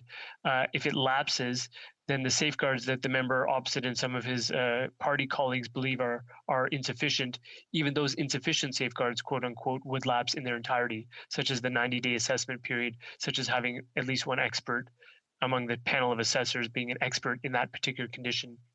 The narrative I would put to him is that he talked about choice at the end of his commentary. And what I feel very much that we on this side of the aisle believe is that this bill in its current incarnation and with the amendments proposed by the Senate is about facilitating choice, including very permanent and serious choices. Okay. The Honourable Member for Oshawa.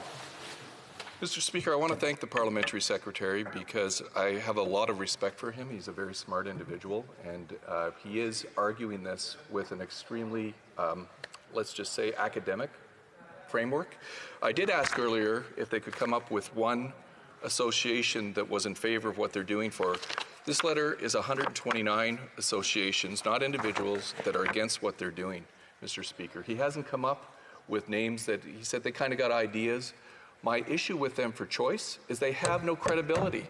They were supposed to review the original legislation after 5 years, which was a year ago, and instead of looking after Canadians, they prorogued and let it go, and now we're at the last minute. They're trying to push it through. They have no credibility. We can't trust them.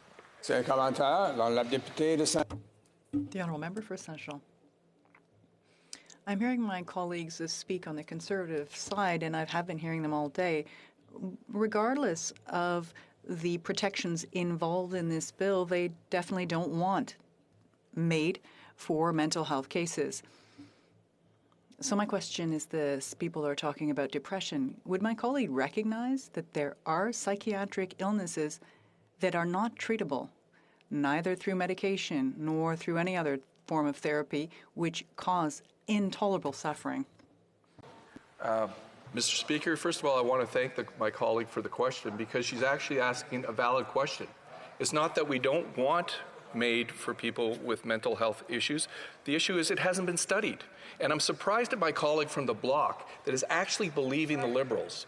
They stood up today asking for more resources for the healthcare system.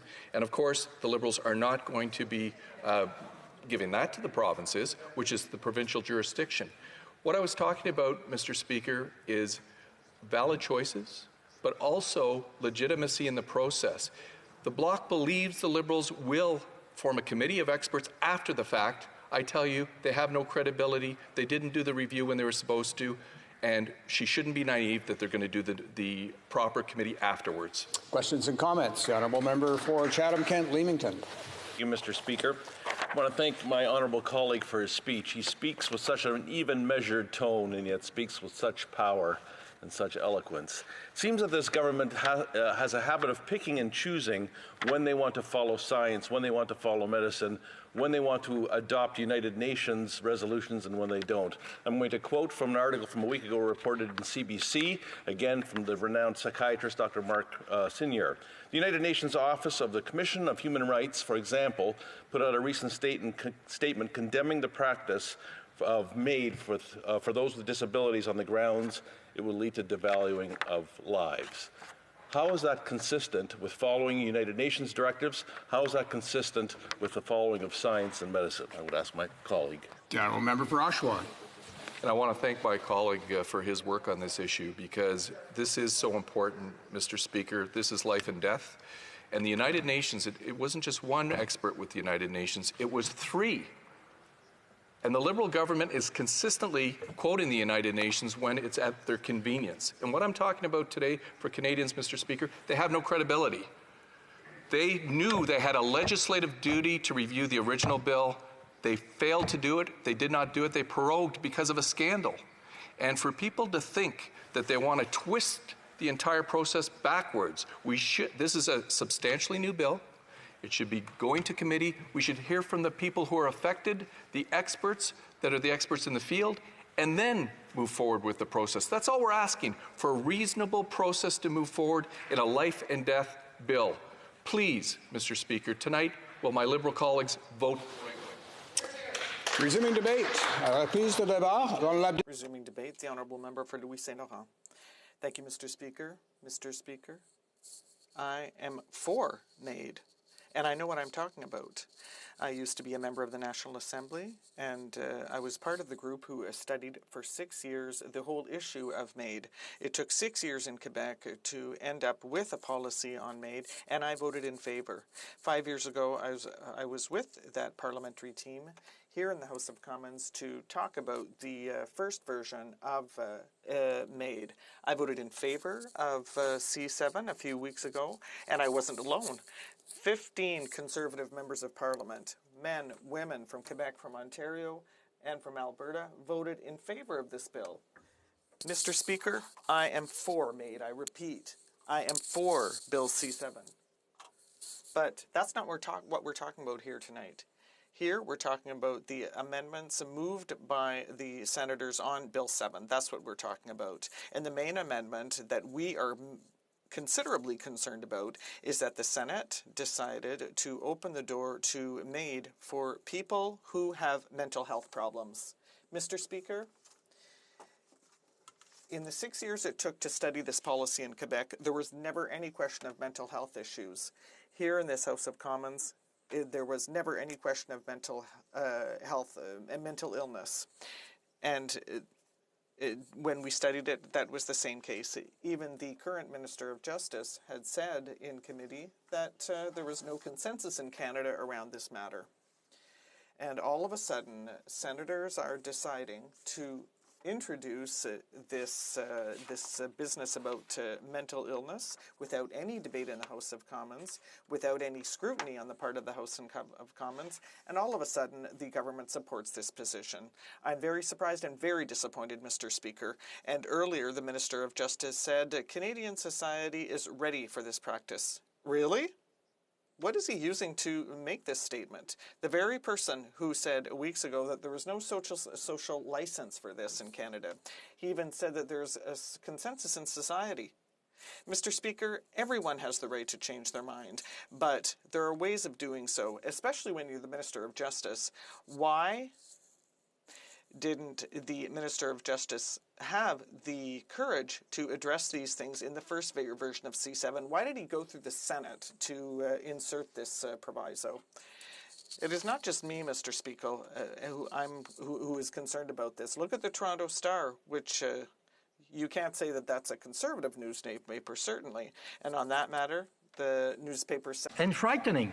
C'est le Toronto Star qui écrit ça, monsieur. It's the Toronto Star that says that, Mr. Speaker.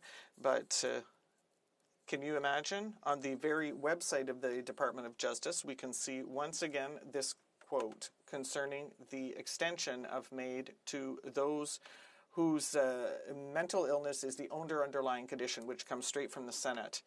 And this is straight off the Department of Justice website, Mr. Speaker. Could be considered as undermining the initiations of suicide prevention and standardizing death for many people suffering from mental illness. That is the Department of Justice who said that. It is on its website, Mr. Speaker, and it is this very Minister of Justice today who said that Canadian society is ready for this practice and that there's societal consensus. No, Mr. Speaker. We have to remember that there are many groups, for example, First Nations are opposed to this. Psychologists are opposed to this because, as we're speaking right now, there is no scientific proof that mental illness is irreversible, unlike other issues that are addressed by MAID. And I agree with those issues. I'm ready for us to reopen the debate and to be able to tell people who have cognitive neurological diseases that are irreversible, for example, Alzheimer or Parkinson's. I am ready to say that that is my opinion, that there is a consensus on that. I'm open to that. But on mental health, Mr. Speaker, we all know people who have emotional difficulties, who are in emotional distress, or who have mental health problems. And some people have ups and downs. Sometimes people hit the bottom and they have suicidal ideation. But if they're offered the opportunity of MAID in that circumstance, that's a slippery slope. And on the website of the Department of Justice, it says that this could standardize death as a solution for people who are seeking death. Very quickly in closing, Mr. Speaker, the Conservatives, there's no question that we wanted to debate this today, but we are stuck with this very tight deadline, and that's the fault of the government. It is the government who this summer decided to shut down Parliament for 6 weeks in prorogue, and we had to go back to the drawing board, and that is because of this government. We lost 25 days of working time in the Parliament, and the government dragged its feet. Because if it really cared about this bill in September, they could have tabled right after the throne speech. But no, they waited 7 days. So the people who dragged their feet, the people who didn't act, the people who delayed everything, well, that's the government. 25 days that were lost, and it took them 7 parliamentary days before tabling C7. So that is the first version of C7. Now, let's talk about the Senate amendments. When the Senate took its position, when it voted on the Wednesday night, the very next day we said, okay, we're ready to debate it. And what was the government's first action on C7 with the Senate amendments? They said we want a deadline. Instead of taking a position, they said we're going to ask for another extension from the court. And it took 5 days for the court to get back to us. So that's their fault. So when they say that we dragged our feet, it took them 5 days. And we know that, whereas we knew that there were Senate amendments. And once that was done, 12 hours after the tabling of the government's intention, there was a whole day of debate on it. And then, Mr. Speaker, never did the government introduce debates on these amendments. It could have done it on Wednesday, Thursday, Friday. It could have done it Monday of this week, Tuesday, Wednesday. It could have done it today, but no. They decided to shut down debate. It's their right, and I recognize that, but I am not going to accept that those people are saying that we don't want to debate. That's not a question of policy or party. The NDP is against this too. And we have major concerns around medical assistance in dying for people who have mental health problems. The NDP and the Conservatives agree. So there are some people who are for and some who are against. I'm one of the 15 Conservative members who voted in favor of C7. I am for MAID. I am for C7. But when it comes to MAID for people with suffering from mental illness, I am not in agreement. Mr. Speaker, in a few minutes we're going to be voting on the amendment that was that was moved by the member for Leeds Grenville Thousand Islands, which would allow for people to put that amendment aside, that amendment on mental illness, and to conserve the C7 in its original form. So I am appealing to all parliamentarians, if you have any doubt at all concerning MAID for people who are suffering from mental illness, please vote for our amendment, and then you can vote for the rest. But if you have any doubts at all, then our amendment will allow this amendment to be hived off, put aside, and to go forward with the C7. Thank you, Mr. Speaker. Comme il est 27, It being 8:07, pursuant to the order adopted earlier today, it is my duty to interrupt the deliberations and to put to a vote immediately and forthwith all questions concerning the amendments made by the Senate to Bill C7, of which the House is now seized. The question is as follows. Mr. Lametti, seconded by Ms. Ng, moved that a message be sent to the Senate to acquaint their honors that, in relation to Bill C7, an act to amend the Criminal Code, medical assistance in dying, the House. May I dispense? I dispense. We? That's what I... Yes?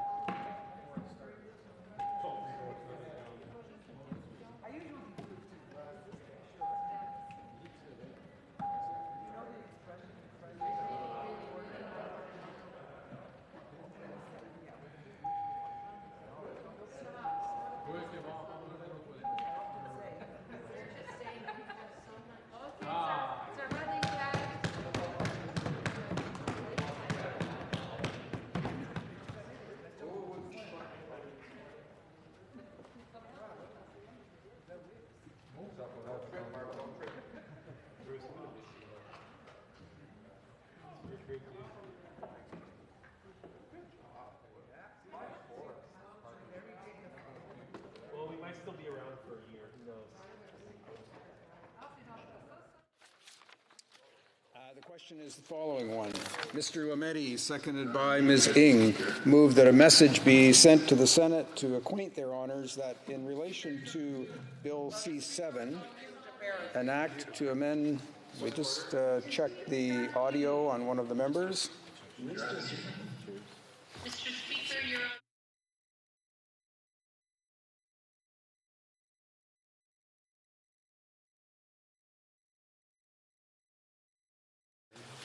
We're going to take that from the top. The question is the following one. Mr. Lametti, seconded by Ms. Ng, move that a message be sent to the Senate to acquaint their honors that in relation to Bill C-7, an act to amend the Criminal Code, medical assistance in dying, the House, shall I dispense? No. No? No.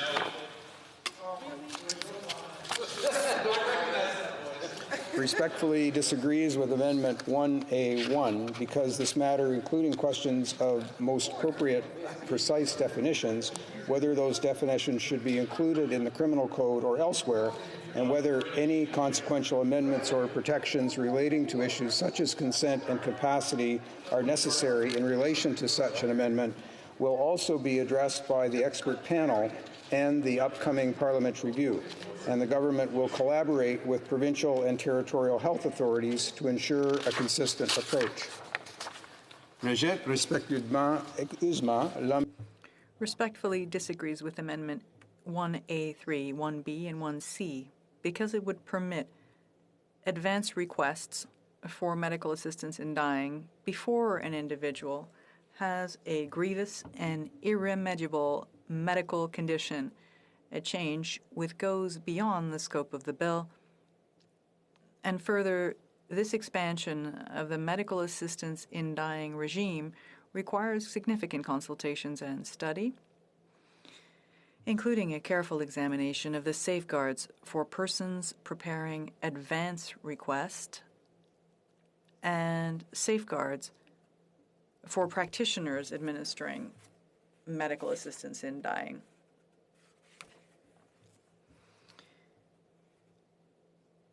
All of which could be part of the parliamentary review undertaken to study this important type of advance request to reflect the crucial input of Canadians affected by the medical assistance in dying regime. With respect to Amendment 2, the portion of paragraph 241.31.3a before subparagraph 1 be amended by replacing it with the following. A. Respecting the provision and collection for the purpose of monitoring medical assistance in dying of information relating to requests for and the provision of medical assistance in dying, including Clause 241.31.3a.1b, be amended by adding the words respecting the race, the words or Indigenous identity. Subparagraph 241.31.3a.1 be amended by deleting and at the end of Clause A, by adding and at the end of Clause B, and by adding the following after Clause B. C, information other than information that must be provided in relation to the assessment of eligibility to receive medical assistance in dying and the application of safeguards respecting any disability as defined in Section 2 of the Accessible Canada Act of a person who requests or receives medical assistance in dying if the person consents to providing that information. Paragraph 241.31.3b be amended by replacing it with the following. B. Pour régir l'utilisation. B. Respecting the use, analysis, and interpretation of that information, including for the purposes of determining the presence of any inequality, including systemic inequality or disadvantage based on race, Indigenous identity, disability, or other characteristics in medical assistance in dying. As a consequence of Amendments 1A, 2, and 3, proposes that the following amendment be added. Clause 3.1, page 9, add the following after line 20. Independent review. 3.11, the Minister of Justice and the Minister of Health must cause an independent review to be carried out by experts respecting recommended protocols, guidance, and safeguards to apply to requests made for medical assistance in dying by persons who have a mental illness. 2, a report containing the experts' conclusions and recommendations must be provided to the ministers no later than the first anniversary of the day on which this act receives royal assent. 3. Les ministres vont déposer. 3. The ministers must cause the report to be tabled in each House of Parliament within the first 15 days on which the House is sitting, after the day on which they receive the report. With respect to Amendment 3, Section 5 be amended by replacing it with the following. Review. 5.1, a comprehensive review of the provisions of the Criminal Code relating to medical assistance in dying and their application, including but not limited to issues relating to mature minors, advance requests, mental illness, the state of palliative care in Canada, and the protection of Canadians with disabilities must be undertaken by a joint committee of both Houses of Parliament. 2. The joint committee shall be composed of 5 members of the Senate and 10 members of the House of Commons, including 5 members from the governing party, 3 members of the official opposition, and 2 members of the opposition who are not members of the official opposition, with 2 chairs, of which the House co-chair shall be from the governing party, and the Senate co-chair shall be determined by the Senate. 3.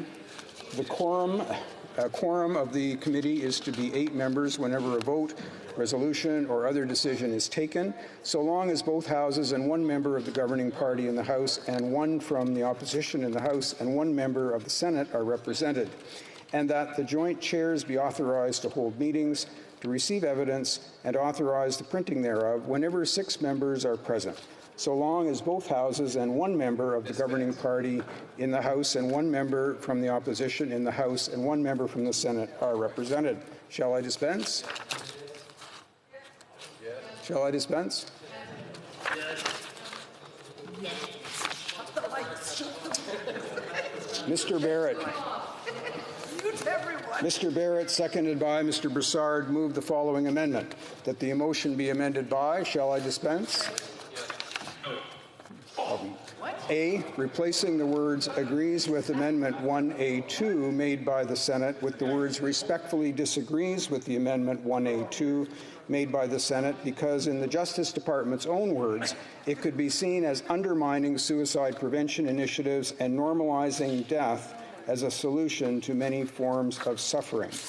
B, deleting all the words beginning with the words as a consequence and concluding with the words receive the report. And C, replacing the words Section 6 be amended by replacing the words 18 months after with the words on the 2nd anniversary of with the words Section 6 be deleted.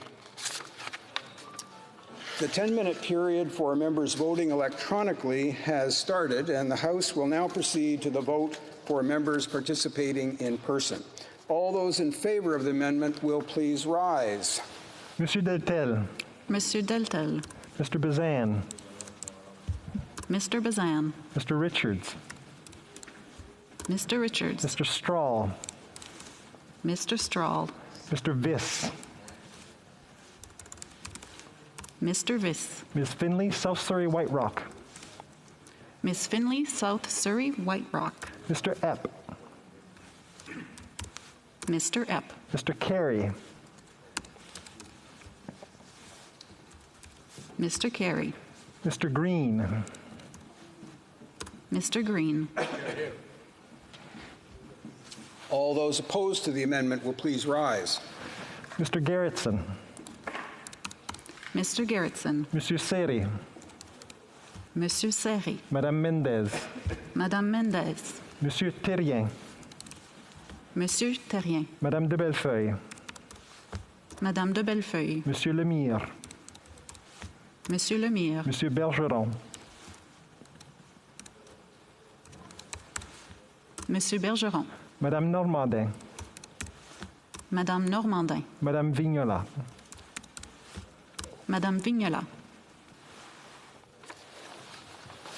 La Chambre attendra maintenant à la fin de la période de vote avant de poursuivre ses travaux. The House will now wait for the voting period to end before resuming its proceedings.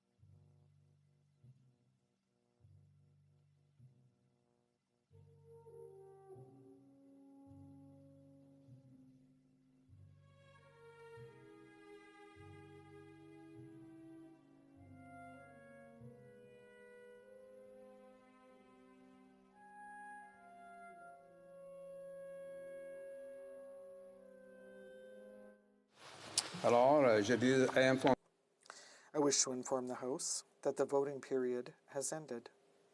If members were not able to vote due to technical difficulties, they may now use the raise hand function, and the chair will recognize them.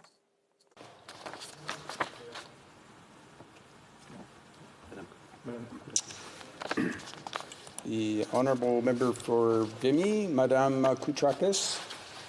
Point of order. I just want to make sure, Mr. Speaker, that my vote was registered because I did vote electronically, but then I lost internet. I'm now back on, but I want to make sure that my vote was registered as nay.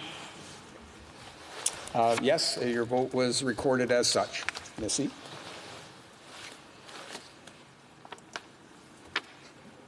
Okay, that's it. Now, if a House officer of a recognized party wishes to bring to my attention any concerns with regards to the of the visual identity of a member in relation to the vote, they may do so now. Seeing none, the table will compile the results of the vote.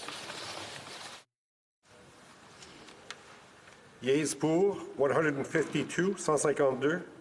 Nays, no, 179, 179. I declare the amendment defeated.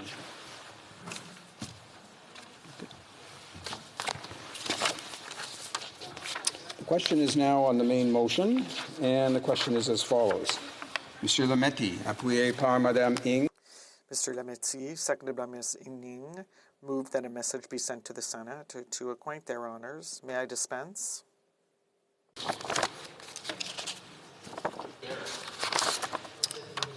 Now, if a member of a recognized party present in the House wishes to request a recorded division, or that the motion be adopted on division, I invite them to rise and indicate so to the chair. I see the honourable member for Kingston and the Islands.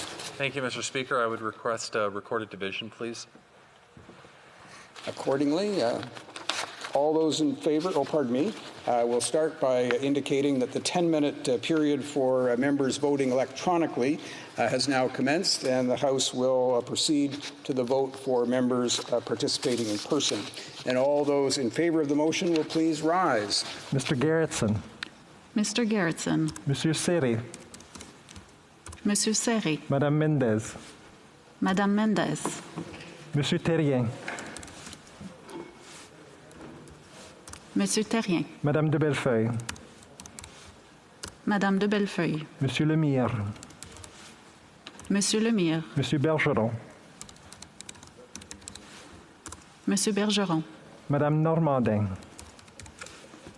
Madame Normandin. Madame Vignola. Madame Vignola. Que tous ceux qui s'opposent à la motion. All those opposed to the motion will please rise. Monsieur Deltel. Mr. Bazan. Mr. Bazan. Mr. Richards. Mr. Richards. Mr. Strahl. Mr. Strahl. Mr. Viss. Mr. Viss. Ms. Finley, South Surrey, White Rock. Miss Finley, South Surrey, White Rock. Mr. Epp. Mr. Epp. Mr. Carey. Mr. Carey. Mr. Green. Mr. Green. The House will now wait for the voting period to end before resuming its proceedings.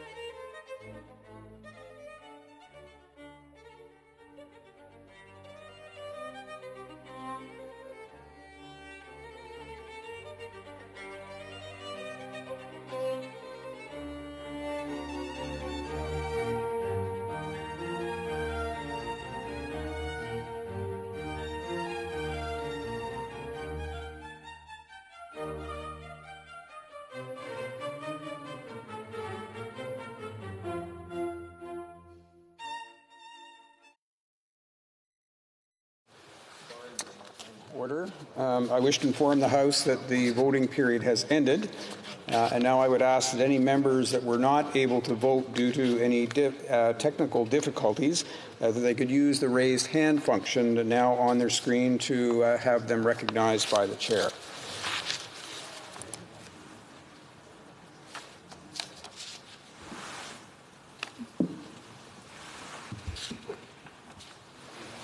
Okay.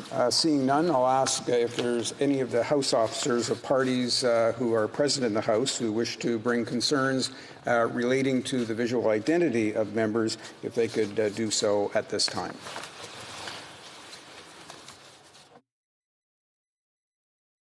And seeing none, I'll ask the table to finish compiling the results of the vote. Yeas pour, 180, 180. Nays contre, 149, 149. I declare the motion carried. It being 9:15 p.m., the House stands adjourned until tomorrow morning at 10 a.m. pursuant to Standing Order 24-1.